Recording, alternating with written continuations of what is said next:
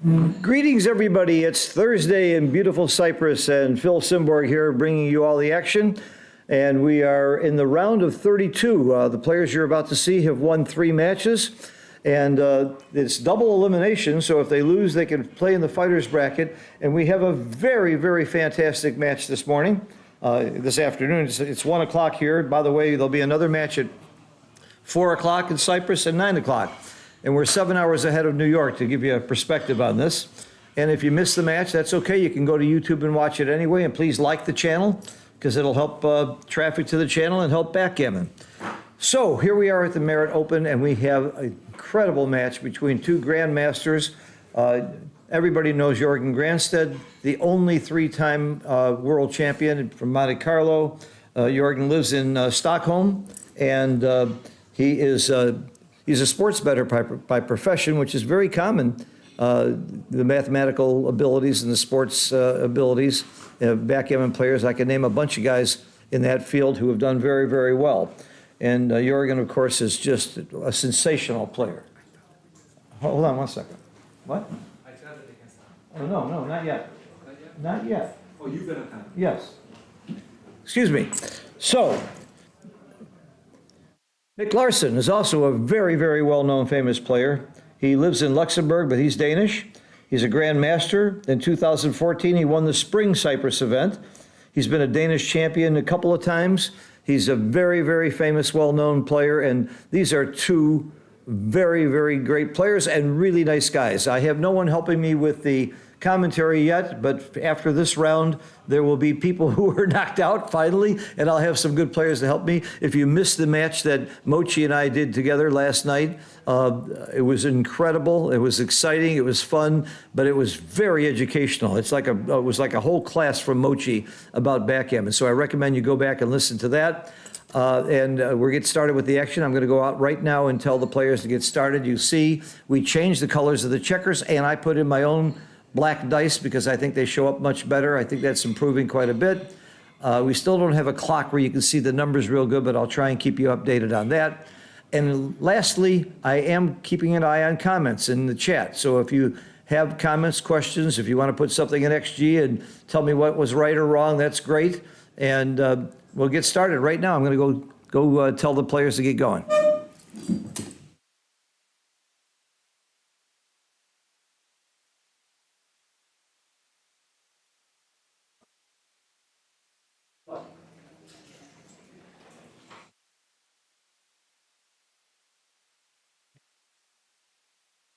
Okay, Jorgen is on the bottom, playing the red checkers. Mick is on top. This is a non-legal moves tournament, so if your opponent makes a move you don't like, that's illegal, you can change it or not. I like that rule. Mochi doesn't agree. Mochi likes legal moves. It's one place where we don't entirely agree. And his dice on checkers are no good in these tournaments. Okay, so you can see Jorgen's off to a good start. Oh, he was off to a good start until Joker double 4.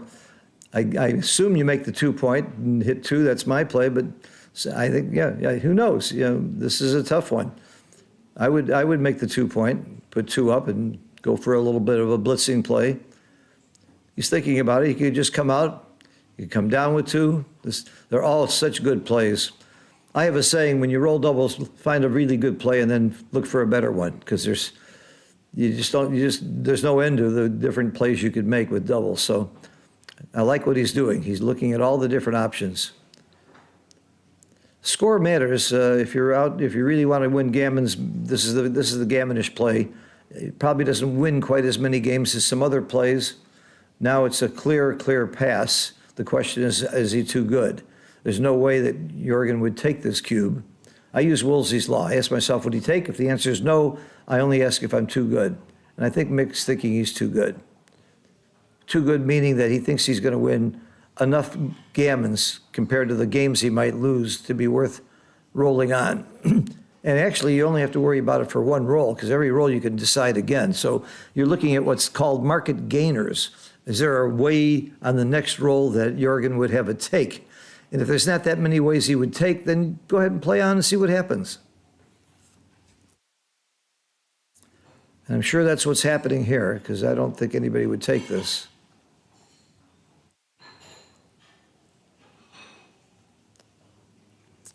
And every roll it gets better and better for Mick. I would just come to the 7-point and have another builder.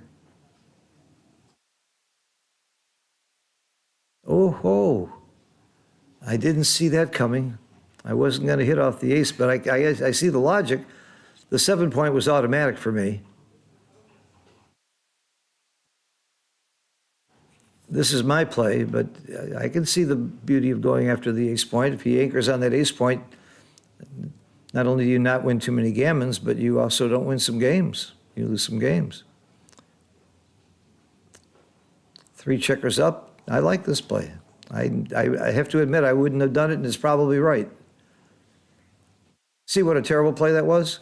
Because he got hit. You know, it's wrong. It's the one-ply hindsight rollout. I think you got to come in and keep doing it, don't you? Or do you give up now and go for the prime? Got 9 checkers in the zone. I can count that very quickly because my trick is I count the checkers that are not in the zone and then subtract. It's much easier than counting the checkers in the zone. That's a very good roll for Jorgen. This might be double pass now. I don't know if he's too good, still too good. I would give this cube and I would pass this cube. Let's see what the grandmasters say. Come on, don't make me look stupid. Well, I'm going to look stupid no matter what. But he did double. I would have doubled here too. And if I were Jorgen, I would pass. I like Pratt, position, race, and threats. My good friend and co-teacher from the Backgammon Learning Center, David Presser, is a big proponent of looking at the standpoint of position, race, and threats. And here you have all 3 that are in mixed favor. So Jorgen, if he gets lucky, would anchor, and then maybe he'd have to win from there. So he agrees with me. All right. I'm 1 for 1 on cube action. The only place where I was a little surprised was that hit off the ace, and after I saw it, I could see the logic of it, and I assume it's right. Anybody watching who put it in XG, let me know. XG I'm referring to, for the sake of some of you who may not be familiar, XG stands for Extreme Gammon, which is the best backgammon software, the only really top backgammon software in the business. If you really want to play this game well, you can practice against it, you can put positions in. It's the god of backgammon now. www.extremegammon.com. And when they ask you where you heard about it, from the internet, from a friend, or from Phil Simborg, I don't have to tell you what to check. Then contact me at phil@sim.org for a training video, 1-hour video on how to set up the program, how to run it, how to get into the nuances. Even if you already have Extreme Gammon, you'll save a few hours. I charge $25, and I use every penny to send boards to kids all over the country, all over the U.S. And there are similar programs all throughout the world, so support your local backgammon federation. We're doing much to grow the game and much to bring it to children. It's the best game there is for kids in the world. Teaching math, statistics, probability, dealing with good and bad luck, just like real life. Well, I don't see a lot of options here. I guess you make the 2-point. It's fewer shots to get hit with the 1, but now you have to cover it, and only 2s cover comfortably. I really like making the 2-point myself, but I would not bet against Jorgen. I spent some wonderful time with Jorgen in Japan.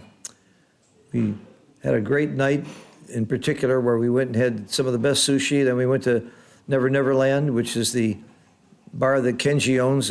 I would have sworn I was in the middle of Oklahoma. It was really fun. We had a really nice big chouette, and Jorgen and I were on the same side against a permanent box, and it was really fun. Matt Kongeyer was there, and Mochi, and Michi, and Akiko. I know it sounds like I'm name dropping, but they were all there that night, and they all lost except for the guy who was in permanent box, John Koeman, and me, because I made a stupid side bet and won big. Well, my good friend Carter slept on the couch. He was too tired to play. Carter, I love you. Sorry you're not here. Hope you're feeling well. We think about you. We miss you.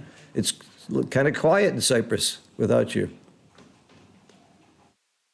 By the way, this tournament is also dedicated to the memory of two really good friends of backgammon, Jan Risu, a former world champion who was killed while at this tournament, and Emo Mortek, who came every year, a good friend from Detroit. We have special events in their honor. And we got some possible cube action here. This looks like a take. Now, is it a double? It looks like a double and a take to me. I don't think score matters. 1-0 at this score isn't going to matter or affect the cube action at all.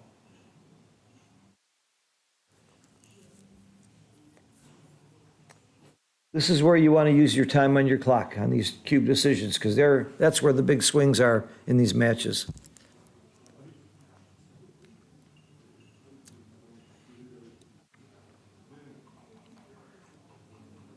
So first you figure out if your opponent's going to take or not. That's Woolsey's law. And then if you think he's taking, you see if you have enough market losers. John O'Hagan's theory is the most widely accepted. He's another one of our teachers at the Backgammon Learning Center. He came up with a formula that says if you're going to lose your market 25% of the time, you probably should double. But it matters how much you lose your market by and what the rest of the rolls look like. And this is kind of awkward, actually. There's better rolls than this double six. Mainly because he doesn't cover either of those blots. I would have doubled there, I must tell you. I would have doubled and I would have taken. And he's sure happy he didn't double now. And the take I thought was easy because of the anchor.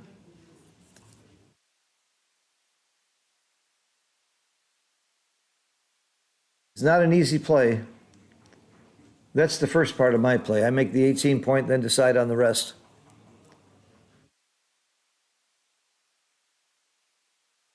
And I would keep my bar point. I would leave the 3 blots and just make sure I have some structure after I get hit, because I know I'm going to get pounded. 75% of the time you get hit with 3 blots, about 60% of the time with 2, actually a little more. There's some other numbers like that hit. And you might get hit twice, like this. That's why I would have kept the bar. I did not like making the ace, but again, I don't bet against Jorgen. Sweden's got some great, great players. Thomas Tenlin, in particular, has really shown his class in recent years. And I'm proud to say Thomas actually took lessons from me at one time. One of my great former students that I'm very proud to say, and I have his permission to let people know that he did take some lessons from me. He took lessons from a lot of people, though, so I won't take full credit for him. Okay, he's certainly happy he didn't double now. The worm has turned, and now it's Mick that's thinking about the cube. And again, I think I'm taking, so am I going to lose my market? Well, if you make the 4 point and he doesn't come in, you certainly lost your market, but even if he makes the 4 point, you're going to come in 75% of the time. But I really don't like Jorgen's structure having the ace point and a blot on the deuce, so that would induce me to double. And I'm not sure about the take, so that's another reason I'm doubling. In fact, that's the main reason I'm doubling. I'm not sure it's a good take. Yeah, holding the 18 point might make it a take. Yeah, this double seems very clear to me because I'm not sure about the take. So far, I've agreed with all the cube action. I would probably pass this. Let's see what Jorgen does.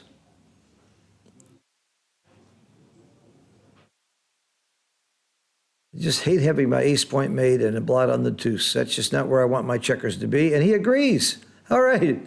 So far, I'm 100% in agreement with them on cube action. That's kind of a rarity for me. I'm not at their level of play. I readily admit I'm not a grandmaster. If I was, I would be out there playing instead of talking.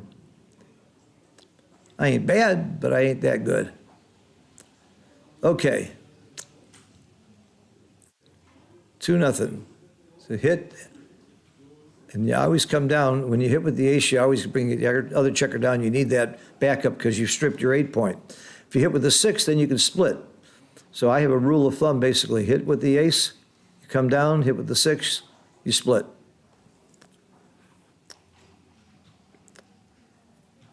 It's a nice pointing number, makes the perfect point. I got a problem with this match. They're both such nice guys. I like to see them both win. I hate to see either one of them lose.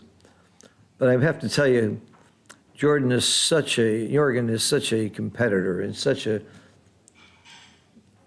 amazing person to win Monte Carlo 3 times. It's just unbelievable to win it once.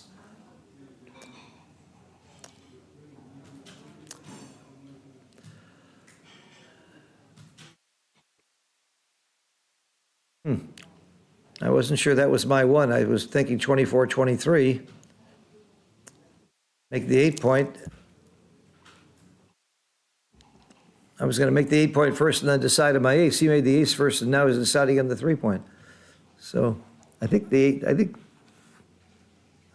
he's playing super big. One thing he's thinking about right now is what numbers duplicate. 6-3 is a good number on the other side. 6-4 is a good number on the other side. 6-1 is a good number on the other side. So it's not that bad to leave those 3 blots out there if you're duplicating that very good rolls anyway. Then, of course, you hope he doesn't roll any of those rolls, and it didn't hurt you to make the play at all.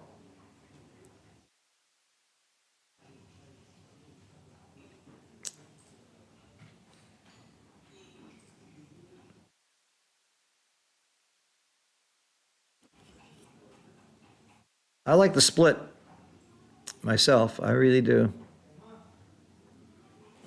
I like 24-23. Okay.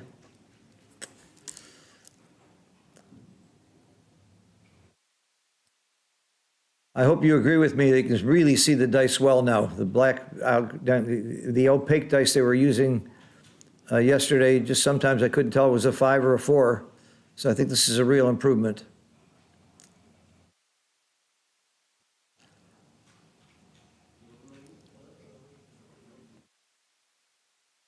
What else is there besides the bar point? He's thinking about coming out and not leaving the blot out there, losing his midpoint. Cock dice.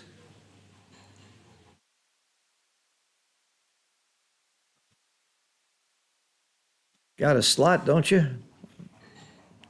Oh, he's thinking about just making the bar point without hitting? I think he must hit. I would hit and slot the bar point. But he's eschewing the hit. Well, there are already 2 checkers back. You may not need that 3rd checker. The structure is really super. I would have hit instinctively, but this looks very good.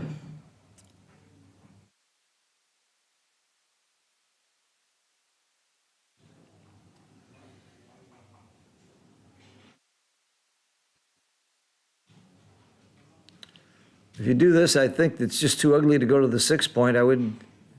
Maybe that's the reason it's better to just make the point, because the 6 is too ugly. Almost half the deck hits you back. Now he's got a very commanding position. Yeah, I see the beauty of his play. I may be seeing it, looking at a cube too. Some very nice structure, very nice priming game. Well, I'm slotting my 4-point. I don't like splitting the checkers. Maybe you have to against the prime. If you read Mochi's book on prime versus blitz, you know Mick has got a priming game, so you do need to split. And a point on him. If he doesn't get hit back here, he's got a huge game. And the odds are he won't get hit back. Did I say he won't? Kiss of death. That was a big swing roll. It's the kind of rolls that swing the game one way or another. And he just swung back again. What's that expression? More swings than a schoolyard? Wow. Joker after joker. I love this game. Doesn't hit. If it doesn't hit, that could be the ball game. You don't want to stack 3 checkers on your ace point. You come up to the 4 and you give them a dozen ways to point on you. And all those shots, I think this is double pass, no matter what he does. So that would be my take on this. He's quickly doubling, which I agree with, and I would pass it, and he passes. So it didn't matter how he played the 4-1. It's going to be double pass with any play. And again, I'm in complete agreement on the cube action, but I'm probably a little weak on the checker play because I didn't agree with all their checker plays, and very little doubt in my mind who I would bet on, the Grandmaster or me. I'm a voice master. They don't have a baby Grandmaster, I guess.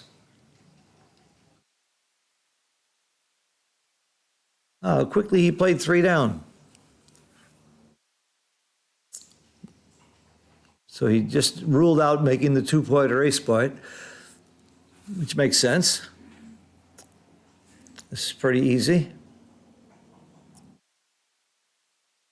I don't see an alternative. Ooh, nice roll. Okay. Jorgen needs a 6 or a 1 or a run to stay in this game. Oh, very good. You hit for sure. Do you make the 5-point or do you make the 7-point? I think it's just too many shots to make the 5-point. I think you just have to make the bar point. There's another argument for coming up with the 3 and down with another 3 and playing super big. He's making the 5-point. Okay. I would have made the bar. It worked out. I come down with the 3. I'm afraid to come up with this 3. There's too many shots. 27 numbers hit plus the indirects. He came up, okay. He's inviting action, and he's not getting it. Great play. Wow. That happened. That's some of the reason to do this. I wouldn't have come up there. I would have come down rather. I'm getting a lesson in checker play.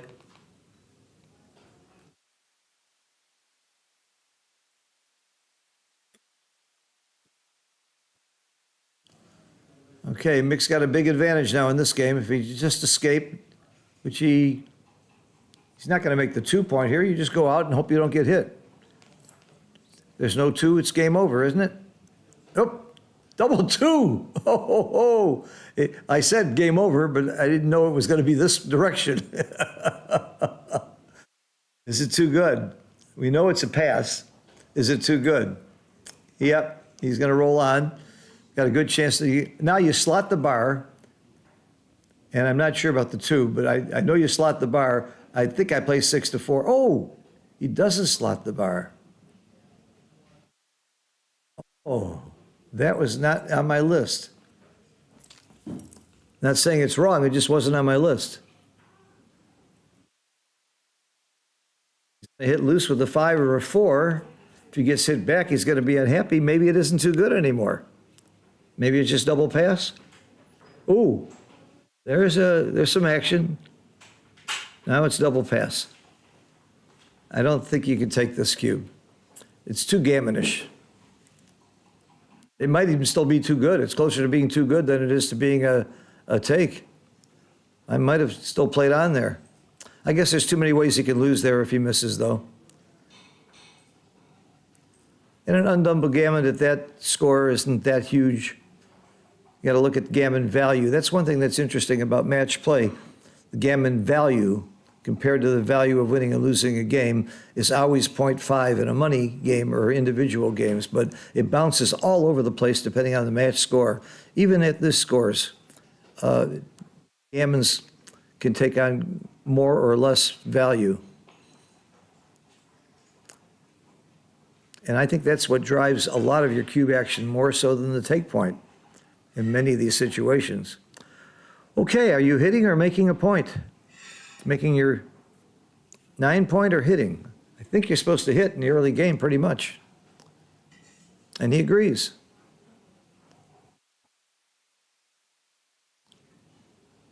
Five is beautiful, and the 4 hits. Again, you can hold the anchor, but in the early game, you'd rather hit than make a point most of the time.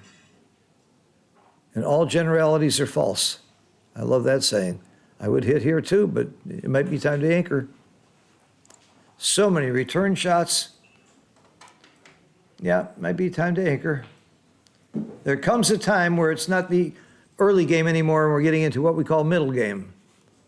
And when that happens, I'm not quite sure.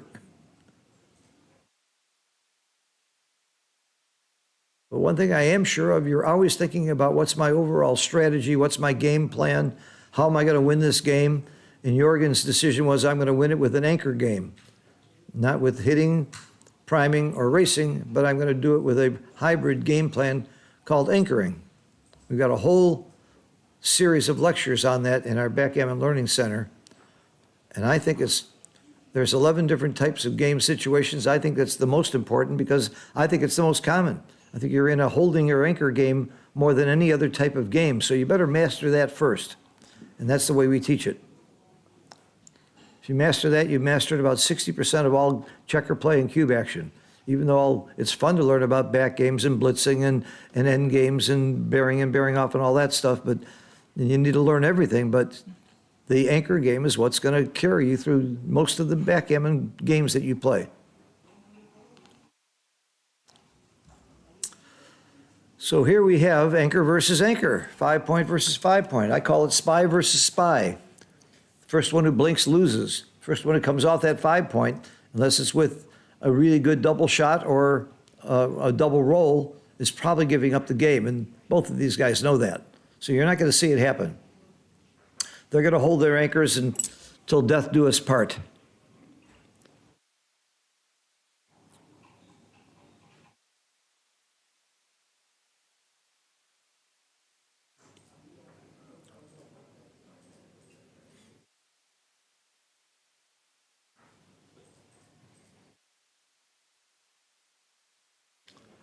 I don't know Mick as well as I know Jorgen, but I have never, ever seen Jorgen upset. I've never seen him angry or disturbed or mad or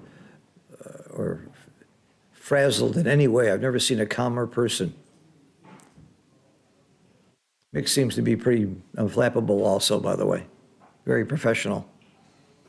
We're looking at two great pros here. Very proud to be part of this streaming and part of this event. The quality of players are Monte Carlo is the only place that compares. I understand the Nordic Open does too, and some people say the Osaka Open. What do you see the New York Open, the largest tournament in the U.S. in January? The quality of players that are there. Many of the players you see here are coming. I've talked to them about it, and many of them are coming from all over the world. January 3rd, I believe it starts. You're going to make one tournament in the U.S., that's the one I would make. And if you're going to make one tournament in the world, come to my tournament in Jamaica. That's really an amazing week. It's not just for the backgammon, but for everything else we have there. I'm very proud to be part of that Jamaica scene where backgammon is the king. The only other place where I've seen that kind of passion is in Turkey, where people love backgammon as much as they do in Jamaica.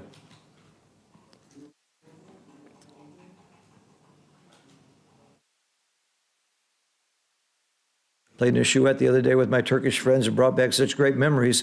I'm now planning my next trip to Turkey, to Istanbul.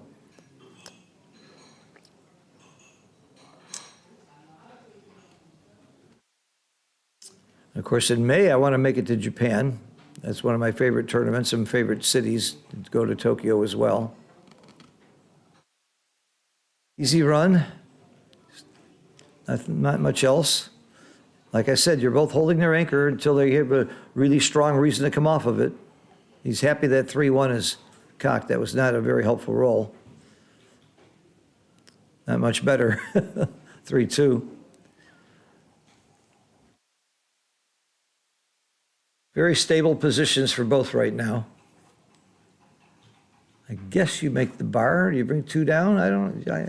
This is tough. Bring 2 down, make 2 good points, block.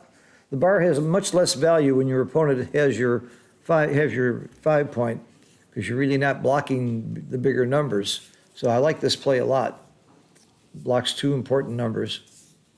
My first instinct was always the bar, and it's really wrong in these positions, so I got to get off that instinct. One of the things I'm looking forward to, since I'm not playing in the tournament, is Mochi's lecture Saturday morning. It's a whole new lecture. I've heard all of his lectures so far at other tournaments, but he's got a whole new one for this tournament.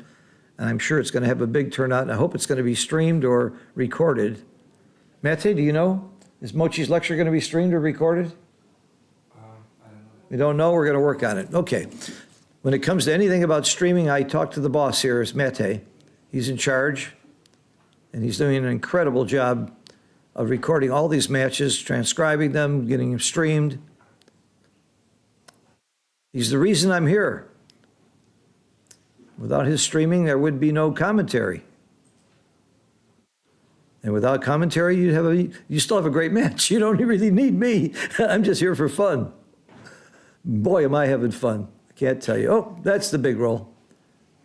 That's what I told you. That's when you come off of these. That's what it takes to get off of that 5 point.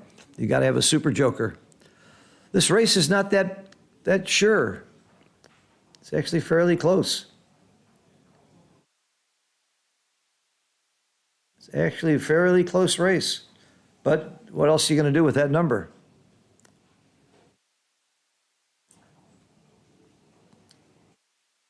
Making the ace point just in case something could happen. I don't know what it could be now, but I'm hard pressed to find anything that leaves a shot. But why not make the point? Why do I have it sitting there empty like that?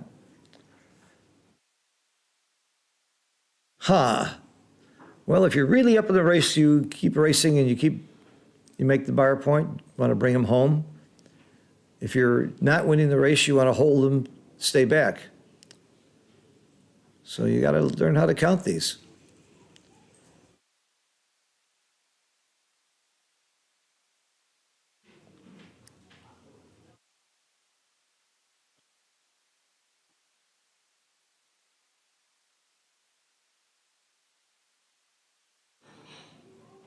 I get 103 for red. 2, 72.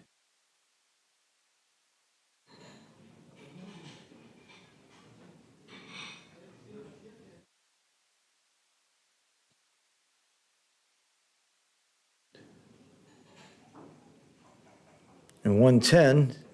So he's up about 4 pips. It's pretty much of an even race right now. And even though it looks like red's got the lead because white's back there, pips are pips. My old friend Jake Jacobs likes to say that. Pips is pips. And there's just not enough pips ahead. You can get out any time and race, and you got to bring your checkers in. This is just too close to double. So I'm counting wrong.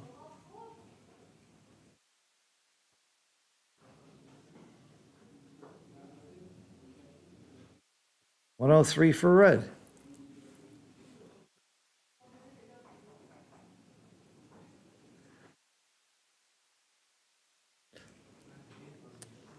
This is not mysterious. Come into the 6 point and to the 4 point. Come on, what else is there? Come into the 6 and to the 4.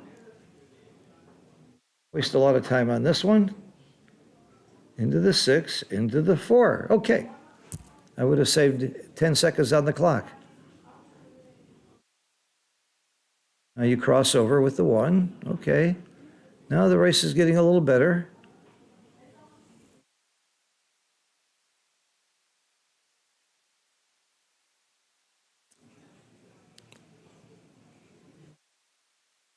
Red has 7 crossovers, 2, 4, 6, and more. The crossovers is part of the difference of this race. And if you do look at wastage, there is 3 pips of wastage according to the Keith count or Trace count for white, but there is 1 pip of wastage for red. He has the open 5 point. If your opponent's occupying it, obviously you don't have it. So that's a 1 pip penalty. So you take those into account when you're doing your calculations of who's going to win a race. I like to lecture, there's 8 different factors that go into winning a race, and everybody knows about pip count, distribution, who's on roll, the length of the race. They know that there's luck. They know that there's some skill. They forget about cube ownership being worth about 18% in a longer race. And they also forget about the other factor, though. That was 7 factors I just named quickly. See if you can figure out what the 8th factor is that affects who wins a race. I talked about luck, I talked about skill, cube ownership, who's on roll, pip count distribution, length of the race. There's one more. Nobody ever gets it. I'll tell you someday. The one more factor that affects who wins a race. Luck, I already counted luck as one of the 7.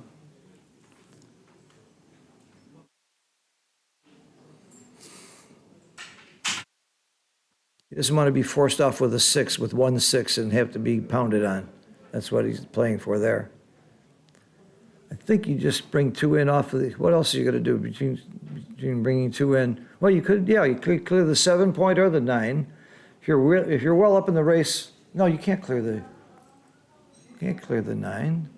You have to clear the 7 point. What is he looking at? You could keep all your points, and yeah, you can play off the 6 point and off the 4 point, leave the 2 blots, and keep more of a block. I like this idea. Even if he runs with 1 checker, you're bound to hit and cover 1, and he may not be able to run at all. If your race is very solid, though, you wouldn't do this at all. You just break the 7 point.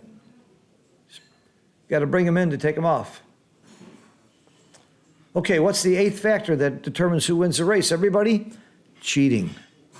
People don't think about that. And I don't mean necessarily dishonest cheating, I mean mistakes. If you roll a 5-4 and you take off a 4 and a 3, you cheated yourself and you're not going to win the race as much. So I always add that as one of the elements that's involved, because the other thing is, in these kinds of positions, people aren't watching their opponents too closely. And even the most honest opponents tend to make mistakes in their own favor. So you better watch the checkers and watch how they move the checkers, even if it's a pure race with no contact. I like clearing the 7 point. I think he's up enough in the race with the crossovers and everything else. And leaving 2 blots makes it very, very easy for Mick to leave. Mick is going to be forced out with a 5 or 6, and he's gone with both because he doesn't want to get pounded. He's ready to just race. And yes, he's losing the race, but again, the cube is worth 18% more wins because he can use the cube to his advantage. He doesn't have to win the race to win the game. Red has to win the race. Jorgen has to win the race and get his checkers off first. But Mick can get to about 80% and use the cube and redouble and win when he would have lost 20% because he's got the cube. So the cube gets him more wins. But cube has other value as well. He can use the cube when he's like a 75% favorite, when he's a 3-1 favorite, and when his opponent still has a take. So he has the ability to raise the stakes to 4. And Jorgen doesn't have that ability. So that's another reason you take, even though it appears that your odds are not that good. You can take actually with about 22% winning chances in a pure race if it's long enough. Yeah, this did not look like a recue, but it didn't hurt to look, and he's sure happy he didn't now after a 2-1.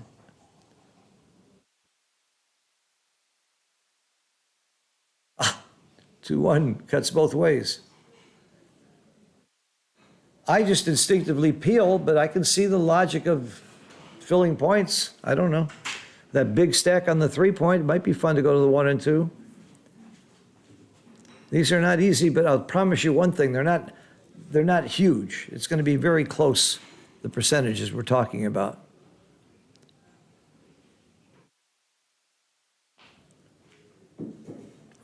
Almost instinctively, I just take one off. I know with double ones, sometimes you don't. With 2-1, I guess there's times like this with all these stacks that you would do something else. I wouldn't spend this much time on it, though. You know that the difference has got to be within 2%. But again, it could be the difference of winning and losing the game, so it's worth taking that time. These guys are both perfectionists. They wouldn't be as good as they are if they weren't perfectionists.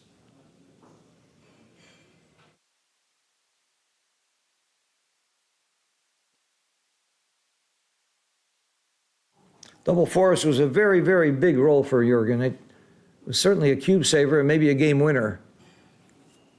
The average roll is about 8 pips, and double fours is 16 pips. That's huge. And Mick is not giving him much to worry about.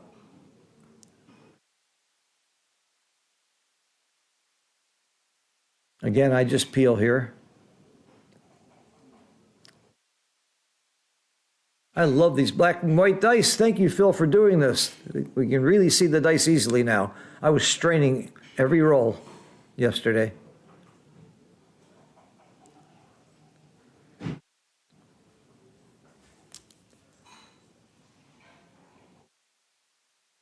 This game is not over. Oh, a 6 was very big there. 2, 4, 5, 2, 4, 6. If he doesn't miss, he wins, assuming no doubles. But the odds of rolling 2 1s or 2 2s are fairly high. And Jurgen can miss and not hurt him. So I don't think this is a recube. Such an easy take. And the odds are he'll roll a 1 or a 2 on the first roll, and there's a good chance he might do it again. Now it's going to be double pass, unless Jurgen rolls doubles. So he lost his market. Maybe it wasn't double for that reason. Now it's double pass. Because Jurgen can miss with 2s, and yeah, game over. Maybe it was a double the time before. You lose your market that easily? Or maybe it was just such a good sequence. It was a good sequence for Mick because he didn't roll a 1 or a 2. And you roll a 1 or a 2 20 times out of 36, so I think the cube action was correct. I think he was right to wait and right to double him out here. So I think I'm still batting 1,000 in agreement with their cube action. And I predicted before they made their decision, so I get full credit. Give me all my points. But this is not about me. This is about them. Oh, nah, who cares about them? This is about me. Maybe I got that confused. I'll have to rethink that, guys. Ooh, easy hit.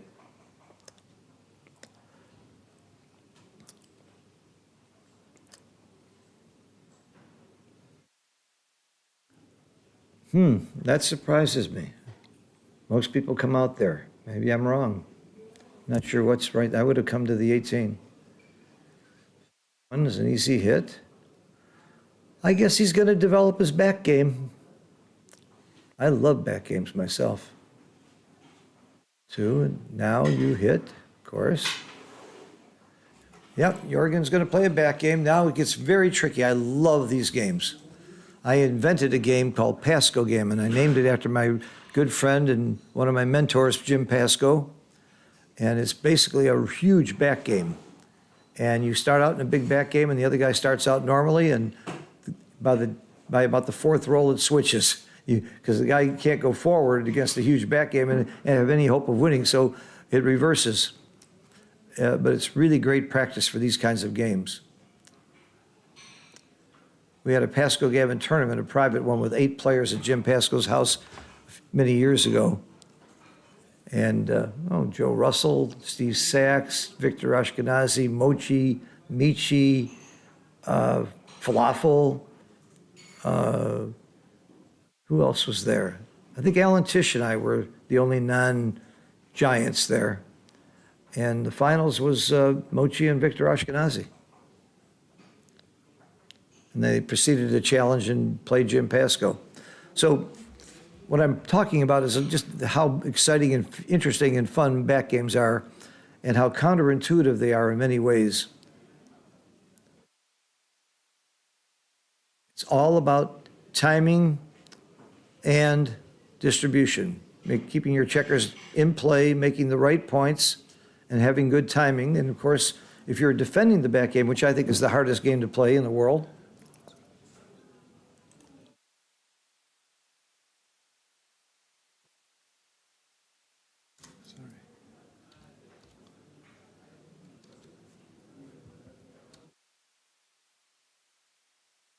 all right, we got a little adjustment here. Change Mick to Michael. Michael Larson. He still goes by the name Mick. Okay. All right, thank you, Mate, for the correction. I'm not seeing anything in the chat. Oh, see, hi. It was a 1-1-1 no redouble. Okay, thank you, Reese. I agreed with the no redouble, and then he certainly did double at the right time and got the pass. Okay, you don't double back games too early because you don't lose your market. I mean, there's nothing, even though clearly Mick is in the lead in this game, and clearly he's going to win a lot more gammons, what can he possibly roll where Jurgen won't take next time? So you don't think about the cube just yet. I've got a whole formula for when you double each type of back game. Now, the 2-4 back game is very easy to time. It's not as difficult as the 1-3, 2-3, and 1-2, 1-3, and 2-3 back games. Those are what I call the super back games. They're hard to time, but they're fantastic games to play. The 2-4 gets gammon far less than those other games, and it wins earlier because you get the shots sooner. But one advantage of the 1-2 back game, if you can time it, is if you get one checker, even if he's down to 11 checkers off, you're often going to get another checker. And with the 2-4 back game, you just hit and win if you have good timing.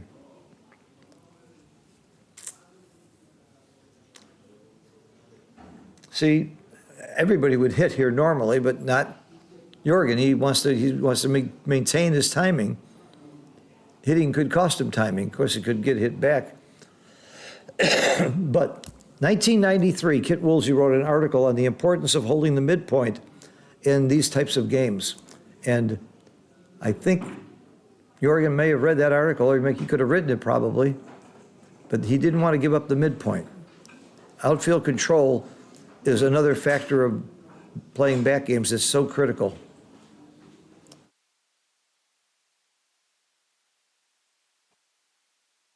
I do like Michael's position much better than Jurgen's here. I don't think Jurgen has great timing for this game.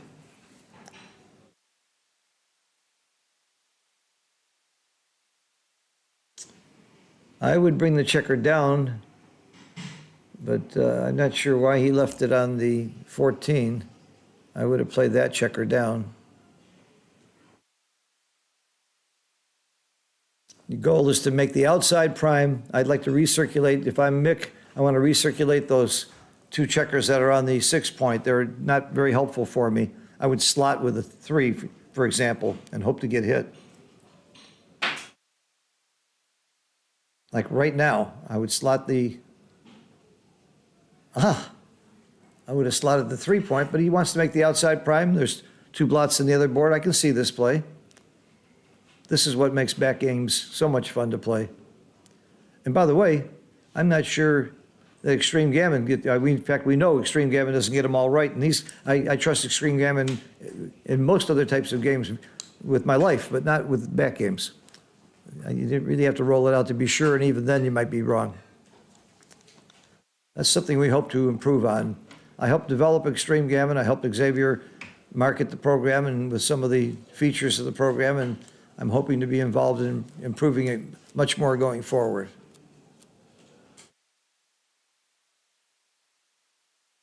Working on it, be patient. I know Extreme Gammon hasn't done a lot of things over the last few years it could do. I'd like to get it on a Mac. We'd like to improve the XG mobile programs that aren't working on some of the Androids. And we want it to be better on back games and containment games, so we're working on all that. We're not forgetting those needs. Okay, this is getting to be maybe going forward. This is what Jim Pascal calls getting caught in the switches. You're not sure you're playing a back game or going forward, and you don't have timing for both. Now you're going to go forward if you hit that checker, and he did. Now he's playing to go forward. Who's playing the back game now. I love the way Jurgen played this game. He didn't have timing to play a full back game, and he's going forward. And now he's thinking about the cube. Wow.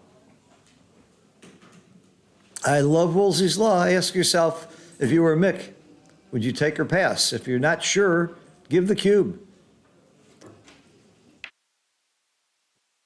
Although I'm pretty sure I'm taking this cube. There's too much work to be done yet. I would take the cube, but that doesn't mean it's not a double. Lots of ways this could still be a double. You lose your market if you make the 4 point, probably. You make the bar point. If he comes in with 1 or 2 checkers, you still got a lot of work to do. I think this is no double take. And they agree. Okay, he agreed with me. Come around the corner and come to the 12 point. Well, the 12 isn't a direct builder, though. I can see why you'd come down from the 13. Get another checker in the zone shooting at your 4 point and 2 point. Yeah, the more I think about it, I got to come down with the 13. I'm not sure where the 1 is, but I think I continue all the way. Oh, he's playing a little the other side. Okay. That wasn't on my list. I was still being offensive.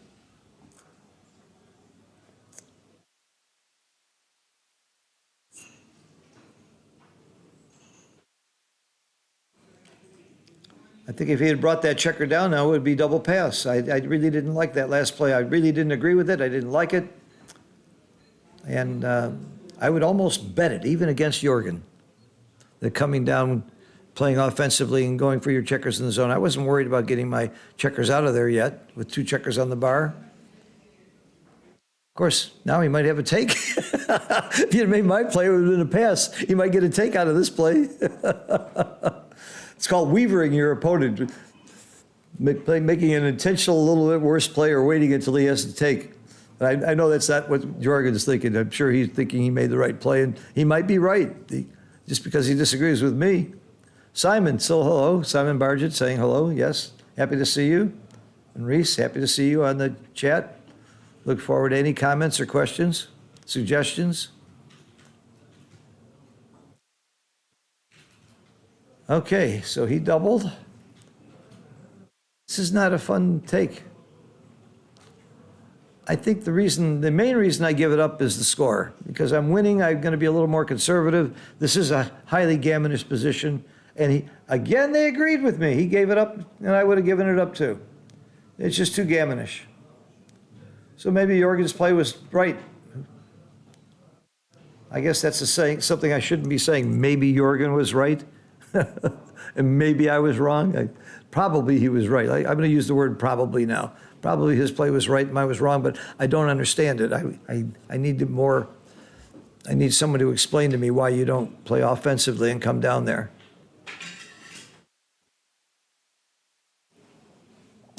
It's a standard second roll play to hit with the 5-2 or the 5-4, but most people miss.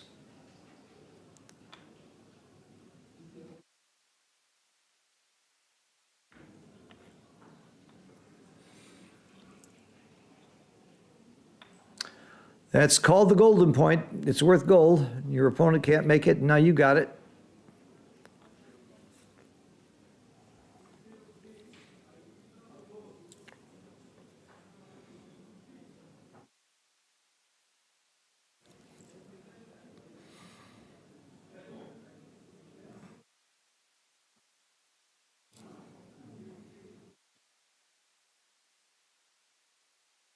So game plan dictated that play. Jorgen knows he's behind in the race. He'd like to stay back and make it harder for your opponent to come in and to race. So he's coming on the 2. A lot of people would have been tempted to come in on the 5 and slot their 4 point, but that's not your game plan. Your game plan is to try and get a shot and hit it. You're not going to prime him. You're not going to race him, so you've got to play for a hitting game.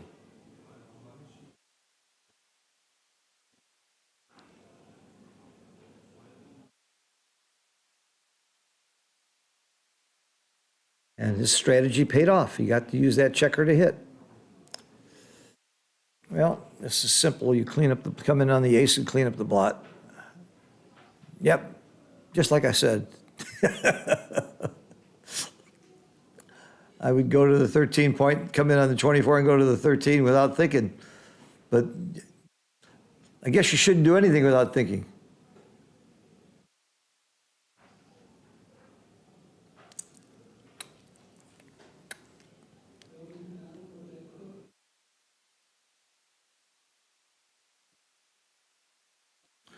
This is my play. This is my automatic play.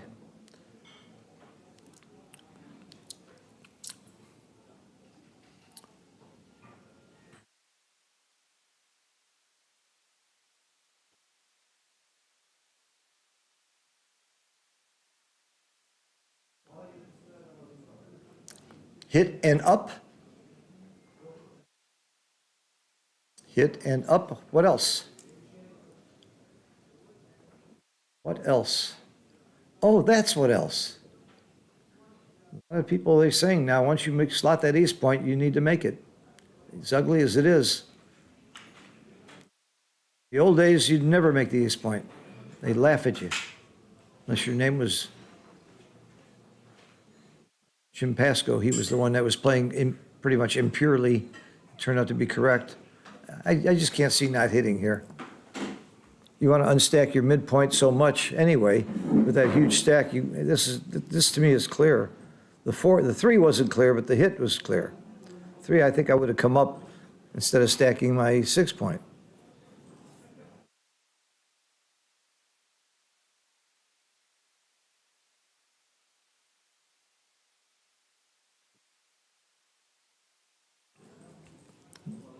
Now I see covering the ace. You're unstacking the 6 point and making the point, and you have nothing else productive to do with the 5.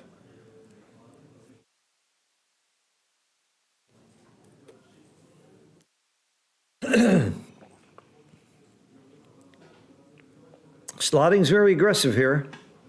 Got a lot of covers, and you only get hit 14 times out of 36. Oops, I'm sorry. Double ones doesn't hit 13 times.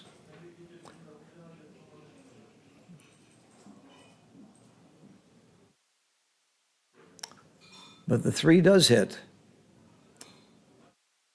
I still like the aggressive style of both these players. I think that's one thing that greatly separates the top-level players from your average players is top-level players are not afraid to take calculated risks. They're not taking ridiculous risks, but they're taking more risks than the intermediate and lower-level players are risk-averse, and they're playing too carefully and too safely, and then they find out later on that they are forced to leave shots when it's much worse after your opponent's made more points. So take your risks now and keep your checkers in the positions, in a position where you want them to be. As Paul McGrill says, you listen to the checkers, they tell you where they want to be. The difference is he really heard them.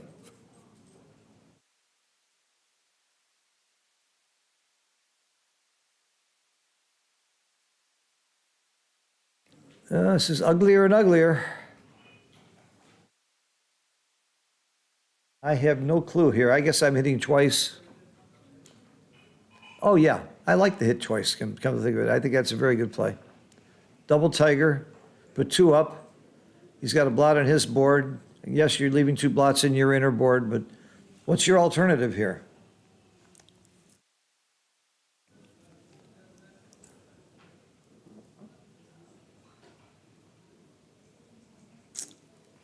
What's the alternative to hitting twice?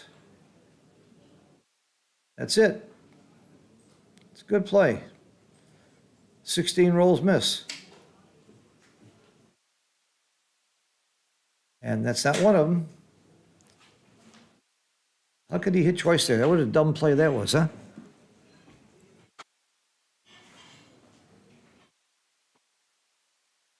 And I don't, the 2 points so ugly. Oh, none of the above. Wow, it's all about game plan. You're winning the race. You just race. I just thought you have to hit off the bar. It's just instinctive for me to not let him have that point. Wow. I understand the logic, though, up in the race, but he's giving him so much. All the 2s hit, and oh, my goodness. I would have hit. Double 4. First you make the 5 point, then you think. I think you make the 5 point, then you make the 4 point.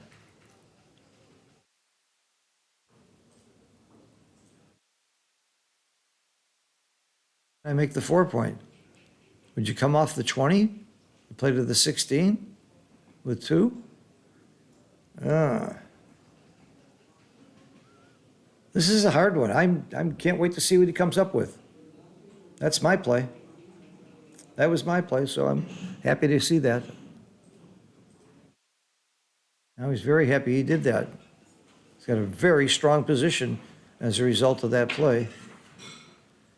Yeah, I like this again. Double tiger again. Thank you, Michi, for the terms from your wonderful books. The double tiger getting off the mountain. Michi and Mochi have both written some very good books lately. And a friend of mine, who I respect highly, Tobias, told me I got to get Francois's new book, which I just ordered from Carol Cole. Francois Tardou's new book, he says, is sensational. So I got to read that. I learned so much from these books, and I steal so much to use for my lessons. That it helps improve what my teaching, which is what I do for a living. Okay, I love this double. I love this double. It's very, very gammonish position. He's got 20 numbers that hit, plus double fives are pretty good. So there's 21 pretty good numbers. If you hit, though, the odds are he'll dance with one checker and hit with one. Just 75% of the time he's going to roll a 1, 2, or a 6. So even if he hits with one, he's still got one on the bar, and you have return shots. This could easily be a take. But there's very gammonish. It's a very, very cute position. There's a lot to think about in this one. And I am not going to make a prediction. I'm just going to, this one I'm going to sit out. And just let the experts tell me what they would do. This is very tricky. I think it's a wonderful cube.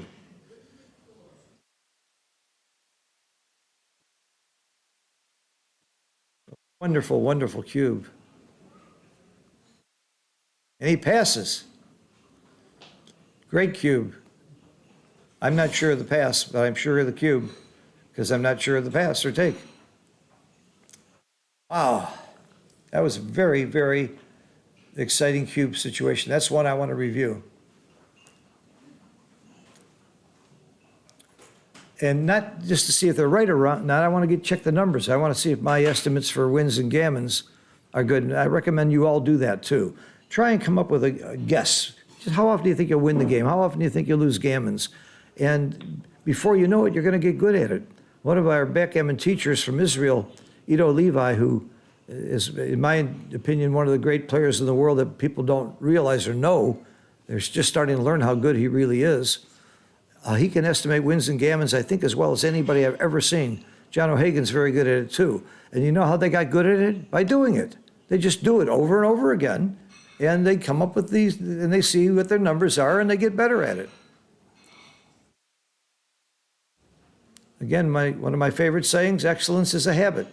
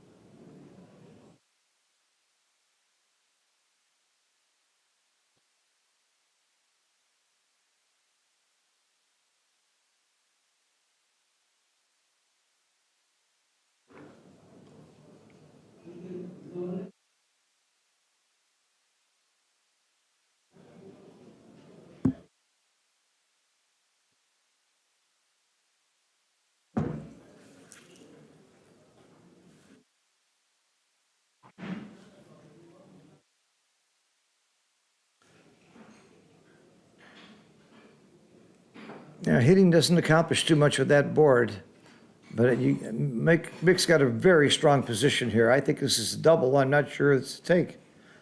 I think it's probably a double take, but I certainly am going to give the cube. Yeah, I would say double take.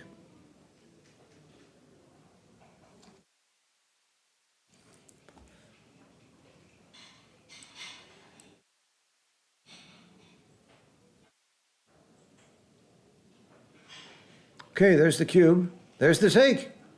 All right. I love it when I agree with them. That means they're playing well, right? That's how you know.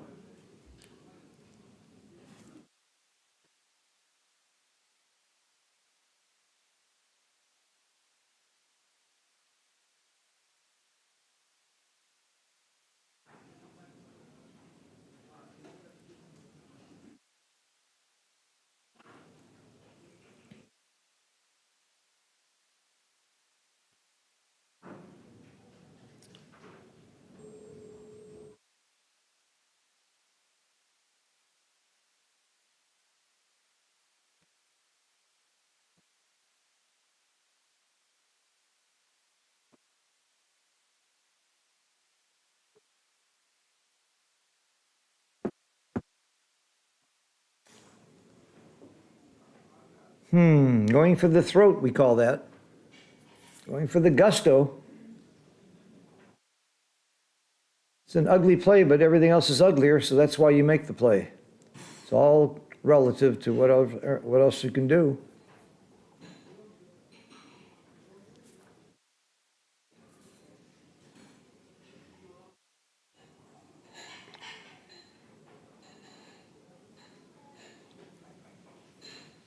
That's a nice roll. That's a very important anchor right now.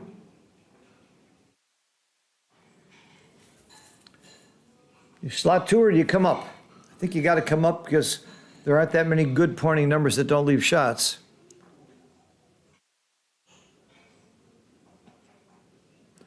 That's a very good pointing number that doesn't leave a shot. The rear, because you're racing.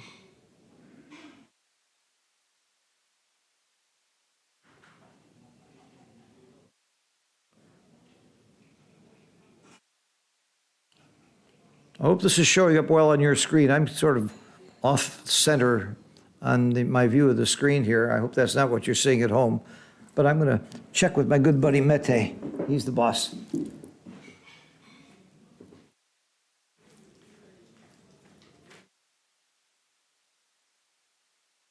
screen's off balance somewhere. Is it everybody or is it just me? No, yes, it's.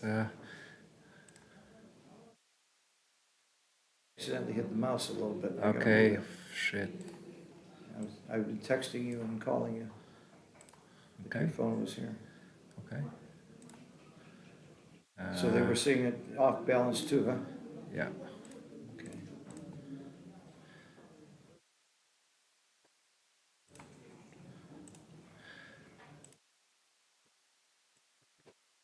Okay. It's a little blurry. Why is it blurry? That's me. Okay. Thank you, Mete, for straightening out our screen. Little technical problem there. I moved the mouse the wrong way. I'm not very good with animals, especially with mice. Isn't it amazing I'm so bad at technology and my son is head of a major division of technology at Dell Computer? I don't know where I'd be without him for several reasons, because I love him so much, and my whole family, both my kids, I'm very proud of, but he also helps me with technology so often, in so many ways. My granddaughter just got into a major advanced educational program. I'm so proud of her, my granddaughter Evie. She's not only beautiful and sweet, but she's a brilliant girl. She's got the Symborg genes in her. Both of my parents were incredibly intelligent, and both my brothers, everybody in the family but me. Well, here's the full blitz. Three is monstrous here. And he gets it. Oh, right, a three and a cover. No, he doesn't cover. Yeah, he does. Six and cover. Okay, big roll right here. Ah, good switching play, automatic switch. And the last one I don't think is critical. Why wouldn't you leave him double fours instead of 4-3? I don't know why you do that. Oh, you're duplicating threes elsewhere on the board. Oh, double threes. Okay. 5-1. This, okay. Giving him only a 4-6 joker. Last night we saw young Kazuko leave a double 4 as the only joker, and of course it was rolled and cost him the match. Mochi and I were doing the commentary, and Mochi, who's very close friends with Kazuko, Kazuko lives with Mochi. Mochi let out a scream that heard around the world.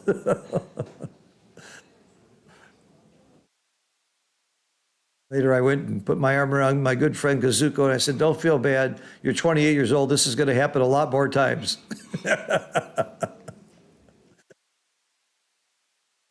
If you want pain, play backgammon, the cruelest game.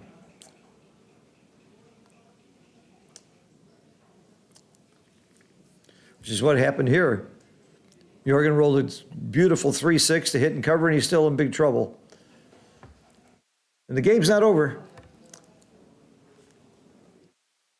No other game has the swings of backgammon, back and forth and back and forth. We've already seen it here, but we can see it again very easily with a 4 and something good by Jorgen, and could turn the whole game around again. Now it's only a 4-6. 4-4 wouldn't hurt. 4-4 wouldn't hurt. It's the second time I've called it in 24 hours. That's okay.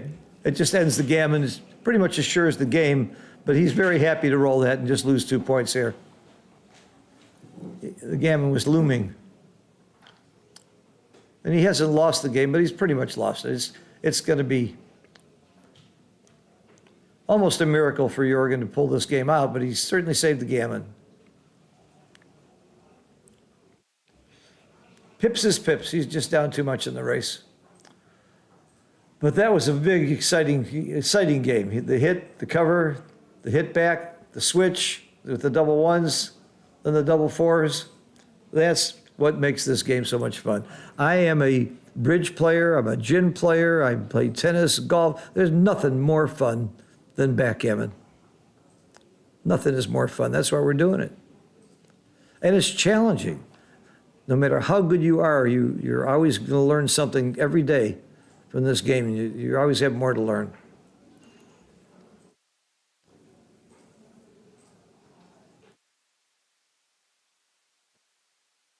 Someone once asked me, what do all the top players have in common?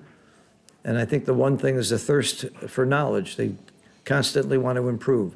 I mean, certainly they're good at math, and they're intelligent, and they're competitive, and they discipline and so on. But it's really that thirst to learn that singles them out more than anything else. They're just not going to leave well enough alone. I remember giving a lecture with Falafel, and the play came up, and the difference was .003. And I said, it really doesn't matter. He said, Falafel said, hell no, that's when it matters the most. You got to figure out why one play is better than the other. What's the logic behind it, even if it's .003? And let's find out, first of all, let's make sure it's really .003. He just wouldn't stop until he really understood it completely. That's what made him such a great player. And all the top players are that way. And a shout out to Falafel. We miss him, of course. We talked about it last night, how much fun he was to have around. Okay. I'm not concentrating much on the game because there was nothing going on there. It's over. 6 away, 10 away. Mick's got a very commanding position here. If I knew my Niels numbers, and I did know them and have them memorized at one point, I could tell you what the match equity is here. But it's 6 away, 10 away. I would imagine that Mick's about a 65-70% favorite to win, something in that range. Anybody watching can look up their match equity table and tell me. 6 away, 10 away. Hey, I got one of those on my phone. I wonder if I have it for that detail. There's my take point chart. Here we go. 10 away, 6 away, 34%. 65%, I was right. 65-35.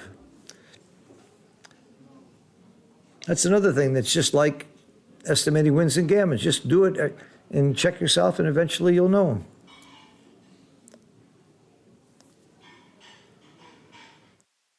Beautiful roll, beautiful play.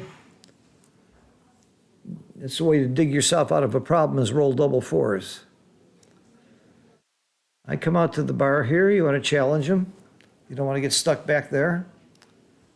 Going out to the 18 is so often right. Ah, there's a cube I didn't see coming. That surprised me. Okay, when I'm surprised, I take very quickly. It's reverse Woolsey's law. I invented that one. I got Kit's permission to use it. If I'm not sure it's a double, I'm sure it's a take. I wasn't sure of this double. I didn't even see it coming. So I take it. And he graded. Now I see why it's a double.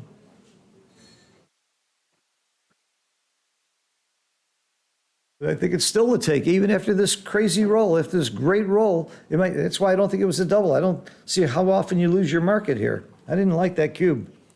Sorry, Jorgen. But maybe what I'm forgetting is the score. Maybe he's much more sensitive about the score than I am, because he's down in the score.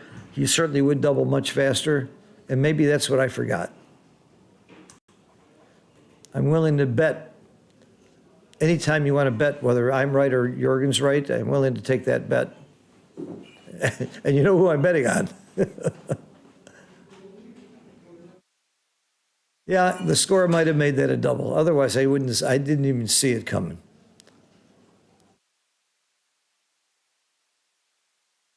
I've been playing money backgammon and chouettes for most of my adult life, about the last 50-something years. Although it could be argued I'm still not an adult, but I'm more used to money playing, and money, I never would have cubed that. But at this score, you need to change your thinking when you're down.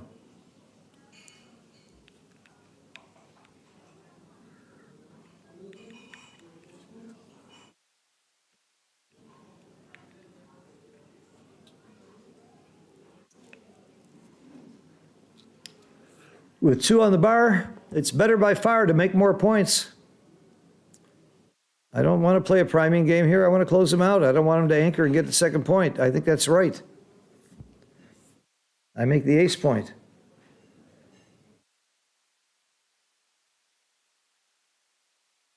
Not sure about that 5. I might have come to the 3 point, but I certainly would make the ace point instead of the deuce. Don't want him to anchor, a second anchor. Okay, all forced by logic, forced by the rules.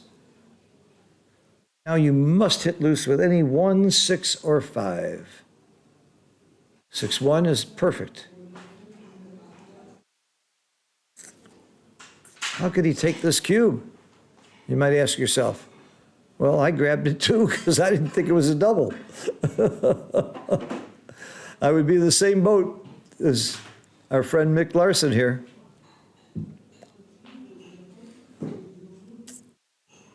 He's got no game. So what's the question? I leave the outside shot.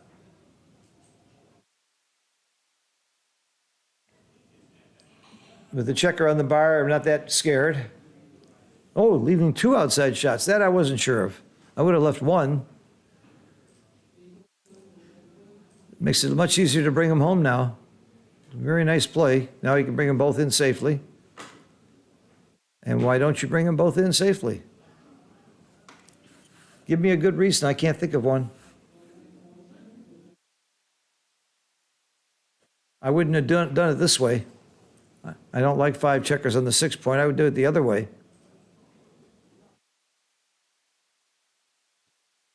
Into the 5 point.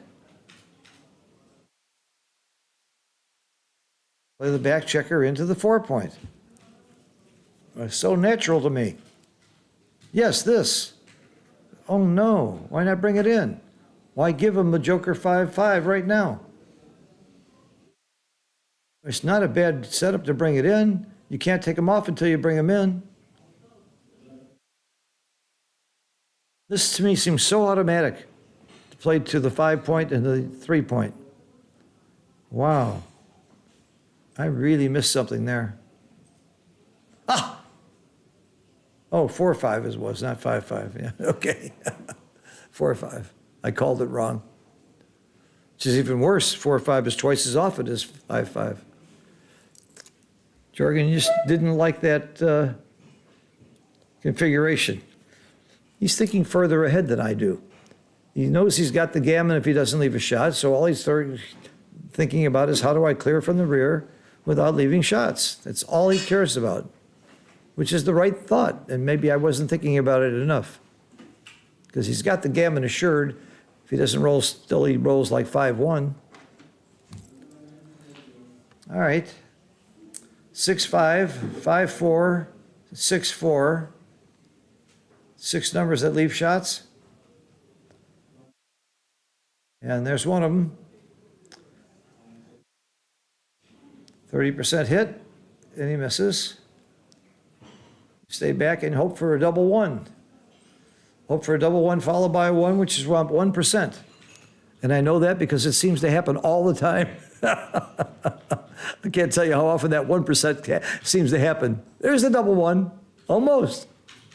Okay, it almost happened. This game is history. 4 points for Jorgen. Ties up the match. What a brilliant double he made. One that I didn't even see coming. That's why his name is Jorgen Granstedt. That's why he's a 3-time world champion and the only one with that title. There's quite a few with 2. Go and Mochi and Frank Frigo just got it last time. Joe Russell almost got it. My good buddy Joe Russell. I'm sure I'm missing some others. Bill Roberti, I know, is a 2-time world champion. My original and first mentor, Oswald Jacoby, is a 2-time world champion. Who am I missing? Got a Kiko. I have to look at the list. But there's only one 3-time world champion. That's Jorgen.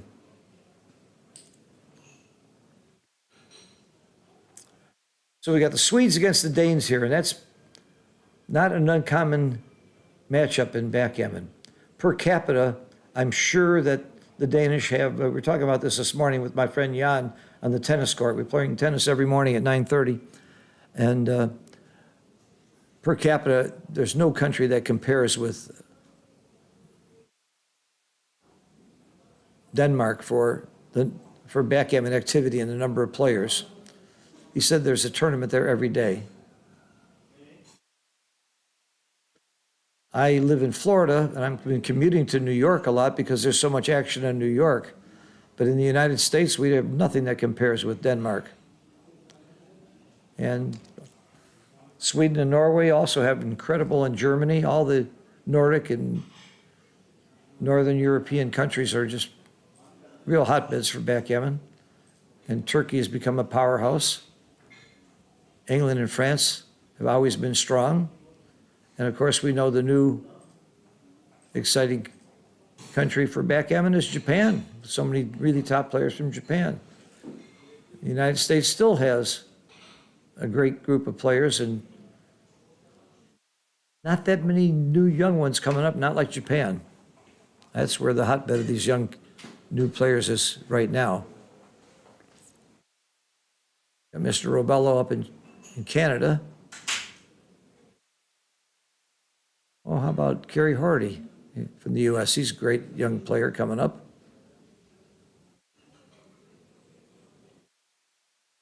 Ben Friesen's already getting too old to be called a great young player, but I love the guy. Pat Kongeyer is an old man now, the genius. He was our real big hope. David Wells, he's an old man now too, with an 8-year-old daughter and more of a seasoned professional instead of the young, hot kid that he used to be. He's still a great player. We have a semi-high holding game. Even if he makes the 3-point, we don't call that a back game. We call it a double holding game.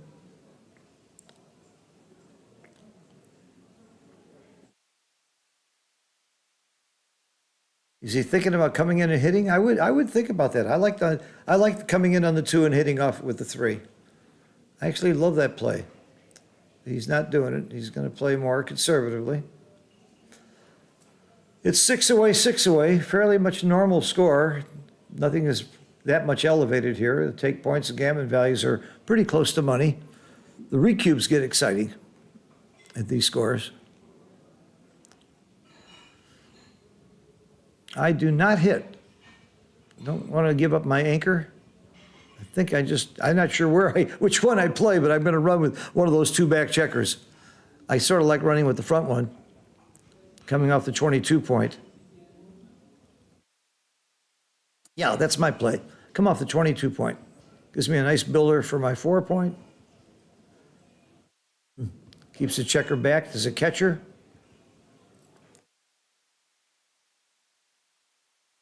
Oh, you can make your opponent's bar point. No, it's 6-5, not 6-4. I'm wrong. I'm sorry. 6-5. So you can't get a builder for the 4 point. Wow, I was not hitting here. I was looking for something besides the hit.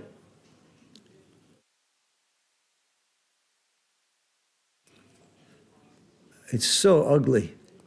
I like keeping my structure and holding the golden point is my key reason not to hit, because everything looks so ugly. I want to end up with the golden point, so I'm not going to hit. All right, that's my play, and I'm sticking to it. That's my play right there.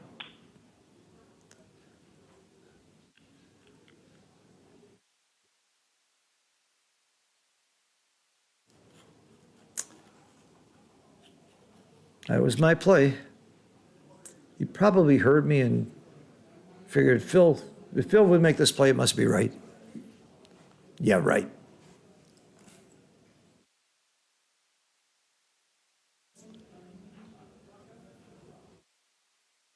We got action here, baby. We're going to come in and hit somewhere. Like I said, come in to make the point somewhere. You'd love a 3. He got it.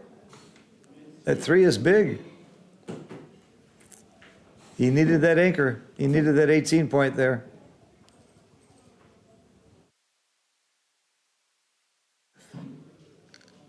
Yeah, but where's the 3? Okay, it's ugly, but you got to do it.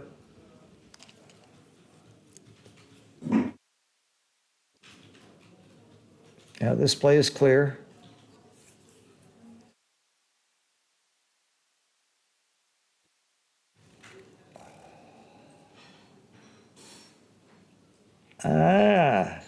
I think I come up. I'm not that worried about that outside blot. I wouldn't mind if he has to come off the 18 to hit me. I like this play.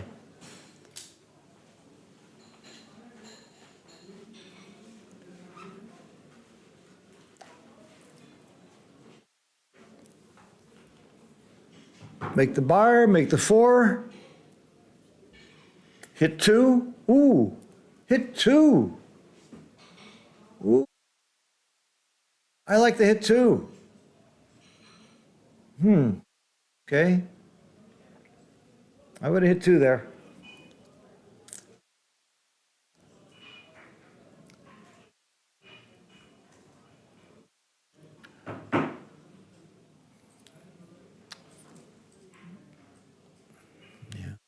You don't want to come off the bar point to hit with that 3. It's just way too loose. I like this play.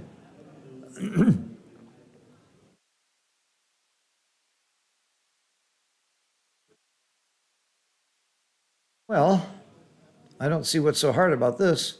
I hit from the 24. That's it. Took him, maybe he didn't see it. It was so obvious to me. This is so obvious also. You obviously do something. Outboarded 3-2, so and he has another blot, so I think it does favor getting into a hitting game. So I think this play has to be right. Oh, don't take it back. I'm telling you, it's the right play. Trust me, Jorgen. Come in and hit. You got him outboarded. You both have anchors. Trust me. Yes. Yes. I love it. That's the action play, too. We want action. Do it for the fans. And it worked. And it worked. It worked. You didn't get hit back. Go forward now. 5-4. Not exactly pretty. And then clean up a blot. Take the 4 and take it to the bar point. Yeah. Okay. It's all coming together.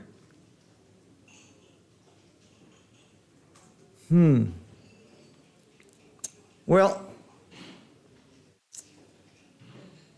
that's pretty clear. He wants 2s and 7s. You say it ahead of time so you don't miss it. And sure enough, you got the 2. He knows he's going to hit. He knows he's coming out with the 6 because there's no other 6.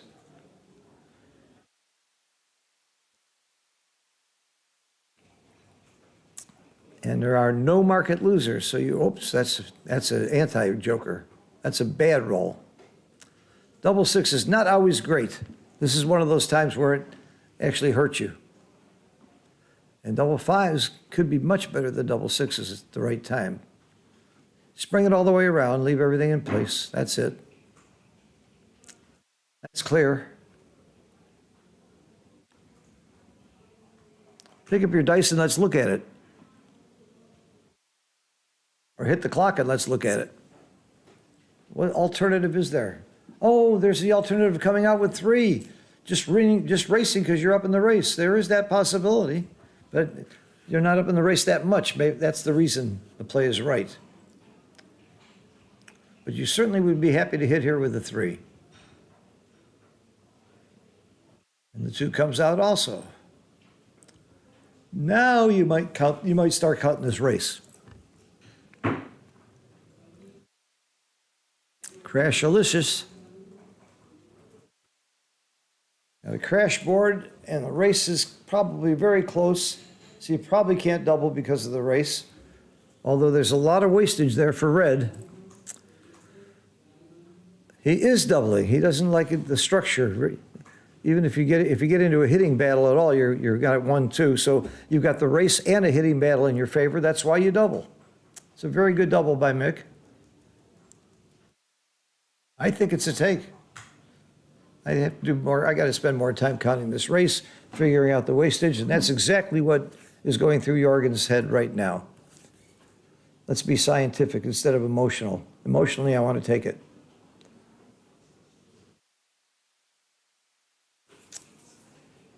Oh, counting this race is tedious. Where's the button that gives you the race, the pip count? It's the board I want to develop. Just hit a button.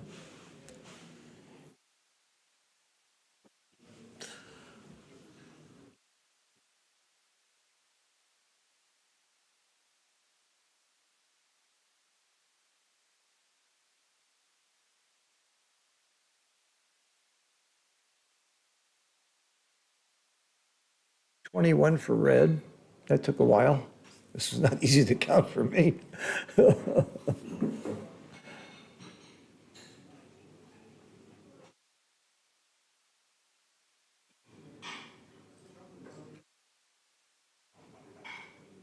And he passed. And the race was actually pretty close, but then when you take the wastage and you take the fact that if there's any hitting exchange, he's going to get killed, I like this pass. But the double was a beautiful double. It might have been a take. I thought I might have taken it just based on the race, but Jorgen knows better. That's a position that is not a reference position for me. It's not one I've seen too often in my life. After that crushing double 6 roll.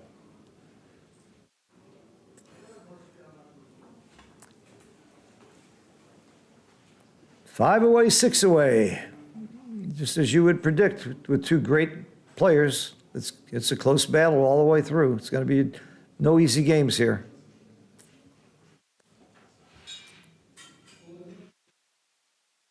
Two gladiators really going at it here.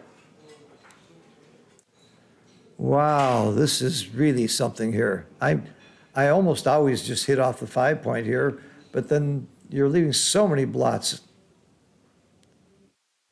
You make the 9 point. What do you do? The last one is just come off the 18.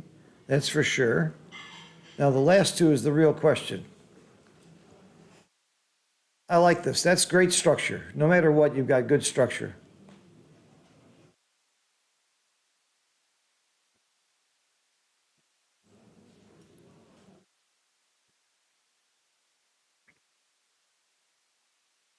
Hit and split. Okay. It's either that or hit and continue. The hit's clear, though.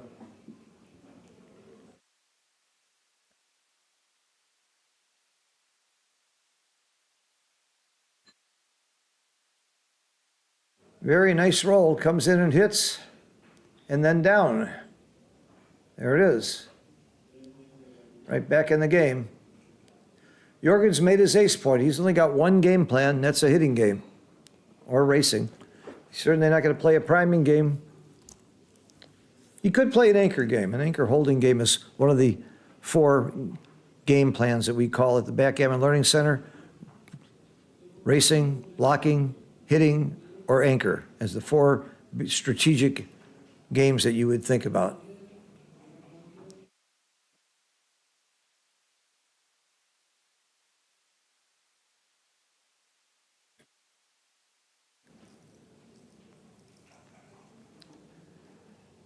Well, this looks like a 5 point to me. 5 point is the 5 point. Racing, you know, when you're up in the race, you're supposed to race, but the 5 point's just too delectable. But you are playing into his hands of letting him attack you, which is what he wants to do after he's made his ace point. I would make the 5 point, though. The other choice, of course, is to run out to the midpoint. He took my play. Okay. Usually, if it's wrong, it can't be wrong by that much, so that's another reason to do it.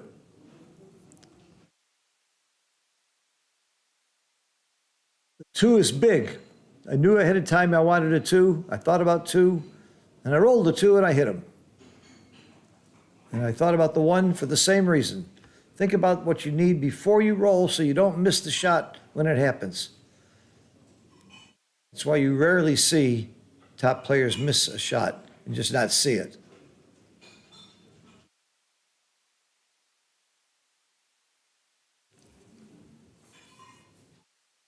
I just don't see this play. 1, 2, 3. Oh, gosh.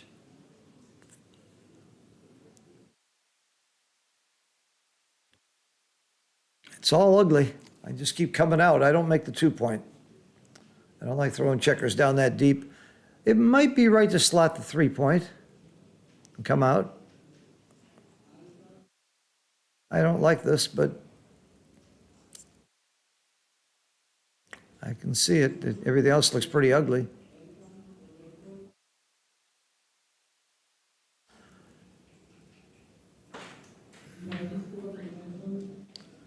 I like this better than making the 2 point,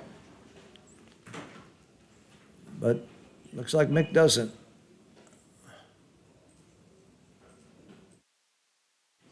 He's got 3 to play, I believe.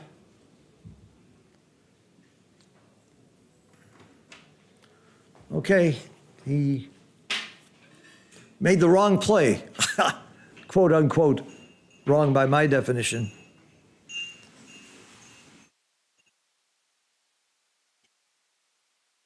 It's a very good roll for Jorgen. Last one comes down. If he doesn't roll a 3, you probably can double. Well, it depends. Oh, I'm sorry, last one covers, obviously.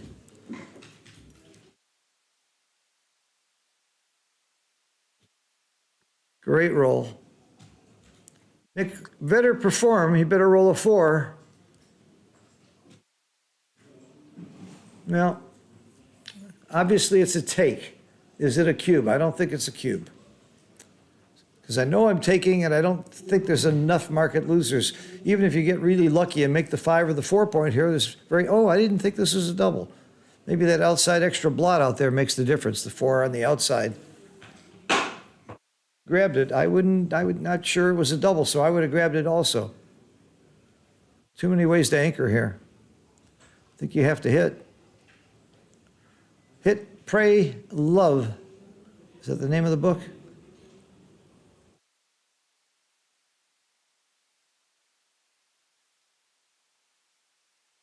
Big, big dance. That was huge for Jorgen. This is the second cube that Jorgen's given that I wasn't sure about.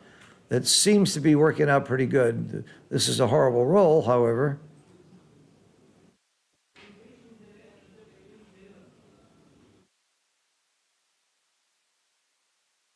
This could really backfire. This is the roll of the match so far, right now.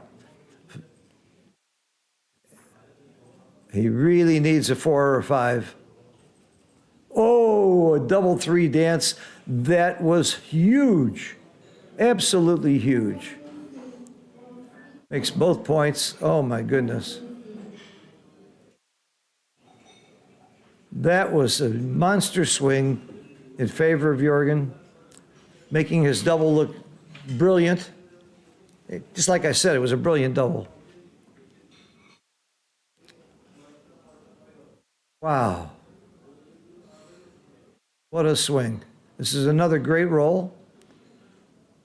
Mick was very unlucky there not to hit, not to come in.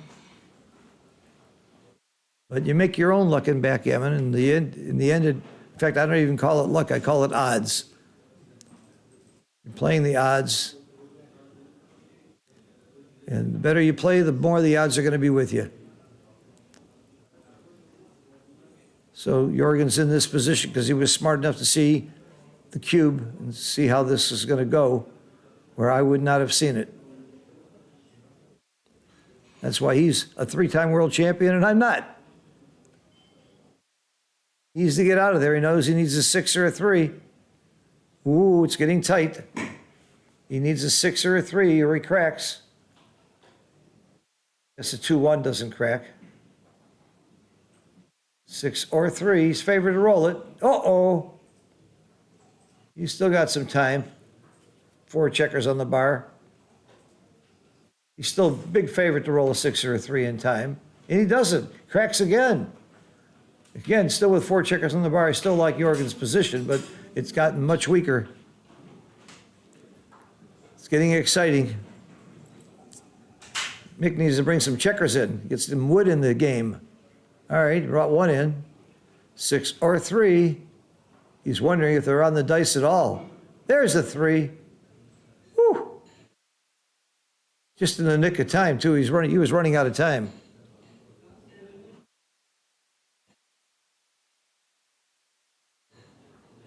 That's a great roll. Getting it around. All right, you just now rolled. Get a little number in there. That's perfect. Oh, not quite perfect at all. Oh my God. Look at this roll. Double 2s. I didn't even think of this roll. Oh my God. What a cruel game this is. He's got one more. He's got one more. He moved it very quickly. He's got one more. He's got to leave a blot. That's for sure. This is right.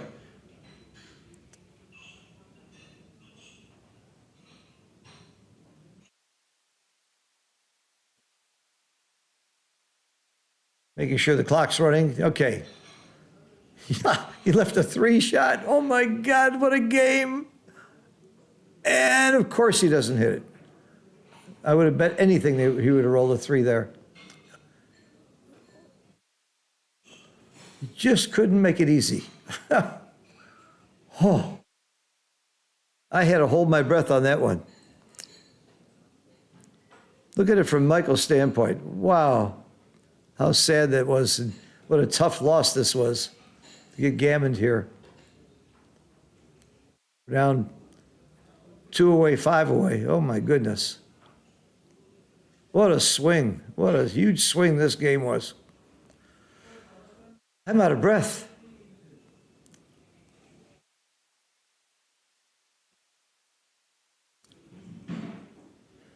That was breathtaking. I'm out of breath. I really was excited. I'm not rooting for either one of them. I like them both. But it was so exciting going back and forth. What a game backgammon is. Why do we put ourselves through this? We must be masochists and sadists. We're both. Oh my goodness. What a game. Okay, there it is. Unless he rolls big doubles here, it's going to be a for sure gammon. That's it. Okay. We got 2 away, 5 away, change the score. And at the beginning of every game, as I tell my students, think about what the score is and the implications of the score. The interesting thing at 2 away, 5 away is that the leader's take point is so low, 17%. Jorgen can take a racing game at only 70% winning chances because losing 2 points instead of 1 doesn't really matter that much.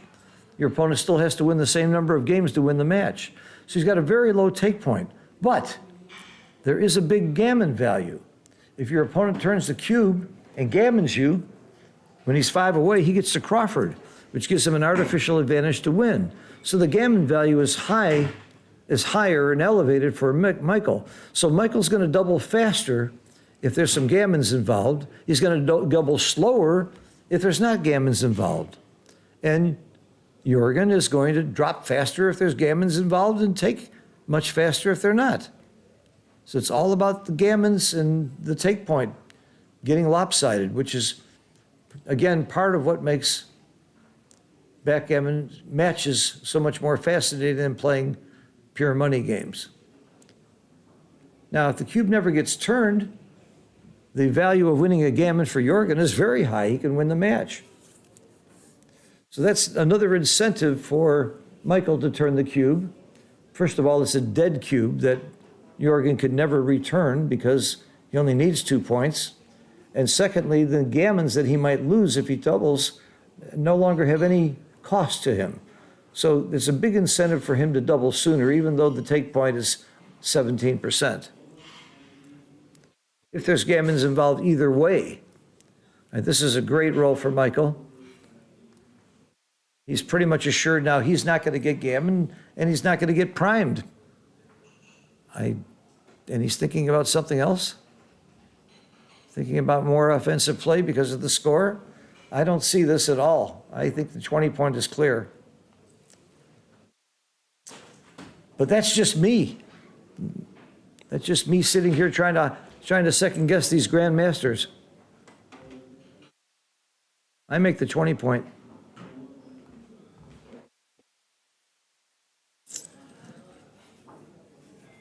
I can see the value of both plays, and so can he.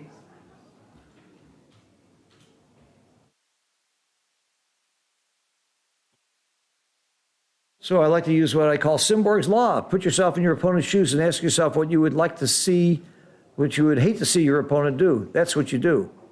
And I would hate to see him make the 20 points, so that's why I like the other play.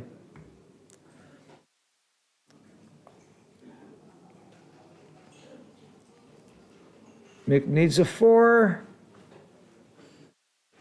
3. I'm sorry, he needed a 3. He got the 3. And now it's a double. It's a double. Is it a take, is the question. Oh, he's not doubling? I would double this in a heartbeat.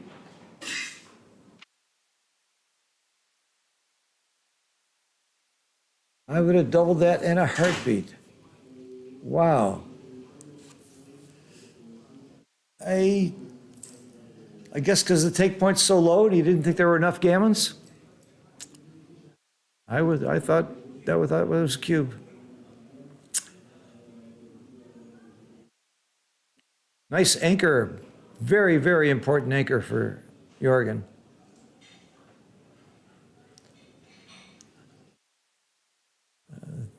Three is lovely. 5 is okay.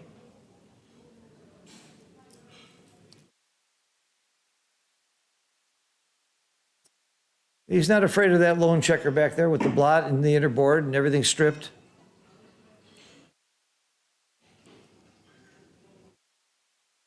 I think I'm hitting here. No. Huh. Playing the priming game.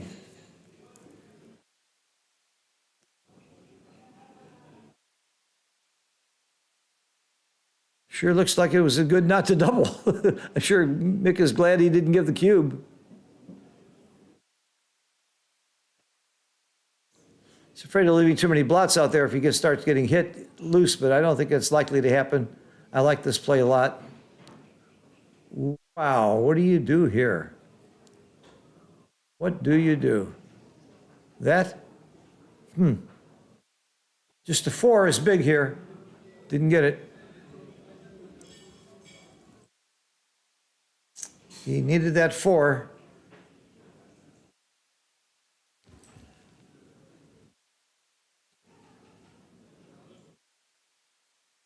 What?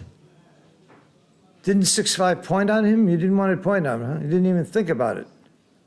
Didn't even occur to him?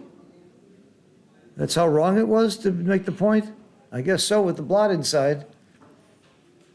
He played it so quickly, he must be very confident it was wrong. I'm sure he saw it. There's no question that he sees plays like that.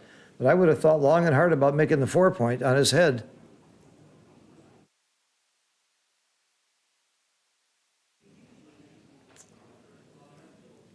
It was that wrong not to even think about it. Wow.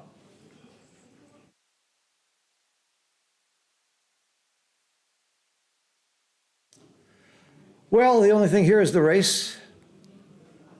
He's doubling very aggressive at this score to be giving the cube. If you take it, it's an automatic redouble to 4, which doesn't win you the match. So his take point isn't that low. It's actually probably 23 or 24%. Does he have 23 or 24% here? If he takes, he redoubles. I think it's a take and a redouble. Again, this is one of those cubes that surprised me a little bit. This looks a little early to me. This is very, very aggressive. And Jorgen didn't think a long time about it. I wonder if they're under cube pressure. I wish we had clocks where we could see the time. I'm going to go take a peek. I'm going to look out the door, see if I can catch the time on the clock.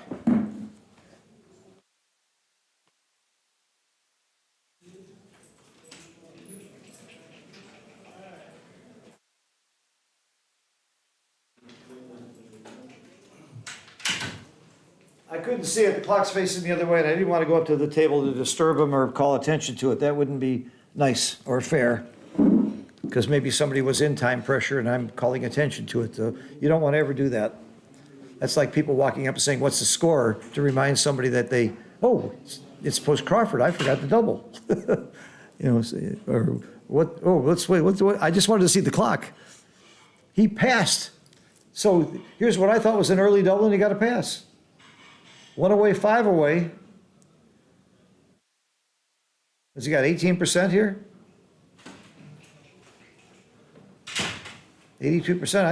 I thought that was a take. I would have had to look at it more closely. It is 1 minute for Jürgen and 4:40 for Mick. Oh, thank you. Mate just told me Jorgen's got 1 minute on the clock and 4:40 for Mick. That may have been contributed to giving the cube, wanting to speed things up when you only have 1 minute left on your clock.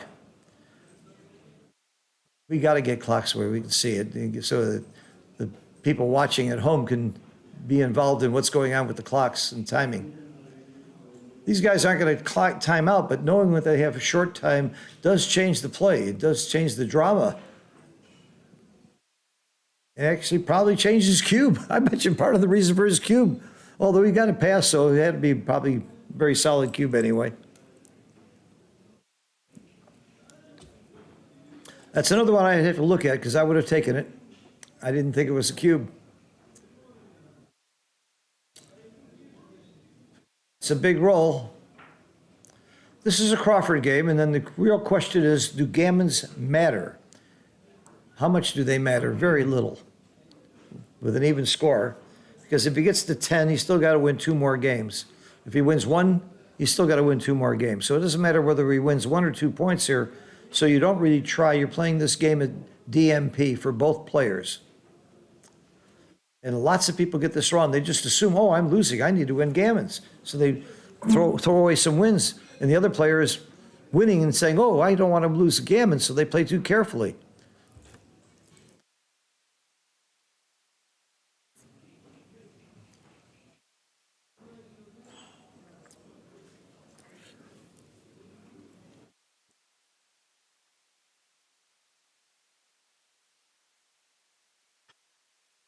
And we should have something that says it's Crawford, so people know it's Crawford.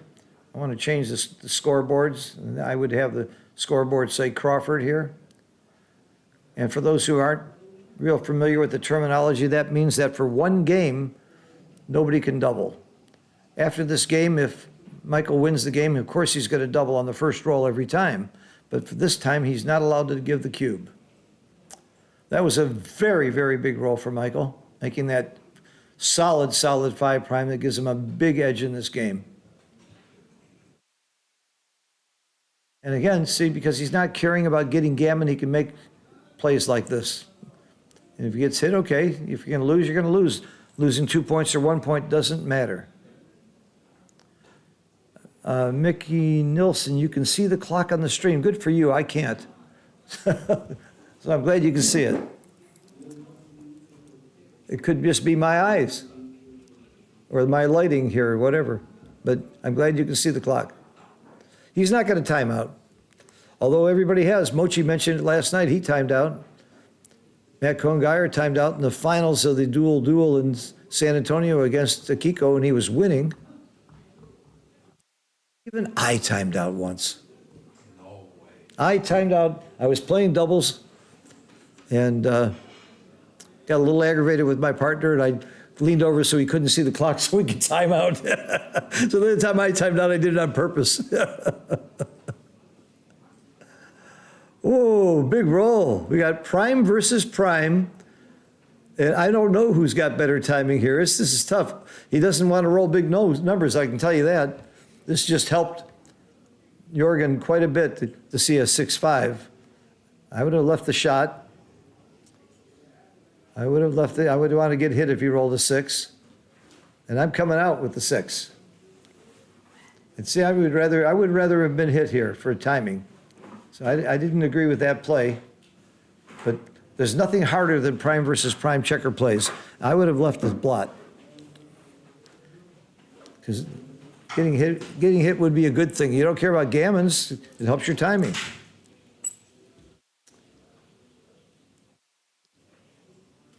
I would have loved to play a 3-1 from the bar here and make the high anchor too. What's he thinking? I'm too much difference in the 2 3s. That's big. I really like Jorgen's position here.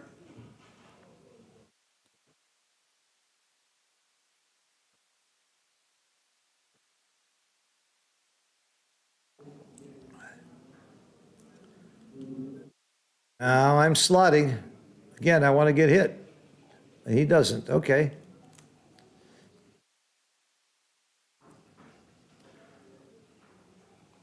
That's so tough. I'm not sure I wouldn't have been better off getting hit there, but maybe not.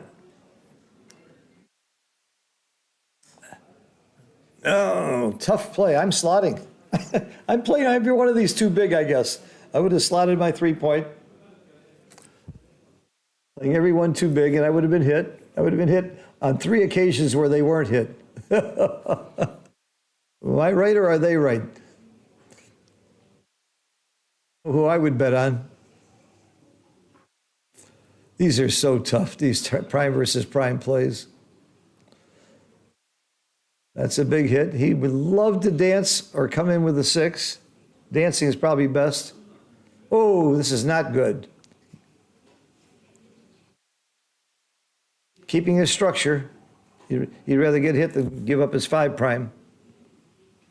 He got his wish. Slot the 2 or the 1. Does it matter? Yeah, you'd rather make the 2 than the 1.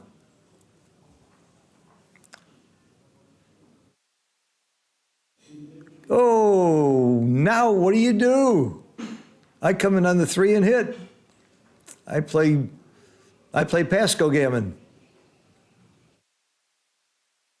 Still hoping for some cracking numbers like double 5s. That's a little too optimistic for me. I would have come in and hit. Played the whole wambuzo. I think I just came up with a new term, the wambuzo.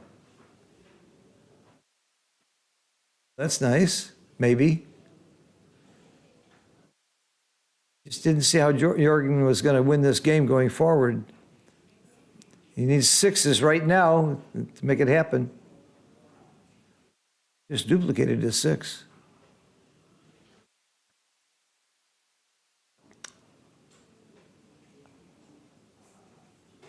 I think we're going to see another game or two. That's my wild prediction from here. I like mixed game here. I only disagree with 6 of the plays, which means that I need some work. I need a lot of work on these. I will readily tell you, I know my faults, and my biggest fault is prime versus prime checker plays. That is so hard for me. And it's not that hard for everybody. It's just I think I know some players that are pretty natural in how to play these. Matt Congeyer plays them as well or better than anybody I know. And they're so intricate to me. All right, this is a huge double hit here. 4s and 1s. He got the 4. This could be a big turnaround for the match there. That was a horrible roll for Michael. 1 is huge here, or 2. Not that 2. That cracks your board. Now Jorgen can hit loose with the 2, cover with the 3. Neither. None of the above. Flood the outfield and hope for the best. So how do you flood the outfield is the only question. Huh. Blocking what? Double 6s. No, it doesn't block double 6. I don't know why he made that point. I'm not sure what it blocked. Double 5s? No. I don't know why he made that point. He did it quick. Oh, he's out of time. That's why. He's very short on time.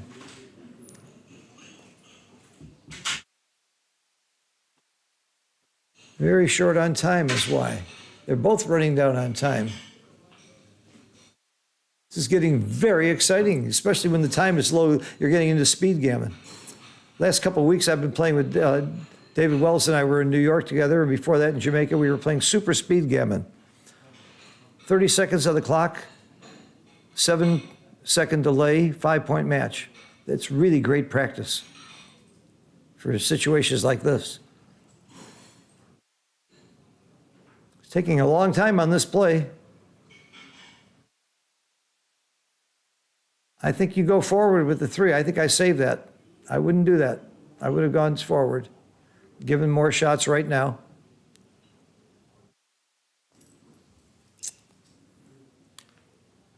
I guess you make the outside point here. 15 point. I would make the 15. There's an argument for making the 17 and coming up. That's my play. He hasn't got a lot of time. He should do it. He did it. Okay. Big roll coming up here. 5. Oh. And he hit him. Okay.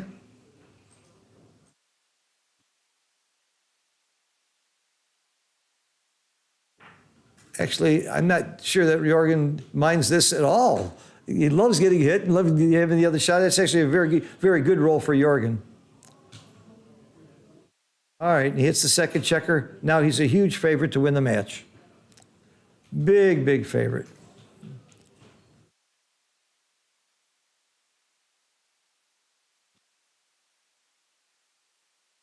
There's jokers here. That happens.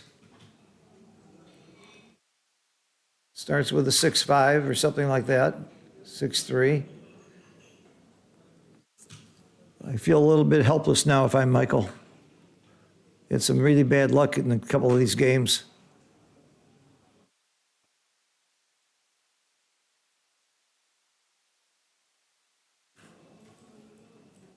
I think double 6 was the only thing that didn't hit that checker, but it would hit the other checker. So I think there was nothing that didn't hit something. Is that good English? Nothing that doesn't do something? Blocking double 6s. If it's the only roll that can kill you, why not? And everything else is fine.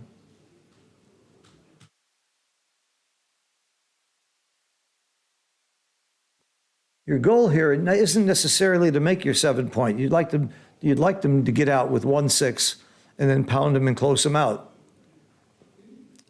Ooh, you do split there, huh? Interesting. I might have stayed and waited for the joker. Huh. That's an interesting, he did it quickly, I'm sure it was right. I would not have, I'm not sure I would have done that. God, I learned so much from these guys. We should all be taking this as a wonderful learning experience, not by listening to me, but by watching them.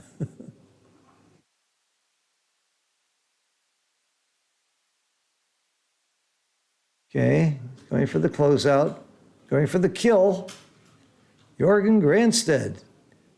I wouldn't have made that point. I would keep it going. Yeah, I agree. He doesn't need the 7-point. He needs the ace point and the 2-point. All right, very good roll. Brings a lot of wood into the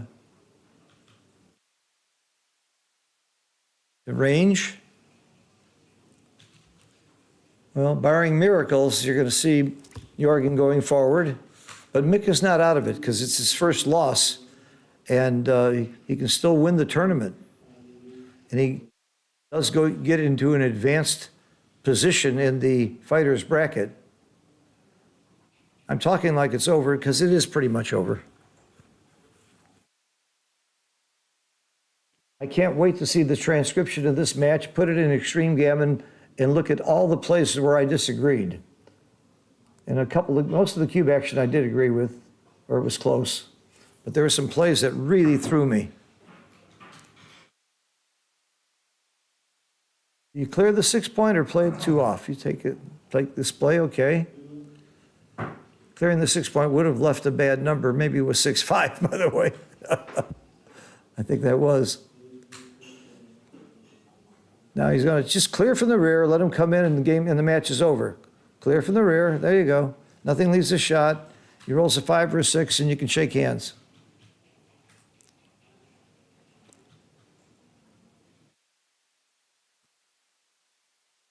This is a very, very, very interesting game, prime versus prime game. Especially a DMP where there's never going to be a cube, to see it play out to the very end no matter what. That's it. You can shake his hand now if you want to. I would. 1 sec. Here's Pirates of the Caribbean. Siri's talking to me.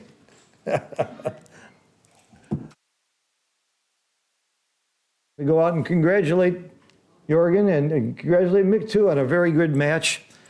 Come back and join us again.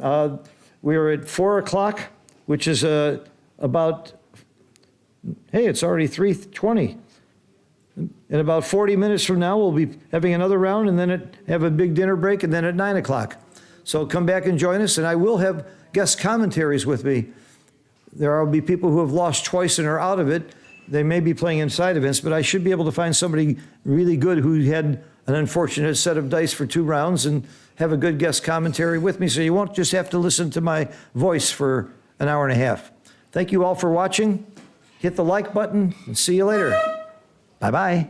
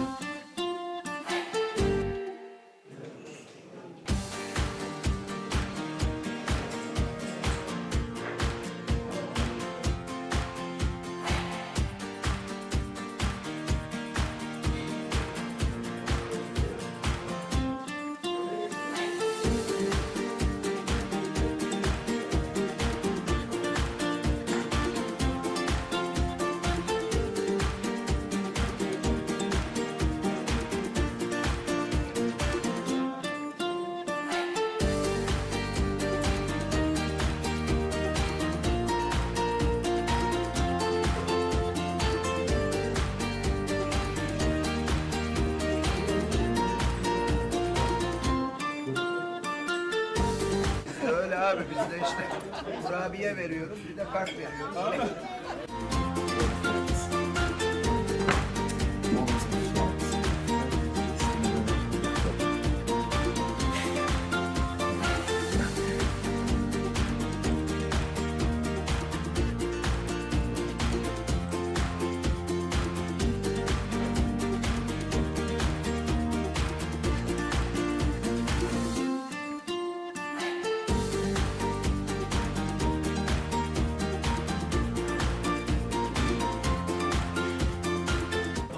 Şampiyonla çekiyoruz.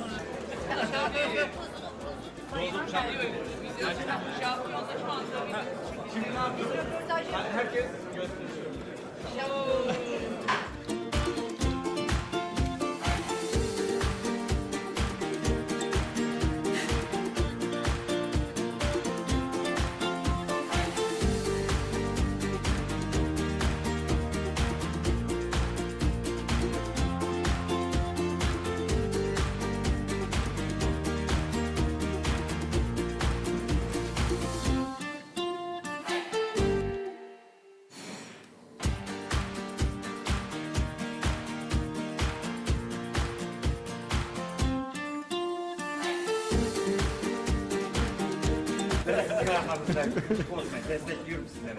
Mutfağı ekibine selam.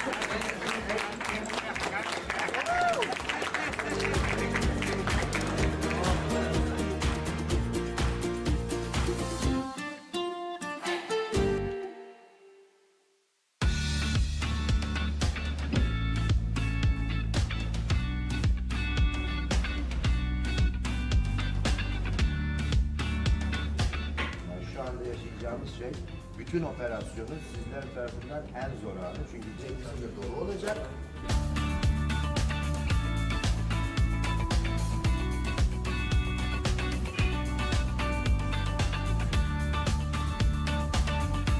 Hoş geldiniz. Sefalar getirdiniz.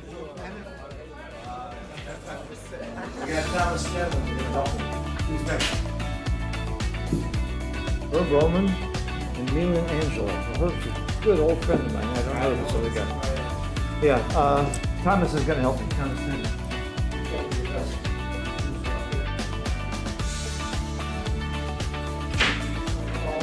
the best player in the world has never won a big tournament, in my opinion. And the other guy, I know nothing about. What country is that? Spain? Bulgaria?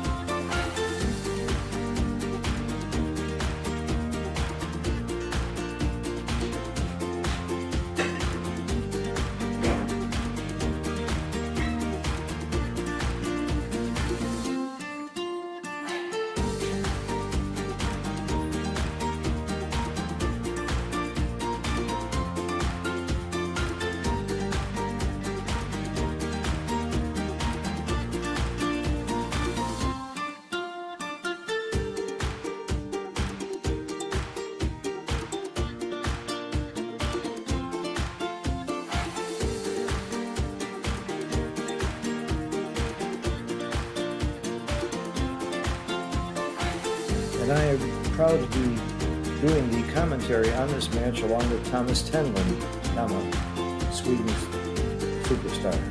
Period. It should be fun and educational, and I have to admit I will be reading hard for my good friend Herb.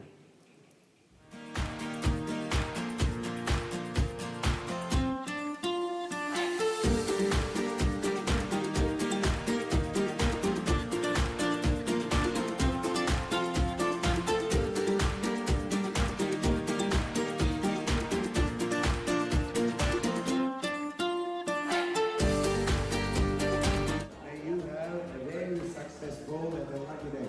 Thank you.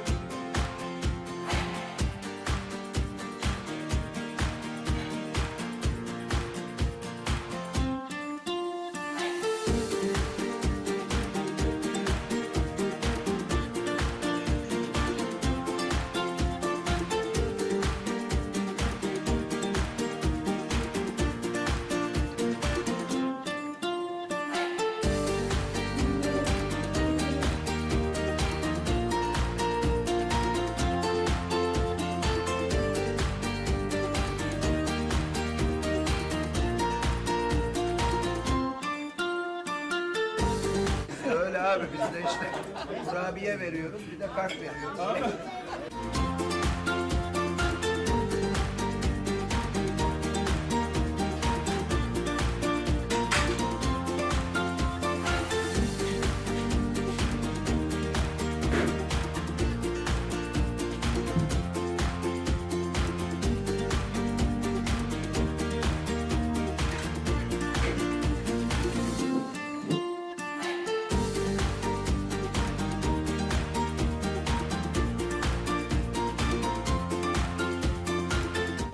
Şampiyonla çekiyoruz.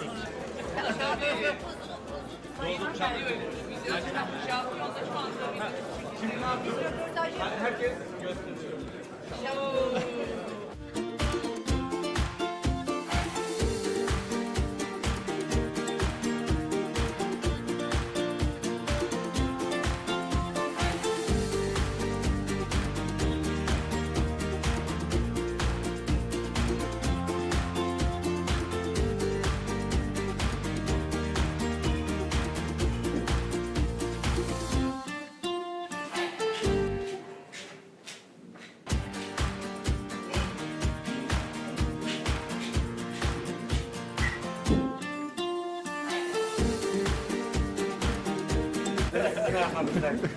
Destekliyorum sizleri. Mutfağa ekibimize alın.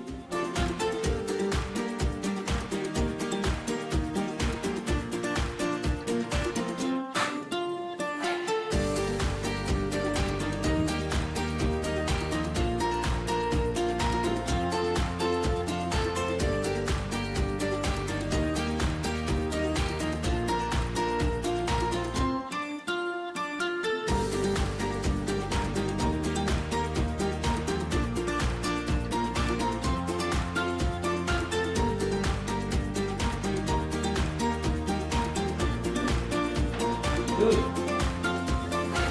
Bunlar yapma. You smoke here?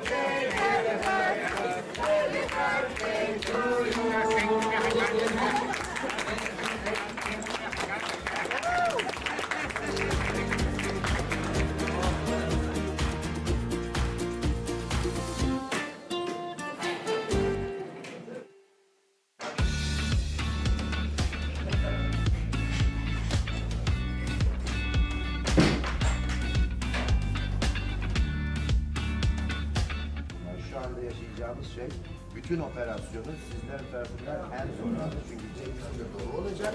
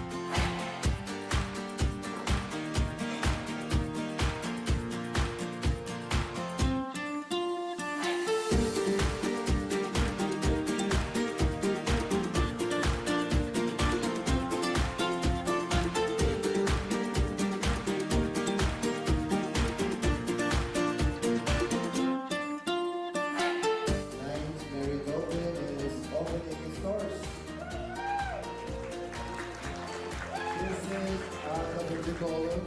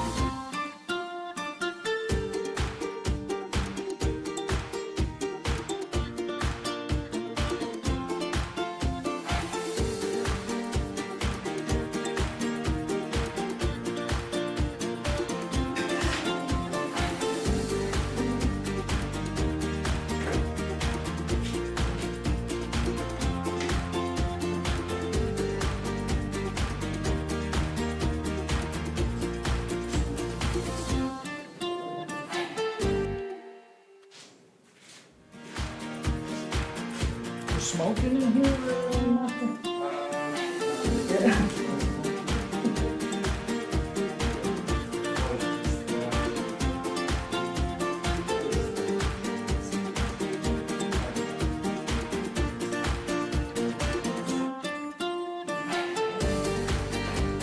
Okay, start us, Mete. I'll do the introduction, and they're ready.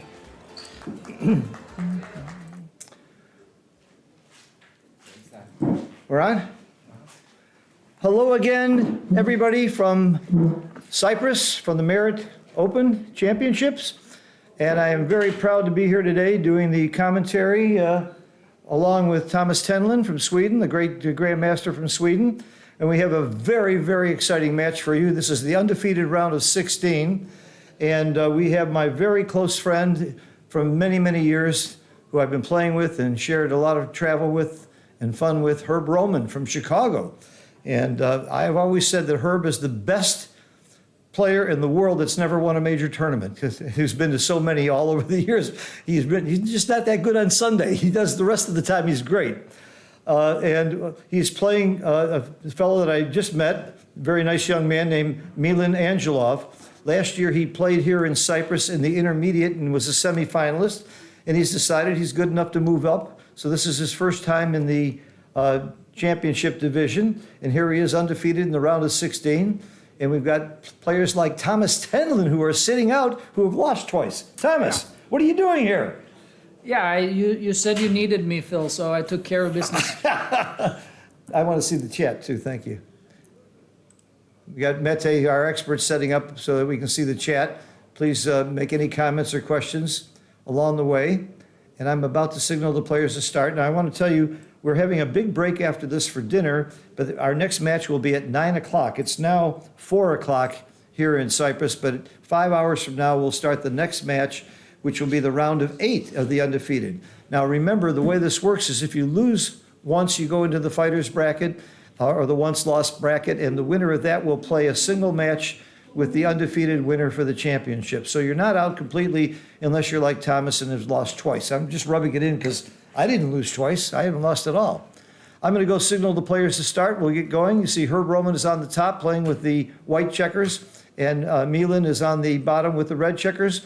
And I'm going to pretty much leave it to Thomas because I've been pretty much alone and losing my voice here, and I want somebody intelligent to have something to say. So I'm going to get him started. Right.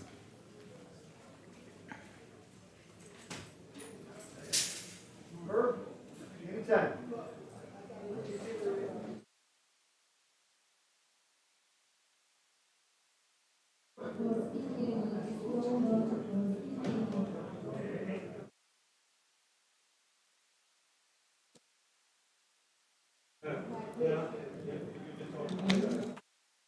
Herb thinks he needs a recording setup, but I don't think he does.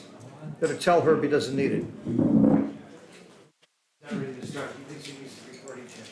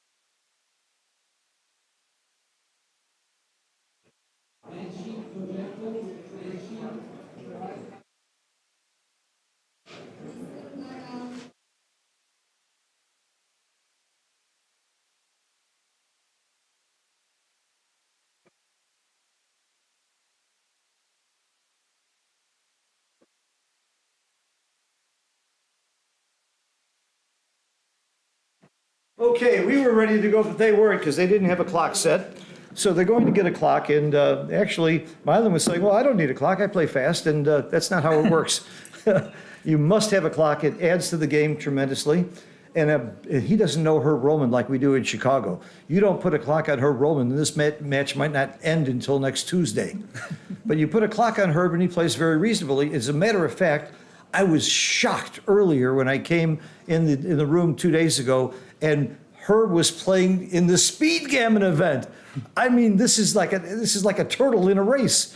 I've never seen anything like it. Of course, he lost, and he did play speed gammon once before. I forget where. Oh yeah, it was in Istanbul, and he timed out.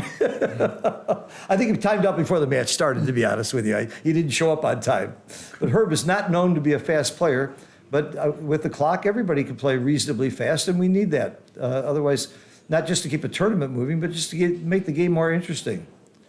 Yeah, right. And it also makes a lot of the mechanics so much smoother, right? That you play with one set of dice, you don't have to sit there shaking the dice when your opponent's thinking and stuff like that. So All right, settle an argument for me. I got 2 questions for you. Mochi Yeah. and I totally disagree. Okay. Do you like legal moves or non-legal moves? What do you think is better? nah, legal moves, I guess. All right, so you're with Mochi, not with me. I see. I don't want to help you. If you make a mistake, I don't know why the heck I should help you. I don't help you in other games or sports. I No. want you to make a mistake. No, it's a fair point. I just feel like many people naturally play legal moves anyway, and also it has some sort of gentleman's touch to it anyway. So I would go with that, but I don't have a strong opinion. Oh, I never thought about being a gentleman. I guess No. that's my problem. My other question for you is, now that we're playing these rules where you're not playing legal moves, what happens if I'm 2 away and I redouble you and give you an illegal cube? Does it count or not? I don't know. You'd have to ask Arlen. See, everybody says, I don't know. That needs to be cleared up. Now, in the United States, it's very clear a dead cube is a dead cube. It didn't count. Even if the other guy took it, it ends up you were only playing it 2. Yeah. You can't, or if you're Crawford, you can't give a cube. So a dead cube is a dead cube. But in these rules here, I don't know. No. It's something we should find out, though. Because it almost happened the other day. In one of the first matches I'm streaming, he's leading 2 away. He's got a 2 cube, and he's sitting there thinking and thinking and thinking without rolling. He's thinking about cubing. And I'm wondering what happens if he doubles. And what happens if the opponent passes the cube? Has he lost a match? That's right. That's the other question. That's why we need to have this very clear. But now, thank goodness, we do have an international set of rules that's been agreed to. The United States has signed on, along with the World Backgammon Federation, thanks to a lot of good work by a lot of people involved. But Rich Munitz from the United States did the lion's share of the work for our side.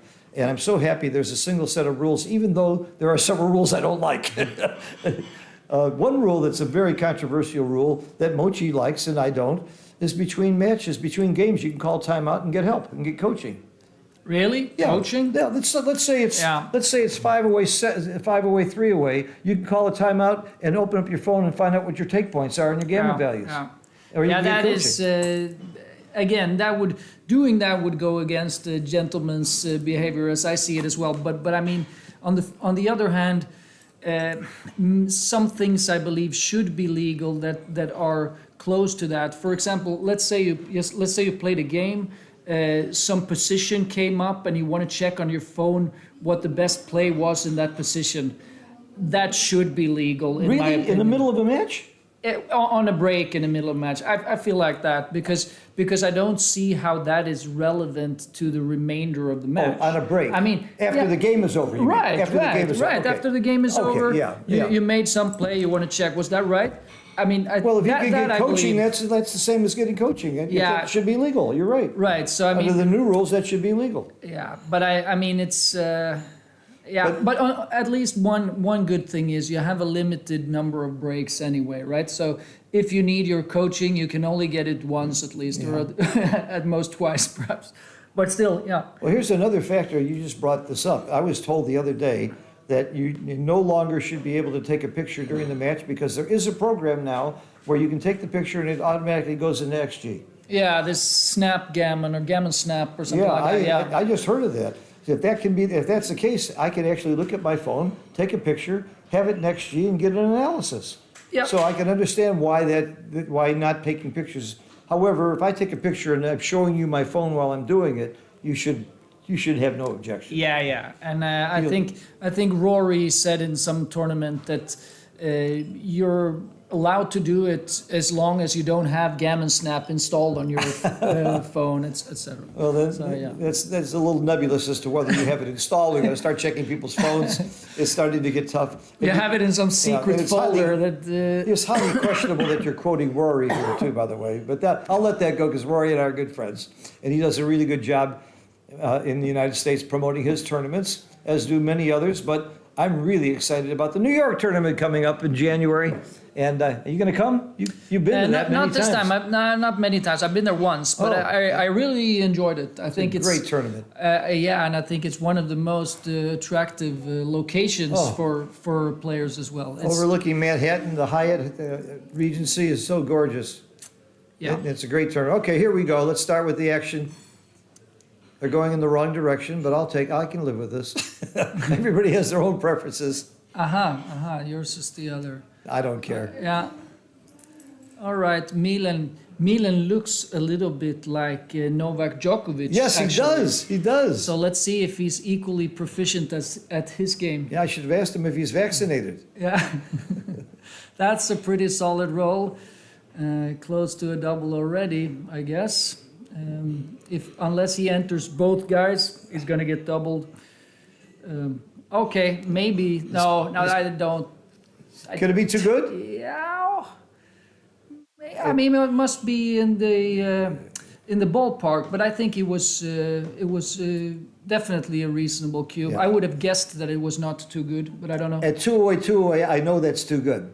I put that in Okay. because the gammon value there, with an unturned cube is very high, but the gammon value here with an unturned cube is not that high. No, So that's the it's difference. normal. That's the difference. So what's the gammon value at 208 on cube? Is it 1.0? It's pretty close to it. Maybe 0.8? Oh, no, because you win Crawford. Probably Yeah, 0.8. shouldn't it be pretty? Let's see, gamma value. If you just win a single game, you're 68%, or yeah. So then it's must be close to the normal. No, let's see. The same goes for your opponent. Yeah. So yeah, it is. I bet you it's 0.8. Or something like that. I think it's lower than. Okay, never Okay. mind. Never Okay. mind. Okay, we'll go on. Yeah. No, you're right. It must. Yeah, it must be high. Yeah, yeah. Okay. Anyway. Right.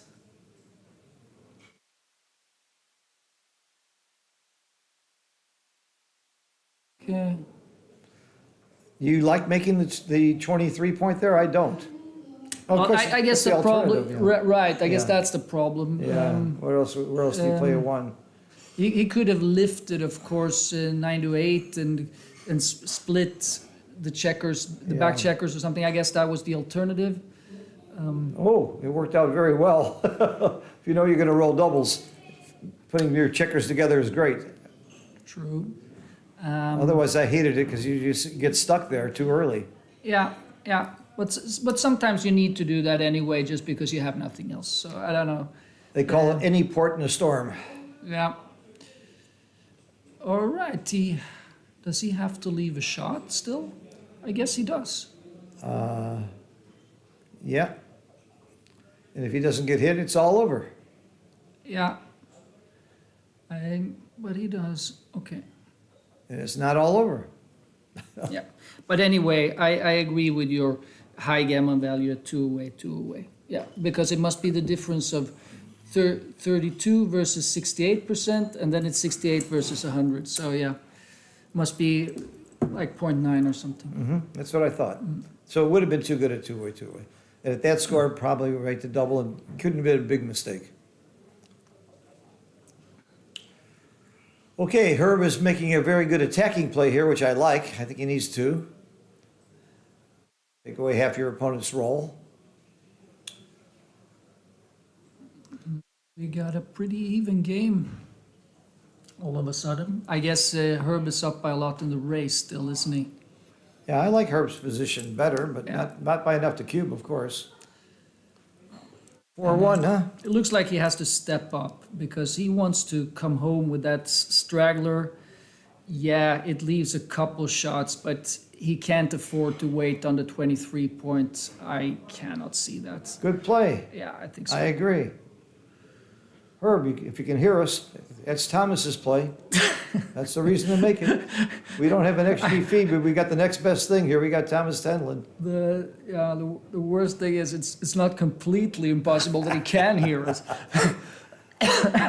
Well, all right, what's this? Is it something like that? I actually don't like these lights. Let's see if it's better without. Right. Better? Either was okay with This me. is much so- better for me. Okay. Mete wants them, I will put it on. I can see the dice much better now. It's- Okay, he's considering sending the cube. Yeah, that seems understandable. If he can escape the back checker or Make the 5 point? yeah, I don't think. but if he makes the 5 point, Oh, is that I think necessarily this is enough? I think this is a very aggressive cube myself. I think it's an easy take. I use Woolsey's law here. I asked myself, would he take or pass? I would take. And then you start looking at market losers after that. Yeah, but he certainly has a few actually big market losers with the numbers that run away and the opponent does nothing. And Well, if he hits with a 7, if he makes a 5 point, Exactly. Yeah, but if he makes the 5 point, is that necessarily a big market loser? I don't know. how does he play a 6-5? Do you make the ace point or do you run? I think you run, huh? Yeah, I think so too. Okay. It's definitely the DMP play. And when in doubt, make the DMP play is what Stick always taught me. Yeah. I think he's the master at making DMP plays. He's played DMP for hours and hours and hours, and it really helped his game. Yeah. Yeah, okay, so Milan is thinking about passing, it seems. I think one Good clue take, yeah. one clue to taking should also be that even though his opponent has a lot of checkers in the zone, he's not getting gammoned too often here. Uh-huh. And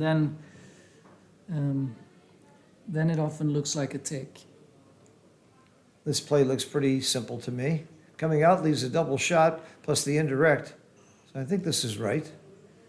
But anyway, it's a close game now. That was not a good roll. Yeah. Well, I don't think it was a particularly good cube. But it's not like Herb to be that aggressive. He's usually on the other side of the street. I've only been playing with Herb about 40 years, and I'm not exaggerating. We've been playing Chouette together for about 40 years. So I you're think I still know his learning game. about his style. And he still surprises me every day. I'm still surprised at that cube. All right. He's happy he cubed now. Yeah. Got a commanding lead. And I don't know the race, but the feeling is that Herb is up by a lot. Yeah. I think people will be surprised to know how good Herb's PRs are. He is very, very underrated because he just hasn't won tournaments, but it's not unusual for him at all to play at 4 PR and sometimes less. Okay, yeah. For many years, he and I play all of our matches, even our tournament matches, we played on the computer, on XG. So I know his PRs, and he's a very strong player.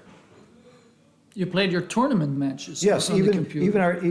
we get the permission from the local tournament director, and we would not play on a board. We'd play on the tournament, Okay. on the computer, Okay. which is the way I prefer to play all my matches. It's automatically recorded. I don't have to pay Mete any money to transcribe it for me. Yeah, but his prices are very affordable. He's ridiculous. He's ridiculous. And his service is terrible. Sometimes it takes a whole day to get your match back. All right, it's a shot, isn't it? It is a shot, and he has to come in with the other one too. No choice. No. This is a very big roll for the match. Actually, even at this early stage, this is a huge swing roll. What else are you going to do? Yeah, He's got 11 plus the 5 twos, 13 numbers that hit. true. And a 1-6 would be a monster joker. He missed. Yep. I'm not going to lie that I'm rooting. Oh. Uh-oh, another shot. And there's only one way to play it, to leave a single shot. That's it. Hold your breath. 13 numbers again, I guess. Hold your breath. Cocked. Oh, in the U.S. Yeah, in the U.S. that plays. I don't think anymore, though. Oh, all right. Oh, He knew how to now that we're going to deliberate. international rules, it's up to the tournament director. You got to feel for Herb at this one. It was a very bad sequence to have to leave shots twice. And he's still, yeah, okay, that's more of a technicality, whether he's too good there. Not many gammons to be won anyway, so. I never would have even thought about the too good possibility with the one checker there. No, and maybe it wasn't either. Yeah. But it certainly wasn't a take. All right, that's a bad turn of events for Herb. He gave it a very aggressive cube. It worked out beautifully until it didn't. That's backgammon. The cruelest game. If it wasn't cruel, Thomas Tenlin wouldn't be sitting next to me right now watching instead of playing. He's one of the best players in the world, and here you are, next to me. I'm so pleased to have you. I'm sure you're not Thanks. happy to be here. I'm equally happy to keep you company. Okay. We go back a long way, maybe 10, 12 years or more. Yeah. You taught me most of my bad tendencies, you know? Thomas took lessons from me, and he spent years trying to forget them. You're one of my best ever students. I've got a few others that I'm very proud of also. Most of them don't say it the way you do. I love that. So Swedes do have a sense of humor. I doubt it. All right. Okay, not. Okay, yeah, there's either you hit or you do this, I guess. Yeah. I'm a hitter because you have them outboarded. I like hitting when I have 2 interboard points to 1. I think Good point. All right. Oh, that's, yeah, he can't go there. you make the It was 2-pointer. actually, it was one- actually 2 pips illegal. Not only 1.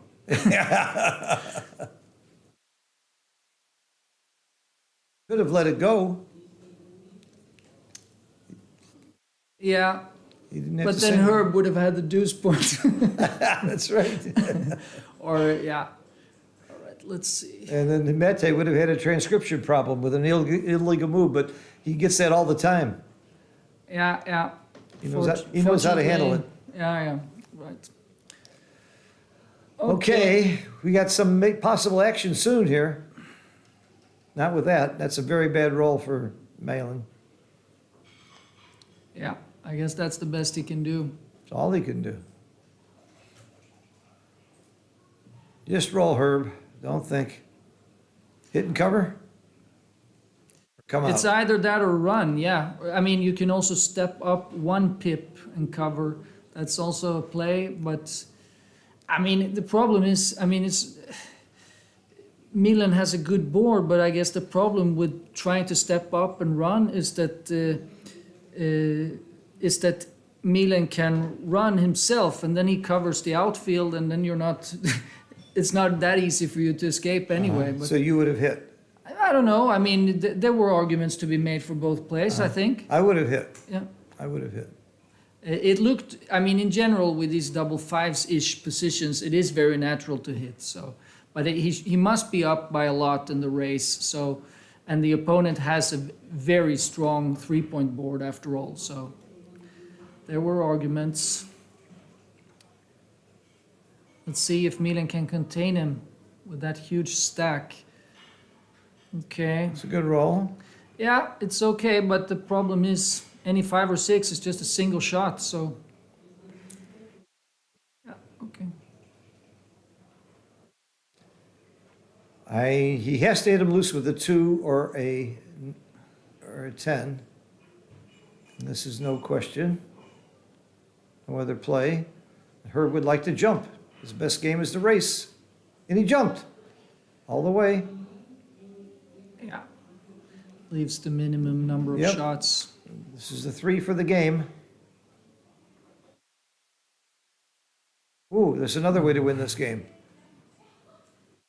Yeah, maybe. Can't be a double. Just a pure race now. It's all skill from here, right? All skill from here. And Herb is up in this race. But not enough to cube, I don't think. I'll count white. All right, I always count the difference. But Oh, okay. all right. Well, here, this is, I use colorless counting. Here, it's the same as counting the difference, so, Yeah. yeah, you're right.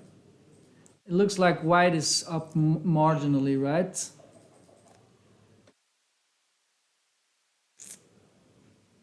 Like five pips. I or think it's something. more than 5. I think, I don't know. I would, Herb's a good counter. He does a good job of counting.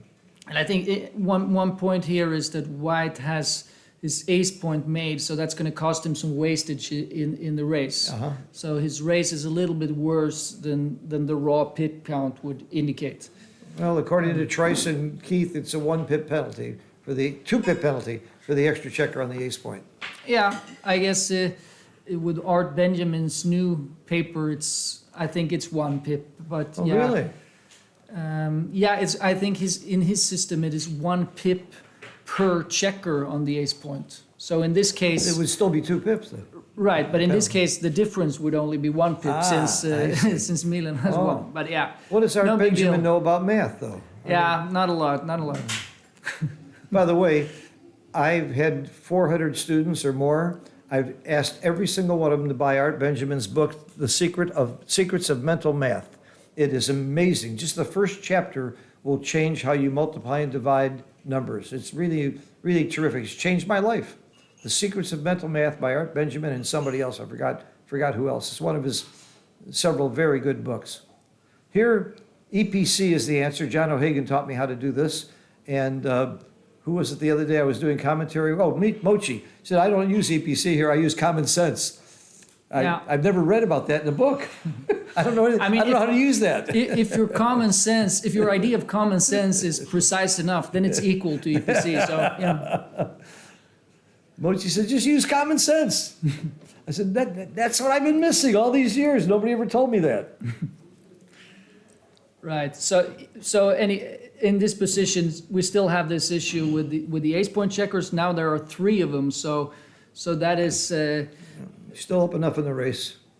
Plus the score does have a little bit of an effect on that decision, doesn't it? yeah. You mean it 12 away? Yeah. I mean it is marginal, but yeah. If anything, I suppose that perhaps you should pass very very marginally. Maybe one more pip. Maybe it's worth a pip. Is less than a pip. Less I than a think. pip? Oh, Yeah, okay. Yeah. I would have tended to use to do more because of the score. Yeah. In that sort of position, it's even less than that. Ah. But yeah, I've seen positions at this score where it went from a no double to a pass. I guess that's because it's gammonish, though. It must be gammonish positions. yeah. But no double to a pass at this score, that almost seems like it would have to be a redouble because an initial double, it shouldn't swing it that much. It was a redouble. It was a redouble. Absolutely. All right, speaking of double, this is one, and it is correctly taken. Very quick snap by both of them. That's the fastest decision I've ever seen Herb make in his life. Yeah. I think other than his divorce, I think that was, but that's another story.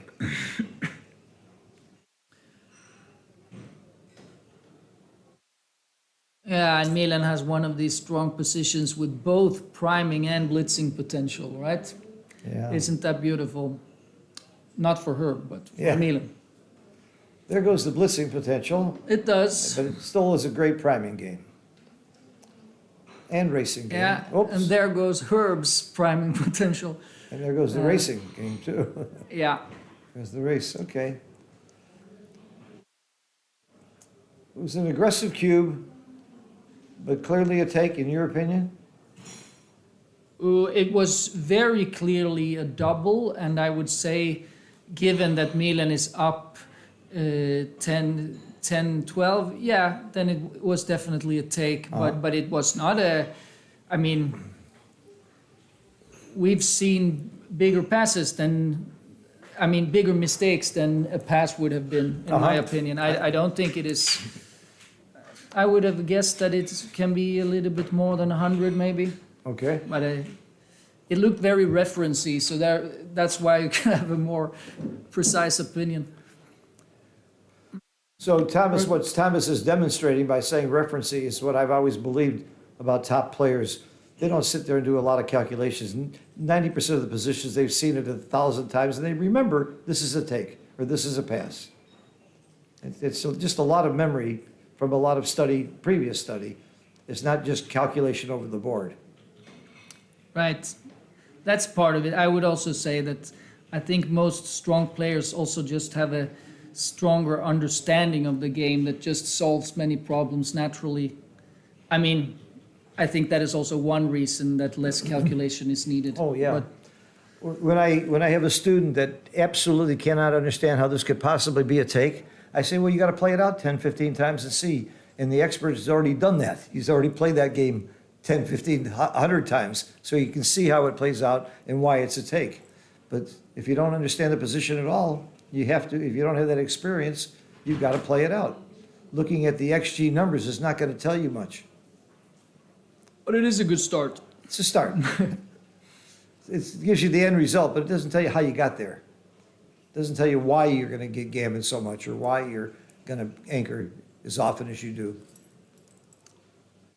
That's true, but you can use, for example, the dice distribution feature of XG, right? That's And then- fantastic, fantastic. And then you can have a deeper understanding. All right. And by the way, that dice distribution feature in Extreme Gammon can be used so much more deeply than most people realize. There's several different settings of expanded, first rolls, and so on that can give you such great insights into every move. Right. You can look at both. You can look at the full sequence, not only your own rolls. Yeah. Right. Yeah. And it gives you the percentage of market losers and jokers and anti-jokers. It's really amazing. Nice clearing roll, I guess. Yeah, I don't know. Maybe it wasn't that good.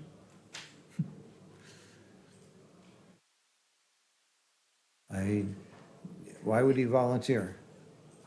Nah, he shouldn't volunteer, of course, but he could have played for some sort of distribute. I mean, this is not the most beautiful checker distribution in his board, but problem is he would have had to clear the 9 point then anyway, perhaps leaving an indirect if he was a little unlucky. So, yeah.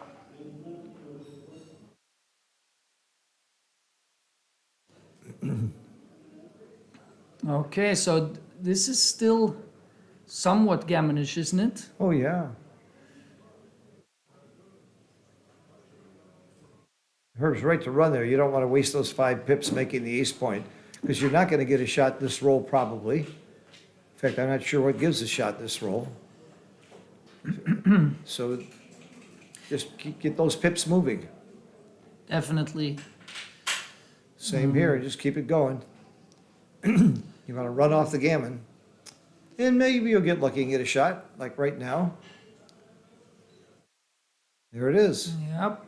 There it is. And that open ace point is not going to haunt him anyway if he hits the shot. But the double sixes are a mixed blessing there because if he misses the shot, he hits it. He hits it. But had he missed, there would have been Yeah.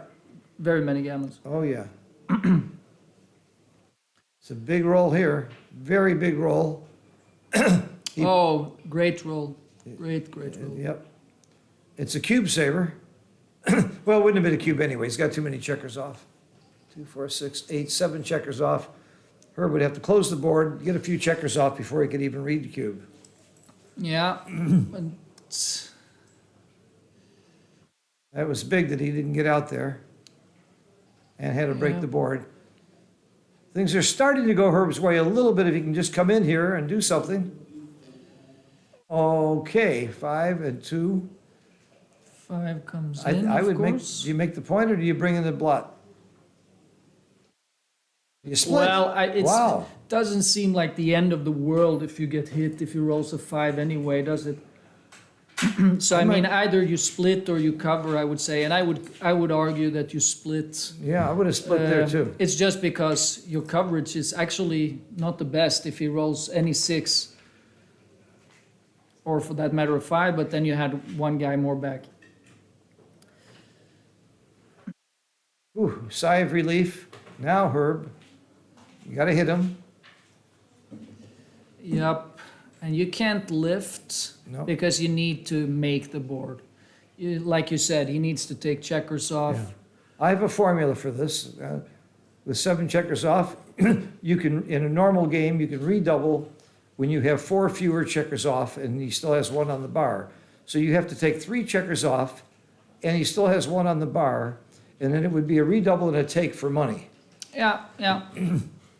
So you just have to memorize that formula. Just know it's called the rule of 4.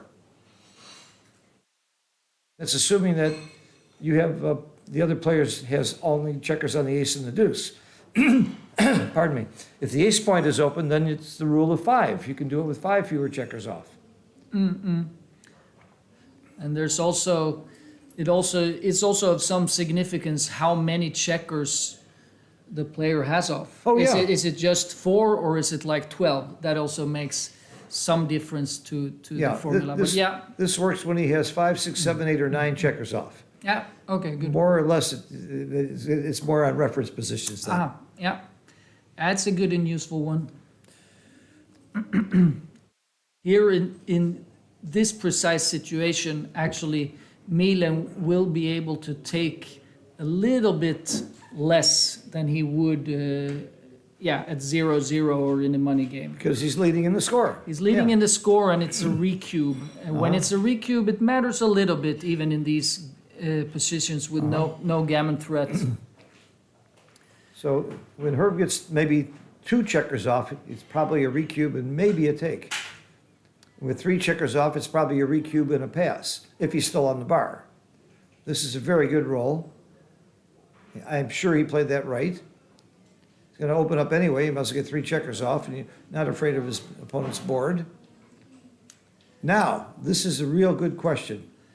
Yeah, how many did you say he had off? Was it 6? He's got 3 off. Yeah, but how versus many? 7. 3 versus 7. Yeah, yeah. I mean, with the gap on the 5 This points. is not a double for money, exactly. not a redouble for money. There can be no question that it's a very easy take for Milan here. Right, And right, as you say, it should be a money no double. right. Because it's also Ooh, he's being very aggressive. This is Yeah. twice I've seen Herb give a very aggressive cubes, which is not his style. yeah. Maybe but, that's why he's gone so far in this tournament. He's changed his style. Yeah, but let's see. Milan is thinking about it, so perhaps he doesn't have access to the reference that you have, Phil. Well, I'll go tell him. Give me a minute. Yeah. Speak a I'll be little right louder, back, maybe yeah. he'll. Sure, he's right in the next room. You and I both know this is a big take, We do. even at the score, because it's not a double. Uh, Sounds like Phil Simberg and Thomas Tenlin, if I'm not mistaken. That's correct, Alex. And welcome, Alex. You do have Phil Simberg and Thomas Tenlin. And Alex, we welcome your comments as well. Alex is doing a tremendous job on his YouTube channel, educating the public with a lot of good stuff, and his new book, too, on back games. Yeah, got that one. So one thing here is that there's a gap, but the significance of that is also that usually in these sort of positions, the doubler can rip checkers off very easily on his upcoming roll. That is not really the case here because, well, then he's hard pressed to roll some more or less perfect numbers. Sure. Like, for example, if he rolls a 6-2, he's not taking off 2 checkers. If he rolls a Right. 5-2, he's not taking off 2 checkers. He's not taking off any checkers with a 5-2. So the gap really does hurt. Yeah. You take those 2 checkers on the 6 point and put them on the 5 point, and this is probably a double, and then the take becomes questionable. Oh, he got a pass. Yeah. And you know what? Giving the cube as quickly as he did, I think, is a smart thing to do. Yeah, it can be, but I think a key factor here was Milan didn't know that reference that you had, and given that, it is not trivial to figure that out by yourself over the board. That it's is impossible. Yeah, that is very difficult There's stuff. no way I could figure out over the board any of this stuff. It has to be using that formula and that reference that I give all my students, and all the backgammon Learning Center teachers have this formula that they teach their students. Yeah. So obviously, Milan didn't take lessons from one of us. And you did. I did. Okay. Herb didn't either because he doubled anyway. No, but Herb's played with me enough where we've talked about this dozens and dozens of times. Yeah. Herb and I have probably played each other, I don't know how many, at least 1,000 times. I'm not even exaggerating. Ooh, interesting. Last 6 here. Or well, is there?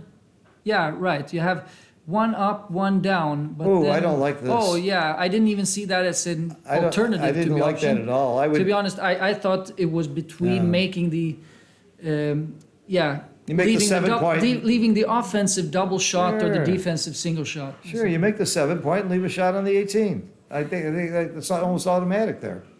Yeah, it was not that obvious not to leave it on your own side, I would say, because the 18-point is extremely valuable. Oh, thank you, Alex, for running that. It was a .034 take. So we were But- right about the take, but it wasn't that big a mistake to pass at that score. But Alex, is your number for the doubling decision or for the take decision?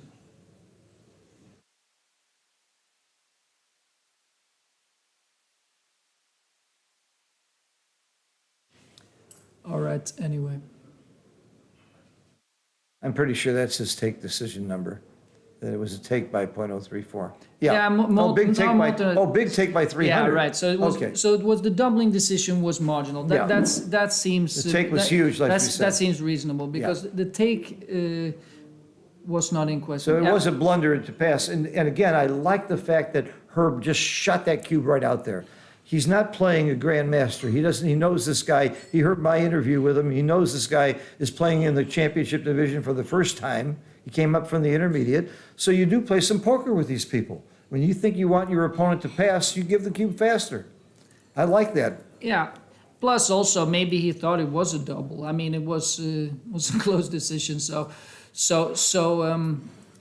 But anyway, this looks like something that should be doubled by Milan, doesn't it? Yep. All right. He's gonna be sorry he didn't. Yeah. Can I get you a water?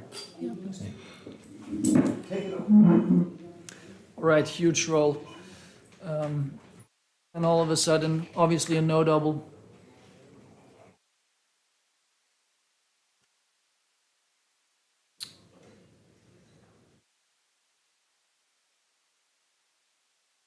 Yeah, do you make the very important 9-point or do you avoid the shots against the perfect board? Not that obvious.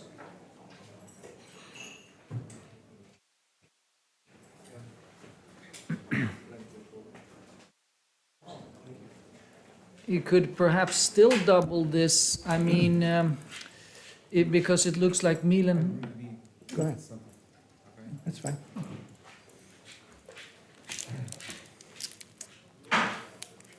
So you think you missed a couple of cubes there? Yeah, you definitely did, but no problem. He can still double. Well, no problem unless Herb rolls a 6 and gets out of there and escapes right now. That's the danger of not doubling when you should.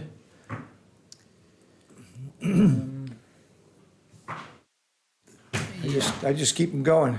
Yeah, the 9-point is a good place to stay as well. Yeah. I mean, he has an open 3-point, and he wants to be able to play some numbers safely if he can't roll a 6. So, yeah, it's not a terrible roll if you don't come out.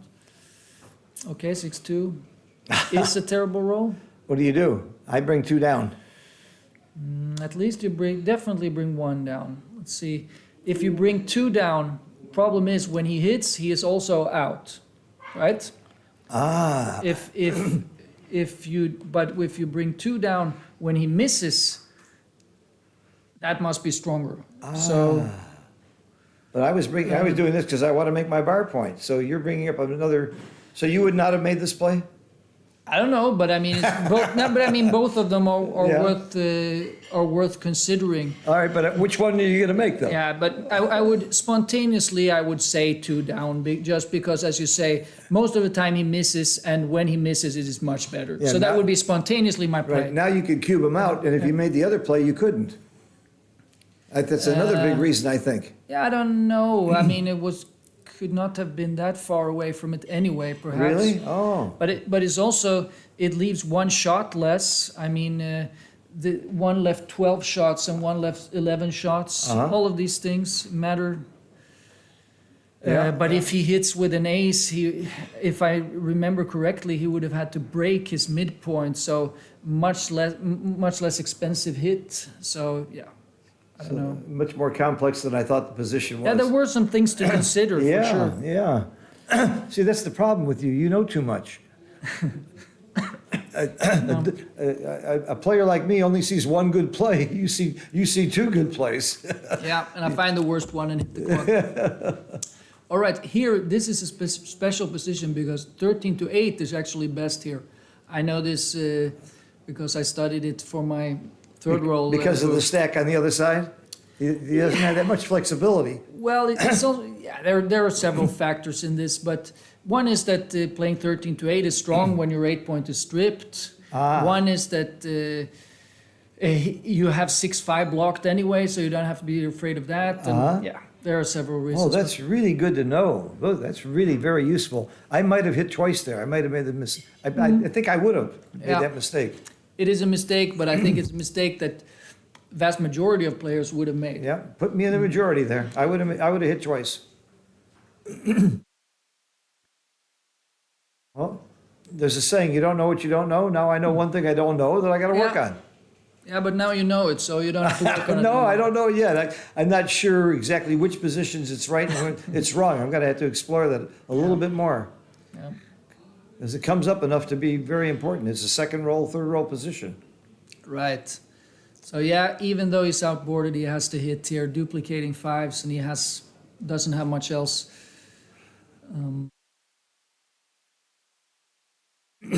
I must tell you, I really love Herb's aggressive cube action so far in this game. Even though this match, even though it hasn't always worked, I like that he's being very aggressive.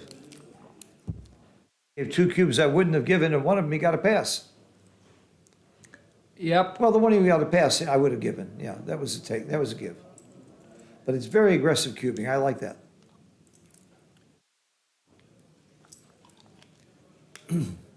My good friend Carter won this tournament. We could have another guy from Chicago.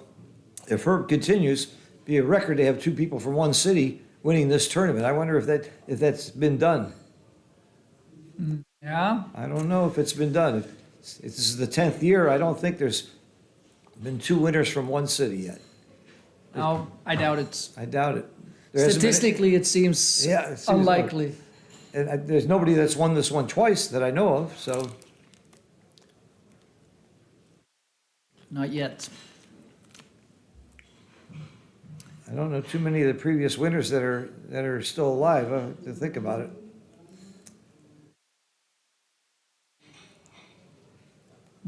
Last year's winner's still alive because I'm pretty sure he's still. I think he won his first two matches, so he's still alive there. You're talking about Kjell Yes. Oh, he's out. Oh, he's out. Yeah. Oh, he won his first match, and he's I out? think he lost in the second round really? of the fighters bracket. He was the first round one that we streamed because he's the previous winner. Yeah, yeah, Interesting guy. He's a math and physics professor. yeah. He's from Gothenburg. Never heard of it. Never heard of Gothenburg? No, I'm kidding. I know. Okay. I know you have a tournament. Well, you're American. I mean, it would have been possible. No, you have a tournament there every year, don't you? Not every year, but some years there has been the Gothenburg Open, yeah, and the Swedish Open has been held there once or twice as well. Yeah. Is Jesper Karlsson who is running it? Yeah. He's the tournament director of Texas as well. He's a good friend of mine. I love the guy. Or is he the tournament director, by the way? Maybe that is Bill. Bill, But anyway, yeah, he helps he's Bill. in the staff. Yep. yeah. Bill Riles and Tara Mendocino are the directors. Right. But he My comes mistake. and helps them every year. It's quite a good tournament too down in San Antonio, and a really interesting place to be. I've made that many times. I was a finalist there one year. Almost got there. Yeah. All right. double sixes. This is not You- bad. Coming out wouldn't have been bad, but the problem is then he's missing 1-6, right? Do you hit here? It makes sense. Yeah. He gains momentum to do something with his back checker, Yeah. and he has no priming game anyway. I mean, it's also, does he have another play? Has he already made the 4 Yeah. point? He has, right? So Yeah. he can make 2 He points could if have he made the wants. 3 point. I was Yeah. tempted to make the 3 point. I wasn't sure. I think his play makes sense, actually. Okay. Because in this situation, that's 25% of the time, it's easier to escape, so... This play is forced. I would go to the ace. Yeah, I don't know if it's forced. I mean, you could Yeah. actually... Yeah. 6-1 isn't pretty, but Well, it was forceful. yeah. Okay, this is a very big roll for Herb. He needs a 6 something. 5-4. Oh, not what he wanted, really. No, can he Did- perhaps step up and play to the ace? Because after playing 6-1, isn't it better to step up than to remain on the ace point? It's just because the one thing he's going to want to do next time is run, and if he's not going to do it by stepping up, then he only has sixes. So I mean, I don't know. It was a bad roll anyway. So But he should have taken more time. yeah, perhaps. Absolutely but- should have thought about it more. I thought stepping up was right also. But of course, also very dangerous to step up unless you have a 5-point board, like he does now. It's still dangerous, and he's still going to get hit if he can. Yeah, but maybe pick and pass. Okay, now it won't be a pick and pass, but He should hit, shouldn't he? yeah, I guess. I would've Because hit it. it's just because if he misses, you've won. So, or well, if he fans, Oh, you've look won. at this. Look at this. And the hit would have won the game. It would have been over. Yeah, well, That's hindsight, but Yeah, still, yeah. you and I both would have hit there. yeah. Spontaneously, I thought you should. Why because isn't this a double? yeah, maybe he thinks it's too good, Oh, and no. it is too good now for sure. I didn't think it was too good before, but he didn't think very long about it. Yeah, but I think I didn't have to admit I didn't look too closely. But now it is definitely way too good. So Now nothing could go wrong. Go wrong. Go wrong.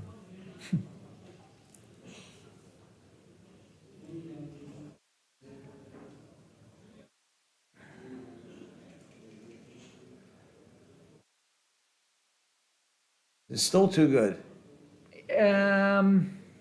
Probably. yeah, Because I you only mean- leave a shot with 6-1 and 5-1, yeah, and then you have to get hit. So the odds of leaving Yeah. a shot and getting hit are too small to and worry about. losing.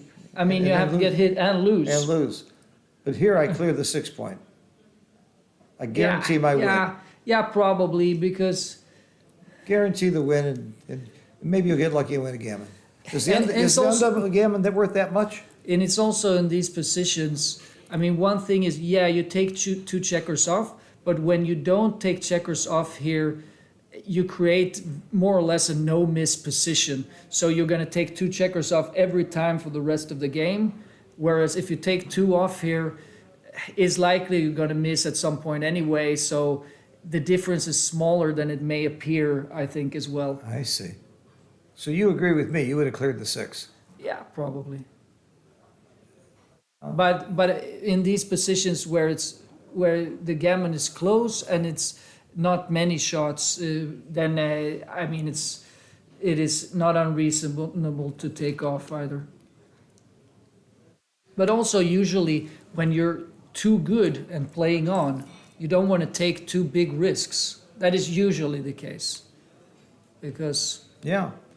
Yeah, my point of clearing the 6 is you might still win the gammon and you can't lose for sure. And I didn't think the gammon's worth that much at the score. Winning 2 points instead of 1 is not that big because of the odd even effect of the score. okay, yeah.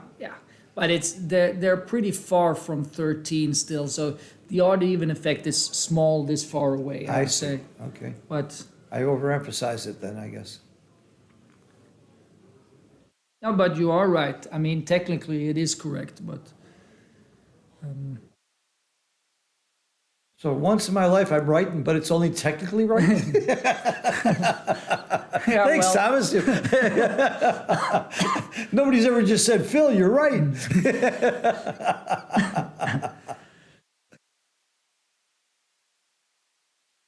And I also have to say I don't know if it mattered to the risk taking there that you are too good because he's not going to use the cube anyway. So Yeah. I take that back as well. It's a pretty stupid argument. Okay. Herb takes the lead in the match, 5-4. Oh, Herbie, I have to admit I'm prejudiced. He's my dear friend for so many years. This guy's got a heart of gold. He's one of the sweetest guys I know, but he's got one other trait that I think most people will find pretty amazing. I think he is the largest, biggest eater in the world of backgammon. Even falafel, I don't think could have compared to what Herb can put away in a single meal. When we go out to dinner, we always get 2 checks, one for everybody and one for Herb. So that's why he comes to this all-you-can-eat Oh, he hotel. loves it. He loves the all-you-can-eat buffet, and he eats 2 meals. In a restaurant, he eats two main courses. But I have to give him credit, though. He works out 3 days a week at the East Bank Club in Chicago. He works out really hard. He's a very strict regimen, and he keeps his weight down. He stays in shape. And he eats pretty much healthy most of the time. Yeah. But he eats like a pig. The only other player I know that can compare with him is Matt Cohn-Geyer for putting it away. Who could eat more, who could eat their weight. Yeah. Of course, Matt Cohn-Geyer won $1 million on that weight bet with falafel. Was it $1 million? It was $1 million, and they collected. It was $1 million. I can show you an article written by Bob Coca that made for his math class, showing exactly what they had to lose per day and how much that was worth per pound. He and falafel had to cross weights. They lived together in Las Vegas. I think it was 130 pounds versus 370, and they had to cross weights. They did it in 11 months for $1 million. Classic story.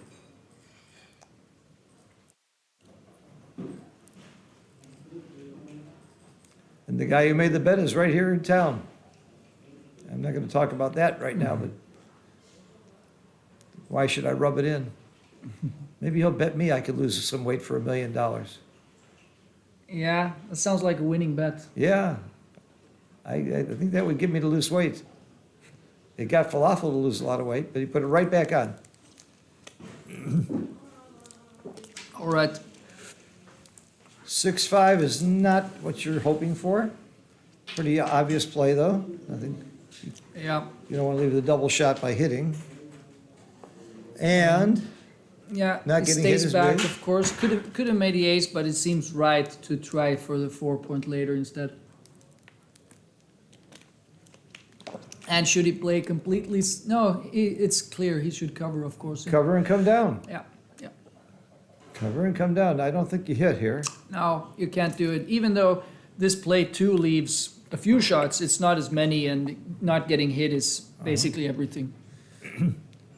Up in the race. It's all about game plan theory. Yeah, Now, but is he yes, that much up in the race? I think he is. I think that's still his game plan. I think he's up. Well, he's counting it. Let's let him count it. Yeah. Why should we do the work? But in any case, I agree it was probably right not to hit. So even whether he's up or down.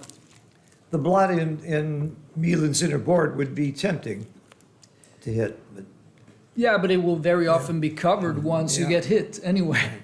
So, yeah. oh, I don't know if I like this play. Wouldn't you make the outside point and Yeah, making the point seems natural, especially since he isn't up by a lot in the Yeah, race. It in my serves as a assessment. landing place and a blocker. I don't like this play, Herbie. Put it back. Make the point and go down to the deuce.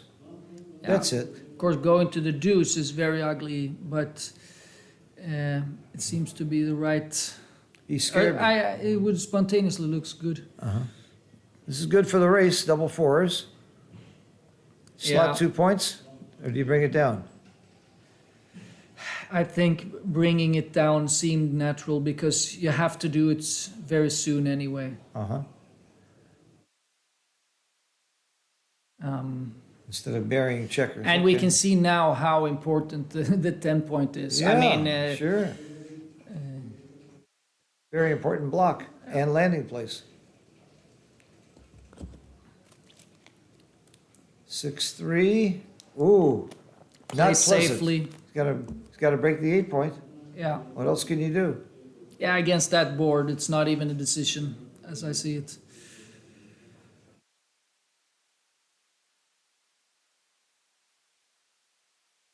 Wow, that's the second set. Yeah, is it enough to just run?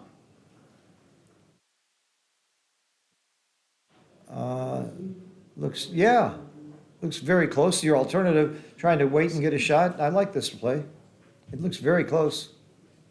Yeah, I mean the race is the deciding factor to a great extent. I don't know what the race is.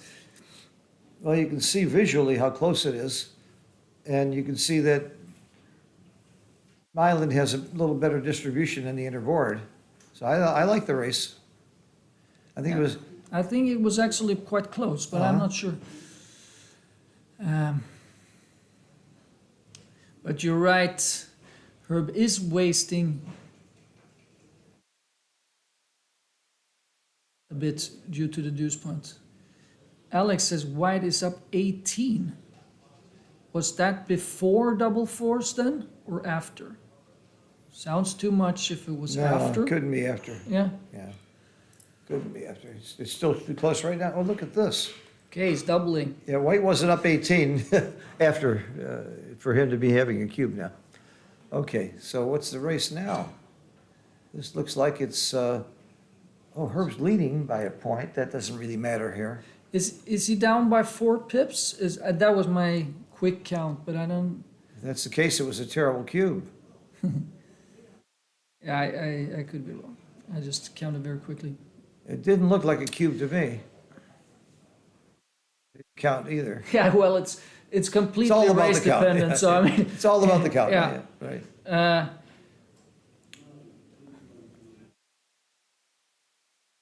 I like that play. Instead of stacking on the 6. yeah, but I think he should have unstacked the deuce point if we're going to be technical. I see, yeah. Uh-oh, it cost him. Well, he still has a guy on the outside.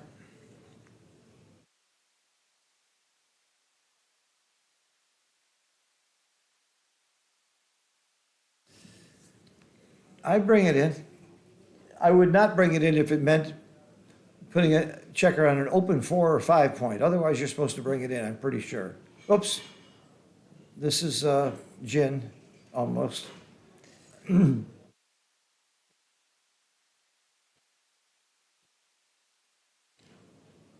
So we're seeing pretty aggressive cube action by both players, which I like. Yeah, it's easy to be aggressive with the cube when you roll boxes 2 times in a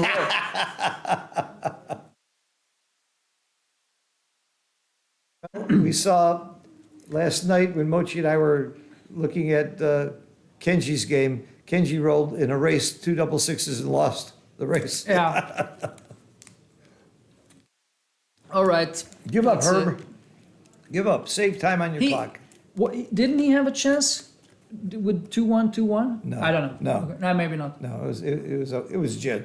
I promise you, if Herb gave up, it was Jid. He's never given up a game. I thought there was 2-1, 2-1. No, Herb is famous for playing out games that look like they're still impossible, Yeah. and he turns out to be right half the time. He doesn't give up unless it's Jid. It was Jid. Okay, 7 away, 8 away. Pretty much a normal match now. Getting into territory where I know the take points and I know the gammon values, and it's not so mysterious to me anymore. I used to be very much against long matches, but I'm finding out that these longer matches, like 13, I would have argued for 3 out of 5 5-point matches because of the excitement in the Crawford and all that. But you don't get that 4 cube and that 8 cube that come up occasionally are so exciting. That's true. And knowing the take points and gammon values when those things come up, it just makes it very different. So I'm starting to see the value of longer matches, that they can still be fun. Oh, great roll. Make the point, and now what? Split or down? I would have come down. Yeah. I would be playing offensively there. And I would have been hit. Or hit either way, but I would have been hit in the outfield. But is this still a double? I would have. Didn't even stop to think about it. No, I would have. It was worth thought. It was definitely worth thought. Yeah, okay. Double threes. Now he's at least very happy that he didn't ship it. Oh, if he'd have shipped it, he might have gotten a pass. It certainly was a mistake not to think about it. But he's not that experienced a player, and I'm not going to make excuses for him, because I think he's playing very well, by the way. Yeah, okay, double fours. Well, I'm making the 18 point and then thinking Yeah, 18 and then go to the 5 point, I guess. making the ace That's it. is also a play, but it feels like, This looks very natural to me. yeah. So is this? That's very natural. Yeah. I think 90% of the players in the tournament would have made that play. Double Okay. two is a good roll. It's an extremely good roll. I hit two. Yeah. Absolutely. If he doesn't perform here, it's over. Unless it's too good. I don't think it's going to be too good. Now it may not be over. Wow, I'm doubling. I would have doubled. He didn't even stop to think about it. Oh, Herbie, that might have been a cube. Stop and think about it. What's the harm?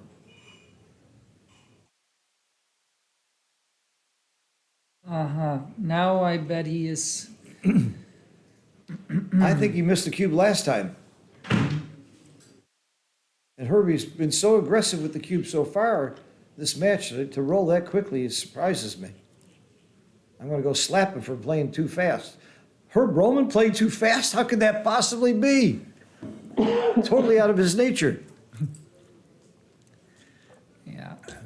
I think he, oops. I'm tempted to do the double tiger, but I guess not. Mm-hmm. Oh, come on now. Is it too good? That's the only question. It's a huge pass. Is it too good? Seems like it is. You think it is? Okay. He's doubling now. Big, big pass. I think he waited way too long on that one. 7 away, 7 away.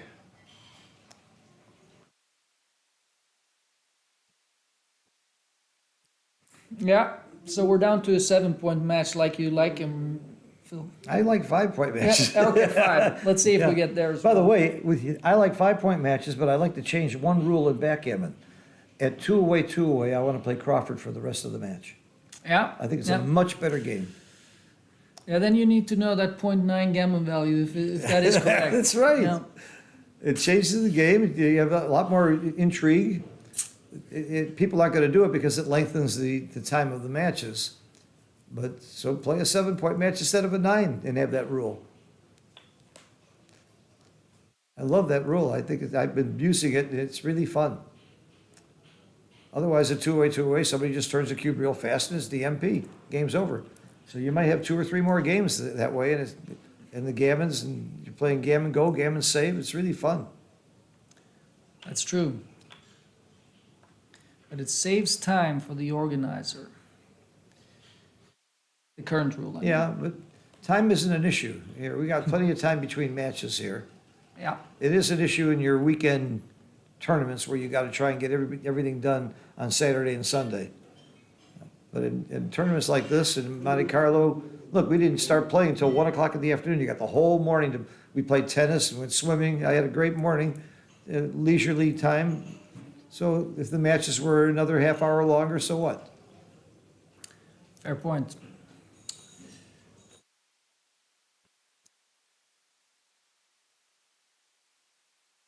This Yeah. is not easy.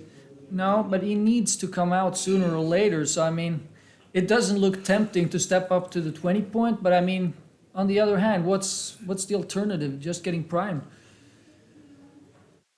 He has his opponent outboarded by a lot. I think it's fine. Yeah, and if Herb makes the 20 point anyway, he's in trouble being back there, so. Yeah, excellent This will point. come up. Either way, it hurts, so I don't like this. No, I mean it's a bit safer for not getting G'd or blitzed, but it seems perhaps a little over the top if his. Yeah. Okay. Let's. Cocked twice. 6-1, he's gonna hit. No, See? he's not gonna hit. Yeah. I would have hit. I guess you're outboarded, maybe you shouldn't. I think he's right not to hit. I Okay. have to say. I guess I'm a little hit happy. It was a very big play there to hit. I mean, left a lot of shots when outboarded. That's a nice way to say stupid. I don't know. It's usually natural to hit on the 5, but Instead of saying I had a stupid idea, you said it's a big idea. That's very tactful.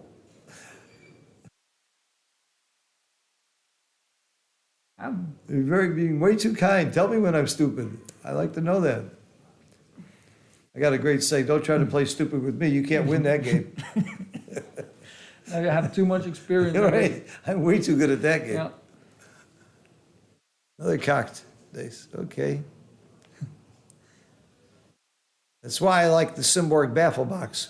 Go to www.backgammonlearningcenter.com and buy the best baffle box ever made. And there's other baffle boxes out there that are very good too, but they're just not as good. Someone has to be second best. Yeah. That's right. I serve to have other people so they can be second best. This is my 13th baffle box. It doesn't break when you drop it on the floor. It comes apart, fits in your board. It's beautiful to look at. And in the meantime, they're still playing backgammon there? Why are they interrupting me? I mean, Herb is probably thinking that if he can escape, he'll have a pass. Escape or hit? Right. I like this cube. I like this cube a lot because I'm not sure about the take. I think I take. It must be an easy take. I mean, Okay. even if he has to settle for a deuce point game, he has some wins from there. Uh-huh.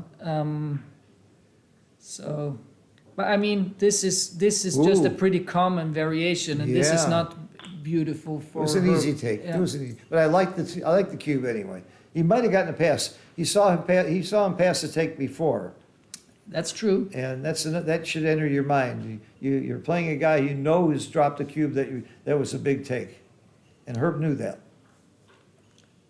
Herb's a Yeah. lot smarter than he looks. Huh? Good play. He needs a 2 badly. He needs a 2, not a cocked 2. That's a bird, a cockatoo. Not a double 1-2. And go to keep going. Go to the 3 point, from the 5 to the 3. Okay, that same thing. That's it. This is prime versus primes. These checker plays are very tough. In the last match, I saw Jordan Granstead and Mick Larson in prime versus prime. They made 4 plays in a row that I disagreed with. And they're both grandmasters, and I'm sure they were right. So I got to really study. I'm going to study that game so much. Yeah, I would have left intentional shots to get hit, and they didn't. I see. Yeah, it's often right to leave shots playing purely. Milan couldn't do that. He didn't roll the number to be able to play purely, I think. So I think he had to do something like what he did. But no Yeah. problem. And now he's going to double Herb out, I suppose. He might be too good. Why? I would wait. For one roll at least, I would see what happens. I mean, what's a market gainer here? What? Double force. All right, so there's you can come up with one maybe roll. Yeah, You have to play on there. Well, yeah, you have a good point. You I have mean, to play on there. say he rolled 5-4. Was that enough? No, he could have come out with it, right? Yeah. Anyway, you can also say there weren't too many gammons out there with only one guy back anyway. So right? You could say that. I wouldn't. I would have rolled. Yeah, fair enough. Oh, what's going on here? That's a little too This is a passive. monster blunder. But he Oh faced, my he God. faced the exact same decision earlier in the match, and then he hit. Yeah. So maybe he made an adjustment there due to the score. It doesn't incorrect matter. one, It's but just I a know. horrible adjustment. Well, That's yeah, a- but that's a .135 error. And by the way, 32.5% of all numbers are made up. yeah, I can imagine, especially by you. Right. So, yeah, it's wrong. But I mean, again, sort of like this cube decision before, if you don't have the reference position, it's not easy to answer how much more passively should I play when ahead, etc. I mean, you need some sort of experience to Yeah. base that decision upon. But we're right? talking about a second roll position. In the Yeah, sure. championship division, Yeah, of nobody course. should get a second Yeah, roll yeah. division position wrong. No, but it's not the first No. person that does that in the tournament. Let me put it this way. I'm sure you're right. All right, that's a boring game for us. I hope his race is so good that he can double him out.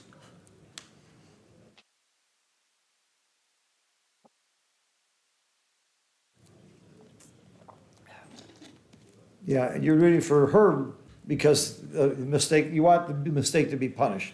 No, I just want the feel that game way. to end. Because it's a boring Yeah, game. Okay. You're being so selfish here. It's not all about you, Thomas. No. It's all about me. Very far from it. It's all Yeah. about me. Yeah, you're right. It's about you. All right, that's probably. I don't know what the race was, but if it wasn't a double, I guess it was relatively close, and now he rolled double Well, threes. then the fact that he's down in the match, it makes it easier to double too by a little bit. It does, marginally so, very, very marginally at this score. But yeah, Now it's time to count. Time to count. yes, yeah, Oh, but Herbie. he probably counted the race on his last roll. Oh, yeah, I mean, and keeps a running count from there. Yeah, That's the trick. You that's find out, possible. you see you're up 6, and then you roll a 5, you know you're up 11, then he rolls a 10, you know you're up 1. That's the way to keep count. Yeah, it's a smart way to do it. But now he stops to count. Herbie, big roll, 11, it's a big roll. 3 over the average, a small roll here, and we'll see a cube. That's as small as it gets, just about. All right, come on, Herb, give that cube. You've been aggressive this whole match. Give the cube. But if you're sure it's a double and you think it's a take, then don't cube too fast. He gave a real fast cube once before where it was a huge take and he got a pass. I like that little bit of poker there. But isn't it a pass? I don't know what this race is, but it looks like he is ahead by a lot, doesn't it? Yeah, I think it's a pass. And so he's right to take a long time and belabor it. We should know if it's a pass or not by counting, but. Is it 17? That was Yeah, my. It looks like something in that range. Looks like a clear pass, especially when you're ahead in the score, you're going to pass a little faster.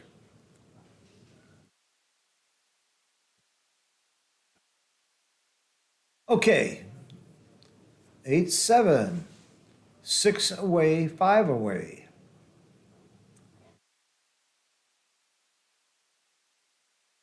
And it looks like are they taking a break? Yeah.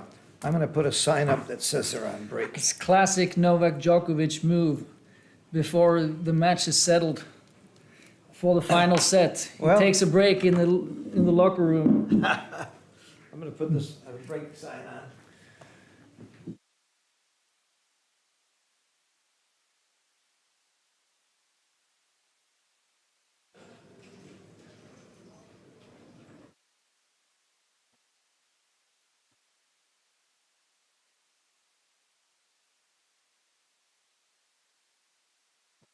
Upside down or right side up? Wrong. 50-50.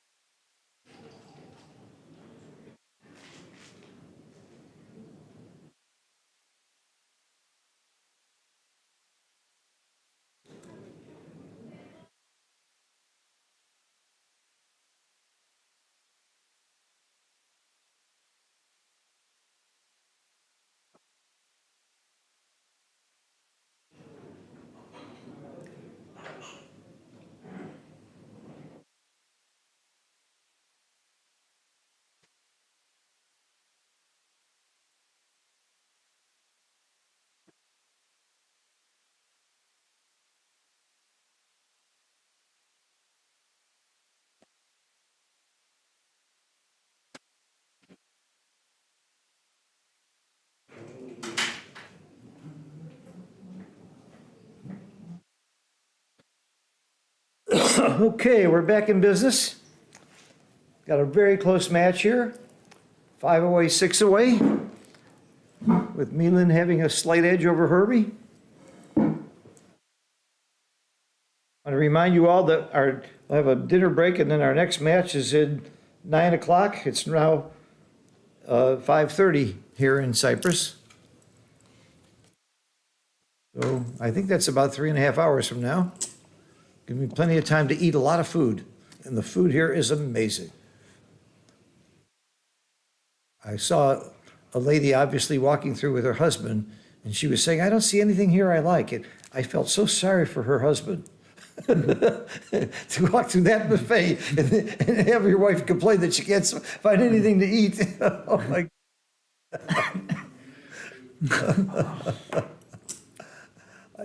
we were guessing, I think there were like 2,000 different food items. The over-under was 2,000.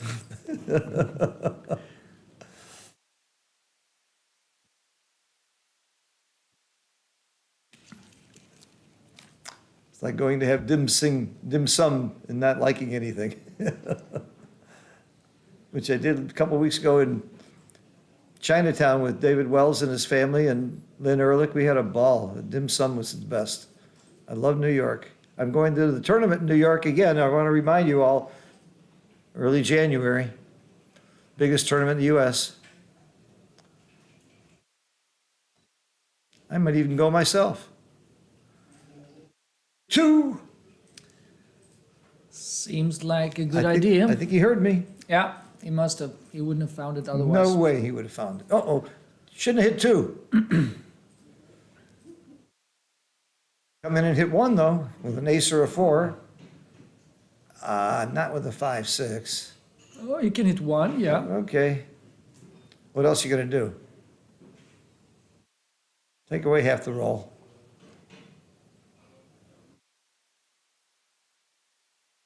Somebody on the Yeah. stream is rooting for Mylan. Okay, that evens it out because I'm rooting for Herb. I can't hide the fact that he's my buddy from Chicago. One of the few. Yeah, one of the few buddies. And by the way, this Mylan seems like a really nice guy. When I interviewed him, I was impressed. Seemed like a classy guy. Yeah, so does he come out or does he unstack the midpoint? I guess is the decision there. I wasn't sure. It looked tempting to just step out to the 20 point and play 13 to 8 just for distribution. But coming out and facing a strip point is a good idea as well. So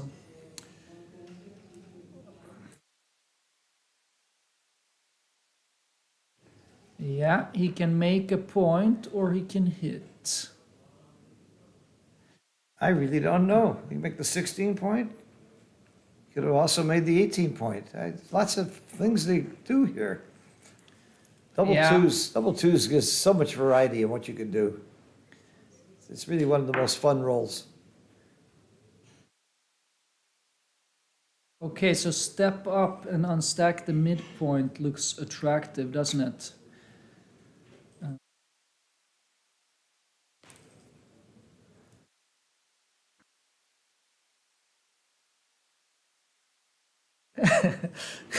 Good joke there by Edward Oni. Oh, he's a great guy. Eddie, are you the same Edward that bought some backgammon boards from me, Edward? I think you are my old buddy that buys my backgammon boards. I got a P40 for sale, slightly used.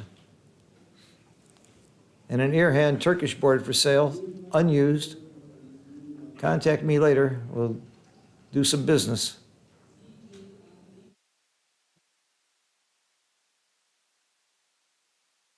Hey, really bad roll actually. Yeah, Do you just swing the guy around or is there something else? I don't see anything else.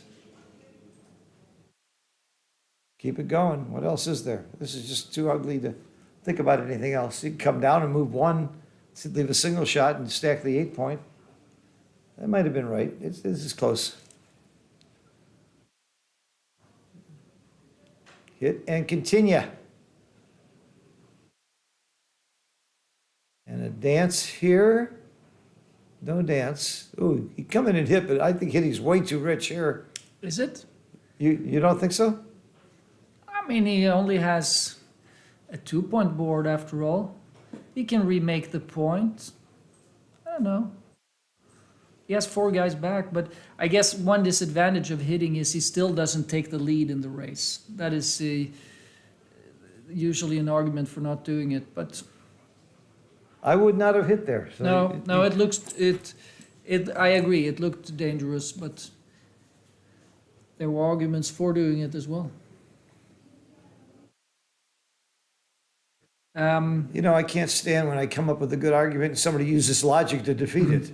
I think it's a good chance you're right. Okay. But anyway.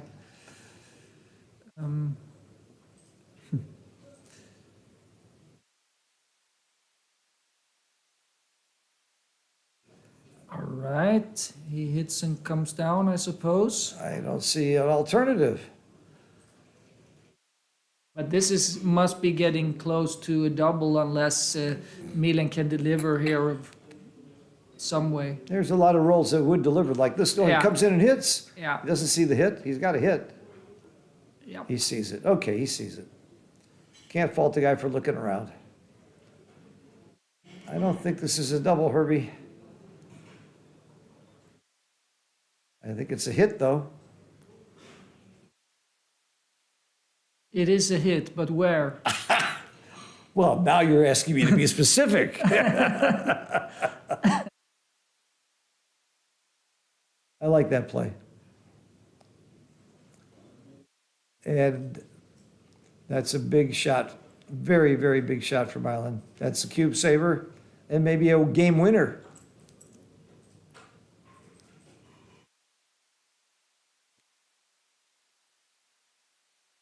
Game is swinging back and forth.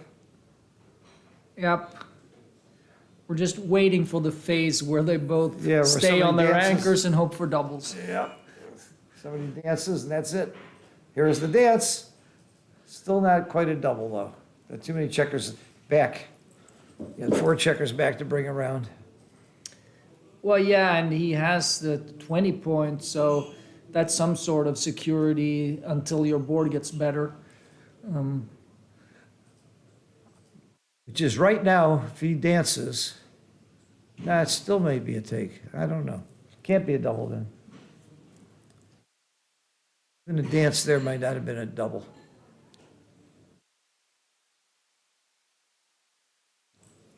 But Herb, this match has been very aggressive with the cube. He knows it. Yeah.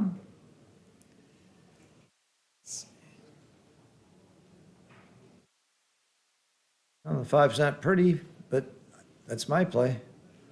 Now it's Interesting. double pass if he dances.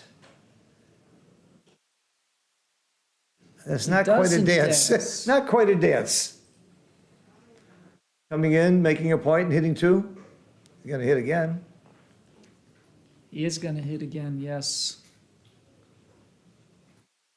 Okay, he hits that one. I'm not sure that's the one to hit. I'm really not sure.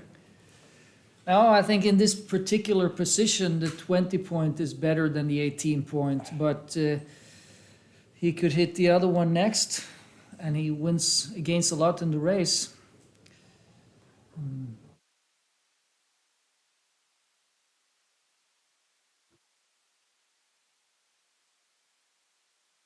I Yeah. think he hit him out of order myself, but we'll see. Oh, you mean he should have hit on the 9 point Yes. instead? Yeah, maybe. And even if he did hit on the 18, maybe it was not completely obvious to make the 18. Right, But anyway, right.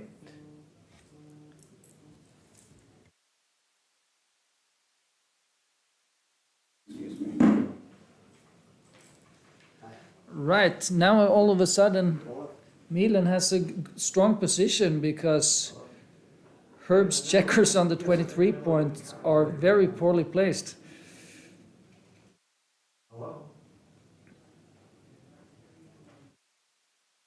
Good roll. Must be, if he can't escape one of those guys immediately, okay, he sort of can. Yeah.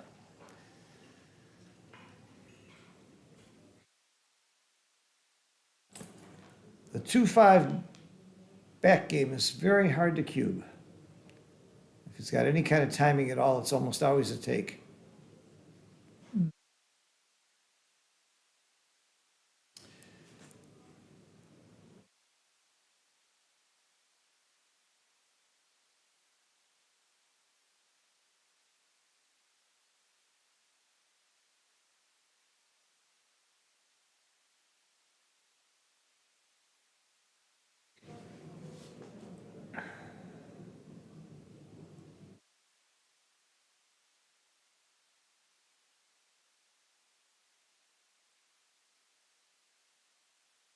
Yeah. With the sort of board that Herb has, Milan cannot play too loosely. that looked natural for.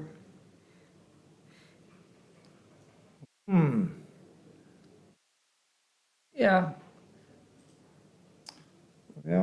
all you can Was do. that guy on the midpoint or on the 14 point? Yeah, he was on the midpoint. Okay. He was on the midpoint. Yeah, that's a lot worse. Oh, yeah. Yeah. If he was on the 14, he wouldn't be leaving a shot now. What else can you do? Bring him down. That's it. He could have made the deuce point.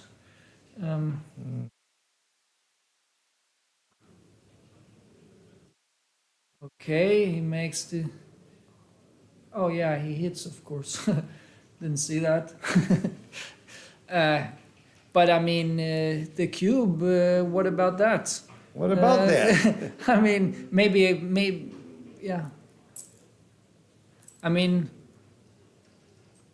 isn't this just a double or? Yeah, an untimed 2-3 back game is a terrible game. Yeah, it could be actually technically. I mean, this Now it's too looks good. like a dead drop. Now, I mean- now it's too good, but the roll before, I think it was double pass. Yeah, maybe. You should have at least stopped and thought about the cube. Now it's too good. Yeah, this is Way too good. suppose. Yeah, I suppose Herb so. drops it quickly, and you should. You take a roll or two there, not too much bad can happen. No, he can roll doubles and advance his anchor basically. Yep.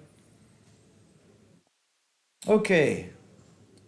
4 away, 6 away. Not a whole lot of difference in gammon values and take points here.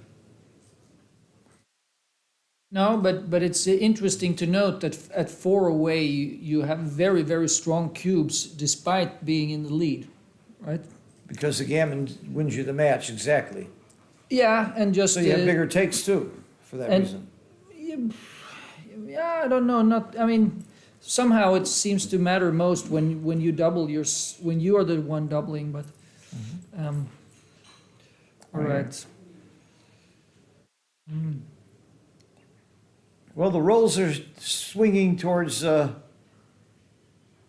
Malin's side of the table lately. Looks like the last game in this game, that double one was very big. I love this play. The 6. Yeah, and now I make, and now Yeah, now I make the bar. Yeah. Okay. Oh, I don't like that. I would have played a little bigger. I would have made the bar. What about you? Yeah, spontaneously I would have also made the bar.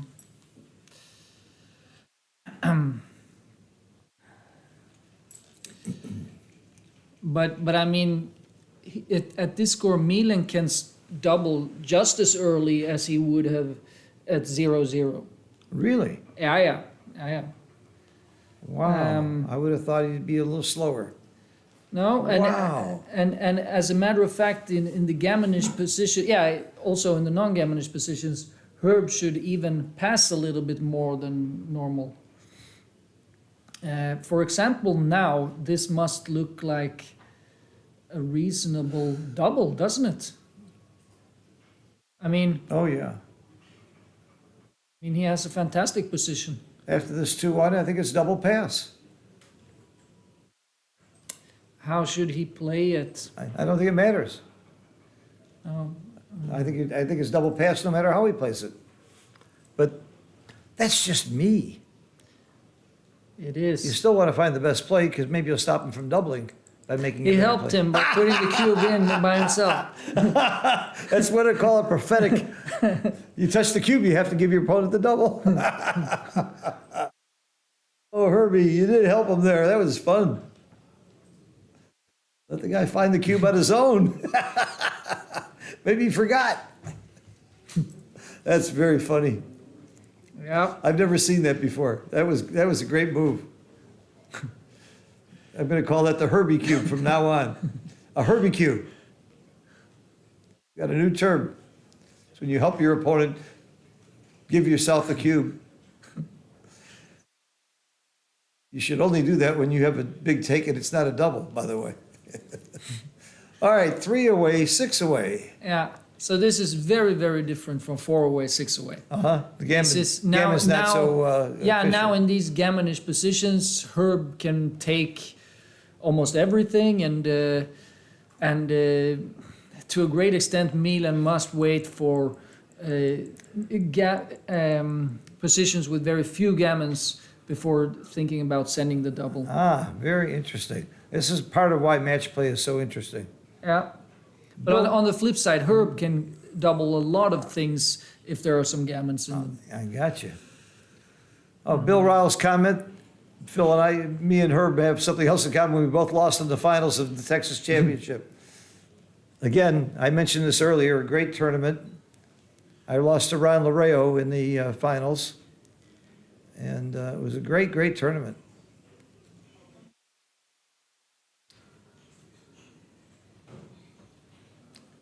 I know, yeah.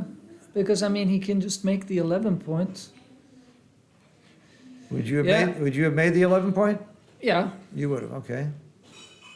I mean, it looked normal, but of course, 20-point always a very strong point and hard to Yeah. pass up. But it looked wrong here. When you're ahead in the match, I tend to want to make the 20 point a little bit more. Yeah. That may have crossed his mind as well.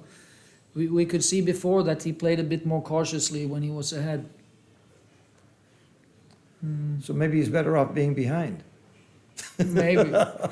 Some I people- think he'll take it. Yeah. Given a choice, I'd rather be ahead than behind. I guess that's a pretty good axiom. Now what do? You play Well, go to you the play.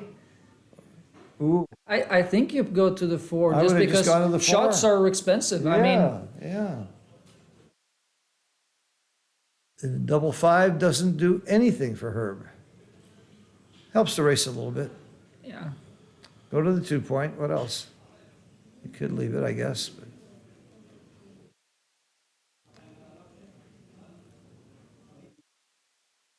We don't have an XG feed, but I'm willing to bet you that Herb has outplayed him in the PR by quite a bit. I've seen couple of major blunders on the part of Milan, but most of his game is pretty solid. He's playing with guts and gusto.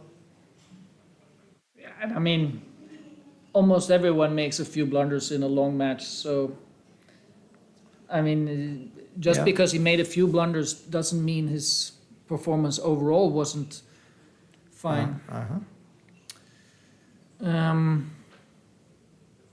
All right. Oh. Cracking roll. Yeah. How Well, do you play it? I don't know. I don't know. I guess Yeah, I like that's this. a play. it dupes But the it- ones. It, I like this yeah, play. It does that. It does that. I but like it- this play a lot. but, yeah. It's the least damage. It keeps his structure too. I think it was a very good play. 6-3 makes the bar. Or is that 4-3? Oh, that's 4-3, yeah. Comes out to the midpoint, I Yeah. suppose. You could. Yeah, okay, that's about all. Uh-oh. Hits big. Yep. 3 to the bar. Yeah. Looks natural. Yeah, What- there isn't much else.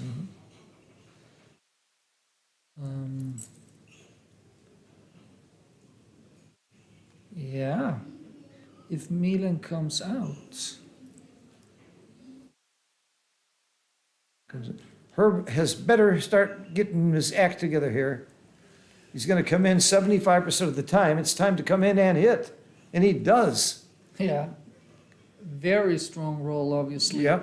And bring the other checker around. No. Well, he can't. It's blocked. Oh, I see. Oh, yeah. Okay. The shadow of his hat, I couldn't see that point made. Oh, big roll. Where's the one? Yep. Where's the one, though? The one isn't pretty. No. He's but still I happy he mean, rolled a I'll 5. I think he'll take it, yeah. Yeah, he'll take it. That's all you can do. Yeah, maybe he doesn't want to leave the 6 from the roof because that is an ugly roll otherwise. But okay, many numbers are actually sort of ugly. Yeah, it also clears from the rear. It's not. Well, the alternative is to go 7-6, and Yeah. then you're leaving more shots that way. This is a hit, if I ever saw one. This is a big roll, very big roll right here. And, Good miss. yeah, for a miss, that's good. Herb needs a 3 or an 8. Not a 9. I said 3 or 8. Just run Yeah. it, check it from the 20. That's it. That's all you can do. And hope he doesn't roll a 4, 7, or a 10. Right. 9's okay. He points at the checker. Is he considering Yeah, that hit? No. Um, This is clearly the play. yeah, it is. Herbie needs a 3 or a 1. And he got the 3. Oh, it's got cocked, okay. There. Well, he, Neither. nothing. It's a shot a blank. Shot himself in the foot is what he did. This race is not decisive. Would not be a good double, I don't think, at this score. Herb's got an easy take, I think. Yeah, the score is important here because the gammon threat is much smaller than usual. The recube vig is huge. Exactly, exactly.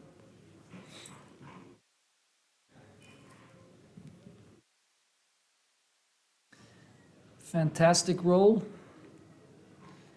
because the race Yeah. is very important now. Yeah, Herb's clearly winning the race now, I think.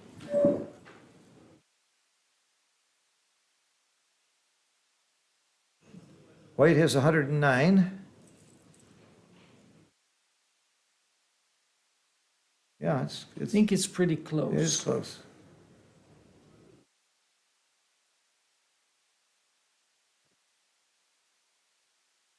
So when the race is this close, you're okay with having your 10 and 11 points like Milan does. I mean, when you're up by a lot in the race, you just want to clear them.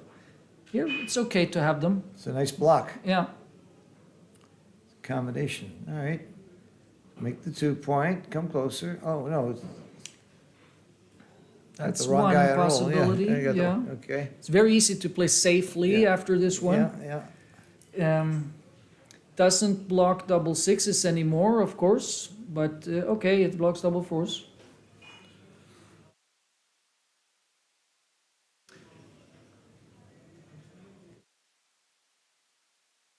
But of course, it is worse when he runs with a 6, if that happens. Yep.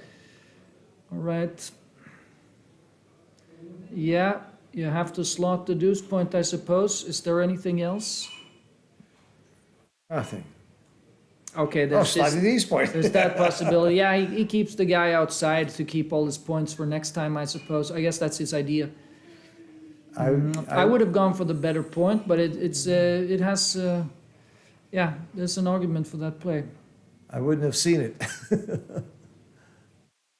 I wouldn't have even considered it, but you're right, there is an argument. It should have been considered. And his board is getting worse now, Herb's.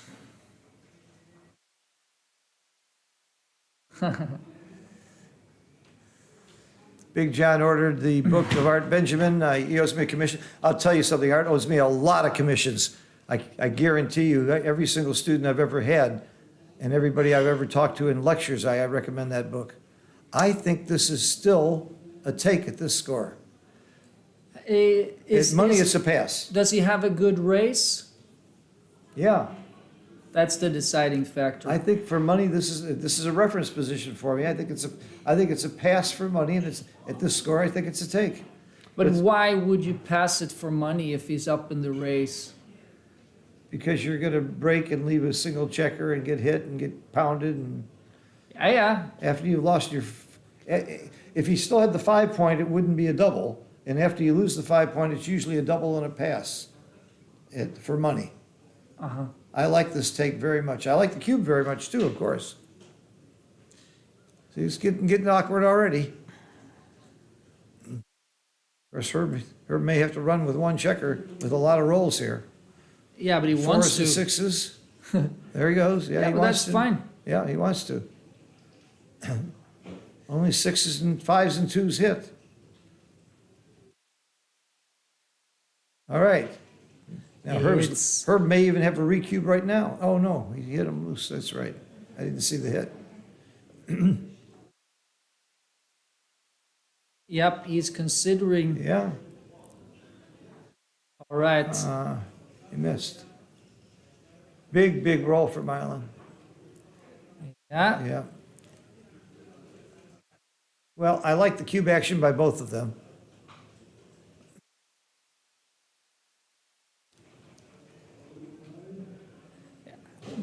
Not many percent from here, Herb. Well, he has. If perhaps to he roll still a has 1, 2, some or 3. race. He's He got- may have some race. How about still. not rolling a 1, 2, or 3 here, like a 6, 4? Yeah, yeah. You got some shot, Vig. Yeah, yeah. Is that the right shot to leave? I'm not sure that was right, but Well, he had to play from the 5 otherwise, or he would have left a double shot. So no, you left a single shot on the 5 or a single shot on the 4. right, but the single shot on the 5 at least on the 4 took a guy off at least. I see. But yeah, I didn't think the guy off mattered. I thought what mattered is how many more repeaters you have. yeah, I think that is also the main point there. It seemed there I were more agree. repeaters this way. I could be wrong. Yeah, that's a. He did it very quickly, though. I would Right, exactly. So we didn't really get to see the By the way, positions. here's a repeater. Yeah, yeah. And would he have had a repeater with the other play? I don't think so. He would With a not have. 5-3. No, he would not have. Plays off the 5, and then he takes the 3 off. Yeah, you're right. So he was more repeaters, and it was wrong for that reason. And a hit. And the hits. All right, Herbie, you're in this game. How many checkers do you have out? 3? 3 off. 3 off. But He needs to dance. but compared to your reference positions, he doesn't have all of his guys on the ace and deuce point, That's right? right. Oh, it's a So very big that's difference. quite costly. Very Uh, huge yeah, difference. Yeah. You got a lot And I of- mean, the double lot of must wastage here. the double must be in question soon, isn't it? very soon. I mean- especially at the score. Yeah. I mean, the take point must be. Let's say he's I think his take point's got to be 36% or something in that range. No, it's less than that. Less than that? Yeah. It's. I think it's more like 28 or something like that. Really? I would have put it at 36, but that's what I got to look at. Oh, that's a big, big roll. Big roll. All right, still not a double, Herbie, even though with all the wastage, but he's got a good game now. Holding the He's cube, got I a like checker Herbie's game. off. Yeah, wow. It's a very ugly board that Milan's, ooh. Monster, even though it doesn't take a guy off. Yeah, it's a big roll. That was a big, big roll. If you Can Milan get 2 guys off next time? That is a very big point as well. Wow. Herbie's thinking about it. He's right to think. If he doesn't roll a 6 here. Oh, he did. That was a Excellent roll. big 6. Yeah. That was huge. Yep. That was huge. You got to roll, Herbie. You need the doubles. You need a double. Roll the double, then you can cube them out. But he can only lose 11% match winning chances, right? Because even if he doesn't double, it's still going to be 12-7 if he loses. So, I mean, sometimes you can find a double here near the end where, even though you're not a big favorite or even a favorite at all. Oh, you could double when you're not a favorite.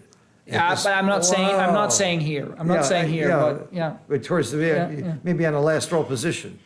Yeah, Wow. or when you get close, yeah. Wow. I mean, the doubling window doesn't open at 50%, but way earlier, so. Yeah, well, here it's pretty clear, he's gotta have doubles. Yeah. So he'll likely need He needs double threes, he needs double 3s or higher. Double 3s or higher. This is a monster roll for the match. Yeah. Nope, not quite. That was a big game and a big, big win for Milan. Ah, good, they're marking it Crawford. The other matches haven't been doing that, and I like this. 1 away, 5 away, so the. 1 away, 6 away. I'm 6 away. Yep. The real question is, do gammons really matter at all? Does Herb want to win a gammon? Does it matter at all? And the answer is very little. Well, it matters. He gets to 4 Oh, away. well, I'm saying it does Yeah. matter. It's Yeah. right. I got the even score backwards. I was thinking about it as it came out of my mouth. So you do care about winning a gammon. You do care about saving a gammon if you're the leader here. Yeah, yeah. But But you get it's, to an even number away. but it's not a complete gammon go score or anything like that. It's just a little bit more important than usual. The biggest difference compared to normal backgammon is that Milan's gammons are irrelevant. So you can play very aggressively. Don't worry about getting into a back game. You can hold a holding game till the very end because doesn't cost you a thing to get gammoned. True. Yeah, it looks like he has to play 2 down. Yeah, okay, he's considering leaving the anchor. Yeah. But again, following the plan of playing yeah, I don't know. That seems a little bit too Yeah, this is my plan. extreme. Yeah, yeah.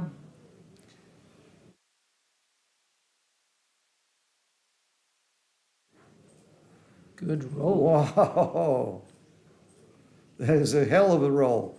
I wouldn't have thought of it. Double 4. Exactly. Didn't enter my mind. 40% of all the players that rolled that wouldn't have seen the I hit. never would have. See the hit and cover. Oh my God. It was a great roll. As opposed to this one, which is a mediocre roll. Yep. I guess. I come down because of the stack and the blot. Yeah, and where do you I enter? can enter with the 4 and come Yeah. down with the 2. Yeah. Reasonable.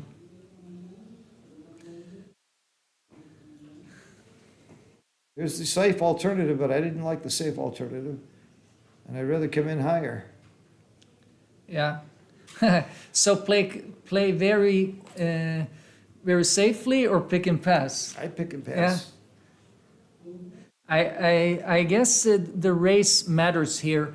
If he is up clearly up in the race, I think he should not attack. But I don't know that he is. I would pick and pass. Yeah, It's more fun. yeah. But fun is exactly what Milan should not go for at the score.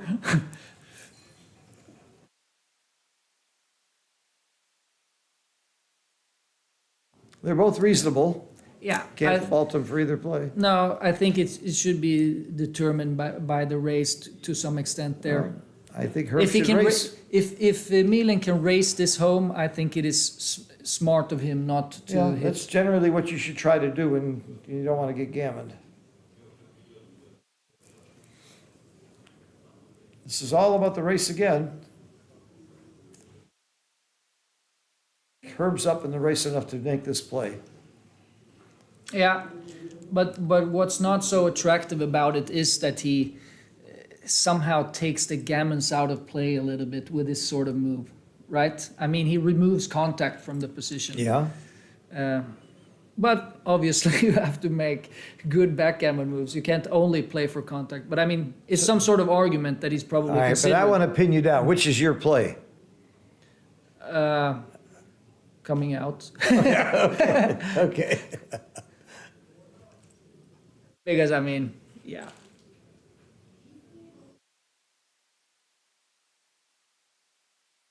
But the race matters as well. I don't know what the race It is. looks to me like Herb's winning the race. Now, one thing Herb is thinking is more contact also keeps the game more complicated, which he probably thinks favors him. Yeah, at the score it strongly favors him. But you mean even otherwise, Yeah, right? because he yeah. thinks at this point, he thinks he can outplay his opponent. Yeah. And Herb thinks about things like that. We've talked about it many times. He's actually looked at the graph how much more you take or double depending on your difference of skill. From Walter Trice's and Jake Jacobs' book, or It's actually Jake Jacobson and Danny Kleinman's book, Can a Fish Taste Twice as Good? isn't it Walter Trice No, and it's Jacobs? Danny Kleinman and Jake Jacobs, not Walter Trice. Walter Trice wrote Backgammon Boot Camp. I know that. I know that. I'm sure this Danny and Jake. Jake has filled that book with great stories, and Danny filled it with great information. Nothing personal, Jake. I love you, my close friends, and I like Danny too. So attack or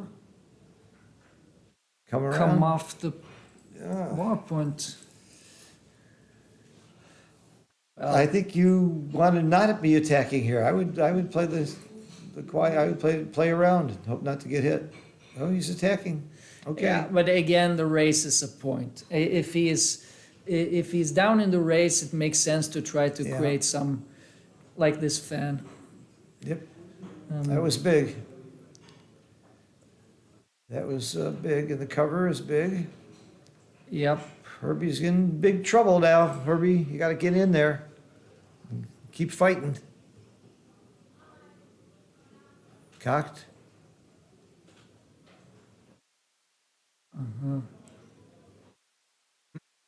Cocked. Now he's and probably going to cocked. be able to swing the guy around, which he's been trying to do for a long time. 4 out and 2 in. Yeah. Yep. Herbie, you need double twos, or 4-2. 4-2 and double twos are your joker rolls. 2-1 is close. That's good still to get in. Yeah. Very important to get in before he comes off the bar point. Yep. So 2-1 just clears the blot. Needing a 9. 6-3 specifically. Hey, there it is. Yep. 6-3. I called it for you, Herbie. You owe me. Herbie, you owe me dinner. but can he dodge the 3, Phil? Oh, no problem. Yeah, you're right. No problem. You're right. It was no problem. Herbie, I called that one for I you. didn't You know owe that. me. You owe me big time. All right. Bring it home now, Herbie. Some gammons in there. Some gammons in there. Oh, yeah. Gammon brings Especially it to now. 9. Yeah. Oh, wow. Well played, Herbie. I like the way you played the 6s. Uh-oh. There's life. He's got to hit him loose. Hit him loose? He can't hit? I mean, no. Oh, you mean Misroll. Herb. Herbie. Yeah, okay. Herbie has to hit him loose right now. And he can't hit him loose. Okay. That's not so horrible, though. Well, if he rolls a 6 now. He doesn't. That's. That was big. Oh, I don't like that play. Well, what could he have He done? could have made the 4 point with the 3. But it was a 5-4, I think. Oh, I'm sorry. I thought it was a 5-3. Sorry. Can you check the position? Because there was a move Okay. here. Oh, that's unlucky. 6-1. All right. Oh, well, there This could were a go few either of way, them, but yeah. I mean, There were a lot more hits, though. Yeah, yeah. There were a lot more Yeah. hits in the last couple rolls. All right, that's a miss. yep. And he can't cover No, here. no. He just has to. All right. So now Herbie must hit with a 5, 4, or 11. And that would include a 5, wouldn't it? And the 2, you split. Yep. Yeah. Big roll again. Well, it was a big roll. Oh, my goodness. It is pretty big. Oh, yeah. Do you lift? I think you do because of yeah, gammons. you have to. You have Because to. of gammons. Herbie needs a 6 quick. And So does Milan. he needs a 6 quick. And he gets it. Oh, my God. Herbie, very unfortunate. You were a huge favorite in this game, and now you're a monster dog. That's a fact. All right. Now you're a dog, but not monster anymore. No. Stay there and do 4s. Duplicates 4s, fours. yeah. Not that easy to get home safely either. No. If he doesn't roll a 4 here, Herb's got some game. 2-1. It's Oh, a terrible roll, It's actually. a terrible roll. Herb's going to have an indirect and a direct. Yeah. How do you play this, though? well, you minimize whatever. You just No, keep well, shot, just keep after all, getting shots? yeah, I don't know if you. Well, you don't. He duped fours at least this He one. has to try to come home as well. All right, he got it. I don't know. Yeah.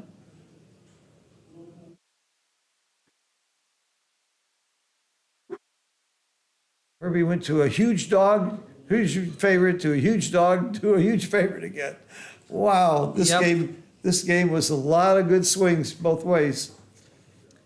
Okay, Herbie, nothing could go wrong now. No. If you say that out loud, he'd slap me if he heard me say that out loud. And he can win some 10% gammons or something like that. It's not nothing. No. How much does his equity improve with the gammon? About 12%? His equity. Well, so if he wins a gammon, it must be like 31% or something like that. And if he does not win a gammon, what's that? Is it? What does that correspond to? I don't know. What Crawford score does it correspond to? Anyway, never mind. I guess, And I know his gammon value is higher than 50%, but it's not super high. it's more like 6.5, 0.65. Yeah, it It's could in be. that range, yeah. Same as 5 away, 5 away. I think it is. All right, this game is not over, though. It's a 1 or a 2 not to leave a shot. 1 or a 2 I or don't know doubles. why he played the last three Yeah, I don't know why like that, either. but maybe he's saving so that he can stay late for longer and wait for the shot. Maybe that was his idea. My question is, does Herb hit or not here? I guess you do. For gammons, but I don't think there's enough gammons. There aren't many gammons. I hit because you But don't on the other hand, you don't want him on the 3-point.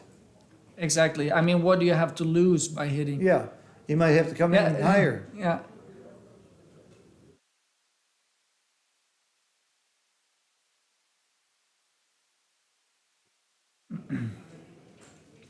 Okay.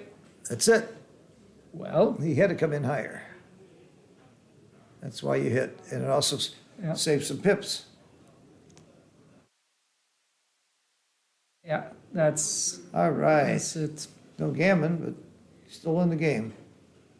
Yeah, he had a chance before that roll. Okay, now the question is, at post Crawford, I always ask myself, does my opponent have a free drop or not? Or do I have a free drop if I'm the leader? And I have a way of very quickly knowing the answer. I think it's odd to have a free drop.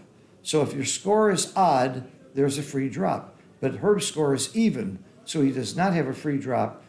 Milan has to take just about every cube. And I promise you, if Herb takes the lead in this game, he will not double too quickly. He's going to play the game and try and get Milan to make a bad pass later. Uh-huh. You watch this. Herb knows this. It's called the trick. The trick. The post gammon. Look, you got a 3-1. You are not going to see Herb. I'll bet you $100 he doesn't cube next roll no matter what, and most people would. Yeah, this is like he has a clear advantage now. Yeah, so now he would. He's not going to cube. Okay. No. And even after this, he might not cube. The take point is 2.4%, not counting gammons. Be sure he might wait after this roll. Let's see. I wouldn't be surprised if Herb waits one more roll. But I mean. He then- will. He will. Watch this. He's not going to. Oh, he did cube. Okay. I would have waited. I would have played the game. He might still get a drop out of this guy. Yeah, but I mean, if you play long enough, it's a legitimate pass. That's true. You could lose your market. You got to get down to 2.4% gammon adjusted to have a pass. And Well, he's- yeah, gammon adjusted, but it is not. There aren't 0% gammons. Yeah. So But this is a monster take. And look, he's thinking about passing. So waiting is the reason that it was right for Herb to wait.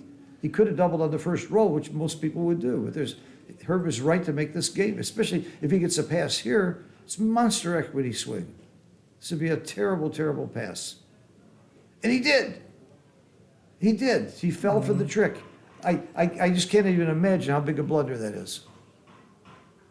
yeah, it is. Yeah, of course, it is a take. Yeah, very, very bad pass.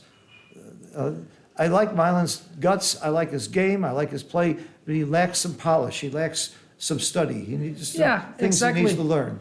Exactly. I agree. I agree. I mean, there. Some technical things about the game you need to know. That's one of them. Yeah. Yeah. Post Crawford, free drop, and when you don't have a free drop. That pass, losing 1 point is monster there.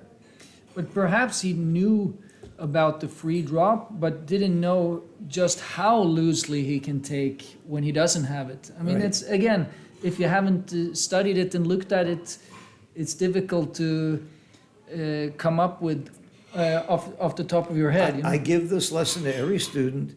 In 10 minutes, you know that if you don't have a free drop, you take almost everything, unless it's Yeah. gammonish. I mean, it's that simple. Yeah. And then the way we drive it home is by playing matches. We talk about this at the beginning of every single game. Is there a free drop? Is there not? And what does that mean? So it's not, this is not a complicated thing to learn. You just have to learn it. He obviously hasn't learned it yet.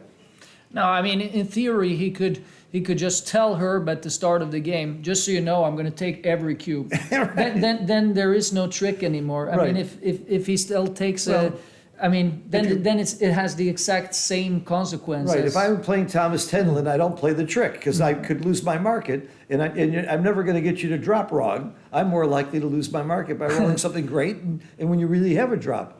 But when you're playing somebody like Milan, he did the right thing, and it Yeah. worked. It worked. Yeah, but credit to Herb there. He Yes. definitely I made called use it, of that. And I called it. I You know call Herb's it. game. Credit to you as well. I know his game.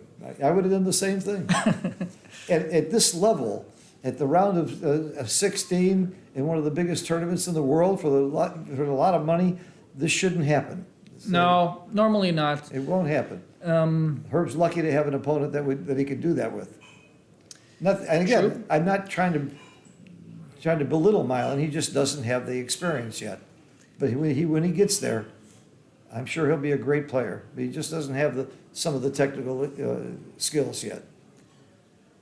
True. But now we're going to end up at a score where he does have a free drop, right? Right, because it's odd to have a free drop. Yeah. And Herb should double on the first roll. There's no gain by waiting more than one roll. No matter what happens, you can't gain when your opponent has a free drop by waiting. But it does affect your opening checker play. For example, with 4-1, 5-1, and 2-1, you don't slot when he has a free drop. That's a good point. Because he either has a huge take or a huge pass. So you want to make it more hard by making the more subtle plays. So it really does affect even your opening rolls. That's true. But once the cube has been taken, this is super gammon go, right? Absolutely. Then we have the 100% gammon value. Yeah. That's going to lead to super cautious play by Milan and very aggressive play by Herb. Or should at least be Should. like that. Should. And I have faith that Herb knows this very well, and I'm not sure how well Milan knows it. Oh, let's see.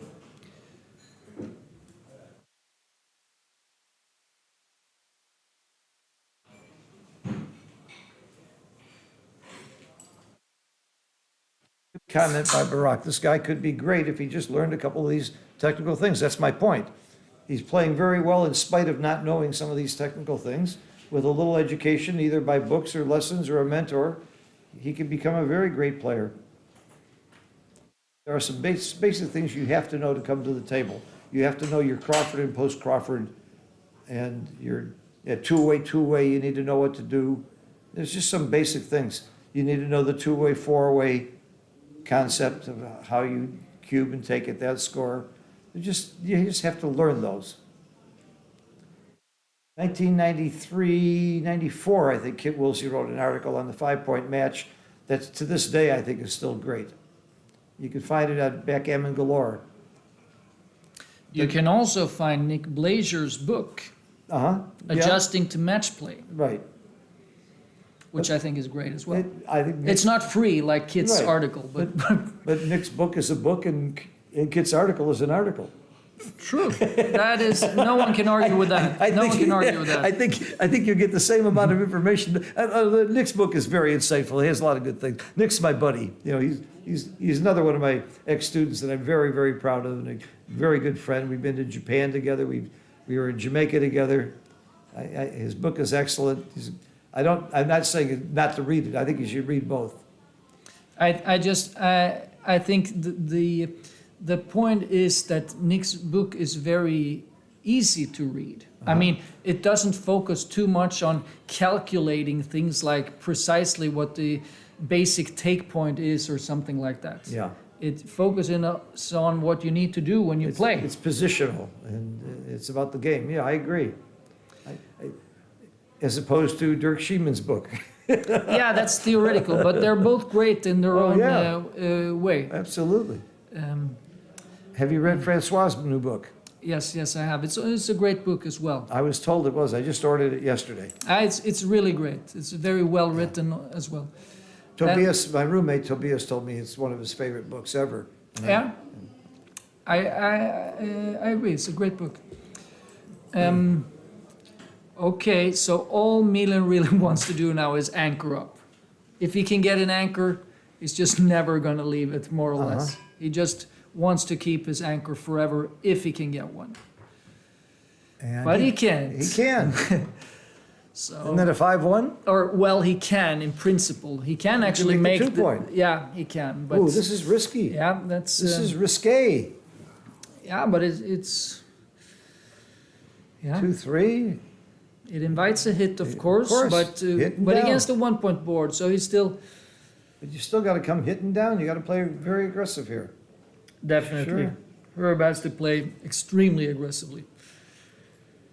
Oh, what an excellent roll that is! And hit a second checker. Yeah. All right, not much gammon danger now for Milan. And the reason. Famous last words, but still. Yeah, the gammon is so efficient because if he wins 4 points, he wins the match. So that's why it's a real efficient number. Is it 1.0? I guess it It is. is 1.0. Got to be. Where is Oh, it? well, actually, it's not exactly 1.0 because he doesn't have 50% if he wins a single game because of the free drop. So in theory, it must be slightly above 1.0. But I mean, who cares? It is 1.0. Yeah. Where is it 2.0? There's a place where the gammon value is 2.0, then you have to get into recubes. I think that's a 4-away, 8-away with a 4 cube, something like that. I have to look that up. It came up the other day and I forgot to look it up. Alex is watching.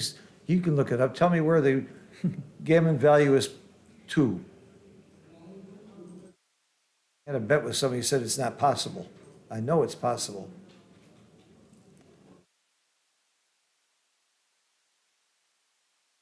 Herbie's in a little problem here. He's playing aggressively. I like this. Great roll. Make it. Make I that. think play tidy. That's what Yeah. I'd think.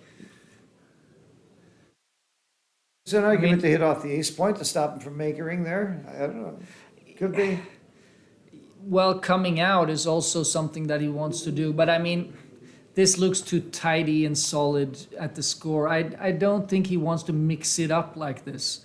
I mean, it's an idea, but I doubt it is right under the circumstances. I mean, now he gets to blitz, fine, but he that's doesn't not want a really gammon. what he's Yeah, looking for. He doesn't want a Yeah. gammon, yeah. But that being said, it turned out great, of course. But Yeah, down looked like the natural play to me, too.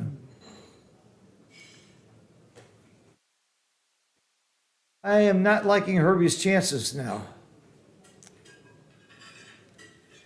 6-2 is not good. Herbie, you need a double 3 here. 4-3 is still a fine roll. Good dance.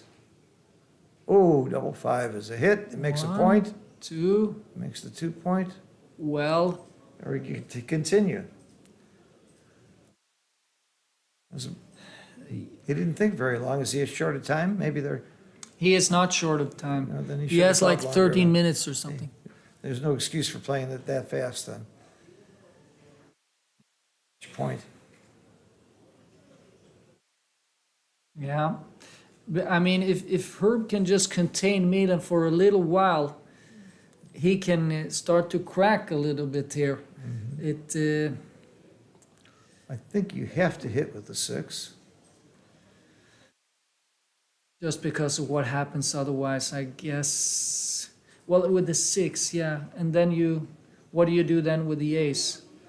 I Tidy don't- up? I think so. I don't. Oh, I Yeah, don't. there's this. I mean, unless Milan hits you immediately, it looks fine, but.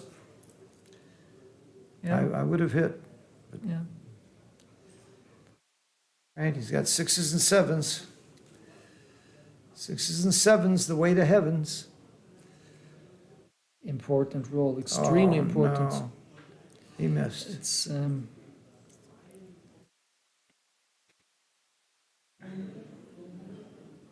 No, you don't care about getting gammon. You need that catcher. Oh, no. But of course, the advantage is that he cannot get attacked and kept on the roof while Milan clears his point. Do you but agree I with that no play? no I don't agree with it. Oh, but okay. there is that point still. I mean, he could get harassed and kept on the roof. But I agree with you. I would have stayed back. At this Had- score, there's no question I stay back. Yeah, had he at any point been able to make the point, it would have been bingo basically. So. Yeah, I think it's too tidy for the score. Yeah. Here, I'm not sure he shouldn't just come around the corner with the 6-3. Oh, he can't. Okay, he can't. If that were allowed, it would have been. Yeah. Yeah. I missed Oh, that. what an almost winner! Yeah. This is very big. Unless you see a 6-3 on the next roll followed by a hit, you can Here he's prepared. start playing taps. 3s are the key numbers here. There's the 3. As long as there's a 3, Herbie's got hope. Why doesn't he make the 3-point? I think that's good just to not leave a shot with double 6s. I see. mean, Okay. But he could have played 2 off the 6. yeah, maybe, yeah. So maybe that was the point. But he doesn't really need a Yeah, board okay. at this point. Yeah, I got you. He's not going to hit him. Okay, well, I got to give Mylan credit. He did not have some technical skills, some things he didn't know about the game that were some clear mistakes by cube and checker play. But he played with a lot of guts and gusto, and his overall play otherwise is excellent. And it's nice to see a newcomer, first time in the championship division, go this far. And he seems like a very nice young man. Got a great future in backgammon. But I feel for my buddy Herb. Of course. So the winner here is in the quarterfinals of the undefeated bracket, right? Yeah, So- 8 left. That's a pretty great accomplishment right there. I mean, I could say I was a quarterfinalist in Cyprus, I would be a happy man. It won't feel that way when you lose in the quarterfinals, but It's true. still. Okay, so All maybe right. some hope. There is some If he hope. rolls an ace, should he split? I don't think so. I think I looked at this so many times. He rolls an Oh, my ace. God. I kind of feel like he should, You think perhaps. he should? What Got to does he count the have? numbers. You just got to Yeah, go through all the numbers. exactly. You have to go over the numbers, but I mean, it's incredible that I don't know this off just by heart. I mean, you've seen it before, but Well, I don't know it by heart, but my instinct says you don't. my instinct says you do. Let's see.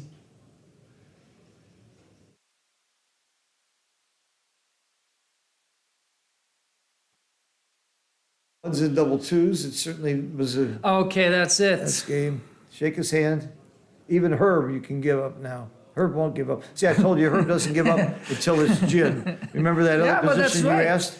I mean, it's better to He give is up right. too late than too early. Absolutely, but you asked me earlier if it was Yeah, really yeah, gin. yeah. I said if Herb gave up, it's gin. I'm telling you, if he gave up, it's gin. Because look at him going here. How many people would play this one out? It's right to play it out. I'm not disagreeing with the theory. He can roll 5 double 6s. He's thinking. 1, 2, 3, 4. He shook his hand. All right. Thank you, Thomas, so much. I want Thank to you. remind everybody, we're taking a dinner break for 2.5 hours. At 9 o'clock, we're going to be back with another exciting match in the round of 8. And again, Thomas Tenlin, your wonderful comments, and I learned a lot working with you, and just like I learned a lot with Mochi last night. It's an honor to be with you guys. See you at 9 o'clock, everybody.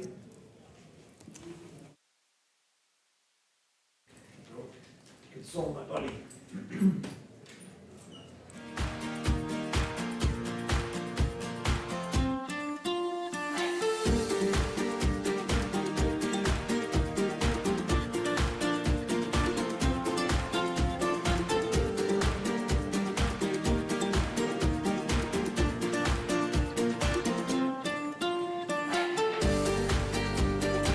May you have a very successful and a lucky day. Thank you.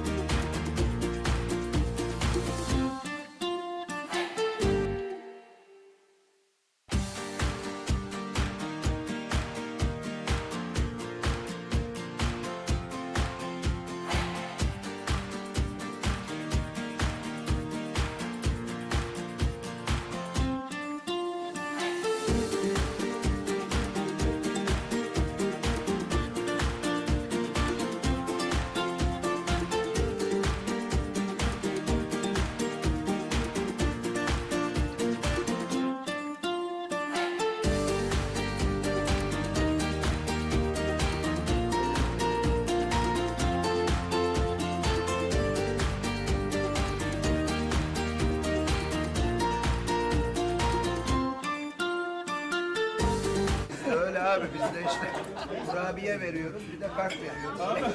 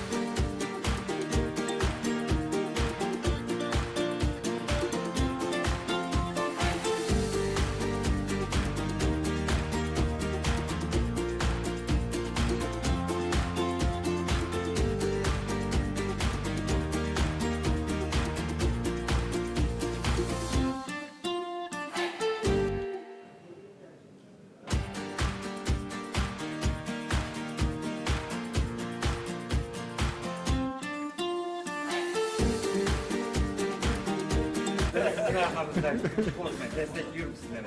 Mutfağı ekibimize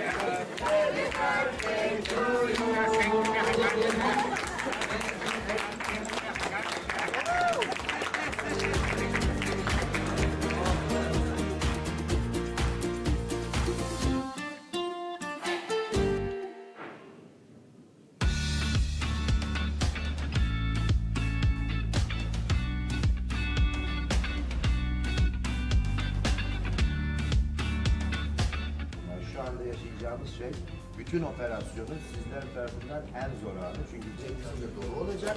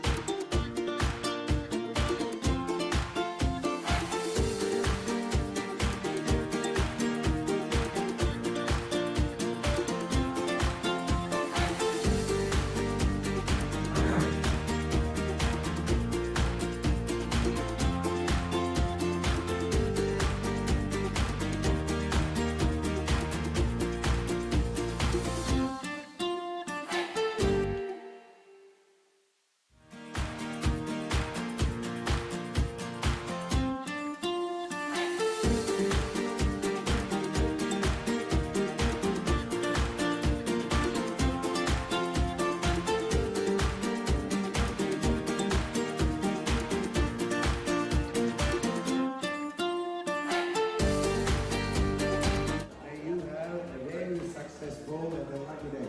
Thank you.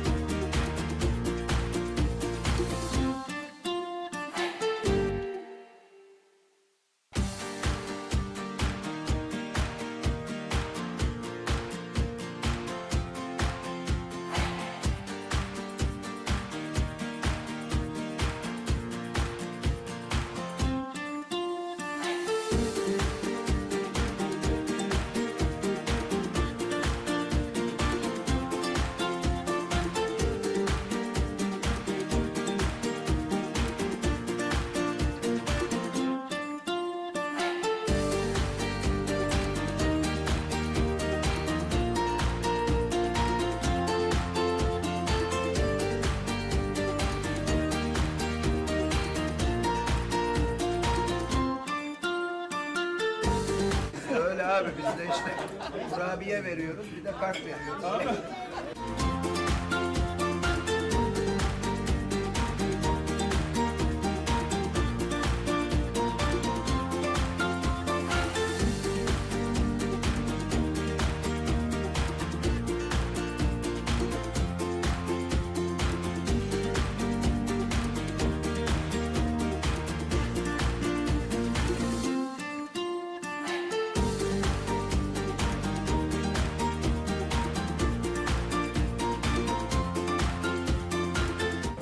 Şampiyonla çekiyoruz.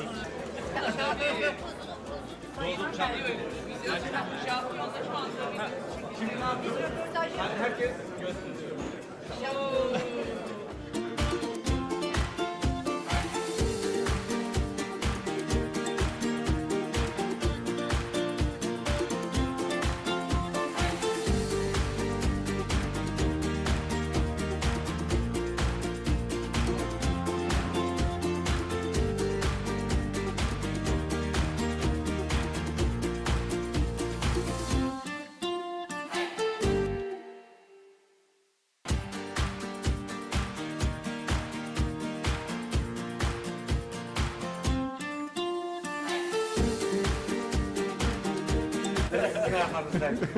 Destekliyorum sizleri. Mutfağı ekibimize.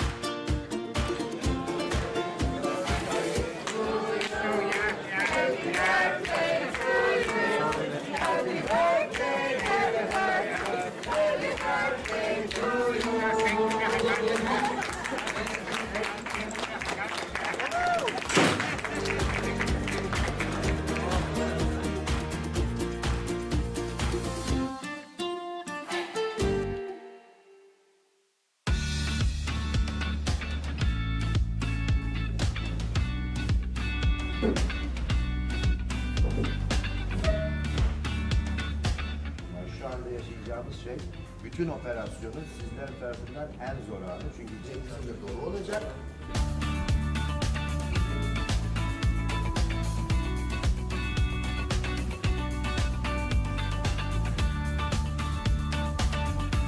Hoş geldiniz. Sefalar getirdiniz.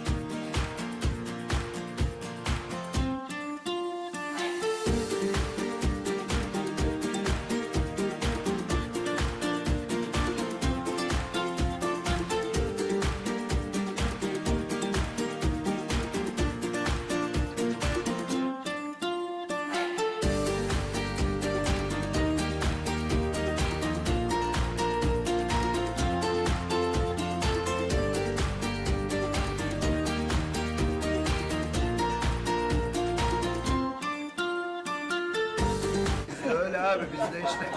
Kurabiye veriyoruz bir de kart veriyoruz.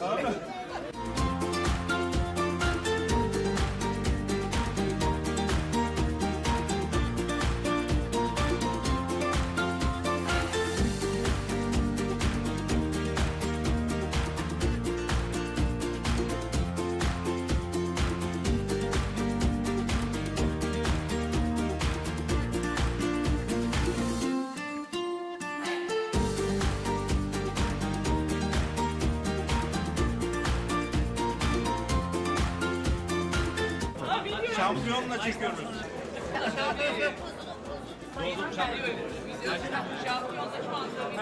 Şimdi ne yapıyoruz? Herkes gösteriyor.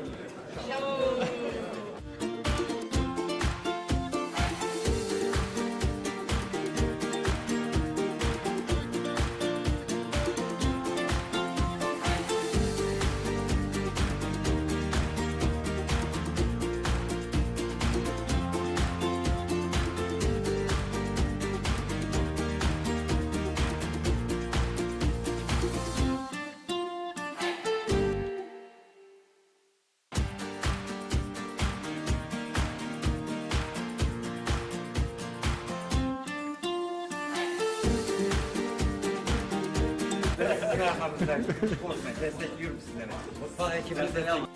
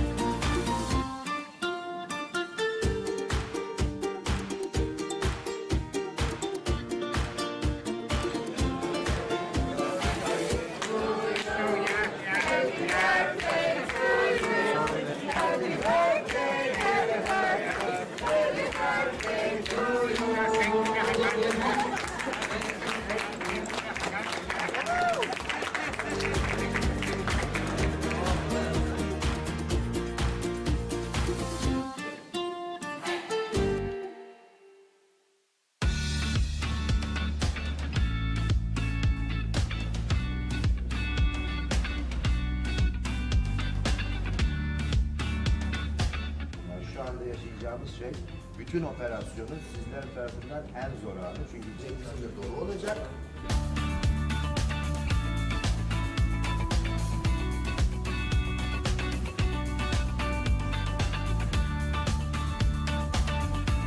Hoş geldiniz. Sefalar getirdiniz.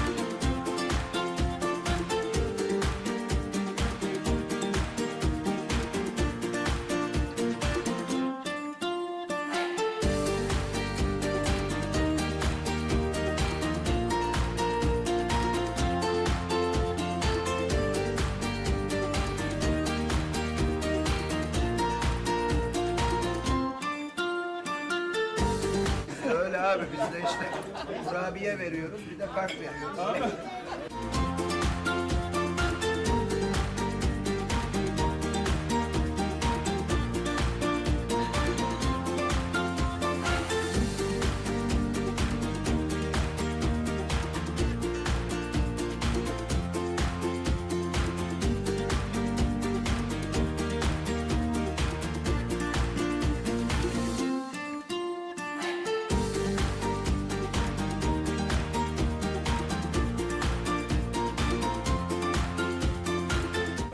Şampiyonla çekiyoruz.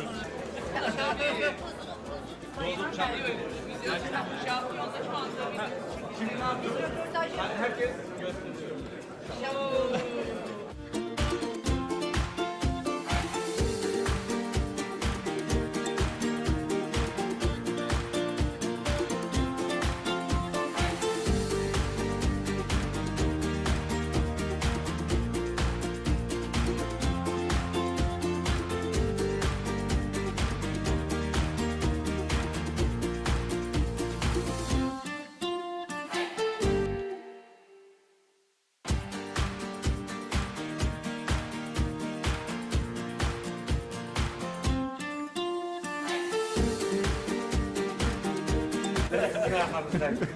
Destekliyorum sizleri.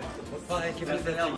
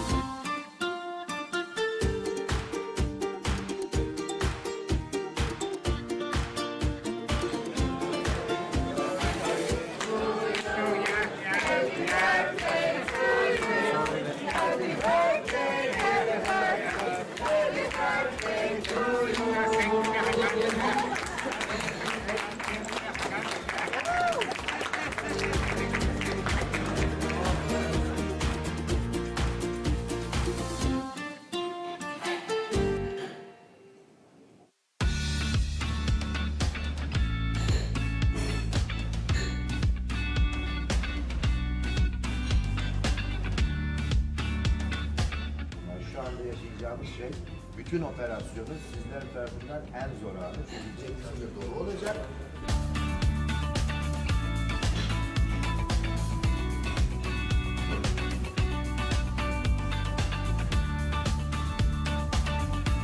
Hoş geldiniz. Sefalar.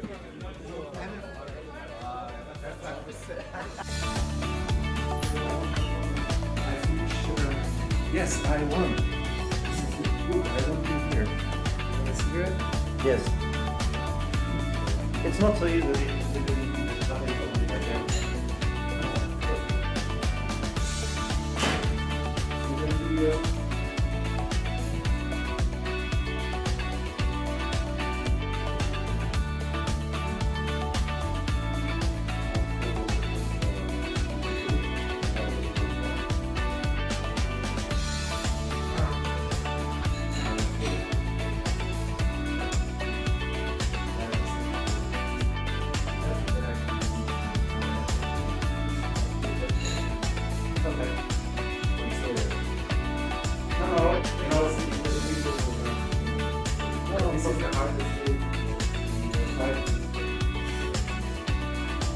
Ah, yeah, okay.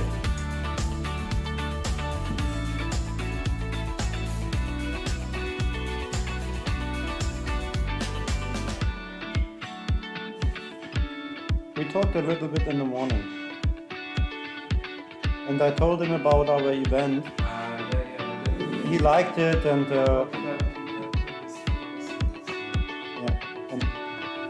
yeah, yeah, he will be in Monte Carlo next year, no? And, I offered him if he won't go back for only 2 weeks, because he will, I think he go to the UBC maybe. Okay, but I offered, yeah. Yeah. I offered him to come to the ADS when he don't want to go back to America. It's an option.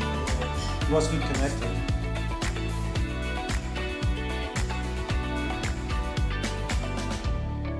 What? Jürgen Luz.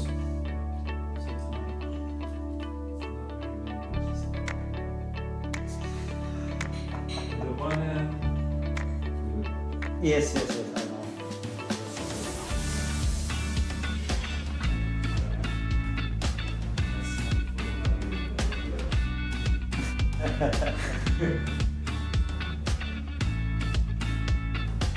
We make a charity event. Everybody wins one way. If they lose, they can play again with extra life.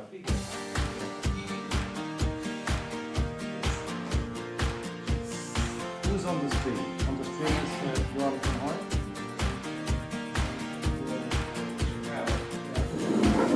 Johan played against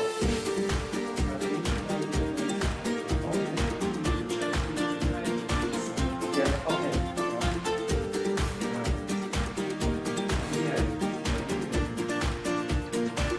Okay.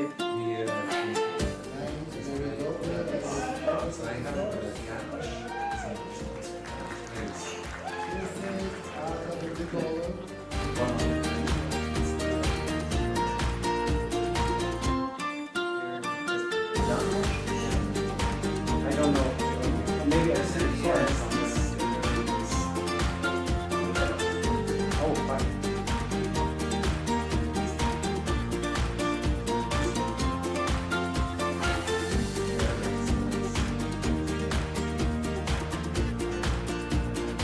Okay. Yeah. Wow.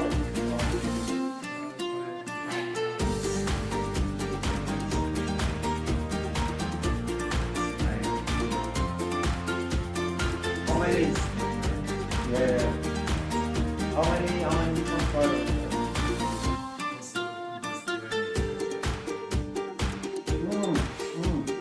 Oh wow. You need someone more. No. But what will you take for it? Nothing.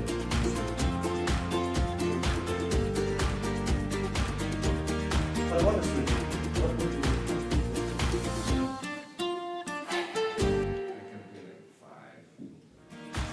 The match. It's not so bad when they are out. Because it's easy to go. I have some.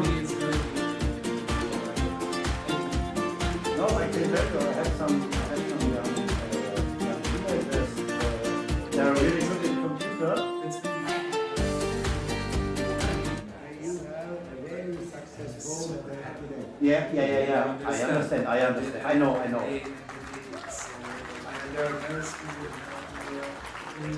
I have some freelancers.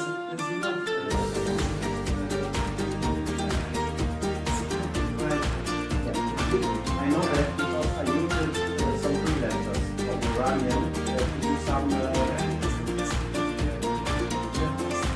Yeah. I understand.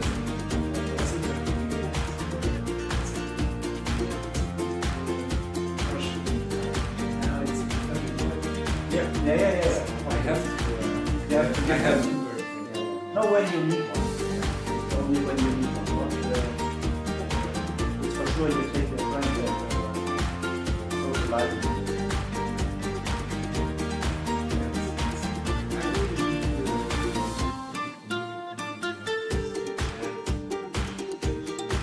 Yeah.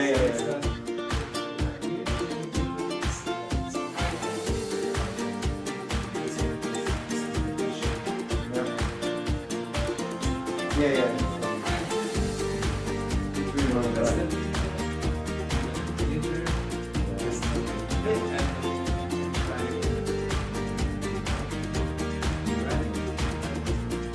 Yeah, yeah, yeah. Yeah, okay. I tried to raise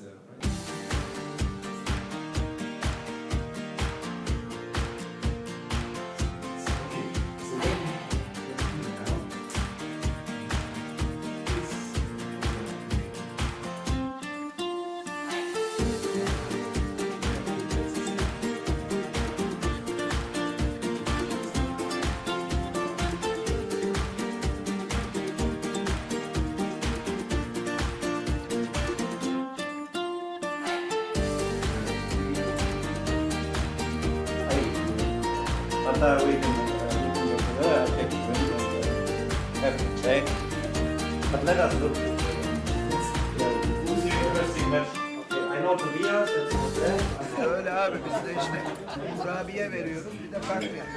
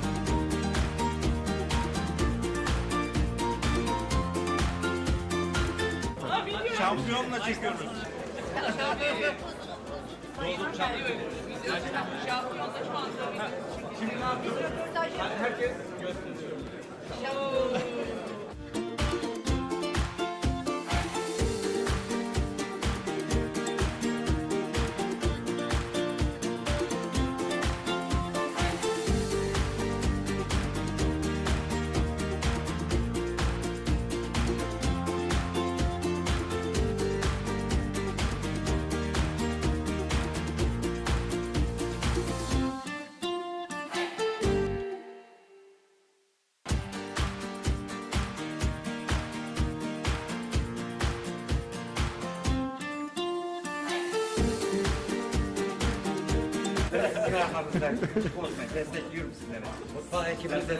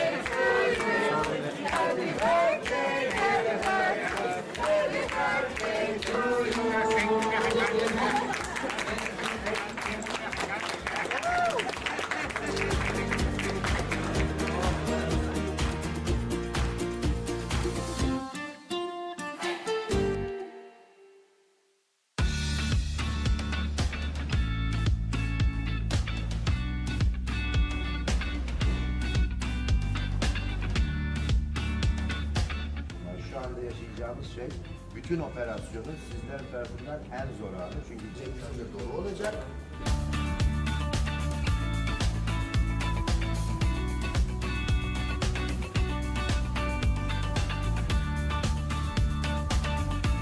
Hoş geldiniz. Sefalar getirdiniz.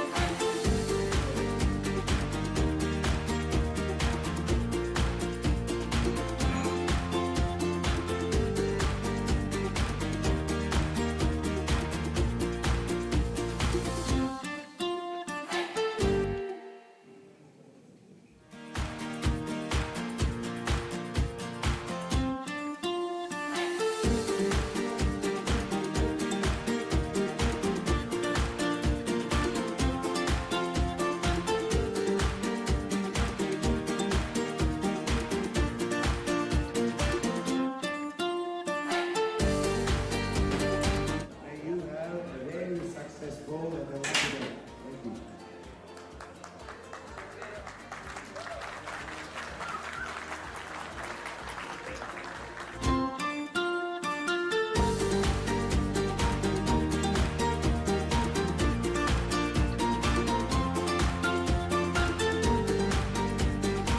Thank you.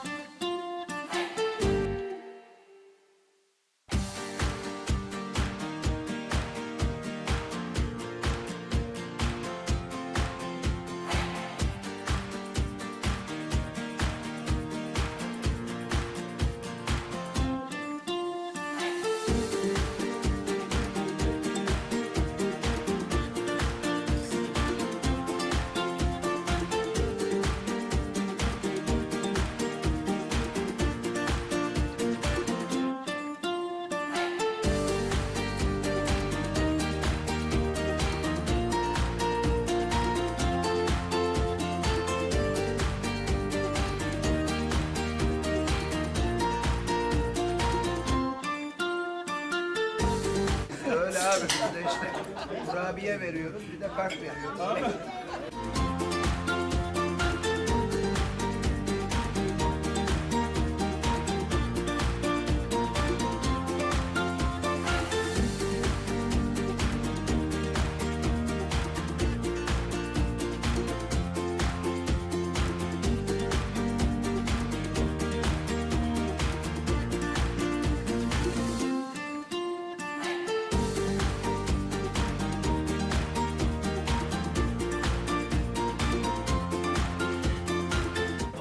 Şampiyonla çekiyoruz.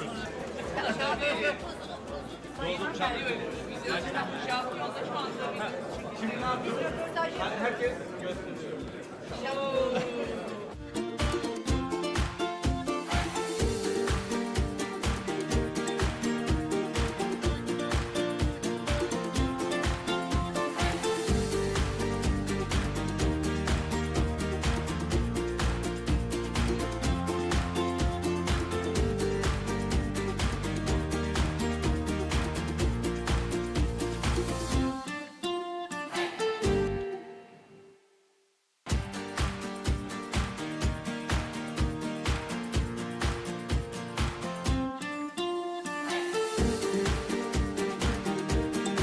Ne yapalım sen? Konuşmayın. Destekliyorum sizleri. Mutfağı ekibimizden al.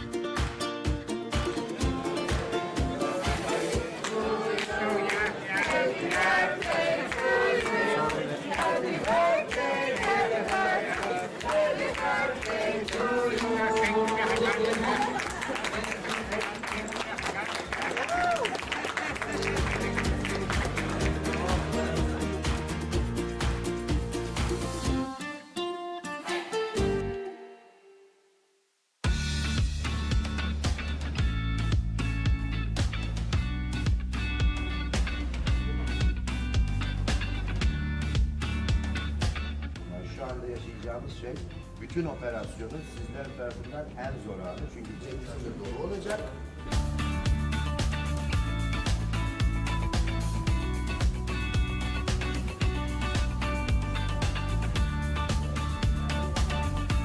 Hoş geldiniz.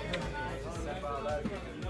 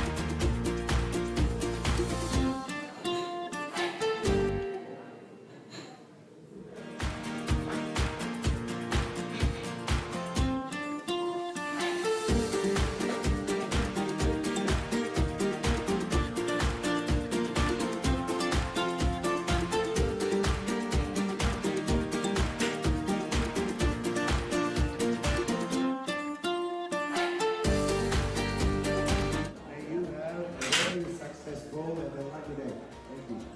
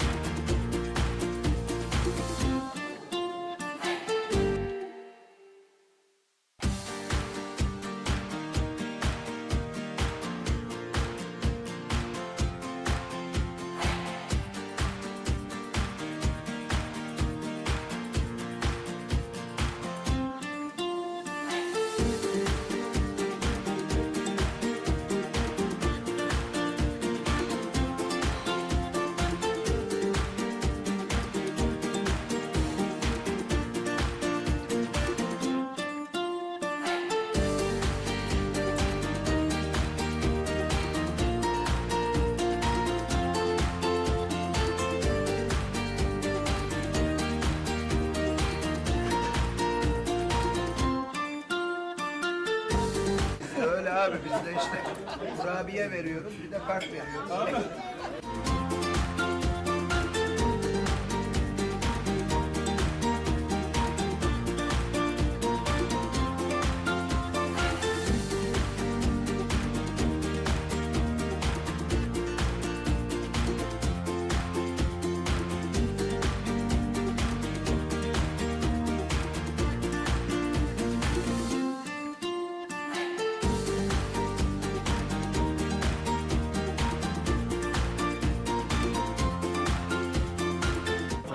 Şampiyonla çekiyoruz.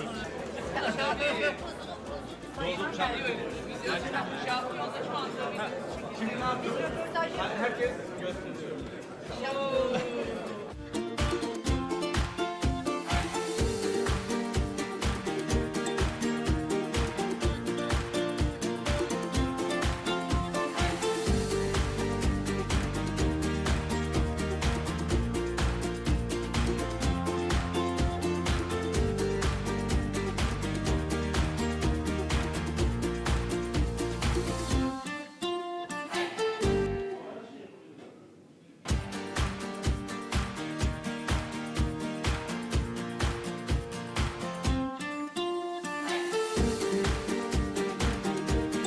Sizin arkanızda konuşmayın. Destekliyorum sizleri. Mutfağı ekibine selam.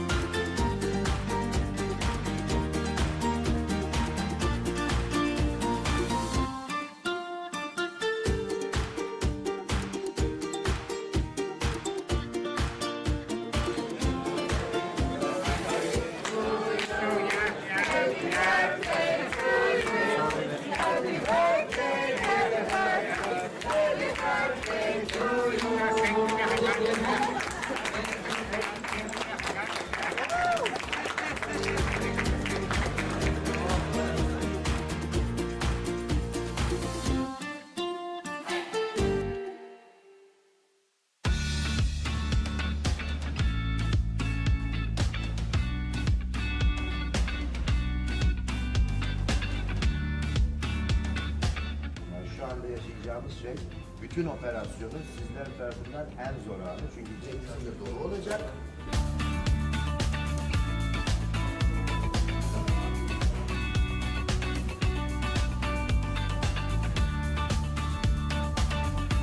Hoş geldiniz.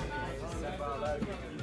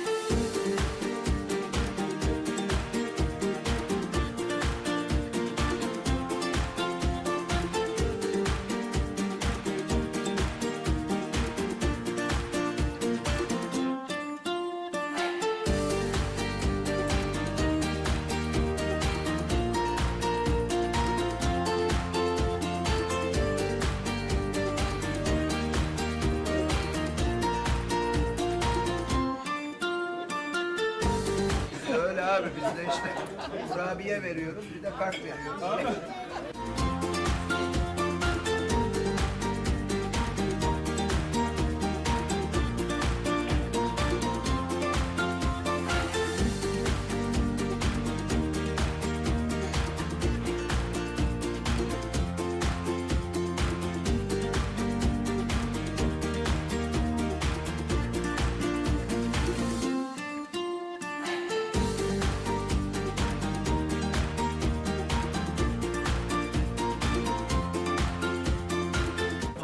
Şampiyonla çekiyoruz.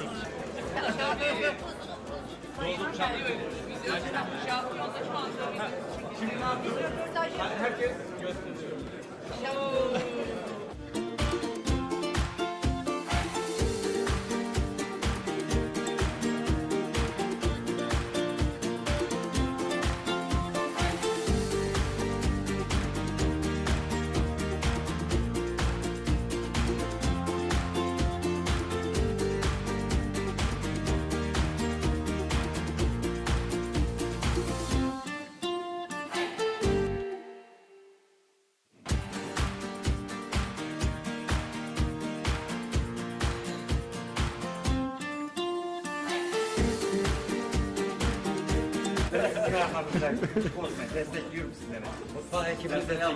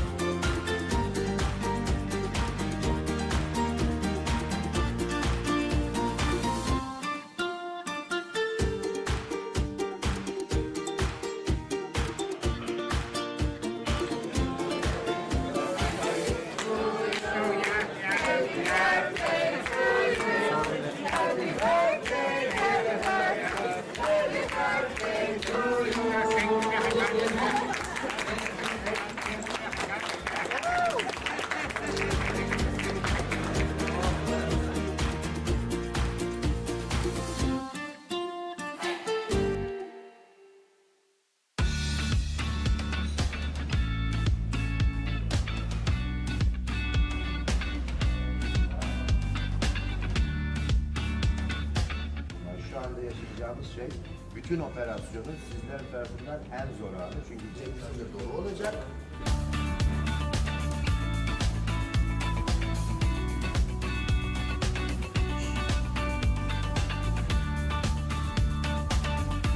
Hoş geldiniz. Sefalar getirdiniz.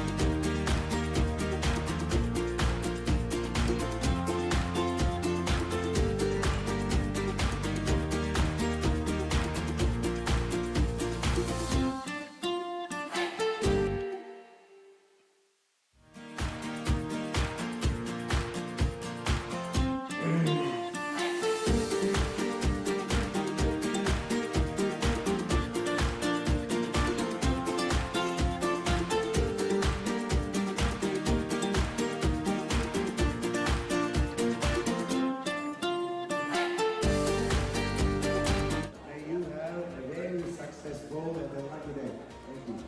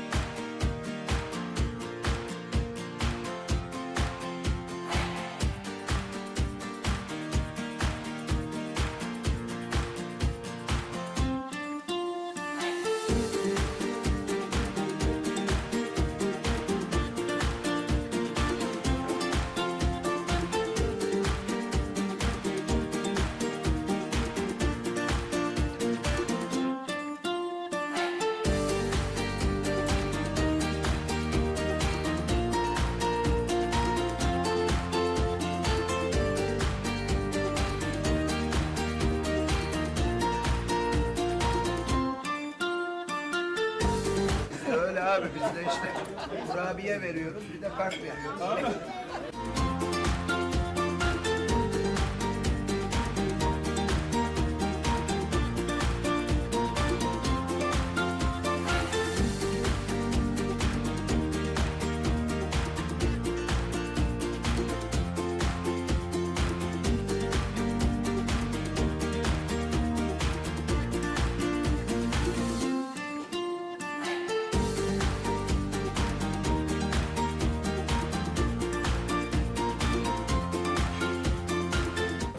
Şampiyonla çekiyoruz.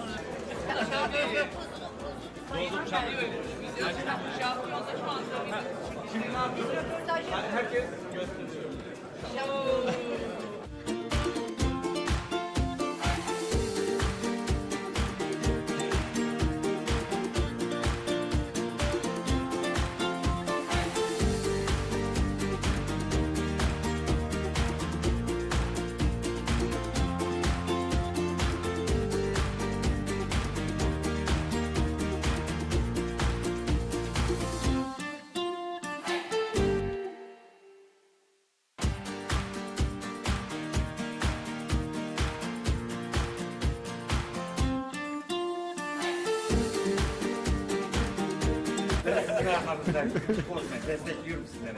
Mutfağı ekibine selam.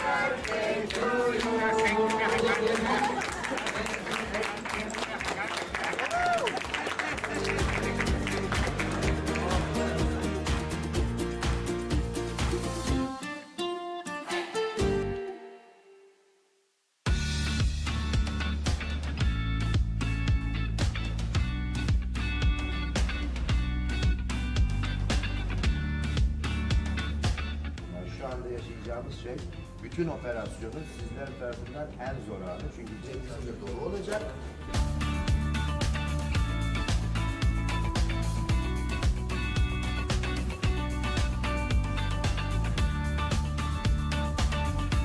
Hoş geldiniz. Sefalar getirdiniz.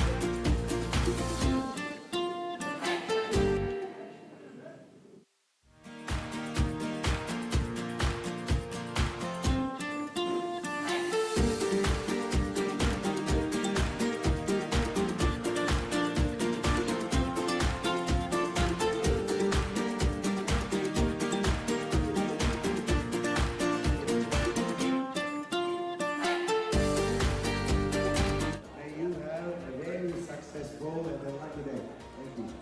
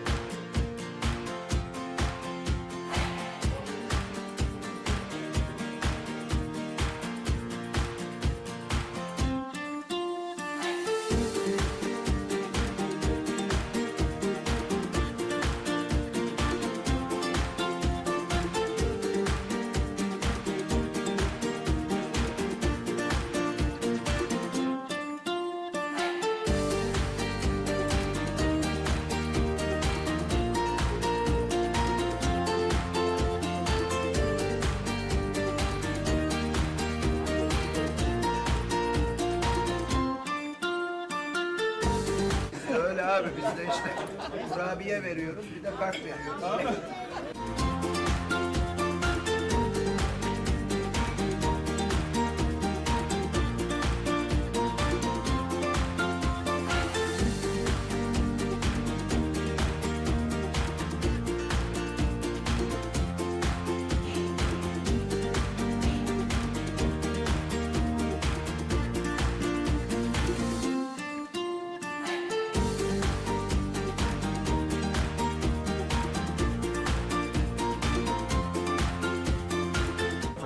Şampiyonla çekiyoruz.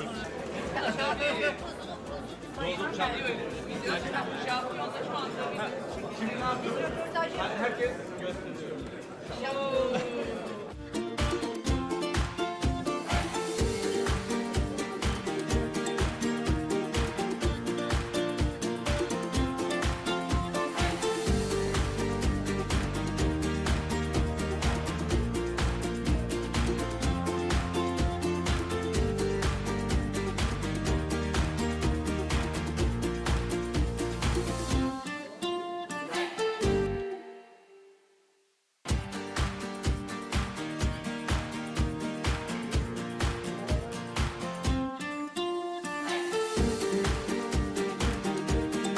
Ne yapmamız lazım?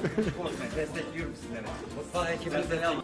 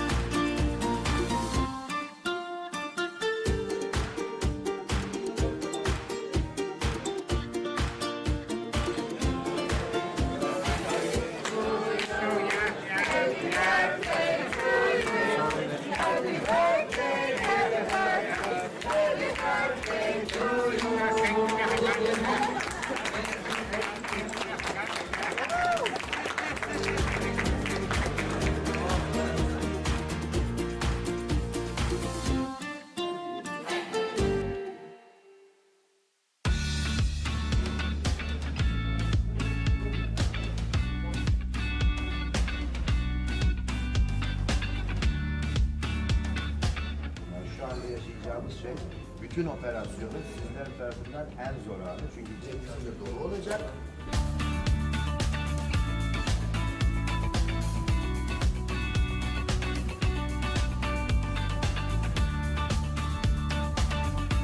Hoş geldiniz. Sefalar.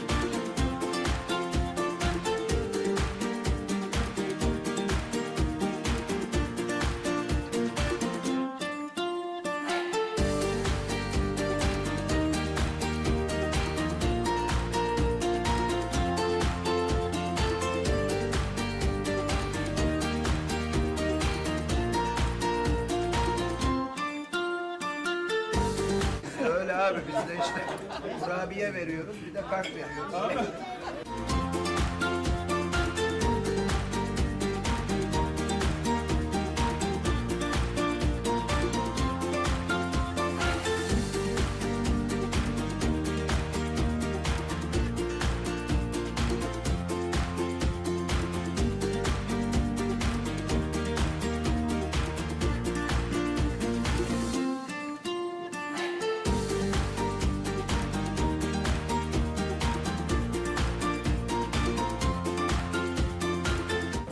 Şampiyonla çekiyoruz.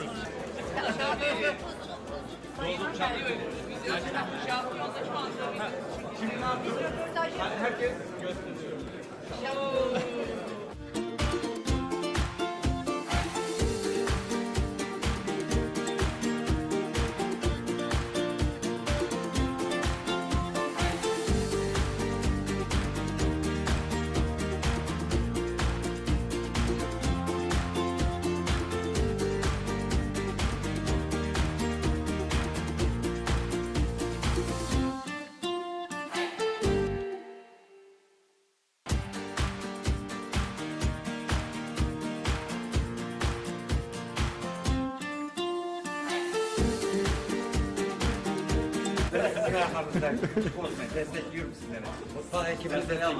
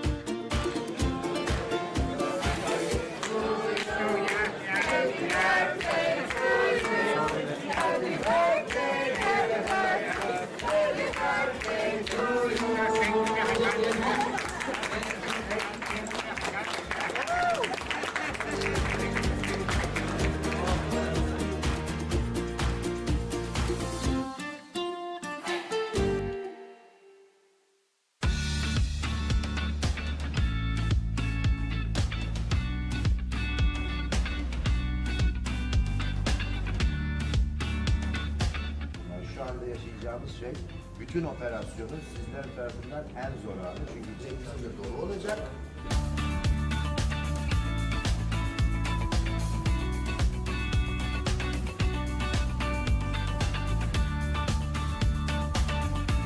Hoş geldiniz. Sefalar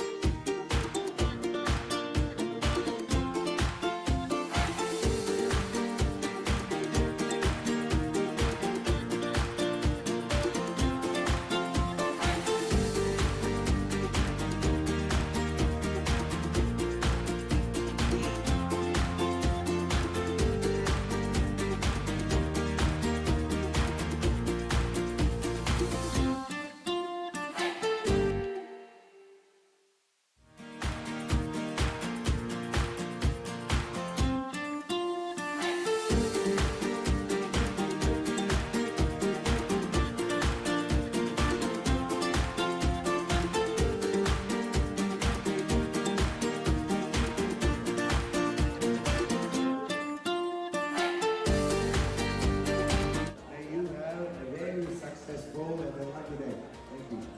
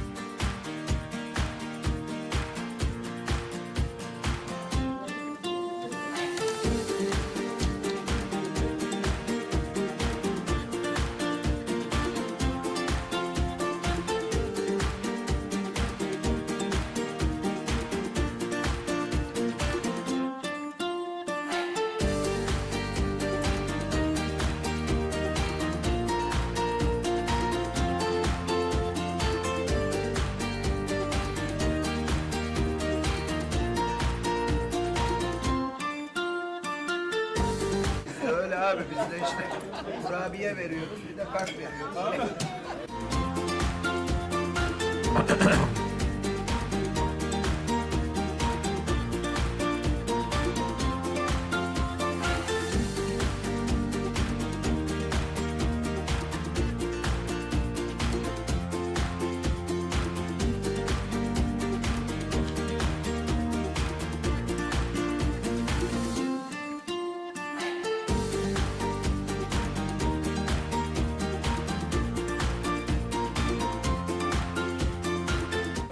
Şampiyonla çekiyoruz.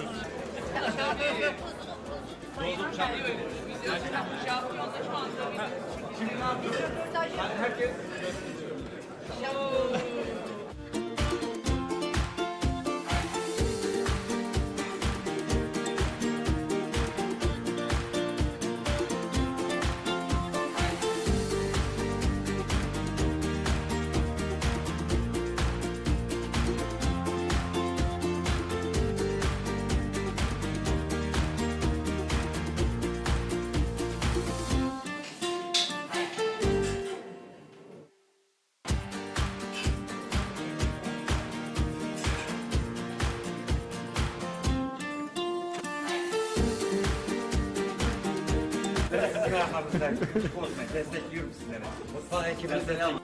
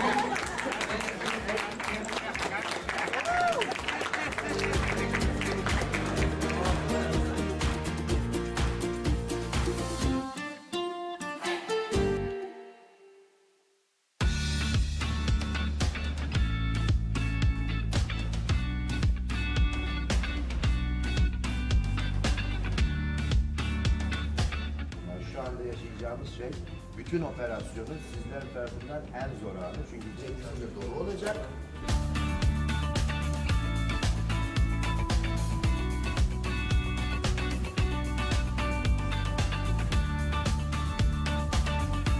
Hoş geldiniz.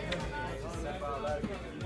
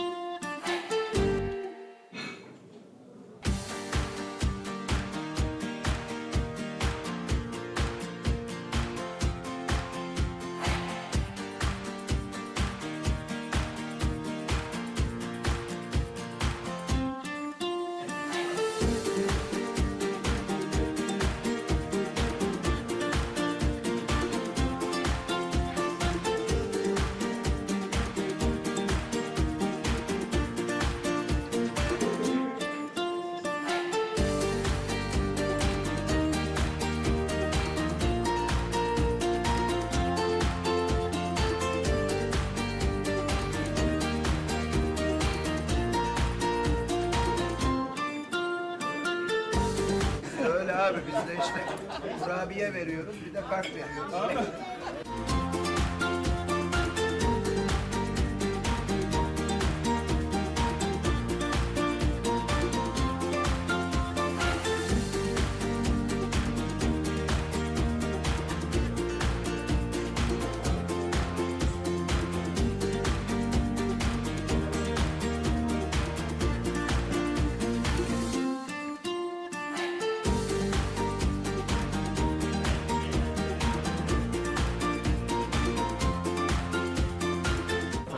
Şampiyonla çekiyoruz.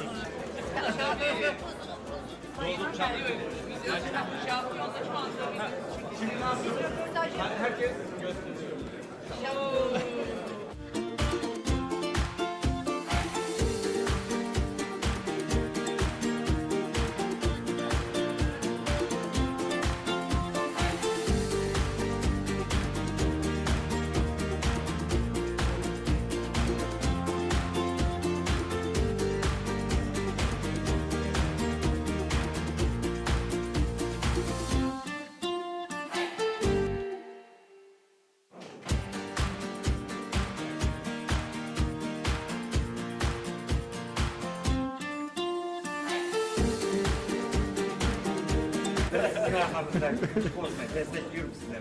Mutfağı ekibimizden al.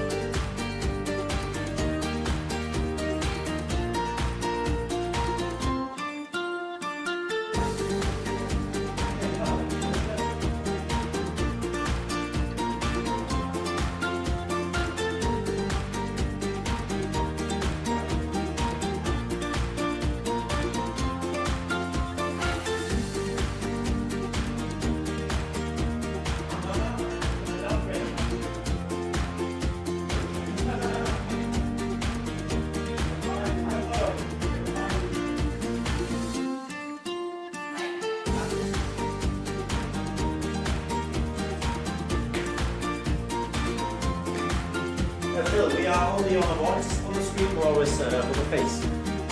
Only voice. Only voice, so perfect. So I I'm can. going to get some information from both players. Yeah. Do a little introduction.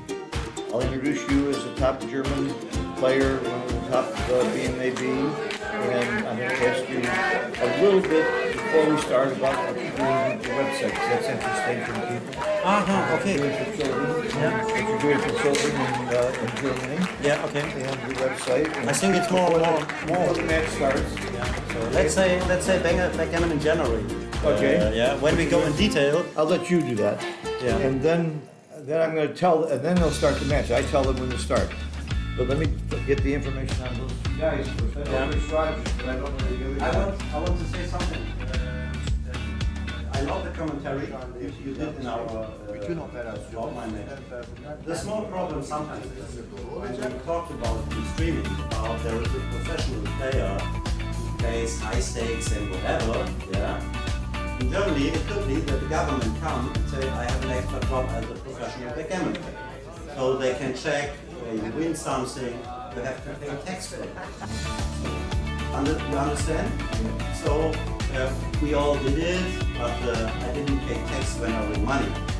I pay tax when I get it from my academy, from my students. You want me to not talk about money? Yeah, that's important. Sorry. That's all you have to say. Yeah, okay, yeah, sure. Before stop.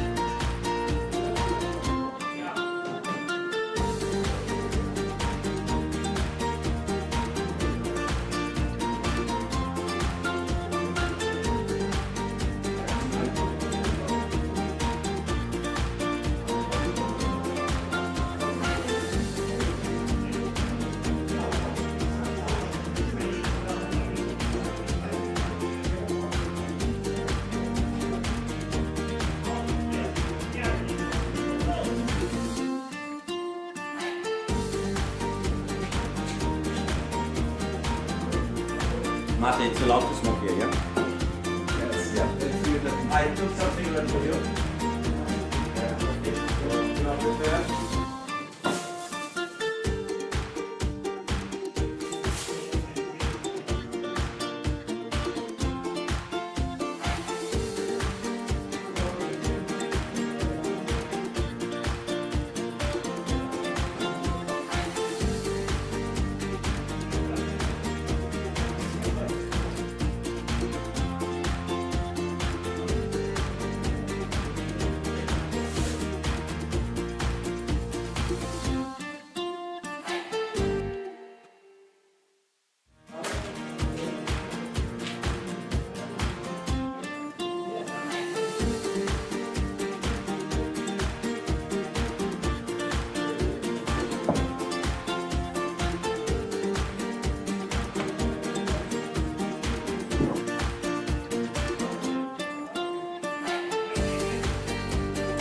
May you have a very successful and a lucky day.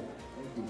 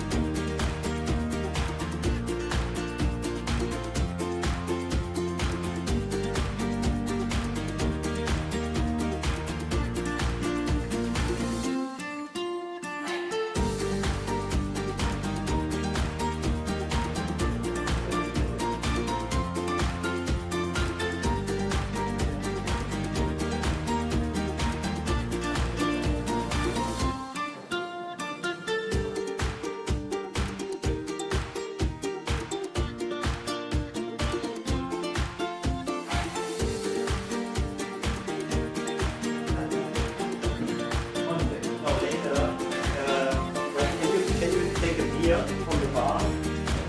Because I have a beer. Beer and Sprite. Yeah. Yes, I'm ready to do. Yeah, for sure.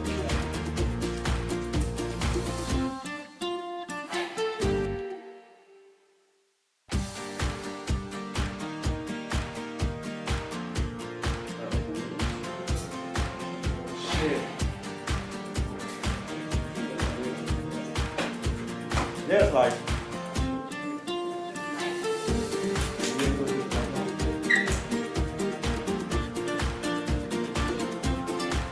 oh, I love it. Lovely. You call it good.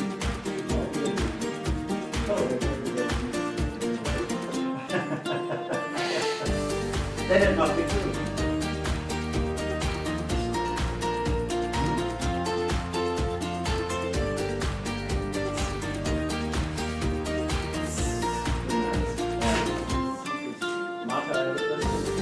Öyle abi biz de işte kurabiye veriyoruz. Bir de kart veriyoruz.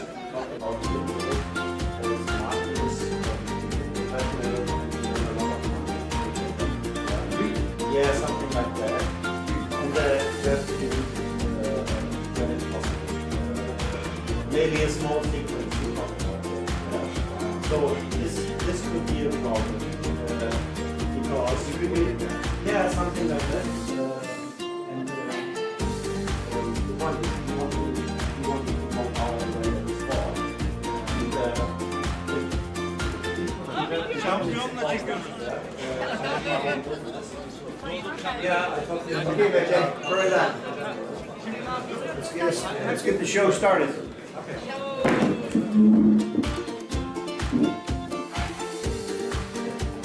It doesn't matter. It doesn't matter. Okay. I go to the left. Yeah. So you want to go live now, yeah? Marcus Reinhardt, did I pronounce it right? It's live now. Okay. I get it. Okay. Well, hello again from Cyprus. It's Phil Simborg bringing you the streaming of another exciting match. We're down to 8 players undefeated. I am joined today by my new good friend from Germany, Marcus Reinhardt, who is a very, very active top German player, and he's doing a lot on the side for the promotion of the game of backgammon. I'm going to give him a couple of minutes to talk about that a little bit, but let me tell you what's coming up. Chris Rogers, who is a very well-known player, he did very well in Monte Carlo this past year. He's from Bristol, near Bristol, just outside of Bristol. In 2022, he won the Monte Carlo doubles with my good friend David Wells as his partner. He's won the German Open in 2018, the European Championship. He's a master player, and for a living, he plays backgammon, so he should be pretty decent at the game. And today he's playing at the bottom of your screen. It'll be Johann. Boy, I have no idea how to say it. Can you? Hello friends, Markus here from Germany. It was a pleasure to be here first time with a grandmaster of entertainment and commentary. So I'm on his side and try to do my best. I think Johan Hoik is... Hulk. Okay. Johan Hoik. Hoik, okay. He's from Belgium. By the way, he beat Mochi in the last chance finals in Monaco last year. He's a private math teacher living in Belgium. And in order to get here, he beat a lot of really good players. But in the last round, he beat Jörgen Granstedt, the three-time world champion and one of the great players from Sweden. So I expect a very good match. As they're getting set up and ready, I would like to know exactly what you're doing to promote the game in Germany. Okay, in generally, I want to say something. Johan also played 3 weeks ago our BMAB tournament in Germany, and he won it by 7 rounds. Actually, he's absolutely under fire because just before he won a tournament in Belgium with 7 wins in a row also. So I think 16 rounds he won. Yeah. Wow. I don't want to miss to say it. And okay, in January. Very impressive. In January, we start a project about a new tournament, and the idea is in January to promote our sports, and like many other people also did. And so we have a project next year. It will be a festival in Germany, in Aachen. It is near Cologne, and we have a nice concept, especially with kids and younger players for our community, because we love our sport and what we do all together. So, and we have some ideas and want to show how great the game is. That's in general. Well, you keep saying the word we. This is mostly you, isn't it? No, I'm not alone. The job is too big to do it alone because I'm new in organization. I organized the BMAP tournament, but the festival, you need a lot of people. So, and on my boat actually is Ada. We don't have to explain. He's the best. He's one of the best and the legend. Oh, sure. So Ada, the tournament director for this tournament, Monte Carlo, and many other top tournaments around the world. Yeah, so we are safe in that side. Yeah, and we have a creative team. There's Jürgen Schettler also. He's my friend, and he's a president of the German Federation. So it's really cool. And some people who are not involved actually in backgammon, but they are enthusiasts, and they understand that we go other ways, new ways, to make it bigger from the kids' side. I love and what you're doing. Yeah. Here's what my big problem is. You're doing an incredible job in Germany. There's people in the United States working hard to do it there. There's other people in France.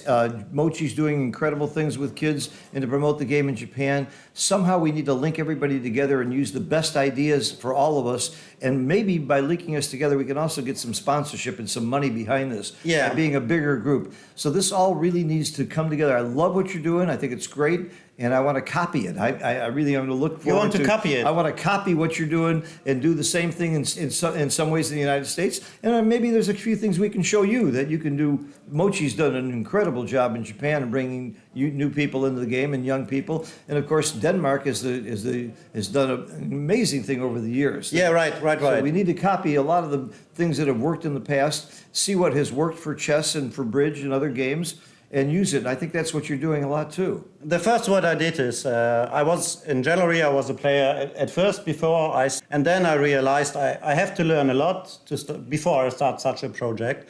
And I go to many tournaments. I'm in touch with many organizers, and I learned how great it is. Yeah, and we'll talk more about this later. They're ready to start. Let me go give them the start signal, and we'll get this match going. Okay, great. So welcome. Yeah, my friends, it was my first time, and near to me is Phil Simburg. Yeah, he's the legend of commentary, so it will be funny for me. And let's start the game. Yeah. Okay, you can see Chris is on top with the red checkers, and Johan on the bottom with the white checkers. I'm going to basically just offer some ideas and suggestions about what's going on, and we are going to leave the real heavy lifting and the smart stuff to Marcus here, who knows more about the game than I do. Okay. By the way, this is the round of 8 of undefeated. The undefeated winner will play the winner of the loser's bracket, the fighter's bracket, a 17-point match. Tomorrow we will be on again at 1300 hours and have matches all day tomorrow. And we'll keep going until we're done on Sunday. So, the first game, yeah? Very, very standard play with both players having their 5 points made. Pretty equal game. Missing the shot here is very big for Chris. He wanted to hit that 3. I will looking now for a little bit contact and go to the bar point with a 5. Maybe it's an idea, and to play 6-5. What do you think, Phil? It looks like a good structure for the future. I like it. Some people might hit off the ace here. I don't think that's called for yet. I like this play. And He followed our ideas, yeah? So well, it must be wrong because you and I liked it. 4-3 is not the best roll. It looks like he goes to the 8 point, yeah? And take a new builder for his structure. They're both heroes. Wow, 6-1 is good. I prefer to make the 4 prime, yeah. It's a good profit now, and he's the favorite in the priming battle, yeah. Interesting. There is another play of slotting the 7 point and making the 18. I like this play though also. Yeah, me too. 24 hits and 12 misses. And even the hits aren't fatal. I think you hit and come down. Yeah, right. That would be my play. It's the active play, yeah. So First I hit, then I look for the 4, but he did it the other way. oh, yeah. That was Shot my will play. be now really, really good, yeah. And it's a shot. About half the deck hits, about 17 numbers hit, I think, maybe 16. And he hits again. Yeah. You are really fast in all that numbers. I have to learn a lot here. Yeah. I'm thinking of the numbers that hit before the roll, so I don't miss it. I teach my students that. So he re-hit, yeah. Saved the blood, I think, and there's a big advantage now, yeah. So 3 checkers against 1 checker, and the 4 prime. It's near to a cube. It depends on what rolling now. And this, it could be, I think. I think it is a double because I'm not sure about the take. I use Woolsey's law every time. If I'm not sure about the take, I'm given the cube.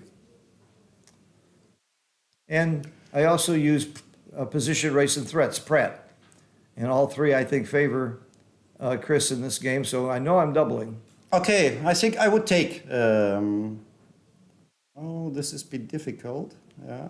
I go out of the builders Yeah. with a 5. When you said the word I think, that's what makes me want to know I have to give the cube, because you think you take. Okay. And here he is, doubling very quickly. Yeah. No fooling around here. I prefer a take. I have the 5 point, and I'm not on the bar, and I have good chances to anchor. So it could be a long game. I pass. You pass. I pass. Okay. I bet a Coke. He took. You're in or not? That's a big bet. I don't know. You're a professional. Okay. Oh, he took. You were right. Oh, yeah. I would have lost the Coke, but I was smart not to bet. See, that way I'm right either way. I could have been right, but even though I was wrong, I was smart not to bet. Oh, 6-5 took- is interesting. Yeah. Yeah.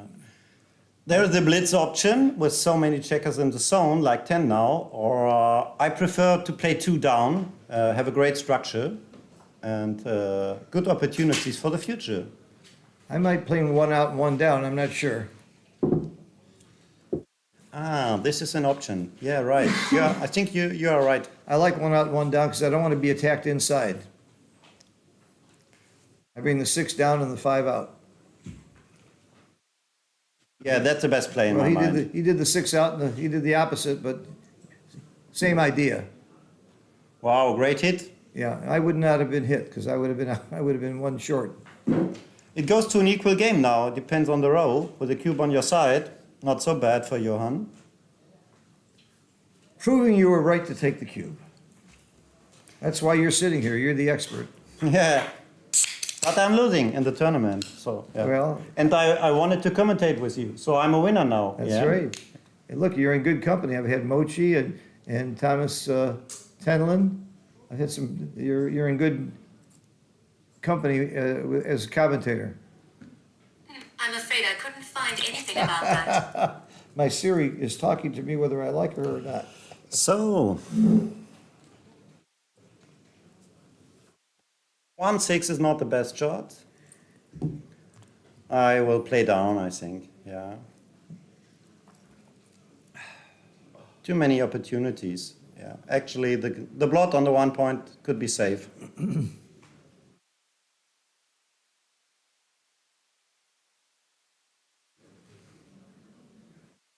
Oh, that's interesting. 4 point looks natural, right? I don't know. Making the anchor is awfully natural too, but where's your 6 if you do that? Yeah. So I think you have to make the 4 point. Right. Simply because your 6 is too ugly if you make the anchor. If you only had the option of playing half the roll if you wanted to, that would be nice. I think red now is a small favorite. Oh, I will wondering about that. Dupes 3s everywhere, but I think it's too big. Yeah. When you're holding the cube, though, you can afford to play a little bigger because you're not going to get doubled. There will be a lot of action now with so many builders. I think to make a 3-point board is the best way, yeah, to take a little bit pressure on the opponent with the cube. Okay, the anchor is not bad.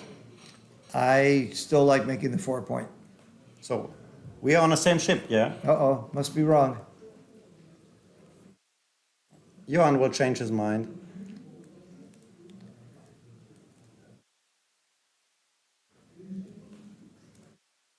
I want to shout out to my fellow Belgian player, Michel Lamotte, very good friend of mine, one of my students for many years, and one of my many students who's turned out to be a much better player than me.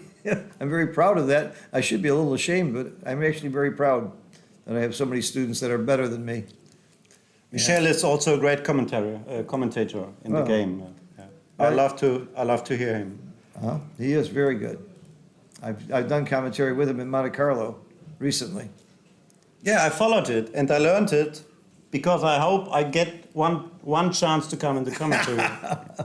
And now it becomes real. You just keep losing and you'll have many chances. Yeah. So he did it. Yeah. He figured it out, and I think this will be his. This is a lot of time to use on the clock this early in the match for a play like He's a for deep play. thinker, Yeah. Johan. Yeah. Well, he better have. He better be a fast deep thinker later in the match if he's going to use this much clock time. Wow, 4-4 is a monster now. Oh yeah. Oh yeah. Should have made the anchor. Yeah. Right. Now you are right. Yeah. Covers, and the last one is in or down. I think it's in. You're right. It's Yeah. going to play in. So now he's in really big trouble. Yeah. Oh, and this is a really good roll. Yeah. You have to change and to play active. Yeah. Hit. What else? That's not my definition of a really good roll, but He didn't dance. he didn't dance. Yeah, and he A come on really the good roll- 2-point. Yeah, a really Where good roll would have been anchoring, but he comes where daylight is. Yeah. I'd almost rather dance than expose the other blot and do this. So we'll see. We have different definitions of good. That's good. Really. Yeah. So someone takes most of the time the right spot. Yeah. That's right.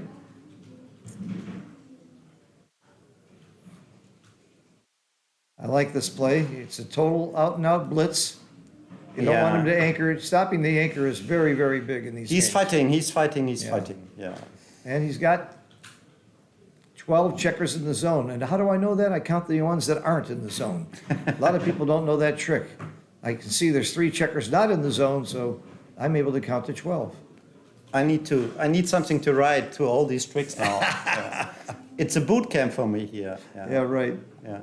It's interesting to switch and to close the 2-point. Yeah. I might have switched. Might be right.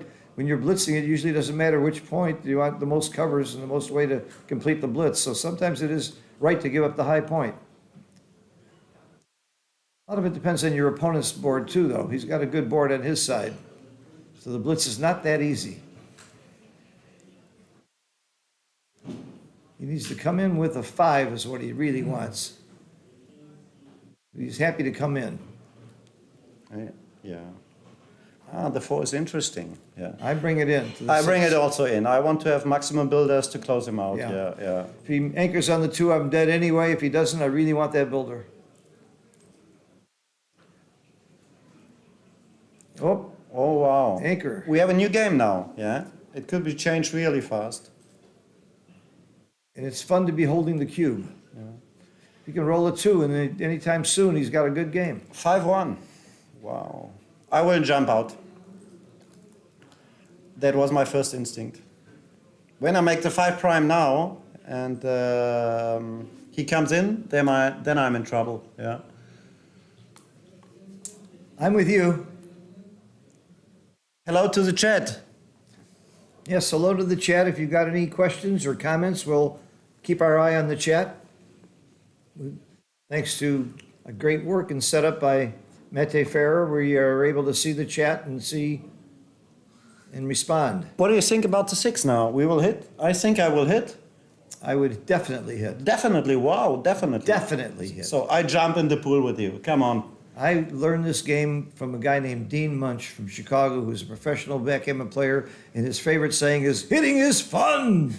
So he It's fun loves to sit hit. here, my friend. Hitting is fun. That's why you hit. It's so much fun. So many good things can happen. Like 25% of the time he dances. And what do you think? When he dances now, it's too good, yeah? He might be too good to double. He would be too good. Yeah. I'd roll on if he danced. Yeah, me too. Yeah. I would roll on for the gammon. I wouldn't recube. So there's big upside to the hit. And I don't see a real big upside to the other play. So that's why I make the play. Is this a round to the money? I think it is, yeah. So it's important. It's an important game for both. Yeah. Well, when you're down to the final 8 in one of the biggest tournaments in the world, every round is important. every round, yeah. I start hedging in round 1 if my opponent will do that. He did our play. This is a very big roll now as a result.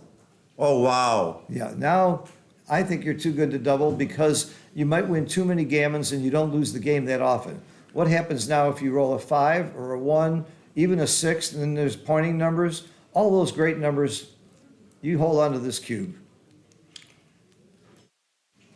How can this backfire in one roll? That's the question is, what is the market gainer? What can he roll that he can take the cube? Well, you can miss and he can roll a 3, I guess. 24 numbers make the 5 prime. It looks like a winner, and all 5s are shots. Yeah, right. Got 5-3 is also well. Yeah, and you got some pointing numbers too. 4-3, yeah. 4, In my 3, mind, it's 5, good. 4. It's too good. Way too good. Way Yeah, too good. way too good. Yeah, yeah. Way too good. Not even close to being right to double here. Be sure, taking a lot of time. You said he's a thinker. You figured it out so fast, and you commentated. I have to concentrate on the position and you, so it's a hard job for me. No, the reason I do things fast is if I think about it longer, I'm more likely to get it wrong. I have that kind of a brain. And I have a proof of this. I took Mochi's quiz. In a half an hour, I was late, and I had the highest score I ever had. Usually I have an hour, and every time I have an hour, I score about 27, 28. When I had a half hour, I scored 33. Yeah, he did it. And now, Hit and hit again. yeah, Hit again. Hitting is fun. yeah, white. Proving it was too good. I wouldn't have taken any time on that thought. Me too. Okay, now it's very important for him to try and point. He can't hit loose or point, so you just You make the 5 prime, yeah, and take an extra checker. No, I want to put the was checker not on my- the 8 point. Yeah, I would rather have another builder. I would still play in the blitz, because if he anchors, I just double him out. The 6 prime is not so important. You have to attack on the 3 point when you have 3 checkers. Yeah, and now you make the 3 point. It's my play. Followed by logic, I heard a lot of times. Is it right? Forced by logic. Forced by logic. FBL. Okay, Forced by FBL. logic. course, the problem is when I say that, my logic might be wrong. Ooh, look at this. He's thinking about, this is the smart way to do it. If you know you're going to do those two, then see if you're right to remake the 5-point or if you should go after another checker. I would remake the 5-point, though. I don't think hitting off the 2 here. When he did this, he maybe played to the 10-point, and there is a joker, yeah, double 5. I don't know why. No, Okay. I just don't see that. I don't like this play. Yeah, I make the 4-point. It's too holy. It looks like Swiss cheese. Yeah. It's got holes in it. But he checked all his opportunities. Yeah. Well, double 2s is just a fascinating roll. You often have so many ways to play it. This is my play. Again, if he anchors, you can always double him out later. Okay. So the anchor is there. But it's still too good. You still can't lose this game too easily. 4-2. Wow, that's interesting. Hit or not?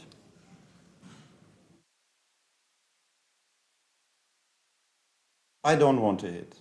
I play it down, and he has some bad rolls when he comes in. Yeah, there are bad 4s. Yeah, I don't think you can afford to hit against that 5-point board. Yeah.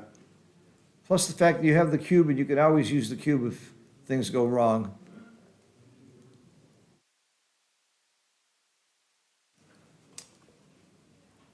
No, I play to the 8 to have a builder on the 8. Yeah, that's my play. I don't like this play. I'd like to get an extra builder. Oh, that's it. That's Yeah. fine. That's my play.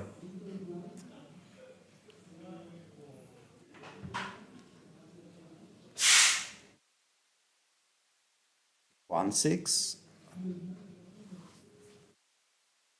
Now it's getting closer to maybe not being too good. I can see some ways to lose this game, but I still play on. Yeah, me too. I still see, even if you don't hit, how's he gonna win this game going forward? I play on. I think so. Can you Yeah. read the clock? I'm not able to read it. He sure has used up a lot of time this early. At 0-0, he's probably used up close to a third of his time on the clock, my guess. But he's a super fast player also when he needs, I think. Mochi yeah. does the same thing. Mochi very rarely ends a game with more than 30 seconds on his clock. He's playing speed game at the end of every match.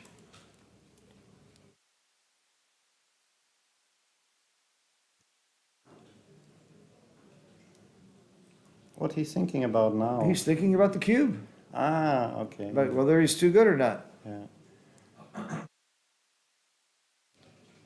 There are so many spots he can use the cube, I think. I will play on. I would Yeah. play on, very definitely. Even if he doesn't hit here, he still is going to have a commanding position. But maybe sometimes, in practice, he also can think about maybe it's a take. Maybe the opponent took. No, in he's practical. doubling. He's doubling. He's doubling, yeah. Well, one thing is, an undoubled gammon at this score is not. Oh no, the cube was on too. It is a doubled gammon. Yeah, it's a It's 4 redouble. points. Yeah, it's a Yeah. redouble. Yeah, I would have played on. Very, very, Very easy fast. pass. Yeah. Yeah, yeah. No question about the pass. I would have played on there. Okay, really good start for Johan. Yeah. We are in a good friendship. He seems like a very nice fellow. He's very easygoing to talk to. Very pleasant guy. Yeah, and he's a part of the national team, yeah, in Belgium. Uh-huh. He plays year by year. I like this starting position. This is great. To start Really? with the 2 point. Oh, he moved it back to the one. And actually, I would have run out there and told him. I don't know if I am right to do that or not, but I would have. I think we're monitoring the match. If the clock were running, if the score was wrong, if they started set up wrong, I think it's our job to tell them. If somebody tells me I'm wrong, I won't do it. So a split looks like normal, yeah. I almost always split when my opponent has 2 checkers on the 8 point. That's the key. Okay. It freezes those checkers. No, I don't like that play. I will go out and and down. Because you're outboarded for one thing. I agree with you. Very aggressive play there, and it got punished. Plus, you have a priming situation, not a blitzing, and he made a blitzing play with a priming situation. So, that goes against everything in Mochi's new book. If you haven't read it, it's very good, by the way. You have to understand it also. Yeah. Oh, I guess You I think did. about the cube now. You're thinking about, yeah. So 2-3. Yeah, cube would have been way too early, I think. But it's near to a cube now. It depends now on what is rolling, yeah. With the 5-point anchor, and there are some threats now to make the 5-point and structure advantage. I would cube it now. I would come in on the 3 and come down with the 5. I don't like my 3 when I come in on the 5, and I don't like being attacked on the. I don't like this play to begin with. I would come in on the 3. Yeah, but on the other point, you fight for an advanced anchor. Yeah, the 3-point is not so nice now. The 5-point have much more value. So you like this play? Yeah, I like this play. Where's your 3? I slot the 4-point. Yeah, This is my play. I think I can take the cube from here but more comfortably. yeah, but the point is you have a defensive position now.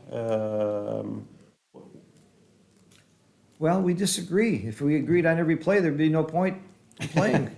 Yeah. Just put it next G and see who's right every time. That's a quiz. We can every time bet the Coca-Cola. So. Yeah, right. Yeah. But if he'd come in on the 5-point now, he would have made the 5-point on his head. Okay, now it's an equal holding game. So hindsight made me right.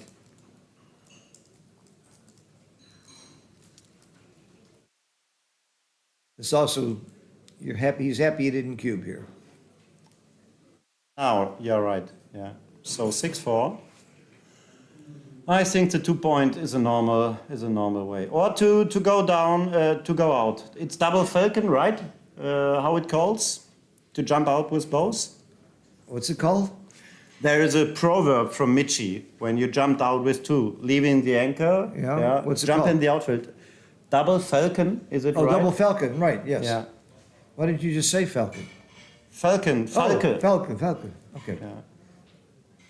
Wow, that's a great shot. You say it better than Michi, by the way, so I shouldn't be too critical.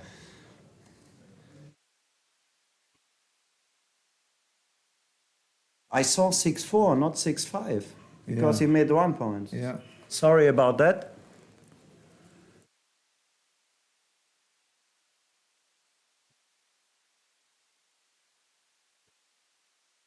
Well, this is pretty simple, I think. Safety, safety. That's all. Yes. Sometimes the simple play is the right play. Don't waste any time.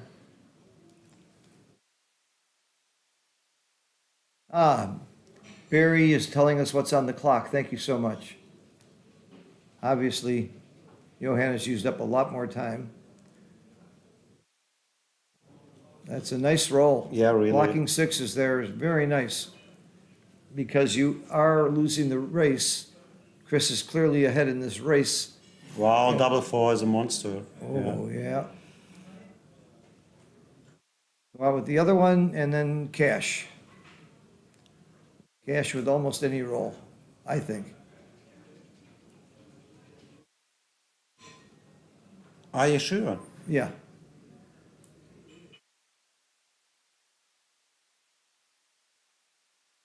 I would hit now with the 3. Would you take the cube after that? Yeah, I think about the cube with the 5-point, and you fight against 1 checker when there is no reheat. This There's race, a lot though, of potential. The race is really bad here. It's really, Chris is way ahead in this race. I think it's a cube and a pass. I'm not sure I take this cube. I would take it. Yeah. Okay. So you must be right. He's not even doubling. Wow. It could be double take. I thought it was double, and I wasn't sure about the take. It's not the end of the world when he jumps out, yeah? And there are no so much gammons. This is a bad roll. This is the game. This is a game. Now he can cash, right? That's too much. Maybe you are right. It's a good cube just before. I like the cube to roll before. I like also the cube. The question is, it's a take or not. Yeah. Yeah, I wasn't sure of the take, so that's how I'm sure of the cube. It's Woolsey's Law. I think Woolsey's Law is still my number one, I think the best invention, best theory in backgammon is Woolsey's Law. And next is O'Hagan's Law. I like Sly's Law, Dirk's Law, Simborg's Law, and reverse Woolsey's Law. Those are all the laws that I live by. A lot of laws in your life. Yes, and they're all helpful, and they're all right every time except when they're not. Yeah, these are good concepts to understand the game in an easy way. Yeah. Yeah, it's a complicated Oh, game. all intermediates need to learn rules of thumb, and all open players need to learn when you ignore the rules of thumb. I think that's a really good definition for me of when you become an intermediate, when you become an open player. Yeah. So, this will be hit and down, I think. Yeah. I agree with the hit. Especially you have him outboarded. I think you should be hitting here. Why he didn't hit? This is don't his know. first choice. I don't understand. Yeah, it was an active play. A checker goes back. Now he saw it. Right. He had the better board. Yeah. Yeah. You're The supposed to opponent hit. goes to the bar. In the Yeah. early game, can I hit? Can I make a point? In that order is your hierarchy. And I like that rule of thumb also. Great, good play by Johan. All right, we shouldn't be critical of somebody looking at other plays. When he saw how bad the other play was, he realized he needed to hit. Wow, this is a double for sure in my mind. I agree. And One's hit, a lot of numbers point, a lot of numbers escape. yeah, and good points. Wow, not so easy. It's the early stage of the game. Yeah, In fact, a hit is not the end of the world. I know I'm taking this for money, so I Yeah. guess I would take it at the score also. Okay. And he passed. Wow, that's really fast. Yeah, He passed. I'm not sure about the pass. He might be right. I'm not sure. I would take. I think I would take it. I would take it. Yeah. I'm on your side. So a nice start again for Chris. Small lead, but a lead. It's also comfortable. Yeah, always. Yeah, it's funny. When I'm playing, I always feel a little bit more comfortable when I'm winning. I like that approach. A little more relaxed. I also feel relaxed. By winning for sure, and also by having a nice lead. Yeah, and when I'm getting killed, I feel relaxed too. I can just play loose and say, okay, I'm probably going to lose this match. Let's have some fun. Let's go for it.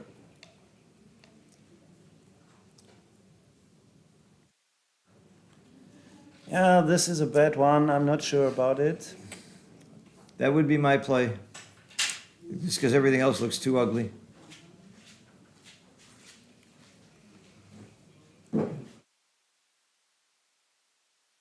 The other option is to go to the 20 point and not make the anchor. Yeah.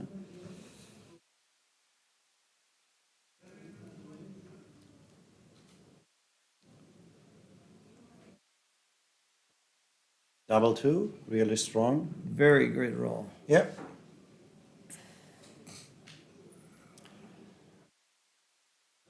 Wow, double six is a Let's monster. talk about very good rolls. Yeah. So we are near to the next game, yeah? I'm not sure the race is that good, is it? The race must be good for white. Yeah. But is it that good? It looks like, yeah. I have to count it. I'm not that sure. 124 on the white.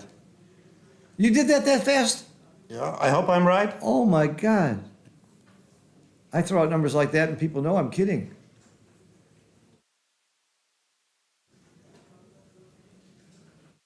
What's red? Come on. 138. Really? Something like that, yeah. I think. Really? 14 pips. 14 pips, yeah. It's a double and a pass. It's a double and a pass.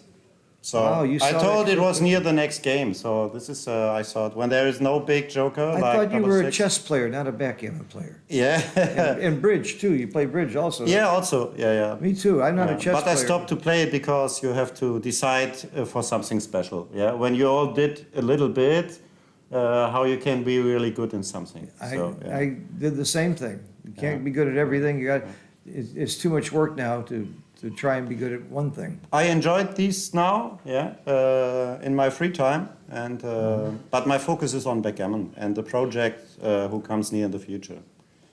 I like backgammon because I like the people better. Sorry, Really? bridge people, but I feel that way. Bridge makes you mean.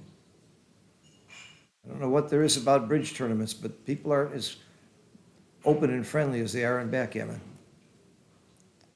I find the same thing true of chess. Poker is another story. They're all great games, but backgammon is the biggest game. Oh, by of all. far the best game. And the people who make millions of dollars playing poker will tell you they'd rather be playing backgammon. 24 millipoint pass. Thanks, Pete. He wrote it in the chat. Yeah. It was a pass. Yeah, it was a pass. So you're well. Yeah. Good. And you and I would have taken. Yeah, we made a small mistake there. Yeah. Pete, we don't need that kind of help. No, I'm kidding. That was very helpful. Thank you so much. But we have to figure it out really fast in our instinct. Yeah. No excuses. If I had a lot of time there, I would have taken. I want to split now. Yeah.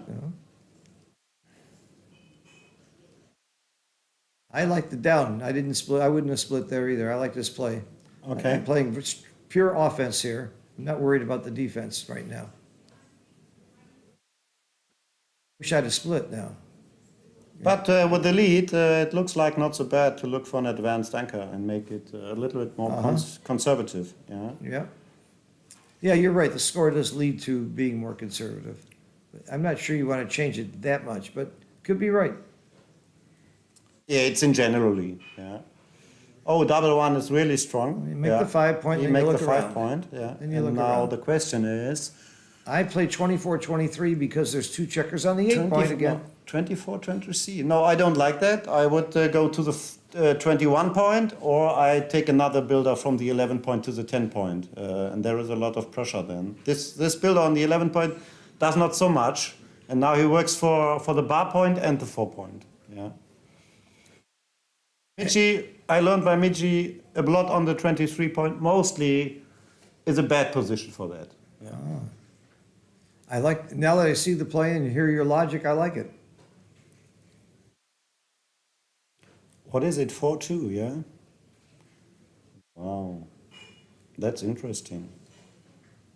Why is it not just quickly make the bar point? Yeah, that's the first game. It looks like right play, yeah.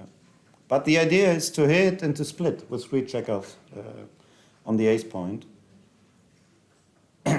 So jumped out, looks natural for me.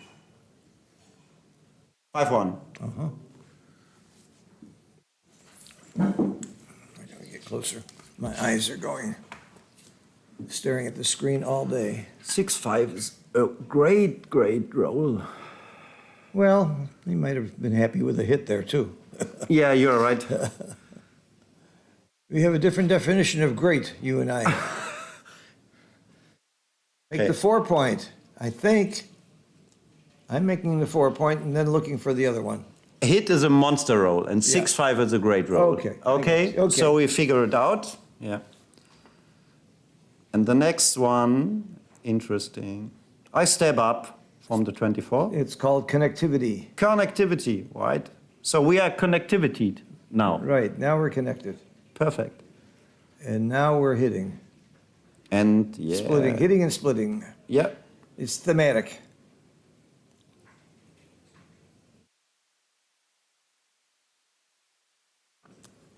Six one. It plays itself. Yeah. This is an important role here. And that's a great role. That's what I That's call a it, monster. great. That's a monster.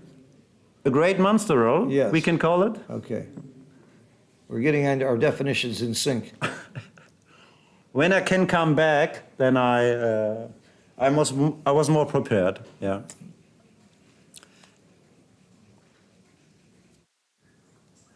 You have to like the structure of Johann's game right now.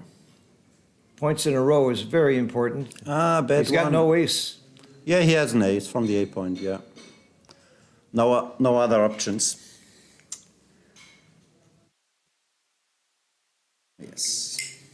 Don't time for that. Uh-huh. Needing a 7. Not getting it.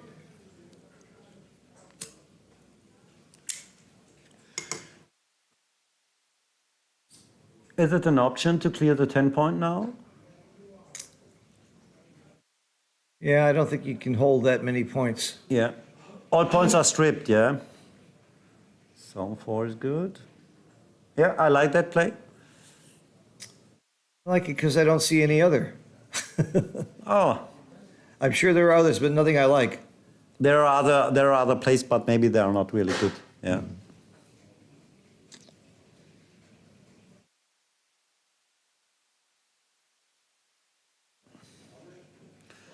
Wow. What about the cube now? I'm, Phil? because he's leading, he might want to be a little more conservative. If the score was reversed, I would double in a second. Yeah, but it's a small lead. Yeah, I think we have to think about. Yeah. Well, again, There Wolsey's are- law, are you taking or passing if you're doubled here? Yeah. If you're not sure, it's a cube. It's that simple. 6. And I think it's probably a take, and I Double see three. a lot of market losers. I would have given that cube. Around 8 or 9, I think. Eight great rolls. I would have given the cube because I don't see too many bad. This is a bad roll and it's not that terrible. What's he doing? Okay. Illegal moves are allowed in this tournament. They're not encouraged, but they are allowed. What do you think of that? Do you like legal moves or not? No, I like legal moves. You Yes, like yes, legal yeah, moves, I like okay. legal moves. yeah, Okay. yeah, yeah.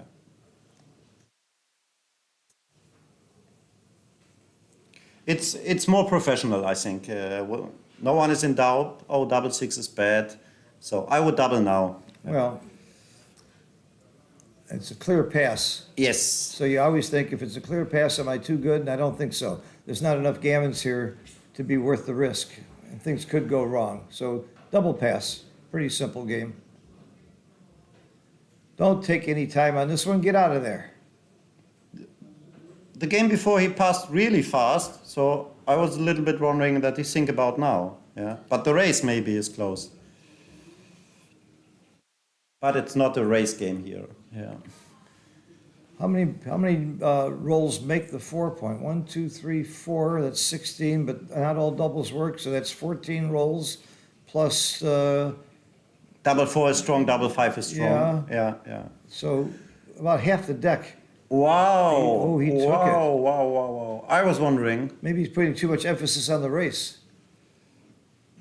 4, you just come in. What else you gonna do? Come in. Yeah, he can make the 9 point and put one on the 3 point. No, It's I possible. think you want to make the 4 point. Okay. I like this play. Me too. Oh, there are many bad 6s also. Yeah.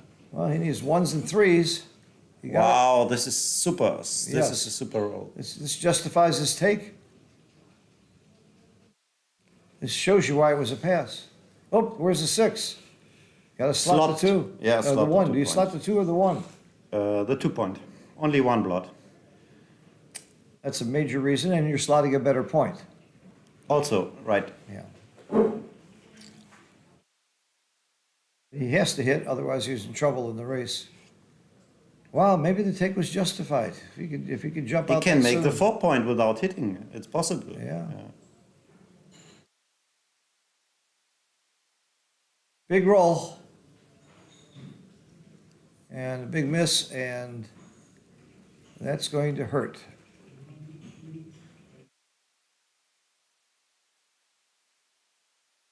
So I take 2 off the 6? No, you 4 in and 3 covers. That's your maximum builders. Oh, I think about to split the bar point now. Really? I think about, yeah. Oh, I You can just look on the position. play 7 to 3 and cover with the 3.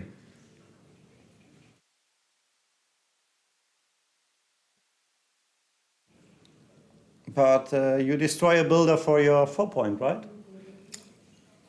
When you make the 2-point? right? You have to make the 2-point. Yeah, that's for sure, yeah. And the only way not to destroy a builder is to leave a heck of a lot of shots in the outfield. I think you have to do something like this. This would not be my play, I but, would split there, yeah. okay, you would split. 1s and 3s. When he comes in now, there's also trouble, yeah. And now there's not so much builders to hit, and bad 6s in some cases.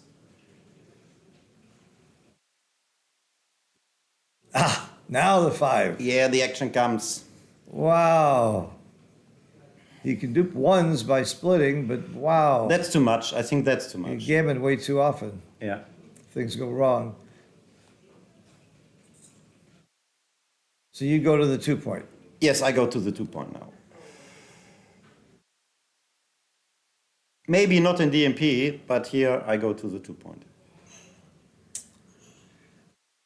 More and more, I'm liking Chris's take on this cube, and you and I would have passed.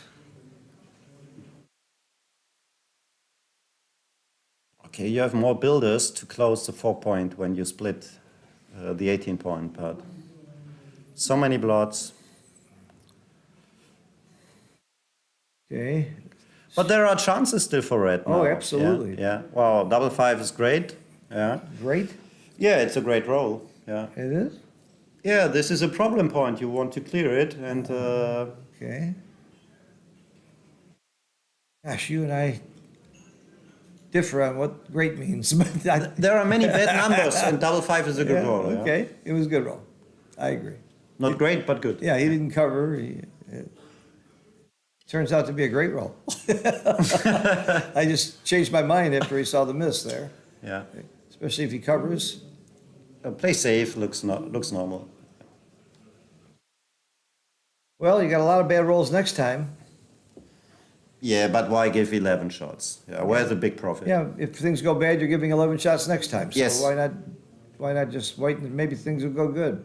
Maybe you'll roll double 6, double 3, double 5, double 4, Come on. 1. Uh-oh. Come on.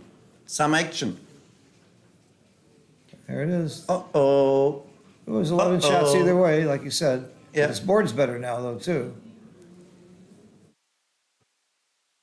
Cube was a huge take. Very nice, Chris. Huge take. Clear the 5-point. What do you, oh, I thought he had a 4-2. Yeah. Thought he had a 4-1. So well done by Chris, yeah, to take Yeah. this. I Big take. wasn't sure. I was sure. I was dropping. I was sure wrong. No, this is wrong. I cleared the 5 No, point. you're supposed to clear the 5-point, and you clear the 6 if you have a spare on the 3-point. If you don't have a spare on the 3-point, you must clear the 5-point there. But he got away with it. That's pretty much a rule of thumb that I learned from Jake years ago. So it looks like a big lead, 6-1. Not so bad for Johan. Yeah. What do you think? He took a break now, Chris? It's an idea. Yeah, It's smart to think about that. yeah. Take a break when things are going bad. When a one-way train starts, yeah, you have to break it sometimes. Sometimes I take a break when I'm bleeding so that my opponent can suffer. Yeah, I never do that. Okay, for a toilet, yeah.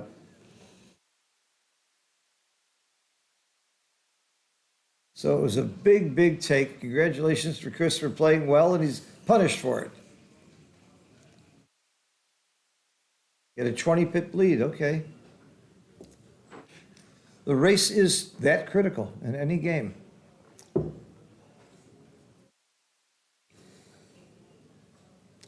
Maybe that's why Chris is sitting there and we're sitting here. Maybe. He's making more right plays. I think both sitting on the right place, actually. I know I'm sitting in the right place. I think you should be out there playing. You have some action I've here before the seen you play. tournament? Oh, I have plenty of action. It's why I have to work harder. I saw you played against Kazuki, a special game. You have to. We played we played Pineapple Bluff Gammon with 3 dice and bluffing, and we played Double Bazooki, where you get to call your roll one time in a game, twice during a match. Okay. And I was teaching him 2 roll versus 1 roll, which is another One I love, I learned this from Jim Pasco. One player gets to roll twice, and then the other guy gets to call his roll. Ah, And to this day, nobody knows which one is the advantage, but you take turns each match, each game. But these variations are educational, they're fun. You can't put them in XG and find out what's right. You have to use a lot of intuition. And if I play normal backgammon, with Kazuki, I got no chance. I just keep teaching him. yeah, he's a machine, Oh, yeah. I keep yeah. teaching him new games, and he keeps beating me at them. So I'm inventing more new games to play him. We played a little bit some years ago after Marbella. That was a UBC. He come to my home as a guest just before he visited some tournaments in Germany. It was a really nice time, and I learned a lot. Because I use it as a chance to get a little bit skill from him. Yeah, He's an amazing player. and a nice person. Oh. That's more important. Yeah, that's really what I hate about him. I don't like, they make me look bad when they can be that smart and that nice and that humble. Yeah. It really just makes me look bad. So what we talked about now here? 3-2 for. Yeah. What else? He can step up from the 24 point. So jump out. Yes. Looks right.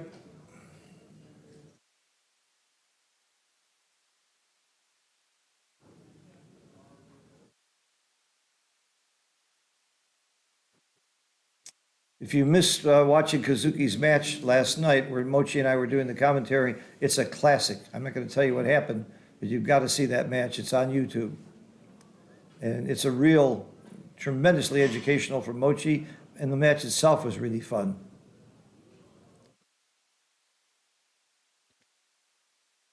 So 5-4 is really strong. I made the 9 point now. Uh-huh. Yeah. It's a 4 prime. Chris needs to start getting some hot dice here. Yeah, he need a little bit help. 5-2 doesn't This is really terrible. much. This is terrible. This is what you might call a great roll, but Sometimes it roll. Yeah. not here. So Do you step up to freeze those checkers or not? Are you coming under the gun? I will step up, I think.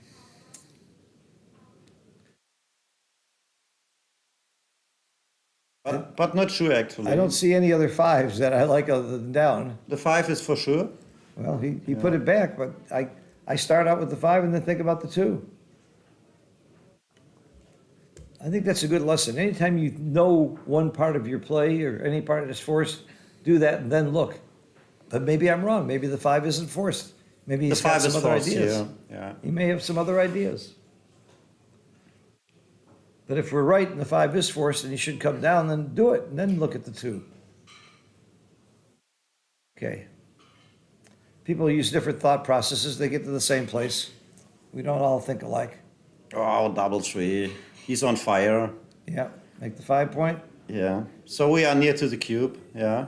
Well, unless he does something spectacular, it's going to be a double pass. I don't think it's going to be too good. It might be too good. Certainly, it's a pass. Yeah, it's a clear path. The only question is, it's good or not. Yeah.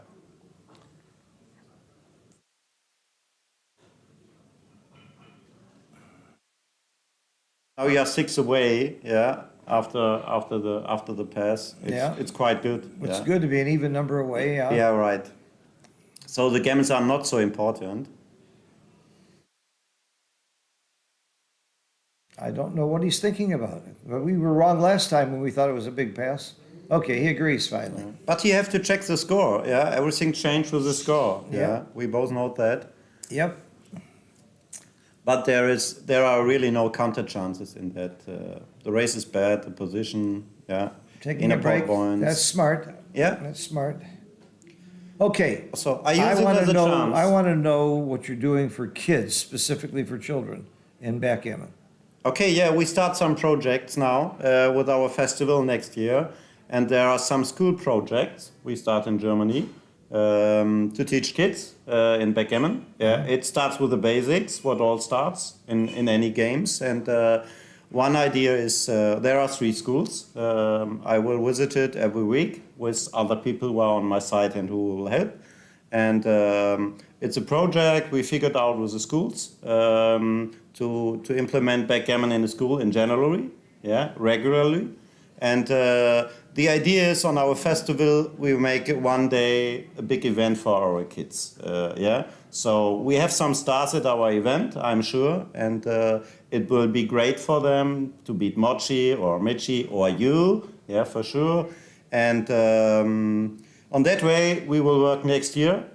It starts in January, and we hope kids like it and jumped in our pool, yeah, and we have a chance to make backgammon much more greater from the kids' side, yeah. Okay, So- now let me give you my insight. Number one, what you're doing, I think is wonderful. We tried to do this in the United States, and we were very, very successful for a short period of time. Why did it fizzle? The volunteers got tired of showing up, and we didn't have anybody at the schools to keep the program going. Now, there are a few schools. There's one inside Riverside, Illinois, outside of Chicago that I helped, where they have an ongoing great program because the math teacher there loves backgammon and keeps it going. So wherever we have a teacher on site or somebody who's going to be there on an ongoing basis, it works. Otherwise, it fails. So you're going to have trouble. Your volunteers might be all excited the first 2 years, but unless you either pay them or get people on site who are get dedicated or get a teacher involved, I don't think it's going to last. Yeah, right, yeah. Our idea is also not we only teach backgammon, we are coaches and we know how to teach, but our idea is to teach the teacher to teach and the kids by themselves. That's yeah? the key. Yeah, that's the what key. we didn't do right in the United States. Yeah, Where we had teachers, I taught at a university. I actually had an accredited course. We had 60 students a week getting 2 hours of credit at Georgia Southern University because the professor there loved backgammon. I helped him teach using video, taught him how to teach the game, and then after about the program went for 5-6 years until he retired. But after the first year, I didn't have to do anything because I taught him how to teach backgammon. Yeah. So that's exactly how you have to do it. What I figured out and I learned from Mochi and many others is that it's not only the game and the skill of the game. You can learn more from the game than only backgammon rules and decisions. So the social part and to bring friends inside and you fight against isolation in backgammon, yeah, with immigrants and whatever. Everybody is welcome. And when kids like this game, there's their own dynamic. So yeah. The other thing I think you should stress as a suggestion, it's sell the parents on how great a game this is to teach your children arithmetic, math, probability, dealing with good and bad luck, learning social skills. That it's far better, in my opinion, than chess or bridge or any other game that a kid could play. Yeah, yeah. So you got to sell the parents too. yeah, right. And then have some nights where the parents come with the kids. Yeah. My first step was I introduce and teach the teacher before we start the project. Wonderful. And you got the right approach. We figure out our concept, and they liked it really, so they jumped in. And I have teachers on my side, so we work together. I wasn't alone, and it's really helpful. And we will see how the ways go. All right, I want to introduce you. Do you know Antoinette Williams? She's the lady in the wheelchair that comes to Monte Carlo every year. And so Antoinette is starting a program in New York. I'm meeting with her next week in New York, and we're going to sit down and work out a blueprint for doing this in all the schools in New York. We're working on getting grants from the U.S. Backgammon Federation and from public agencies and from the schools to do exactly what you're saying and what you're doing there. But, you know, New York City's a pretty big city, and it's already a hotbed for backgammon.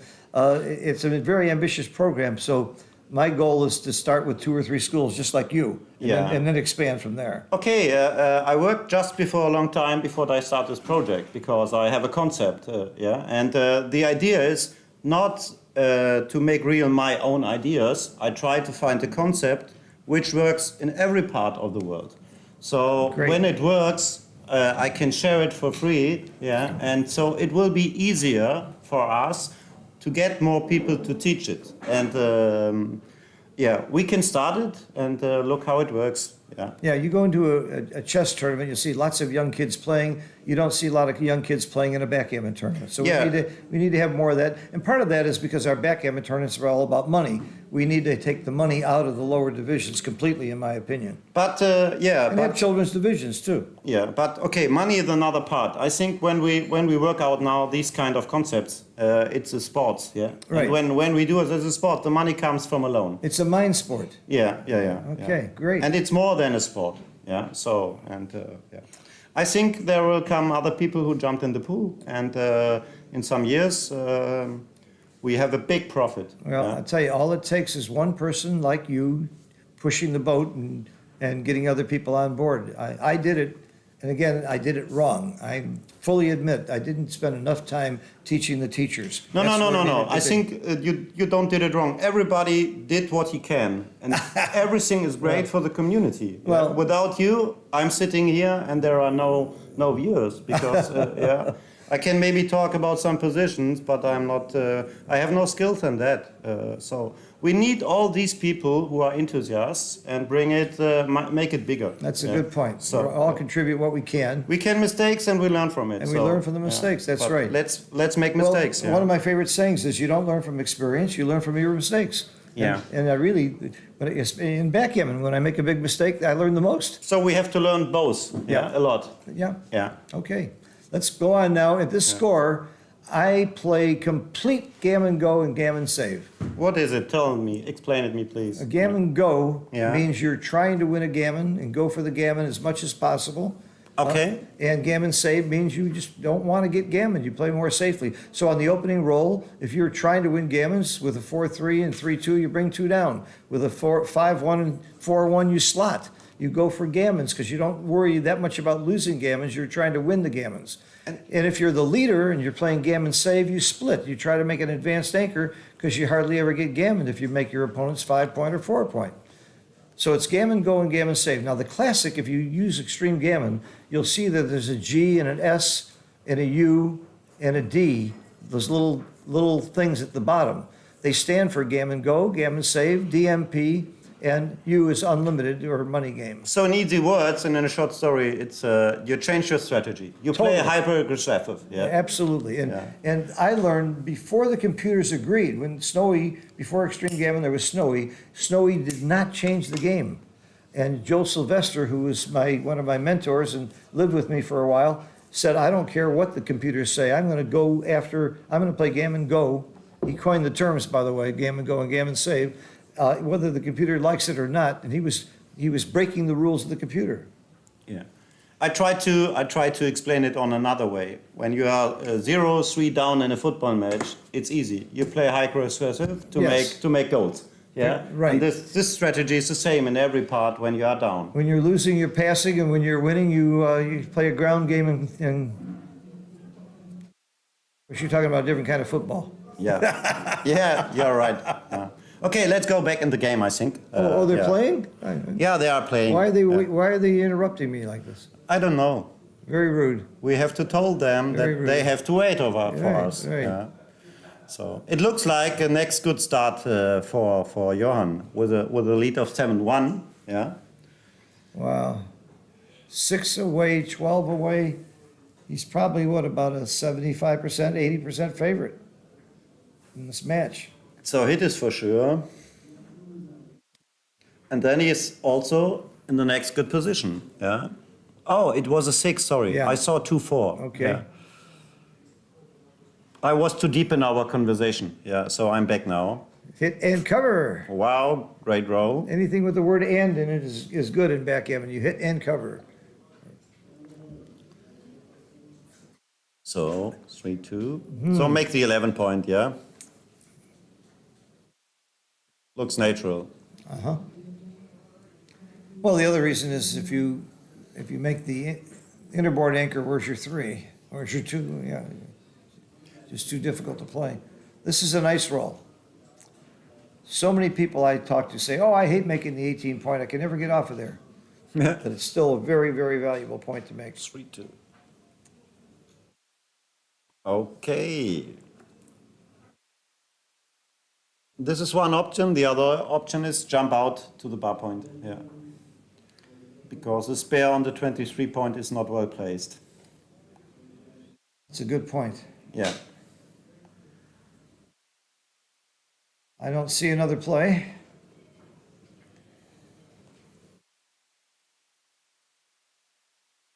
And the same, I jumped out to Yeah. the 18 point. Or maybe to the 21 point. Nah, I think you got to go out to the 18. Yeah, yeah, yeah. Okay, slotting is maybe an option. Yeah, but it's too active, I think, with the lead. Fighting for an anchor, yeah.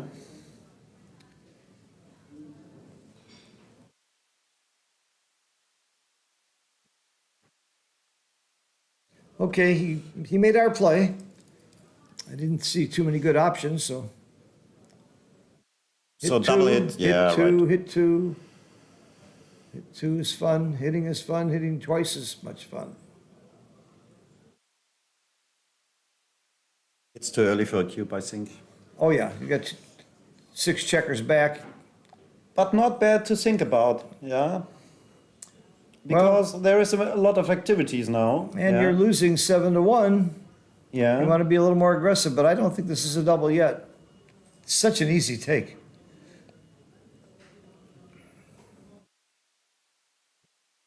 But it could be a double, yeah. I guess it could be. Not for me, it isn't, but you lose your market. If you hit or make the point and he doesn't anchor, I guess you do lose your market. But even then, I'm not sure you lose your market. That's the problem. Yeah, there are A bad lot of work to do. sixes. A lot of checkers back. I think it couldn't be so far At the away. score, it might be right. Yeah. I don't know. I wouldn't double, but it's an option. Why not? I wouldn't blame him. Okay, he rolled.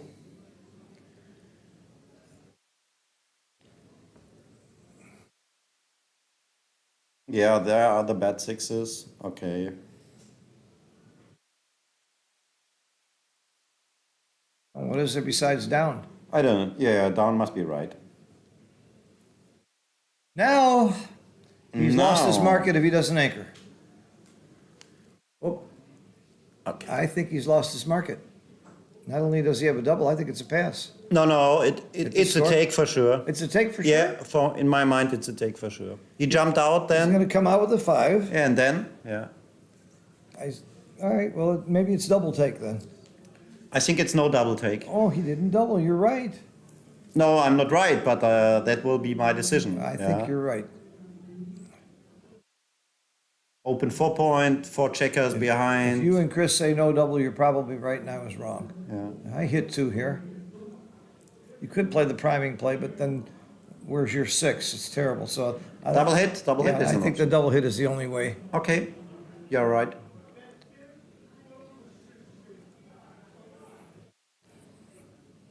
Wow, hit is Huge. If you didn't hit there, you might even be too good. Yeah. If you danced, rather. He's thinking about cubing now. It's very volatile. There's a lot of gammons if things go right. never double from the bars from Roberti, right? We know that's wrong. Never say never. Okay, never say never. You're right. Yeah, this was my first book I read. So I hit again. Well, Roberti's and McGrill's books are still, even though some of the problems were wrong because they didn't get the computer, the concepts are still stood the test of time. So this is interesting now. Wow. I think it's a big pass. Too many gammons. And he passed. Maybe you should have doubled earlier. Maybe you should have listened to me.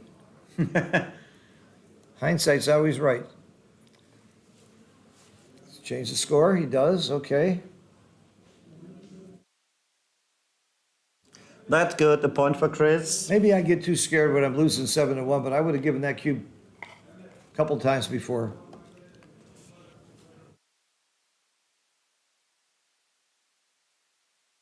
For one thing, a lot of people drop too fast when they're winning 7-1. That's another reason to give the cube. Although he's probably showing great respect for his opponent here, he's assuming his opponent, or he knows his opponent is not going to be emotional. Yeah, they protect their lead, and it's in practice it's not nice when you're under pressure in a position. Yeah, it's always a question. of the emotions. Yeah. When you feel good, you took maybe bad cubes, but it works. Yeah. The majority of people who are way ahead in the match drop too fast. You are right. And I like to take advantage of that. So what's now 4-3 for? Yeah. 3 to play. I think he's going to hit. The 3 to play. Okay. I think he's going to hit. He's But winning why? The race. You're winning the race. You could just play safely and stack it. It's not so bad to stack. I like the hit. Me too. And now it works. Wow, what a bad roll. In my chouette, if you're in the box and you roll double sixes and dance on a 1-point board, you win a point from everybody. Really? Yes, in my chouettes, that's how it works. And But only double six. Yeah. no, it could be double ones. If you just dance on a 1-point board, you get a point from okay. everybody if you're in the box. Our online chouette plays that way. My Chicago chouette, my Florida chouette. It's fun. What is it? 5-2 now? Yeah. Oh, I don't want to. I'm not sure about that. I think I make the 5-point and play down. Yeah, and play more structurally. It's a no double at this score. It's a no double at any score. But it's going to be a hit. You're going to be blitzing, don't you? So it's the only game you got after you make the ace point. Yeah. You're supposed to be playing a blitzing game. It's the only game you got. It's your game plan. Yeah. Still no double. I don't like these kind of positions. I have always trouble with it because I played really structurally. Yeah. And the ace point. But the computer shows. Well, this is the classic American style of the playing structurally, what we call pure backgammon. This is anything but pure. Okay. So. This is more of the European style. What's about now when he missed? It's a double or not? Oh, yeah. It's an interesting question. Oh, this is clearly a double. I'm not sure about the take, even at this score. Well, at this score, I might take it. I might be desperate. Because the other thing I know is if you're behind, you're going to be more aggressive on the takes. The difference is now from the reference position, there are more checkers in the zone than in the starting position after a double 5 blitz. And there's only one checker back instead of 2. Yeah, and the checker on the 9-point is really strong. Yeah. So I think it could be a double. It could be a take. I'm sure of the double. Like, I'm not sure of the take. That's how I know it's a double. It's not good that you are always afraid with the lead not to double. Yeah. So.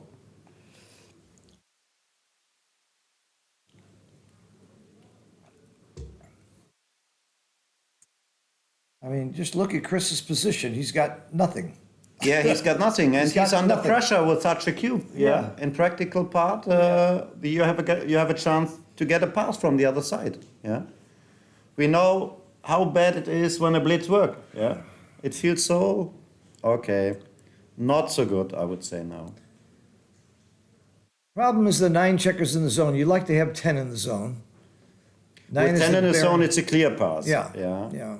That's the one checker missing in the zone is what might make it a take. But I'm still giving the cube. The only difference is now that he has one checker All more right, on the I 8 like point. this double. And really fast. At this score, I can see the take. Yeah. Yeah, it's interesting because the checker on the 23 point is deeply. That is good for Chris. He had a chance to get an anchor there. When this checker is on the 4 or 5 point, it's 100% pass. Yeah. Get that reverse. They think they're better off having the checker up high, but not when you're being blitzed. Yeah. Very good Or point. behind in the race. Very Yeah. good point. Yeah. He would like a 3-1. No, he would not like a 3-1. Wow, hit. Continue his plan. Yeah. I don't want to give him the chance to anchor. With a 4-point board against a 1-point board, and the cube is gone, you have to play aggressively now. I'm with you. I would hit there.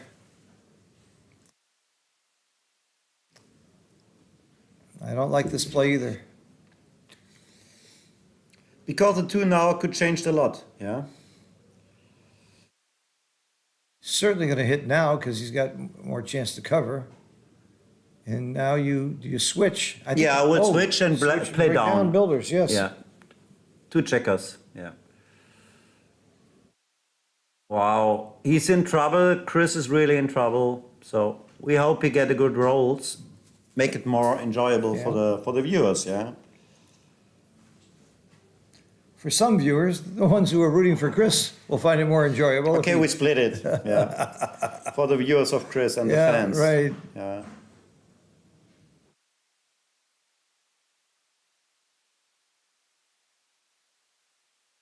All right, spread them out, more builders.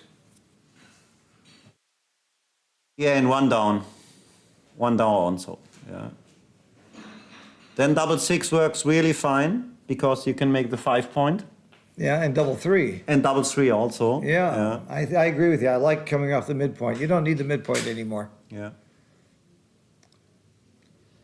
And if something horrible happens, it's not bad to have the 11 point. Yeah.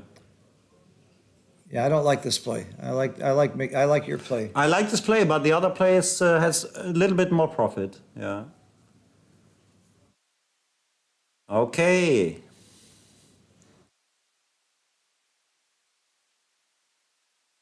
Hit is clear, and the 1 is clear through the cover. Yeah.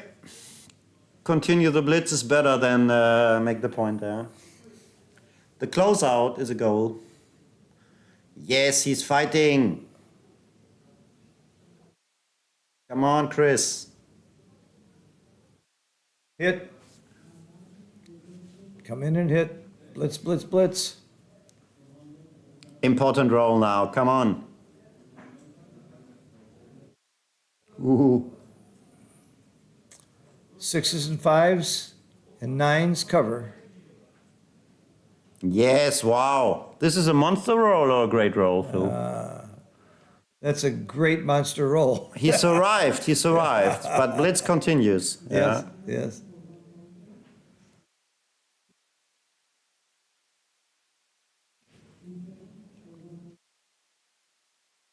Yeah, that's great. This is a good point, yeah? When you survive a blitz with a cube on your side, there's always good chances for a strong redouble. Oh, yeah, and your hand has to be pretty nervous about taking the cube at 4 when you're ahead like Yeah, this. yeah. I don't know if I like that play. I'm not sure. I guess if you come down, you give them good 6s. That's something you don't want to do from the bar. Oh, double 1 is good. Very Yeah. good. Okay, yes to split. 3 checkers on the ace point. Yet to do Oh, something. of course. It's automatic. The question is, Yep. I just go up to the 22. That's me. It could be an interesting game now, yeah? 4 checkers behind. If he rolls a 4 or a 5, it would be interesting. Yes, 5-1. Wow. Now you're happy to be holding the cube and playing in this game. So Ouch. he can run. He can only run to the midpoint, I Well, think. he's thinking about making the 8 point too, but you give up the midpoint. No, I think with 4 checkers behind, you need much more the midpoint, the connectivity. Yeah. You're not really holding him much with the 8 point. I'm with you. And the point is, if he hits on the 8 point, he have to leave his anchor. Yeah. He guaranteed to be in along the whole game. Yeah. Looks right. He agrees.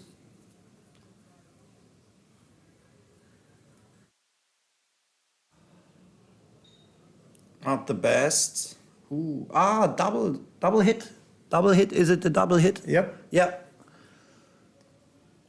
The alternative is just stacking or single hit. Why would you not hit twice? The alternative is also to hit and play down to the 10 point and don't leave the anchor. Yeah. Well, because of the score, I would be much more aggressive here and double hit. In fact, you get a double hit and a miss. Then the redouble could be That's right. could be jumped really fast on the board. It could be a redouble. And nothing else gives you that kind of an angle, I don't think. I was lucky in my game in the second round with a real cube on 4. I won 8 points against the nice people and strong player from UK. Oh, there's nice people from the UK? Okay, it was a lie. It was a lie. I guess I haven't met them. This is a good option. I like this play. Yeah. Okay.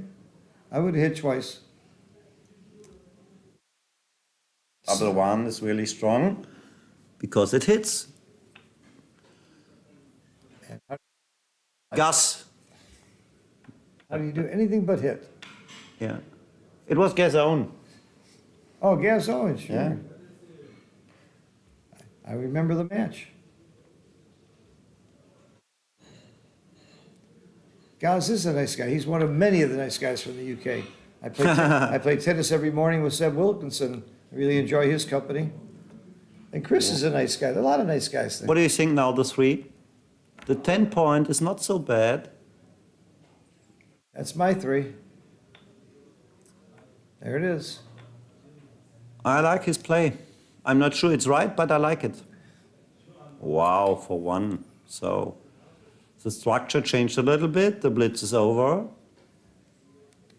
But it's dangerous because it's a 4-point board from Johan. 6-5 is not well. So jump to the 9 point. Yeah. By the way, this is the second really dangerous cube that Chris took. And he was certainly right the first time, and it's probably turning out to be right this time. So you got to give him real credit for that. You and I weren't sure. You and I would have passed the first one, and we weren't sure about this one. Okay, we don't.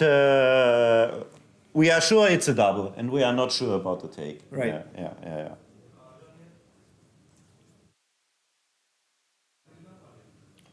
It's a take because the blot was on the 23 point. Yeah, this was an argument for a take. You can anchor deeply.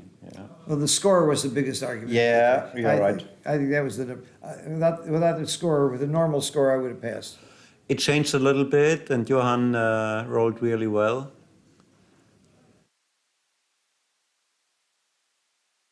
But there are still chances now. Yeah. Yes, 5-3. Go to the bar point. What else?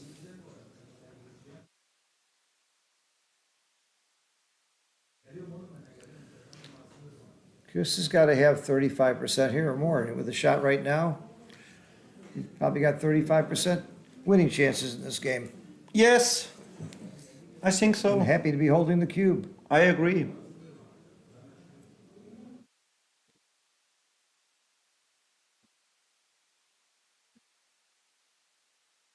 Yeah. Looks right. Sure, you don't want to bury your sixes. Sometimes I don't like it to go and strip strip my anchor. This is a tricky roll. Wait. Ah, double 5. Yeah, It's he left forced. the blot. Yeah. This is a big hit right here. This is it. Yeah. And he flunked. And that probably is going to cost him the game. Oh He yeah. might get another shot, but it's not likely. He cleared the point who he wants to clear. Yeah. So okay. Yeah, that miss was, the double 5 followed by the miss was the kiss of death for Chris. It isn't over till it's over. It's not over. Double 3 could change a little bit. Yeah. Yeah. How about any 3? Any 3s? No, 2-3 not. How would you like a Yeah. 6-3 here, or 5-3? Yeah. Oh wow. 1-3 is possible. There are Yeah. not so many bad, Yeah. but double 3 is really bad. Yeah.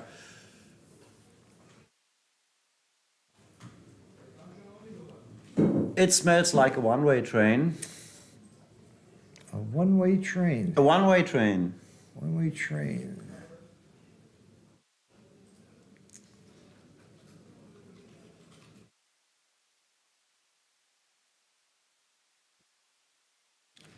So, Here's where the books changed from the old days. It was double jeopardy to leave the third checker on the 6 point here if you rolled something like a 4-2 or something. And now modern backgammon says you. I can learned leave it for- from you. I saw one stream you told, as long you have a checker on the 4 point. Yes, Yeah, I yes. learned it. I remember it. I learned that. I from- always make the same mistake, but then I nailed it for the future. Yeah, That's very it. good. What we can learn from you. Follow your streams. So you watch my streams and you get better than me and you beat the crap out of me and what am I getting for this? Oh, I get to do commentary. Okay. And much more, maybe. Oh yeah, I got a lot of students. Yeah. I'm not complaining. I'm having a great life in backgammon. Thank you, backgammon, for my life.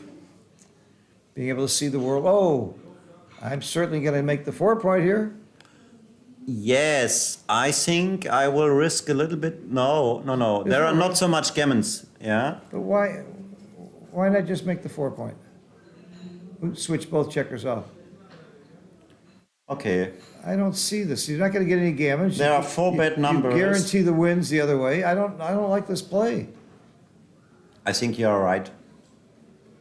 What was the, did he have a gain there? I didn't see that. But understandable, yeah?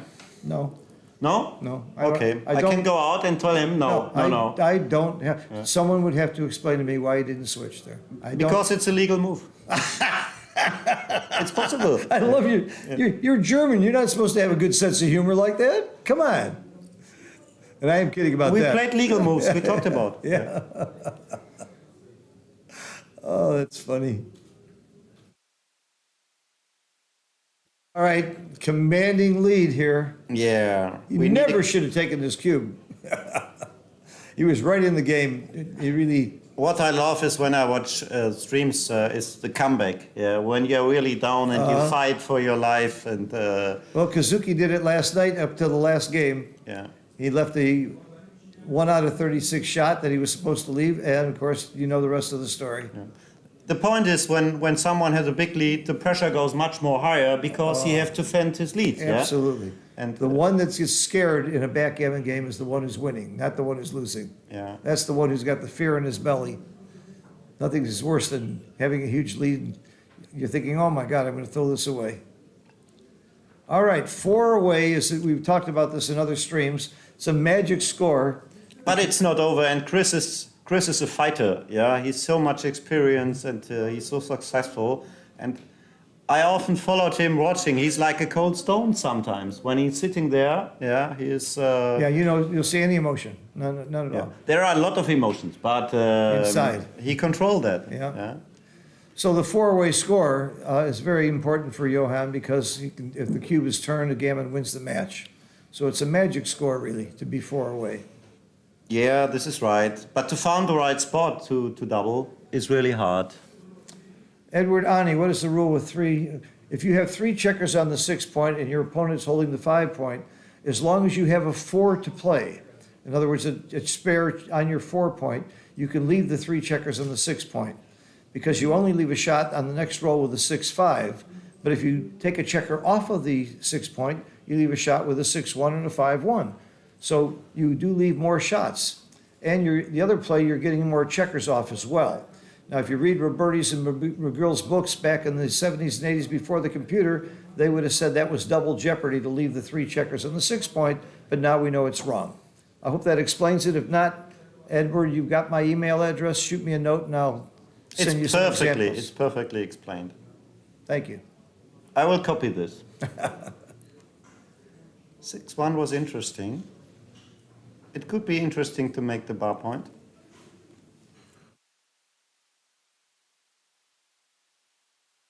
Very good, Alex. Alex is a great teacher in his own right and author. Yeah, and he has a great YouTube channel. Yeah. For everybody who don't know, this is a blunder for sure. And to like and subscribe him. He did every day, I think, great interviews and a lot of stuff. Yeah. Alex has a great channel, the Backgammon Galaxy. Mark Olson, a lot of good free information there. Michi has a channel. I have a channel with many good videos on it. You are a channel. I think you are a channel. Thank you. I channeled the greats. I copied them. That's my I would trick. send some greetings to my friends in Germany, to Rainer Bürkle. He has also a channel. It was some days ago. We had a nice interview with Alex and my personal coach, Thorsten Lux. A lot of what I learned from him. Yeah. Who? So Thorsten Lux. Oh, sure. Yeah. Okay. He's a player in the national team and a really great coach. Uh-huh. So my skills come from his side. Yeah. That's great. A lot of that. Yeah. If I were to list my mentors and teachers, it would take too long. Wow. Now he can risk a little bit. What's Sure. about I like about this. hitting? I You like this. I love this. Okay. And that's the point I want to make. I'm not afraid to get hit at all. In fact, he probably wouldn't hit if he rolled a 3. We'll see. Are you afraid of something? I'm not sure. Well, I said he wouldn't hit if he rolled a 3, but a 3-1 might make a difference. Yeah, hit and make the 4 point looks natural for Yep. me. Yeah. Yeah, that's one of the hits that I didn't want to see if I were making that play. 3 and the 5 down is automatic. Yeah, it's automatic play. Yeah, he's in a good shape, Johan. And again, red is really under pressure now. Yeah, the structure is good. A lot of builders. It's too early for a cube, but it's a nice position with a lot of opportunities, and it works again. We have to stop the train. 3-6, great roll. Jump out.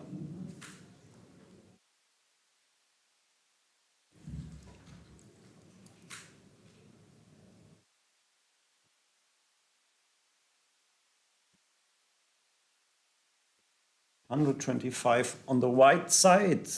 So he's leading the race a little bit. This is also good now for Johan, because it's a gammon-less position in the most of the parts of the game. And it's without much risk here. Yeah. So when there is a big lead in the race, he can take the cube. Yeah, like in money game.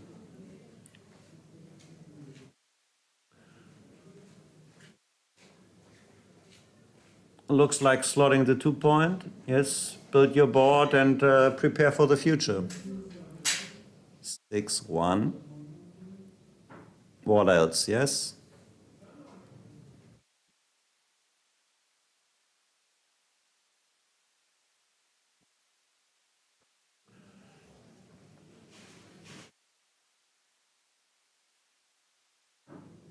Yeah, and slot the 5 point, I think.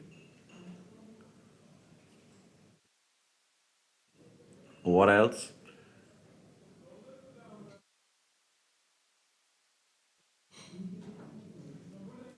What else is a good question? Yeah, what else? More builders to close the 5 point. It looks natural play from you. Yeah. Yeah, right play.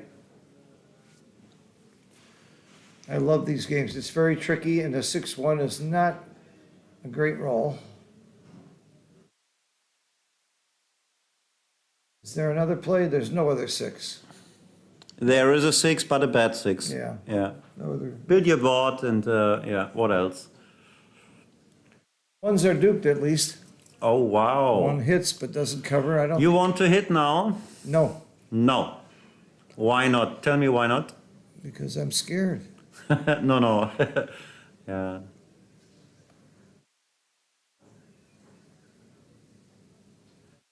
So, if not, this is the right play. Yeah. Oops, what did I do? Back, okay. Relative to the chat and that rule about the 3 checkers on the 6, he also ruled does not apply if your opponent has a checker on the bar. Because there's other ways to leave shots down low in the board. So you do clear off the 6 if your opponent has a checker on the bar.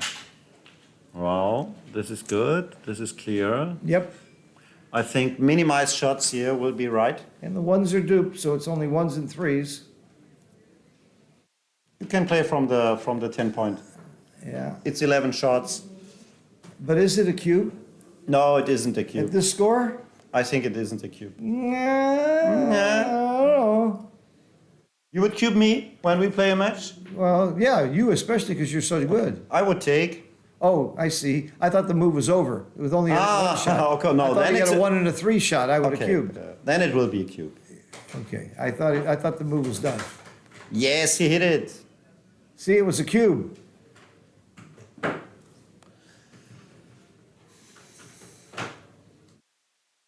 The cube comes really fast now.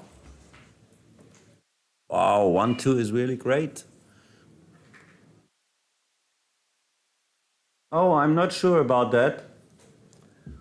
By the way, somebody asked who the other guy is. Marcus Reinhardt from Germany is my co-commentator tonight, for those of you who came late. Alex. Now I saw Tony Diamantis jumped in. Hi, Tony. And you thought it was Tobias. It's not Tobias. They just sound similar because they're both German. Yeah. Tobias is still in the last 8 of the undefeated, so Yep. he's in process. He's my roommate. I'm very rooting hard for Tobias. He's a very dear, close friend of mine for many years. Maybe I look like a little bit Toby, but No, my voice is the The other. voice a little bit. Yeah, The yeah. accent. Both have that German accent. What do you do here? 6-1 now. Interesting. Wow, this is very hard for me. I think you have to hit because otherwise you're giving him too many shots. Yes. He can play safe also. Okay, yeah, then There's no safe play. there is no safe play. Okay, then it looks... That's why you hit. Yeah. And you give yourself maximum covers. If he doesn't hit you here, you double him out. What about when he misses it? It's a When he cube. misses, you double him out. Wow, What about when he 1-6. rolls a 1-6? Which 6 do you play? I jumped out to the bar point, yeah. Wow, now you're too good to double. Unless he rolls double 3s. It's too good to double. Just play on. Mate? Can you fix the screen? Not sure how you hit the button. Okay, thank you. Thanks.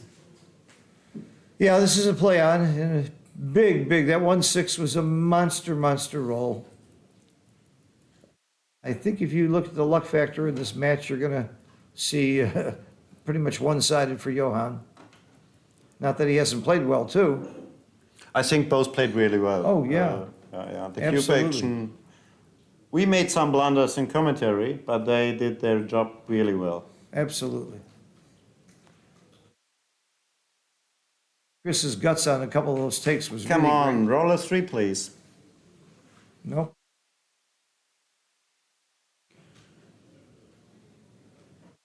It's forced. Yes, it is Markus Reinhardt. No problem, Tony. Tony and his wife are two of the more interesting, fun people in backgammon. And shout out to your lovely wife who won the ladies' tournament in Monte Carlo this year. Yeah, he did a great job in Monte Carlo, and I missed Tony and Mary, his girl. Oh, it's his His girl. wife. Oh, his wife, yeah. Mary. Maggie. Maggie, Yeah, thank you. Yeah. So 5-1 to play. Interesting idea to clear the 6 point now, yeah, because this is the point we want to clear. Yeah, there are so many gammons. Yeah. For the future, it looks really good. I like this play. And double 6 isn't even a joker. It doesn't even kill him. Tony, you asking for coming to Los Angeles. It's one of my favorite tournaments in the world, but this year I have to be in New York. And I'm going to end up staying in New York for the New York tournament. But I love Candace's job in the California tournament. She does an amazing job. I'm There's a 3. sorry to miss it. Yep, the 3 was very big. It's still going to be too good. Yeah, it's not so big. It's like a phantom 3-point back game. Yeah, if you have the point or not. But he needs help and he needs a shot. There are so many gammons inside. Shots is only hope. Yeah, and the hit. The shot and the hit. Oh, I forgot about the hit. You got to hit it too. Big roll here. No 2s. Big. Clear. I think you clear. Because you want him to come in behind you. You just want to clear from the rear. Yeah. Even though it's awkward. I think it's more awkward the other way. 6-2, 5-2, 4-2, all left a shot. No, 4-2. Oh yeah, there is a shot. Come on. He shouldn't have cleared. When he hit. 4s and something with a 1? No. Yeah. Yeah, it works. And now the containment begins. Yeah. I come out. All right, that's reasonable. So.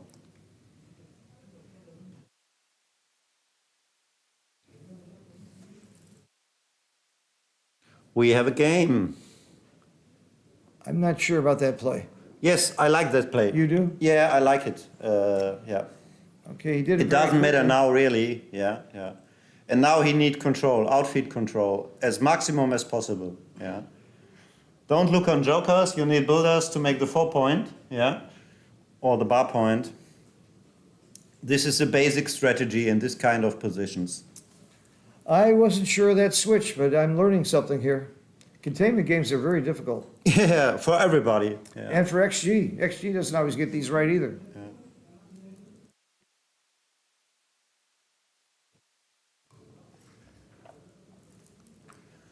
This looks good for me. Yeah, now you see the outfield control works. Yeah. Not when he misses here with a double 5. Is it possible? Oh, wow, you see things I didn't realize so fast. Okay. Hit is for sure. Well, you can hit and make the point. I think that's what you do. No, I don't want to make the point. You don't? No. Or, I make the 9 point. oh, you're right. You're right. No, no, no. Maybe I will hit and go to the bar point. So I have maximum builders for the 4-point. And the bar point could be interesting when you jumped on with a 1. So hit and go to the bar point. And I'm making the 9 point, so we'll see. We agree about the hit. but when he comes in with a 1, you have some problems because there is no pressure. Uh-huh.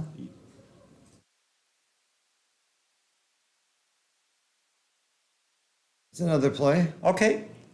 It's reasonable. Yeah, for sure. That's more along the lines of my... But in that case now, you see, yeah, you need more builders for the 4-point. This is the next point. So don't be afraid at that score. Yeah. How many checkers he had off? 6. 6, yeah, so. Well, you're right. When he comes in on that ace, you wish you'd had the bar point now. Yeah, yeah, yeah. If you'd have slotted it, you would have made it. Your strategy certainly would have been better than this. I'm not sure, but that is a point I think about. Yeah. Yes, jumped out and outfield control.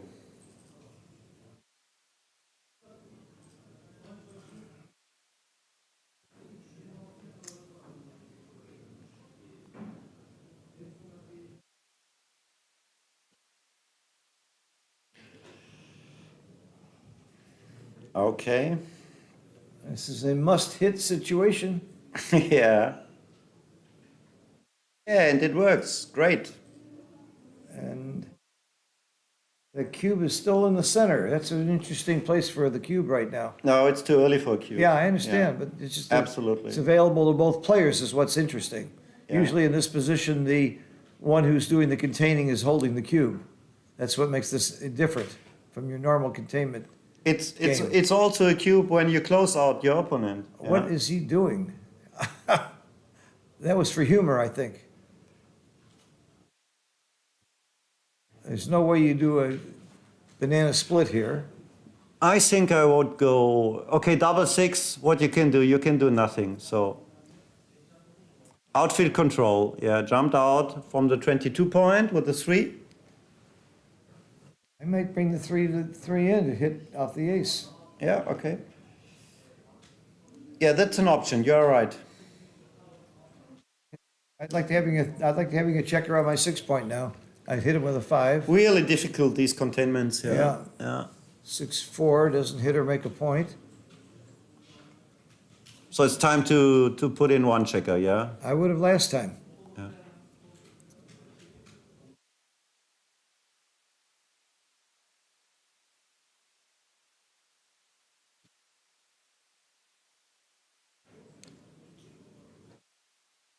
Clueless at this play. I'm just not sure what you do. It's so difficult. Yeah, but you need spares to attack on the 1 point. Yeah. I'd have brought both in. Not bad idea. Oh wow. 5s are his only return number right now. He doesn't get it. Stay back and play 5 to inside. 3. 5 to 3. Yeah, I agree. Now, could this be a cube? No. No? It could be. I don't don't know, John I thought Johan may have had a cube there.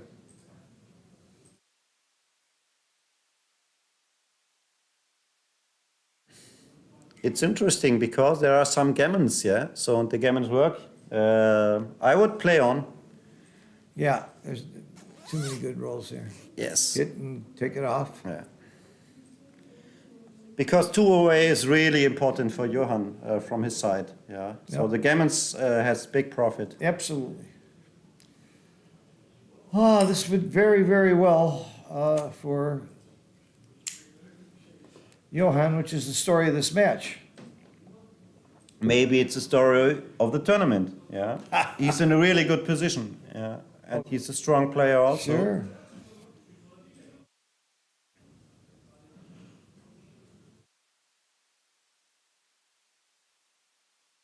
Are there Germans in the chat here? I don't know.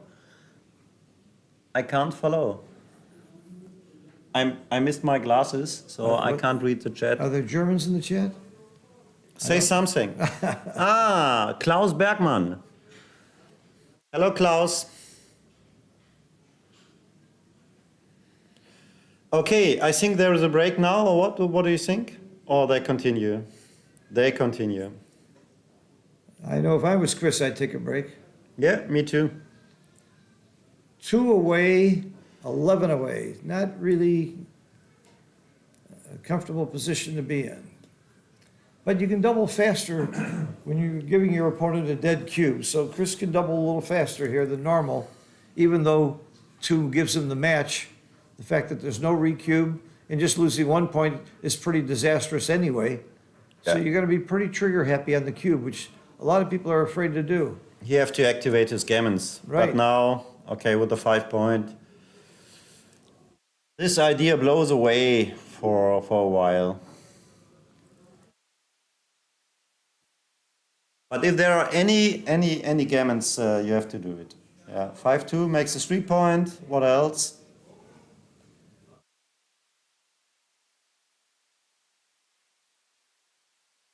Three one, not the best roll. Jump up. For lack of anything better, you jump up. Yep. Wow, double 2 is interesting. Yeah, and the 11 point. Yes. Gammons count for the match. Yeah.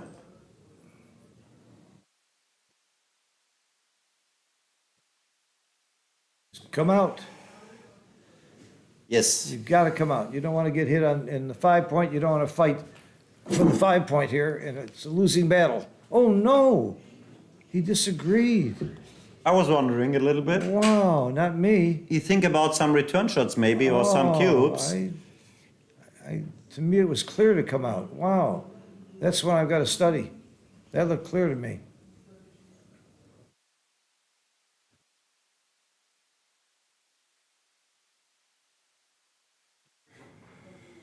Safe play is no option.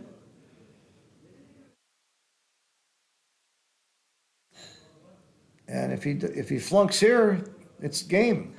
Yeah, you're right. Yeah. That's why it came out. I Yeah. really thought coming out was thematic. Hi, Herbert.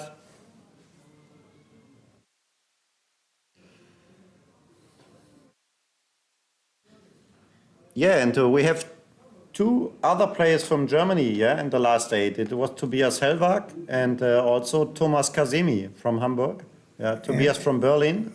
They performed really well here. Actually, I don't know what happened in the matches, but not so bad chances for the German community. Absolutely.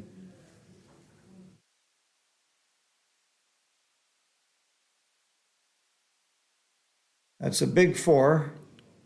And the 5 is down or in. And the fine 5. Not so fine to play deep, but Yeah, I would have come down, I think. really Yeah. I would give up the midpoint there. interesting. Ooh, Wow, 1-6. 1-6 is interesting.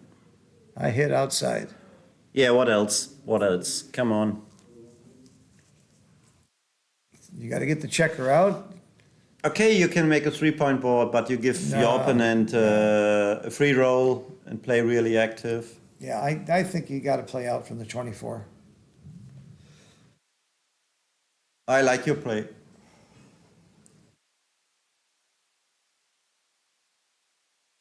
There are many shots. Ah, the bar point is also an option. Not to me, it's not. Not to you. Okay. But to Chris, it is. Okay. Playing for structure. Double four. Wow. Double four hits or just comes out. Comes out with all three. It is interesting. The hit is more gammonish.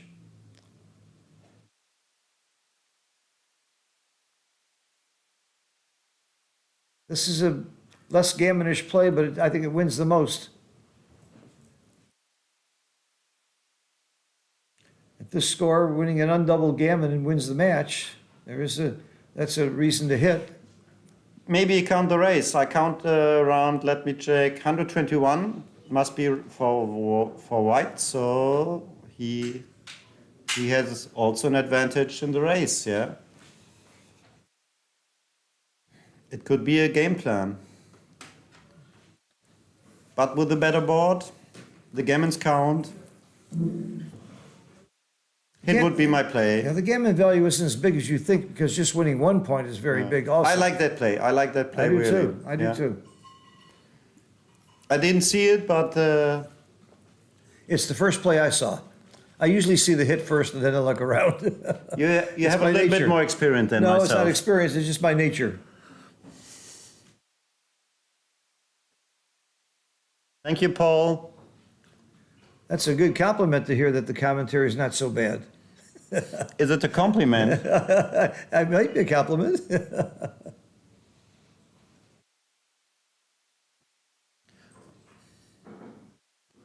Wow, what a bad three.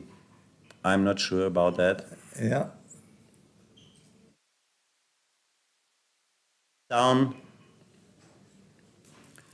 Yeah. I don't want to jump Yeah. out from the anchor. Right, Yeah. right. There are many hits and things can change really fast. If he doesn't dance, doesn't come in here, this could be the He's in big trouble. end of the match. Oh, wow, that's down big. to 6. Big Oh, two. you would hit? I think I wouldn't hit. No, I didn't say I'd hit.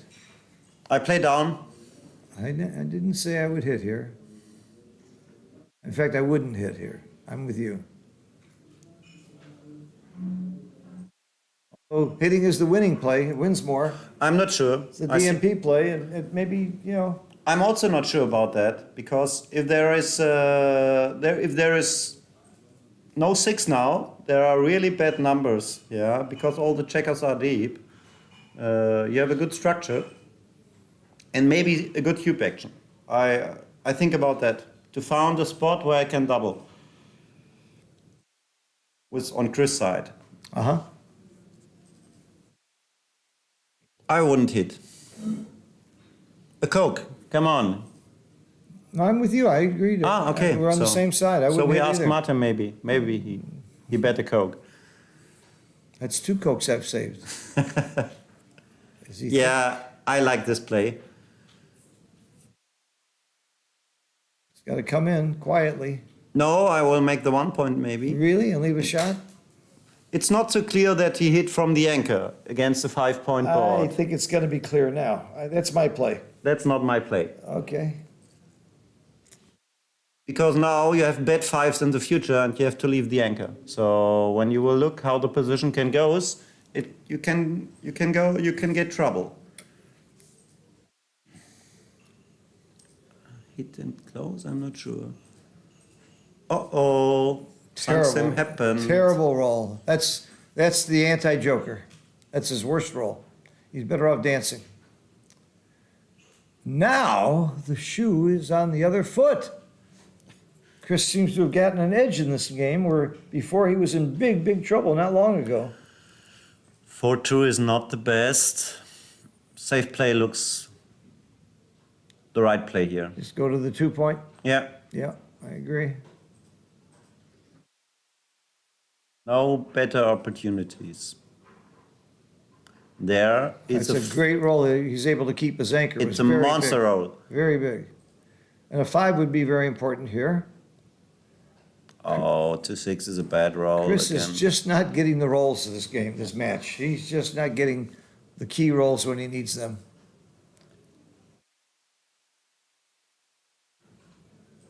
This is creative, Probably right. I like it. Really interesting, yeah. Doesn't that hit? Am I missing something? It hits. So hit. It hits. Yes, it hits. So what else are you gonna do? Hitting is fun. There, okay. So you like You found the it. fun side, Yeah, yeah? yeah, yeah, Yeah. yeah. We came here to have fun, didn't we? I didn't see another play. Come on, perform, please. Oh no. This game is now swung again. Make the 1 point. Of course. The ace point is right, yeah? Yeah. And come out. That's it. Come out. He can win a gammon. He can win the match here. If Chris doesn't anchor or come in right away with a 2 or a 6, it could be the match. He's favored to come in with a 2 or a 6. He did with both. Ooh, Yeah, he may have to make the anchor, yeah. the 6 is ugly though. Yeah.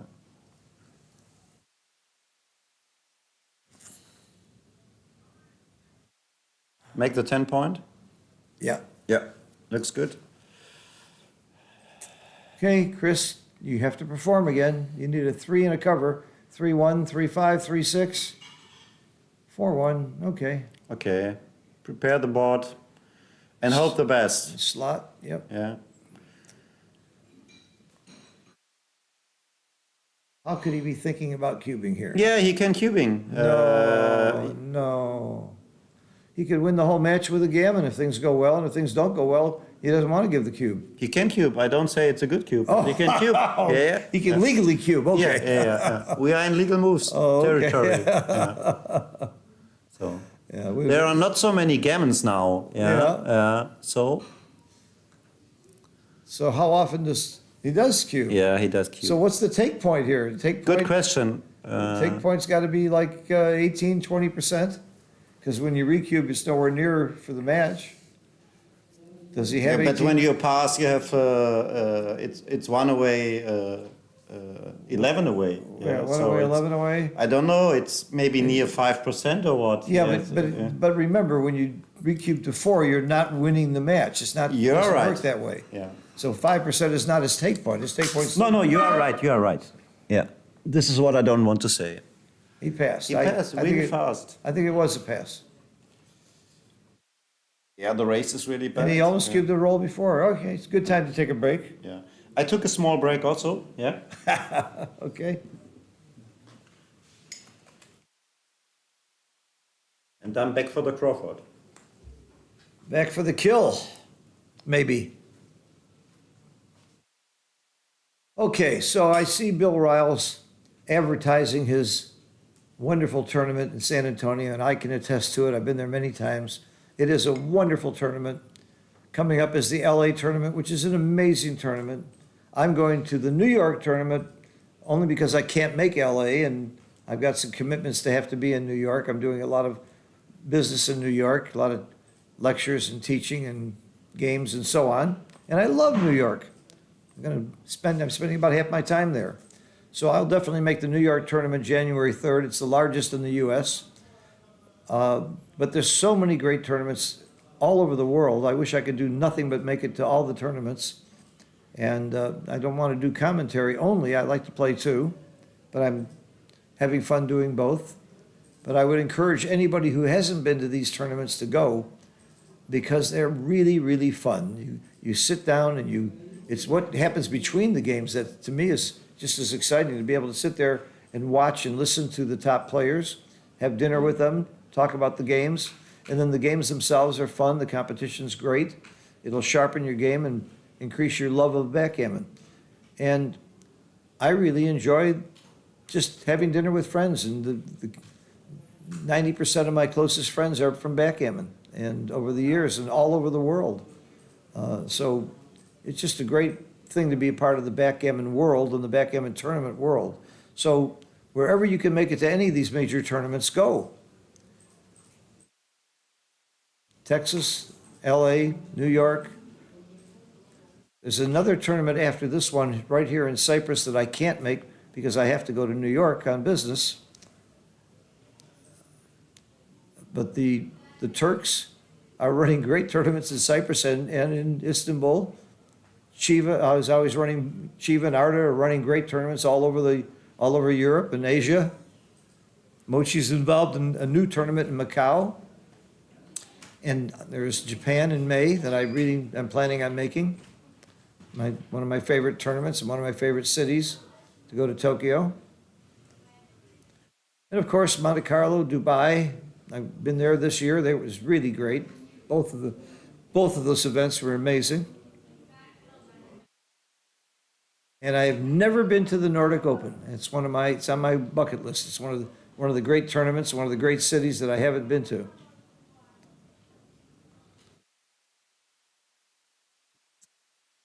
One away, 11 away, 3.4%. Yeah, it sounds about right. Which means that it game ain't over. How many times have we seen 3% work? 1%.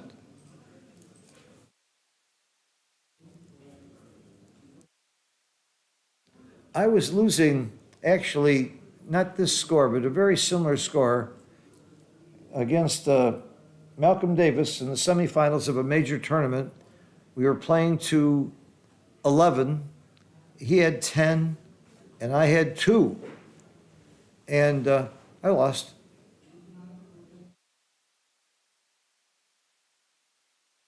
I think you expected a different outcome, but I remember losing immediately.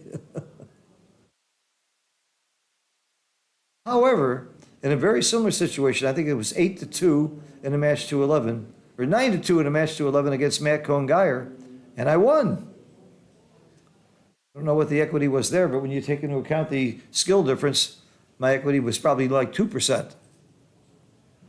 And I did it without any good rolls. I just played brilliantly.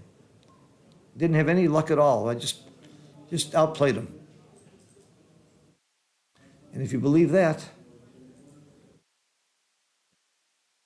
okay.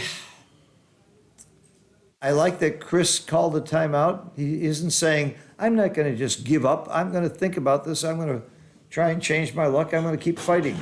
That's what great players do. I've seen great players with less than 3% spend several minutes over the board on how to play a 1. It's not just about winning and losing. They want to play well.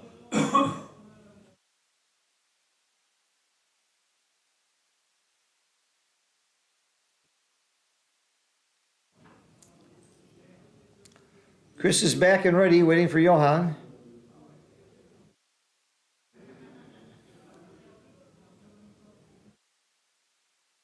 He should not be touching the clock when his opponent is not there. Oh, it's not the clock he's touching. It's his glasses case. Okay, the clock is still in the center. Fine.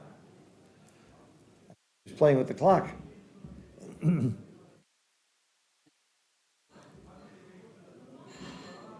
There's Johan with his cup of coffee or tea and his headphones. Headphones are legal if your opponent agrees. If he doesn't like it, you can't wear them. Because some people are suspicious about what you could be hearing, or somebody could be transmitting to you, especially when you're being streamed and somebody could be sitting there live giving signals. But it's happened in chess, it's happened in any place there's a way to cheat and there's money involved, people will cheat. But very little of that is happening in the world of backgammon. It used to be more. I must tell you, there used to be a lot more cheating going on years ago, but it's pretty much cleaned up. The ethics are very, very high in this game. But you still, like my granddaddy said, trust everybody but cut the cards. Okay, this is a Crawford game. For one game, there can be no cube because it's 1 point away from winning the match. After this, there'll be a cube on the first roll every time if Chris wins the game.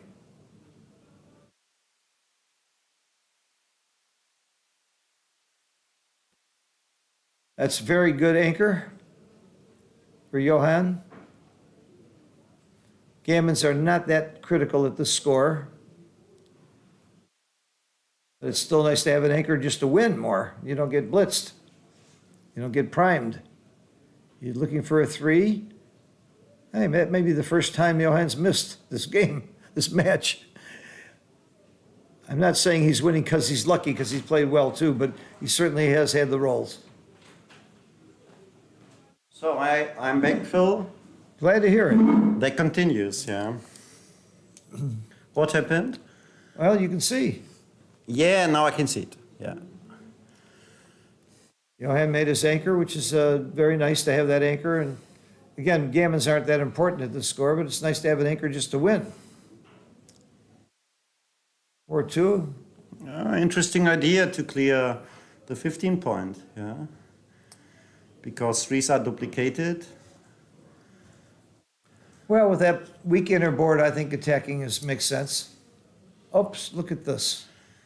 Johann is just getting whatever he needs. Yeah, right. It's magic. If I were Chris, I would be saying, who did I anger? Which gods did I anger today? What did I do? Certainly has played well. There's no question about that, and he's not being rewarded for it.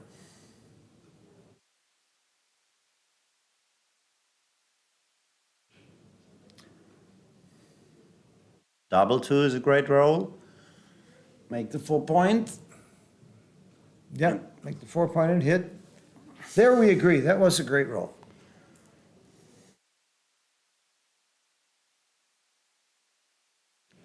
Run, out scout. What else? Yes, what else? I like Woody Allen's speech, commencement speech at Harvard. He said, today I'm going to talk about the universe because I can't think of anything else.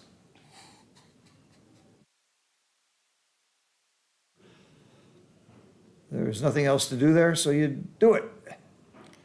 Interesting. Maybe I would slot the bar point now. It's good for the future. Yep. And the point where we can And the fewest shots. place our checkers. Yeah.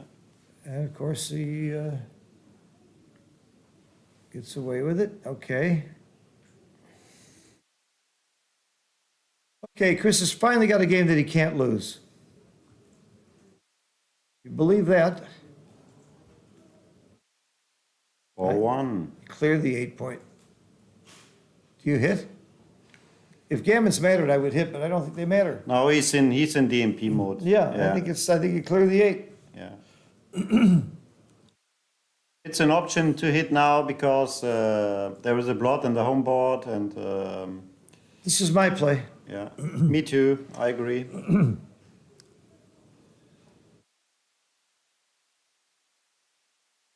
Slot? Slot. Yes, slot. Slot is Oh, good. no. Why? In most of the cases, you make 1 point now. Yeah.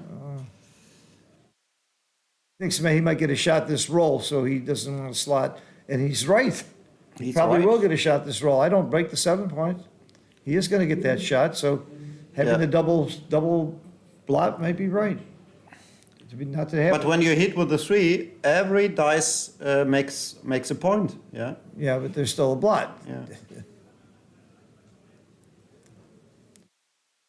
All right. Chris certainly has an edge in this game. 2 and 3 is to the ace point, I think. Yeah. Right. He's more flexible then. Why is he looking around? No. I guess he Oh. feels he doesn't need the 5? I don't know.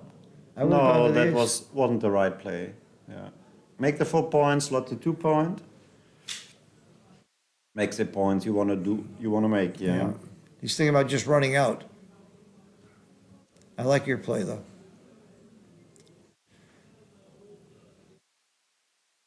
Six two is ugly. 4-3 is really good. Okay, but I like to look at the ugly number, too. Just it's fun. I'm coming out. Oh, okay.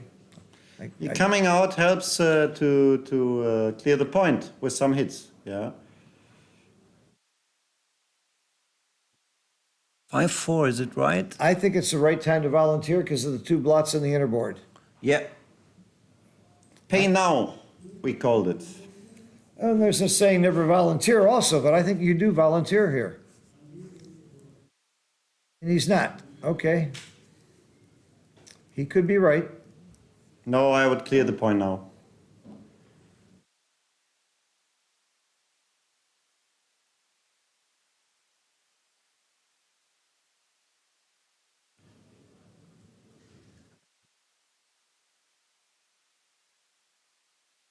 It's attractive with two blood in the inner board. Yeah. To use that moment. Yeah. I thinking about the volunteer too. In many cases, things go worse for him. Yeah, I would have volunteered also. I would have volunteered with those two blots. Okay, jump in. Well, the two blots are still there though, so that's the good news for Chris. But his odds of leaving a shot are very high here. Wow, double C, great.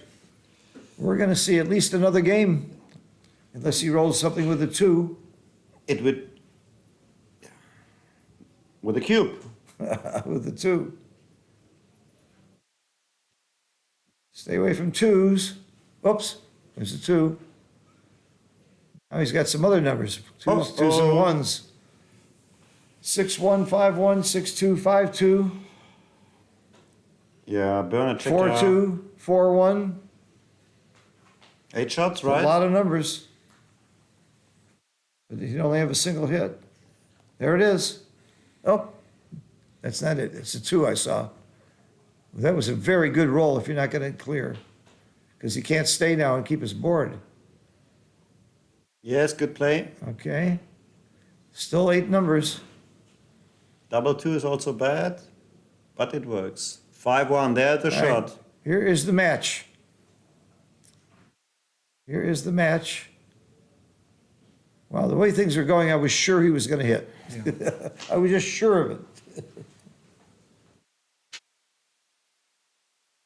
Everything was going wrong for Chris until this game. But he's still alive. He is still alive. And that 3.4% might be, I think that's going to happen about 3 times out of 100, somewhere like that.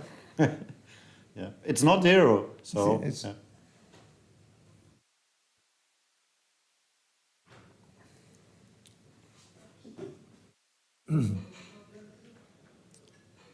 Where did the fat lady sing saying come from? I'm going to have to look that one up.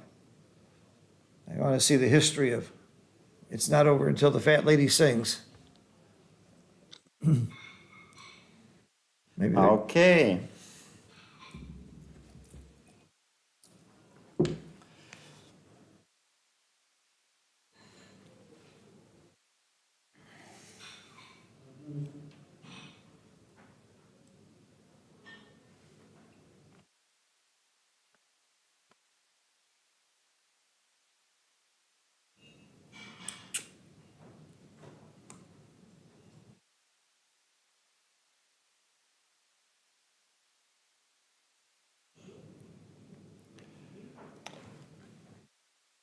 The opera Ain't Over Until the Fat Lady Sings is the history. It was coined in 1978 by Dan Cook, a sports writer from San Antonio.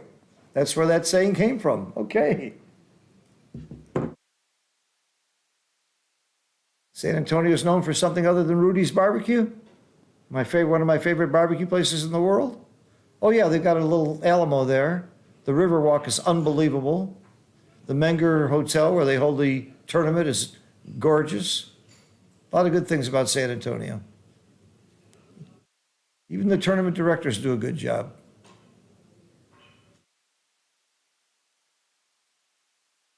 Okay, that's the free drop theory. If you don't understand it, it just doesn't cost anything to give away 1 point here because you need the same number of games to win. So if you're losing, you take the free drop. But with this many free drops to go, you would only take it if you were clearly losing, and he was there. And since there is no free drop, he can play around. So double take. In a last match, we saw Herb Roman play the game with his opponent and not double when his opponent didn't have a free drop, waited, doubled late, and it worked. It shouldn't work at this level, though. I think you're not going to fool a player like Johan by waiting on the cube. That's what he's trying to do.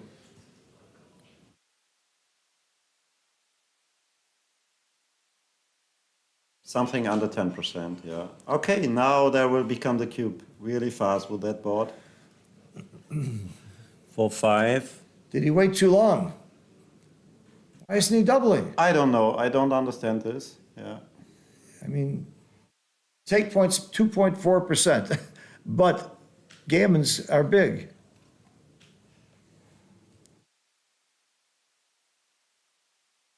Okay, play safe. To the 8 point, what else? It's just so ugly, he doesn't want to do it. I understand that. Okay, now the cube comes. Now the cube comes, and if he doesn't cube soon, it could be too late. If he hits here, this is terrible not to cube now. Yeah. How could he not? See, if he hit there, he might lose his market. He could actually lose your market here. Ain't so clever.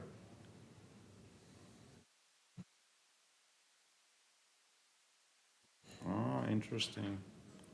I will make the 2 point And slot the slot. 3. Sure, Yeah, sure. yeah.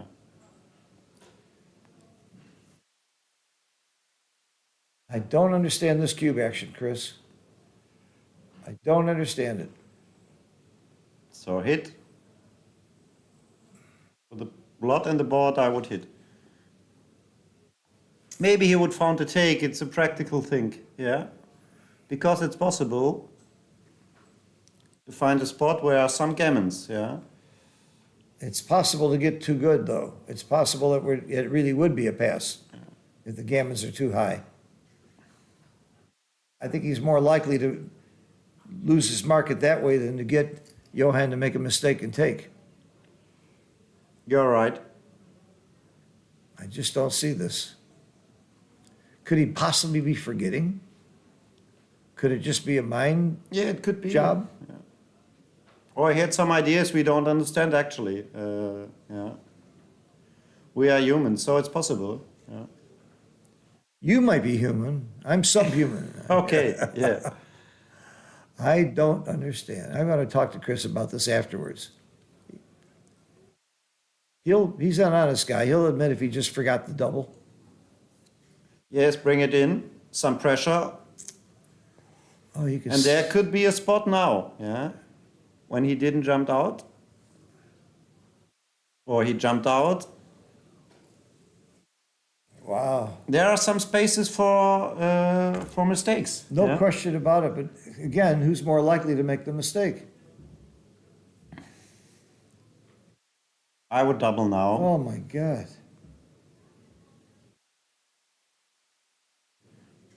I guess that's he's thinking about it. Why? Wow. I don't understand this.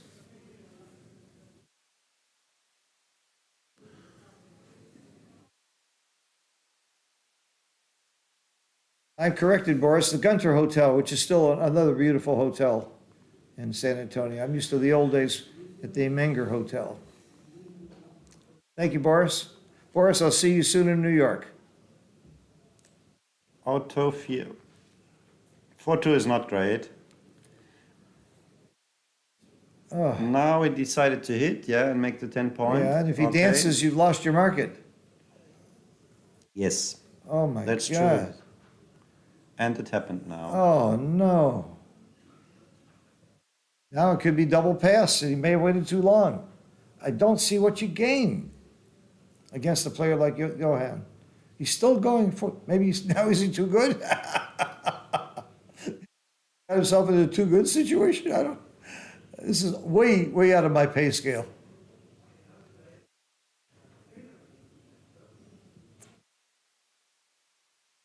Okay, Oh, and yes, right. Now he double. Oh, that comes really fast, okay. But he found the take. again, his take point's about 2.5%. The gammon value's probably only about 0.6. It was an easy take. Okay. Maybe So he maybe didn't not listen. hit, yeah. Maybe not hit is an option.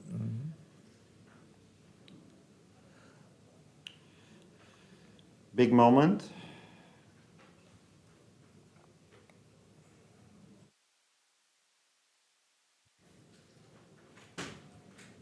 Double four. Wow. Plays itself.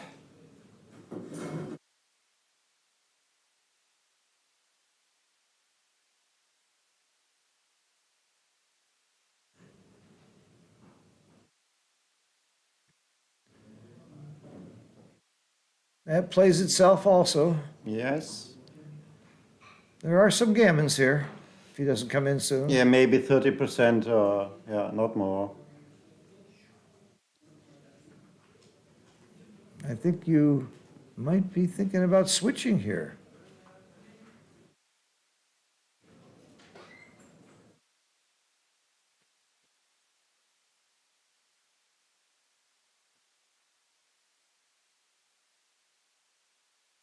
A gammon would really helpful for Chris, yeah. Oh, yeah. So and it makes it more interesting for us. Come on in. The water's fine.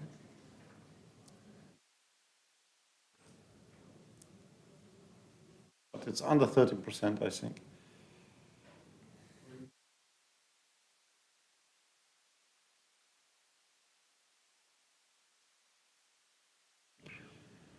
Oh, he stayed in. Look at that. He's not afraid of gammons. He stayed in for the win.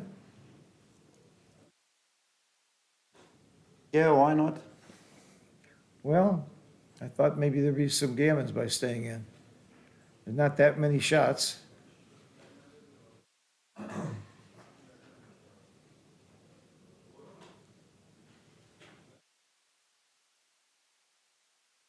It's for sure. Now you have to play for the gammons. Yeah. I agree. Plus, it totally guarantees the race, too.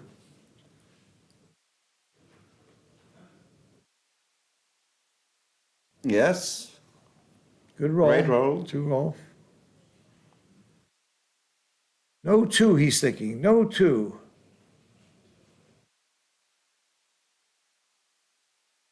It's a bad roll.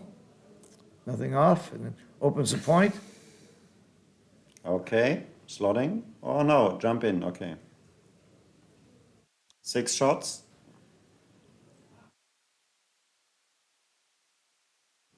Wow, good roll.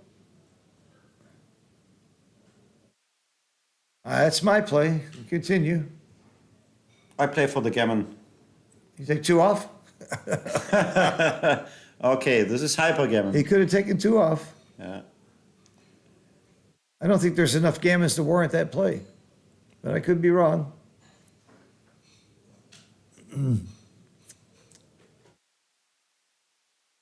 Two comes in. Pretty highly favored to get off this gammon, but all it takes is a double or 2. Double might do it. Oh, there's the Okay, double. gammons are saved. We are in the next game. Well, the doubles followed by double 4. Ah, okay, I missed that. Double 4 is the only anti-joker here.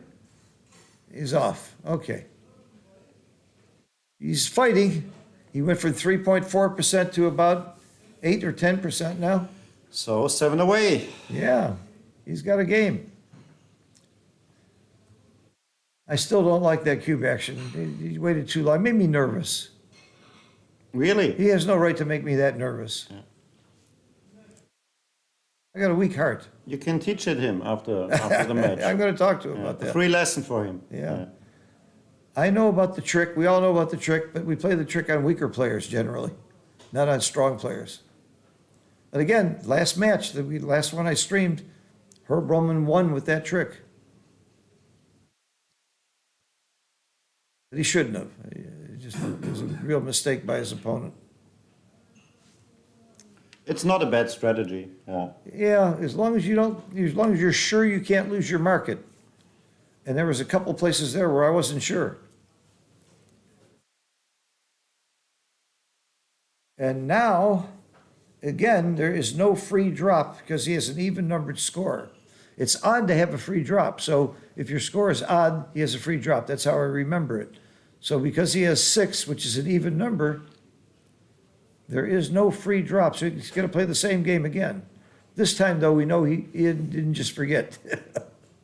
Now we know he's doing it on purpose. I would double hit now. Yeah. Active play, right.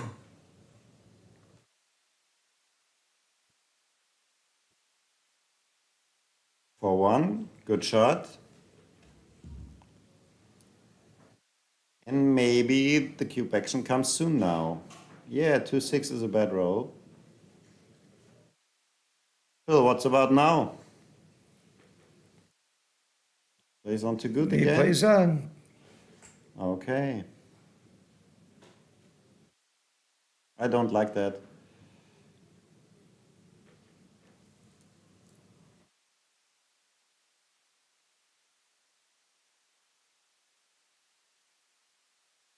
There's the anchor. 4 goes in. Ah, hitting is also an option. Okay. Okay, why not? Understandable.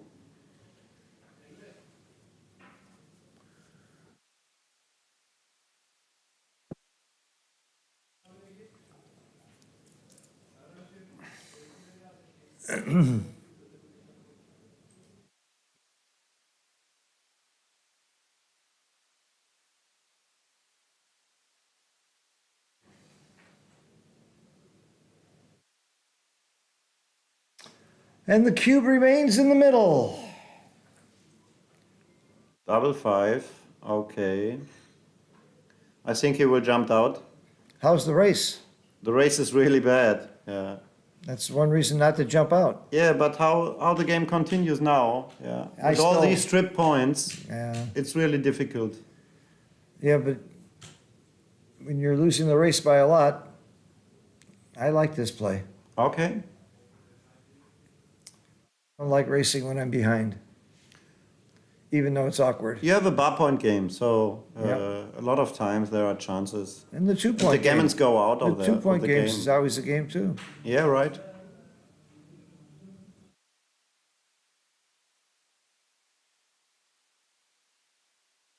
But you need checkers to play. Yeah, no, this is a very bad roll. This destroys his board. Are you going to double yet? Come on, double. There you go. Thank you. And like we said, it's almost always a take, unless the gammons are really, really high. Interesting. Yeah, that's not bad. Bad 6s now. You And called there it it. is. He hits. Wow. That's not the bad 6. That's just a 6. That was pretty good, actually. Unless he performs. And he does. Ooh. Must hit. Sure. All in. Absolutely. All in. And, 5-2, the great shot. yep. Now he's going to dance. The way things are going for Chris, I would expect him to dance here. You are right. And he comes in, supposed to come in 75% of the time, but the way things are going today, you know he's dancing. Hit and make the 5-point or switch. I make the 5-point. That's me. Yeah, me too. My play. Oh, man. What a turnaround for Johan. Again. Poor Chris. I really feel for him. Not that I'm rooting for either one of them, but it just seems like he's played so well and so courageously, and everything goes wrong. But it's not over, yeah? One hit can turn around again, yeah? A 2 would be big here. He got it. Yeah. He got it. Nice call. Okay, jump out. Good. He needs more. He needs to come in soon, 2s and 4s. He's favored to roll them. There he goes. He's coming, fighting back. Don't you know when to give up, Chris? I like that he's a fighter. Ooh, this is really interesting. I will jump out with a 6 and go to the 18 to the midpoint. I would come out with both. No, I don't want, because next roll you have to Yeah, you you're have right. to open it. You're right. It's so too hard to come off of it. yeah. You're right. I think the 17 point is a little bit better. Oh, you need to perform better, Chris. Oh wow, that is a great roll. now he's really under pressure. Yeah. And he dances. Oh, poor Chris. I feel for the guy. I feel for anybody who's had this much bad luck in one match. Did you step up with a 3? That's me. There is enough time. Yeah. I just feel more comfortable with the checker up there. Can't come in as, oh, there he goes. He came in with Yeah, one. fighting for an anchor, and he's still in the game.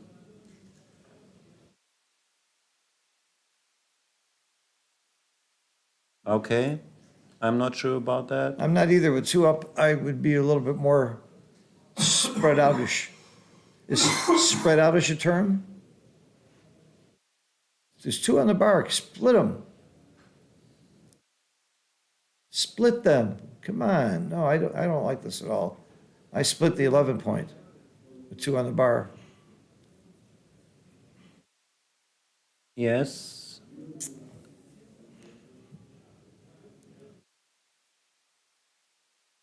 Make the midpoint. Do you? Yeah, You don't hit? I don't hit. Most of the times he comes in, there are 3 blots around. It's not the right strategy, I think. What's the time on the clock here? He seems to be trying to play fast. Can you read it? Oh no, I'm not sure. Okay. It looks like he's rushing to play. I wish I could read the damn clock. Oh, 2-1 is really a bad roll. Horrible. This is why I would have hit earlier. Wow, wow, wow. What else can you do? You got to play off the midpoint. You can hit. No. Just all the way down from the midpoint. Give him 5s and 1s. Nothing dupes, but that's all you can do. If the hit was, You can minimize shots. Yeah. 2-1 is an option. ooh, look at that. Wow, great Look at roll, that. Chris. He performed now. Good. He's got a great game now, especially if he hits again, and he does. Yeah, slot the bar and Absolutely. Great game for wow, Chris. he's back in the match. You win a gammon for 4 points? Be 12 to 10? Oh my God. This could really, at 3.4%, starting to look pretty big. Oh no, I don't lift that. I need that point. I don't like that at all. I would have left that bar point slotted. Oh, wow. 4s. What a turnaround with 3 checkers on the bar. Yes? And he rolls the 4. Come on. No. Hit on the 18 points. Sure. Yeah. He's thinking about hitting twice. There is merit to that. I Against can the see that. 4-point board, the hit is really dangerous. Yeah. I did not like his clearing the checker off the 7 point. 6 jumped out. See, the guy never rolls a 1-6. You have to jump out. Yeah. Which one? Yeah, with Yeah, this one. I agree. The anchor could be important to save the gammon. Yeah. 5s and 4s and 3s all hit. And he rolls a 6-2. That also He- hits. It also hits. There's a lot of gammons here. Things go well. And they're going well. Wow. It will be a close match now. Oh, yeah.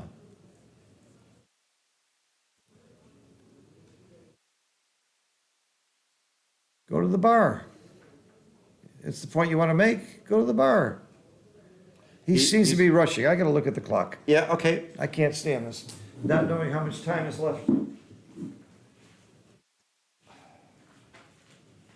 See if I can see it without disturbing. Yeah, 2 point. No, the clock's facing the other ways, but I must be short of time. 'Cause he's playing very fast here. It's very exciting. There's a huge crowd there watching too. They're both very popular guys, both good guys.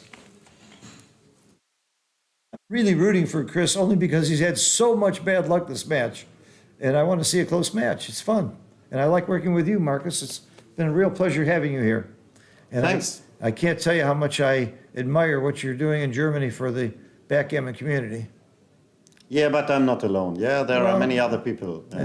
I have some ideas, and I have many friends who helps me. And when I did it all by myself. Nobody helped me. I had nobody help me. I had no support. It was all me. And of course, I'm lying. I had a lot of support from Perry Gartner, who was the president of the USBGF, and Joe Russell, who did a tremendous job getting the collegiate program going. But I like to take all the credit when I can, but I wish I could.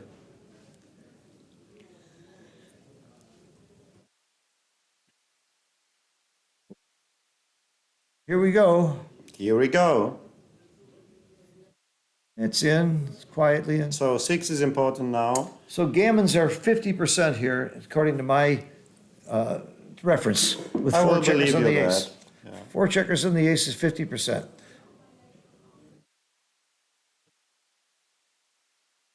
15%, then 35%, then 50%. 15 with two checkers, 35 with three, and 50% with four. And no really much hope to winning that game. Yeah. And by the way, the gammons might be higher because you can be more aggressive with such a bad board on the other side. So maybe it's more than 50%. Now, every roll it goes up, by the way. And now, gammons probably are closer to 75%. It's a good roll. Anything that doesn't leave a shot is a good roll. Because he doesn't need to. Oh wow, backgammons. Backgammons are an option now. Look, a big double, and he's in trouble. My God, we can go to DMP directly. Oh my goodness. Backgammon is not out of the realm of possibility here. Look at that. He still doesn't get a checker out. One big double here. One big double, and we might be seeing a backgammon in a tied match. Oh my God. Oh wow, wow, wow! A big double. Come on. Don't roll twos. Well, nothing leaves a shot right now. This is good. No, it wasn't good. Got him to odd. That's not good. I moved two checkers. That's right. Yeah. Does not want a two. Two, okay. Still backgammons in the mix here, especially with a 3-1.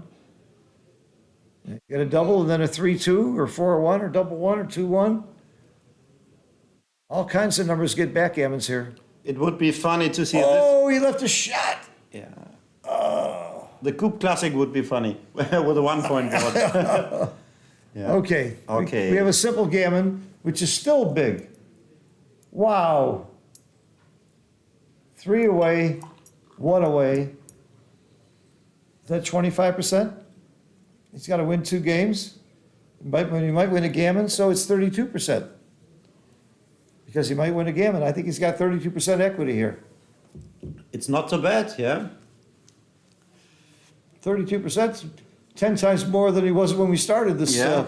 this Crawford business at 3.4%. He was around down to 3 or 4%. It was 3.4 is what somebody posted. Here it is right here. 1 away, 11 away, 3.4%. They're taking a break, and so am I. Okay. Very exciting match. I got to look at the clock, too. I really want to see the clock.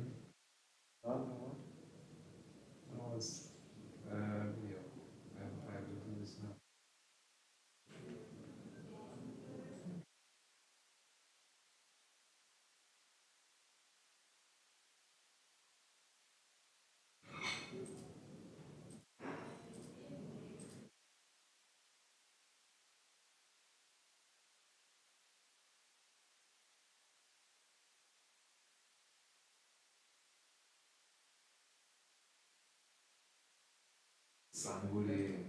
Sanguli is great. It's my favorite. No comment. Sanguli.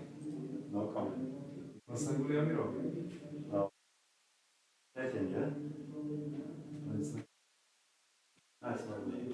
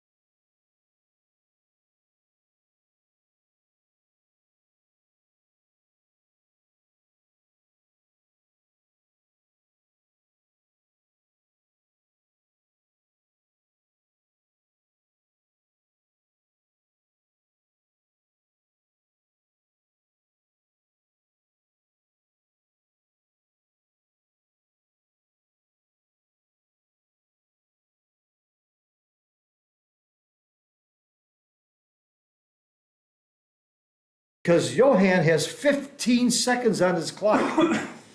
And, Wow. yeah, and that's a monster. Chris has a couple minutes, which seems like forever compared to 15 seconds. So with a 12-second delay, he's got to play speed gammon, total speed gammon from here on out. And if I were Chris, I would complicate the game as much as possible. I'd play back games. I saw Mochi have an opening 6-1 in a situation like this, and he double slotted on the opening roll. It was in San Antonio in the semifinals against Ron Lareo, and I got to play the winner. And Ron did win, but Ron had 3 seconds on the clock, so Mochi slots with a 6-1 opening. So you want to play the clock. 15 seconds. This is a small prize. Johan burned a lot of time at the beginning of the match. Yeah. Yeah, remember we talked about that. I couldn't Yeah. believe he spent that much time, and you said, well, he's a very methodical player, but leaving yourself 15 seconds when the whole match is on the line, that's not what I call smart. That's not good clock management. Chris now is in a really good position, so Yeah. he can play the clock now. Yeah. And when things go wrong, he can double most of the time. And Double again, six. there's no free drop here, so he can play. He's playing the game. No, Here he goes. I think this is a drop. You think it's a drop? It's a drop, yeah. Maybe. I don't think so. I'm taking it. He didn't have much time to think about it. Yeah. I would have Maybe taken it's it. not a drop, but it's not so easy. No, Because, I think you have to take that cube. yeah. You drop, it's DMP. Now, Yeah, but there are as some long as he gammonses. doesn't get gammon, yeah, but I don't know if there's enough gammons. Okay. Could be right. Let's say that you end up with an ace point game. That's 15% gammons. Yeah, but it's not a normal ace coin game. He had an anchor and you are too fast. Could be a problem. Many blots you can catch more blots and the gammons go higher, yeah? Because the position is really, really strong. So make the 4 point. Wow. Chris is looking very good here. He's the favorite, especially with the time settings. That's a good point. When you consider the time settings and the position, I would make Chris the favorite in this match now. I agree with that, especially if he can roll a 3 here.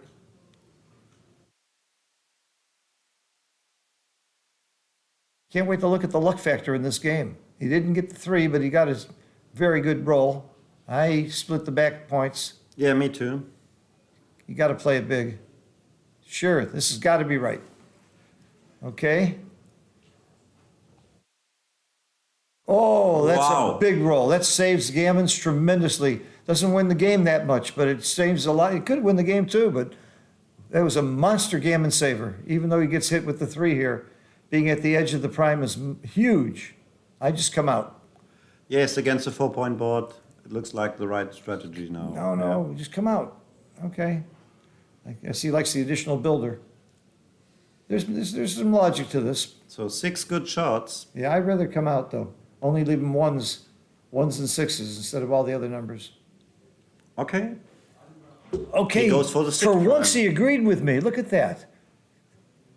Double 3s doesn't do much. He's going to make the prime now with 1s, 7s, and 9s. But it's really good that he jumped on the edge of the prime. Yes, yeah? So absolutely. This is really important. Yeah, okay. So the gammons here aren't that high. It's very likely we're going to see DMP, double match point, after this game. But there's an outside chance for Johan to win the game, and there's an outside chance for Chris to win gammons. This is very, very exciting match here.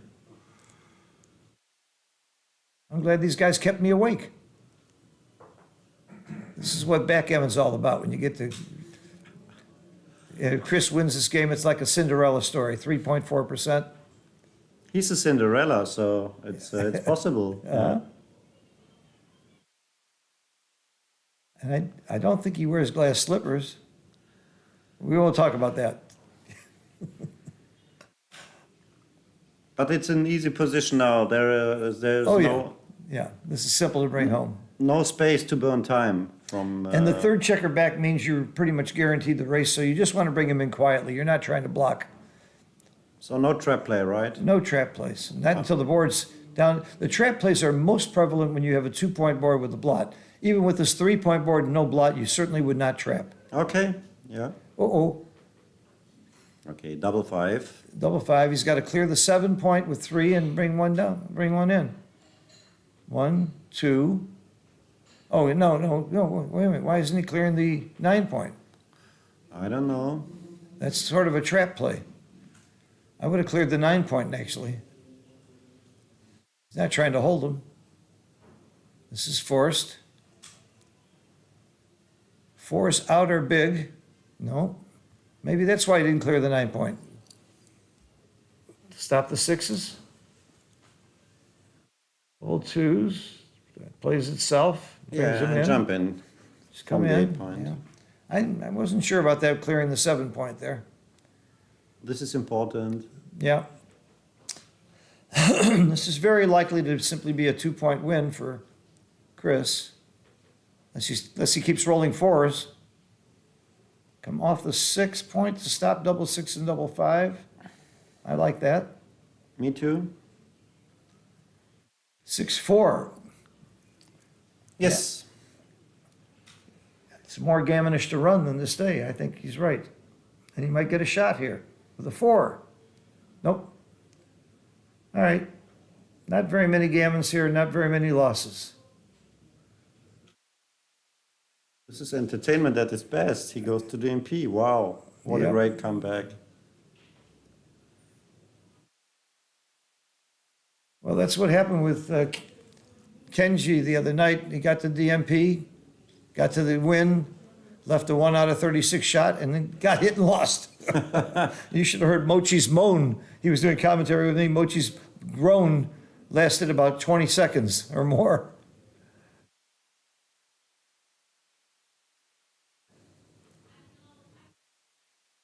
Old Kenji, I told him, you're 28 years old. This is going to happen to you even more. Rubbing it in a little bit. Good roll. All right. No shots. A shot could be changed something. Yeah. You stay? Yeah, I stay. Why I not? stay. No. No, there are not so much gammons. 6 shots is possible. Yeah. But if you get the shot and you hit it, you might not win anyway, so running is reasonable. Okay. It was very reasonable. So we are in DMP. Remember, he's got 15 seconds on the clock too. He's got to come to these decisions quickly. Yeah, understandable. It had to be close whether he ran or not. Okay, now just concede so you don't have to use your clock time. Just concede. Just give up. Why is he rolling? I would just concede. He did, fine. That's the right play. All right, we're at DMP, double match point. Whoever wins this game wins the match. What's the strategy at DMP? Can you tell me? To win. I think to win is a good strategy. Okay, you're right. It sounded like a silly answer, but it's the right answer. You don't care about winning gammons, you just care about winning the game. So now, then- what's the number one strategy when you want to Yeah, just so win a game? gammons didn't count, so you have to find the moves who wins the most of the games. Yeah, this is a basic idea and a basic strategy. All right, what I'm getting at is something else, though. Your basic strategy is to race. Racing is your number one game plan, and as long as you're winning the race, that's all you want to do because you don't need to prime your opponent or hit your opponent. If you're not winning the race, then your strategy is everything else. Yeah, okay. Block, hit, or whatever. But you start out with one thought in mind. How can I win a race? Run. That's right. It's okay? That's Yeah. right. It's okay. Wow, they shake hands. Great, great gentlemen. Well, great no, sportsmen. that may have been a hedge. I'm serious. That shaking hands might have been more than just good luck to each other. That might have been, it's a deal. This is when you talk hedging, because there's big money involved here. And, They made a deal just before the match, so Well, they it's make- relaxed for both sides. you know what, but you make a new deal at a double match point. Yeah, okay, all right. You make a bigger hedge, because it's just so much more luck here as who wins. So like at the beginning, if I hedged 20%, now I would be hedging 40% or 35%. Okay, he raced, now you're losing the race. Chris wants to hit. And he doesn't perform, but he makes the 11 point.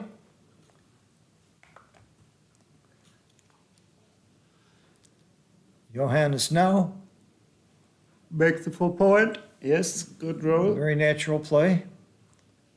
Hit and make a point is better than just making the point. We could have made the bar point. So jump to the 20 point now. Yeah. You sure? Yeah, I don't, he's thinking about coming down. I like the 20 point a lot.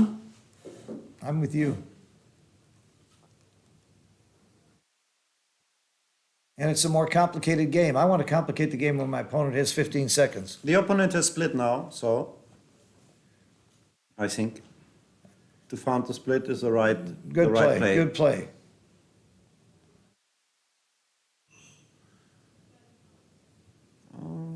There's an argument to make the ace point. He does. Again, he doesn't have much time to think, and I don't think that's a bad play at all. Yeah, to stall him a roll. Yeah, he can't develop his position. This is really great. Yes, like the 5 point. very big for Chris. Our 6-5 is also great. Yep. He's in the racing lead. Ooh, that's a great roll. Hit and make the point.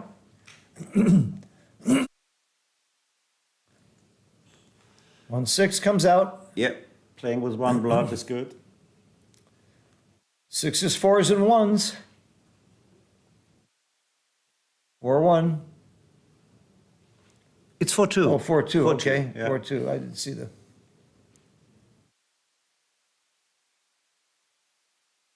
It was nice of him to reset the clock quickly. He's short of time, and Chris was very gentlemanly and quickly reset the clock. He hasn't got much time. Yeah. This is the right play. Yep. One blood, bring it home, and think about the race. Wow. Oh, Double big 6 is play. a monster. Do you make the bar or do you come out? Oh, interesting. I'm not sure. I think I will jump out. I'm not sure. Now you're leading the race now. So you race. Yeah, you jump out, and if you don't get hit, it's And you do something for your Ball back game. checkers. Yep. Yeah. Okay, there are 6 shots, but if not, it's also outfield control in case he rolls a 4-5 or 4-6. you save the most of the problems. Yeah. Yeah, I like the other play too. Chris has become a big favorite all of a sudden. Not big, but he's certainly a favorite here. And the race lead is so big, so minimize the contact. We both like coming out there. Double threes, Here the problem. that is a problem. I think you make the ace. Oh, make the 2 Make the points. 2. Oh, make the 2, yeah. Okay, the ace point and the blitz is also an option. Yeah. Make the 2, hope he doesn't roll the 3. I like this play. A 3 is big, and he doesn't get it, but this is a good roll. Yeah. Now we see the downside that he make the bar point, yeah? And Oh, don't yeah. jump out Oh, with yeah. a big lead. Now we see the upside. Oh, it's a 2-1. I thought he had a double 1. What's about slotting now, the 4 point? I absolutely slot. Absolutely. Absolutely. 100%. You make the big play at DMP. You do make the Yeah, big right. plays. Not afraid. I absolutely would have slotted there. Okay. Developed his board, that's good when the shot is coming. Yeah. And if you slotted, the game would be Wow, over. But 2-1. see how bad this worked out? Okay, how about that 3.4% that Chris had? Where is it now? As he rolls a double 2. It's not 103 point now, No. but near 100. Oh, Yeah. look at this. Yeah. What a game. You know, now I feel sorry for Johan. The whole game I was feeling sorry for Chris. There's no question who to feel sorrier for in this match. Poor Johan. Get Yeah, it's not big chess. lead. There is no draw, yeah? So Oh. we need a winner in the end. And Yeah, but it works really to well lose for this Chris. way, to be winning, to be a 97% favorite to win the match and then lose, and he played well. He didn't make any real blunders or anything. I mean, that's sad. I feel sorry for any loser. Of course, the good news is the loser's not out of the tournament. This is a double elimination Yeah. tournament. He might still win the tournament. And the other good news is this game isn't over. I've seen this game won. So we have a winner after this game. I would thanks to you, Phil, to Well, be a guest here. First time my pleasure in having English you. language, and yeah, I enjoyed it really. I'm learning German from you and backgammon from you, so it's fun for me too. Tomorrow I have to play, so if I lose, I win because I can come back. Yeah. Yeah, it was an illegal move. He corrected it. Okay. There are some shot leaving numbers here, and that's not one of them. He would like to dance. He would like to not come in and hope to get a shot. 2 high numbers here: 6-5, 5-4, 6-4, 5-5, 6-6. That's a good roll. That's not a shot leaving number. Thanks to the chat. Yeah, and thank you, Alex, for some very good comments. Bill Riles for your comments. Boris. So it's near 100%. Yeah. Wow, that's a good roll. It saves you. What a match. What a play. Chris showed something there. He never lost his composure. He kept fighting no matter what. Dancing is so important now. A lot of people have been so depressed by the bad luck earlier in the match, they wouldn't have even thought. Very good match. Very well done. I'm going to go congratulate Chris. In the meantime, join us tomorrow at 1300. We're down to 4 players left undefeated. We're going to have those matches streamed, and then we're going to get to the finals. I guess that's a day later, though, right, Mete? I don't think the finals will be tomorrow. Tomorrow the undefeated semifinal and undefeated final. Undefeated semifinals and undefeated finals, and then we'll have the actual final the next day. No? Sunday. Sunday. Sunday. Okay. Saturday we have a lot of fighters. Oh, yeah, we've got a lot of other stuff going on. We'll have Fighters. the fighters brackets. We also have a masters, jackpots and speed gammon and doubles and some other things. I'm not sure what we'll be streaming, but watch the Facebook page, watch my Facebook page, and come back and like the page if you're watching it right now. The more people who like it, the more people, when they Google backgammon, will see this page, and it'll help increase the game. But thank you again, and a real big thank you to Marcus for his excellent commentary and help on this match and for all he's doing for backgammon in Germany and for the world. Thank you, everybody, and thank you, Mate, for all your help in getting this all set up. See you. Bye. See you tomorrow. Pleasure. For me, not for you. Oh, it was a real pleasure. Enjoy it.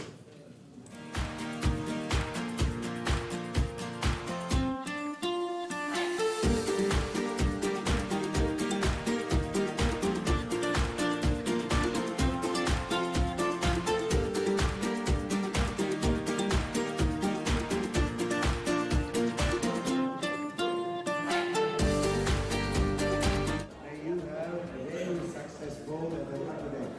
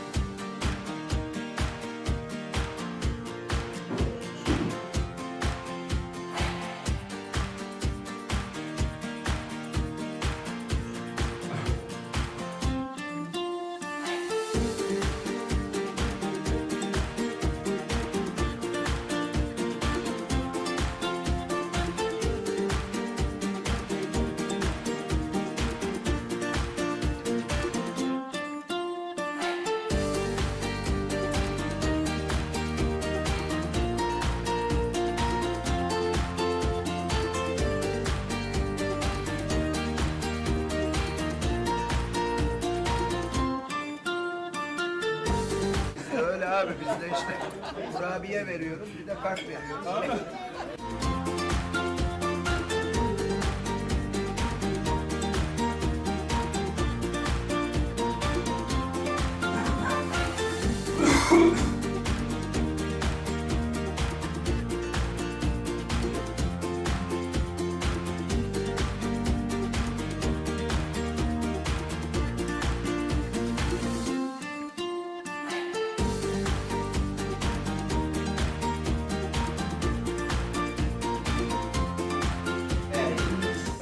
Şampiyonla çekiyoruz.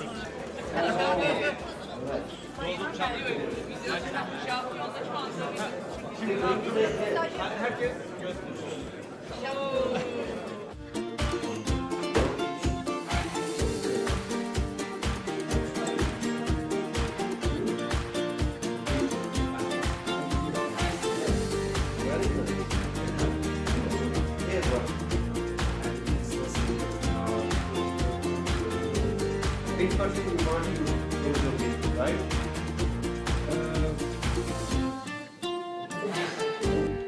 Really?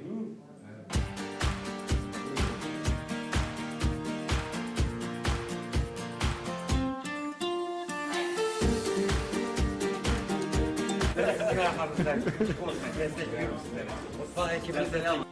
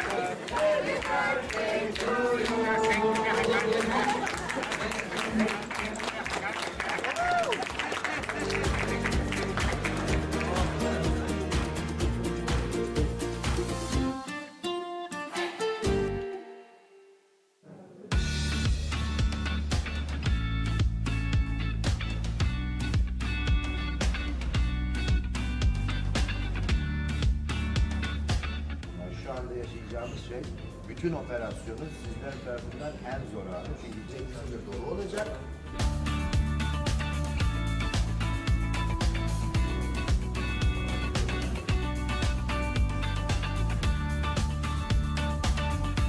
Hoş geldiniz.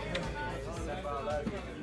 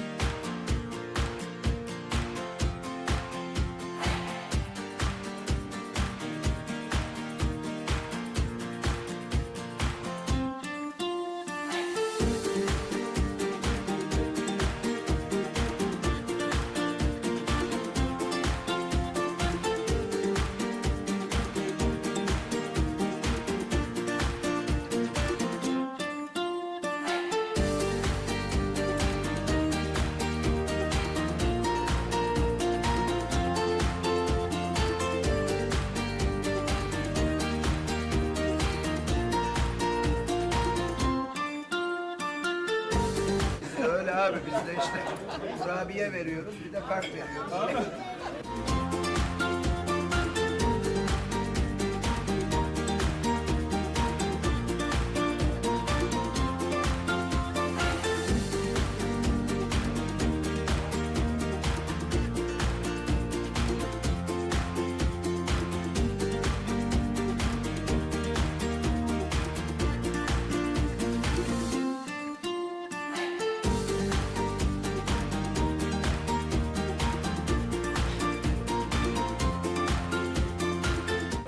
Şampiyonla çekiyoruz.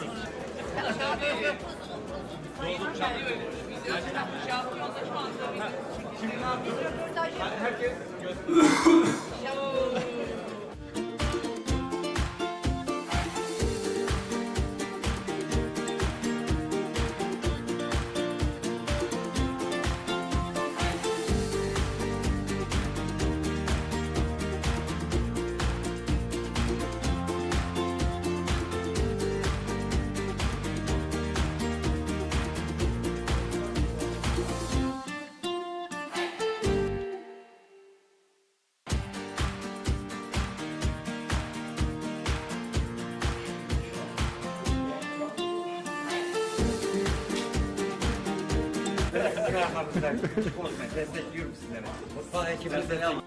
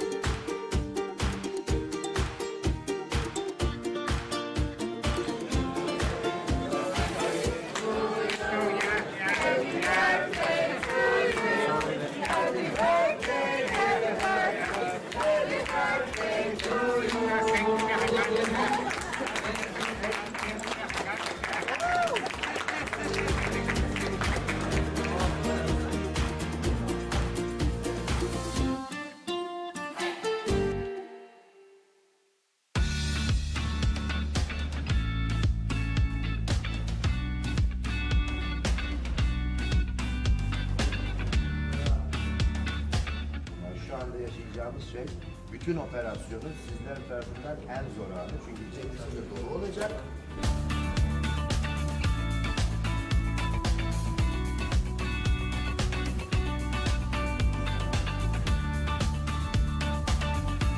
Hoş geldiniz. Sefalar getirdiniz.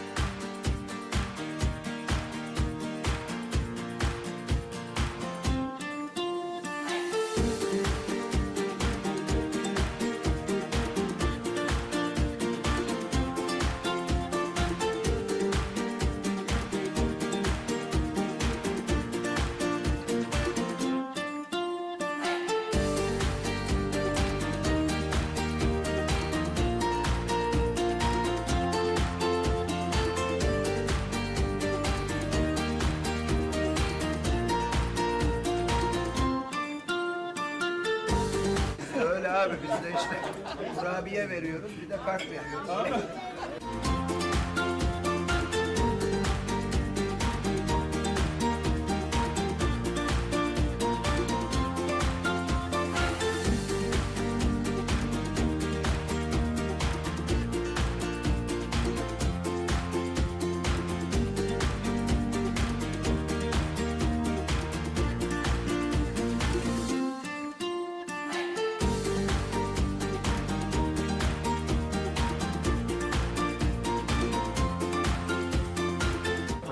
Şampiyonla çekiyoruz.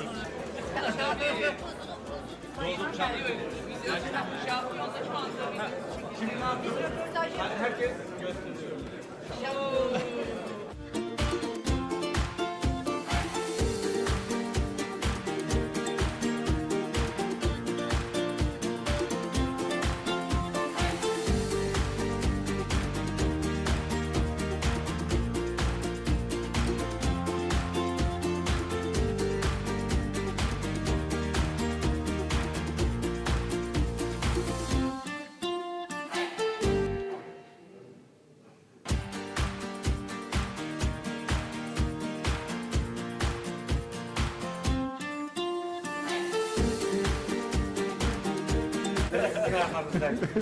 Destekliyorum sizleri. Mutfağı ekibimize de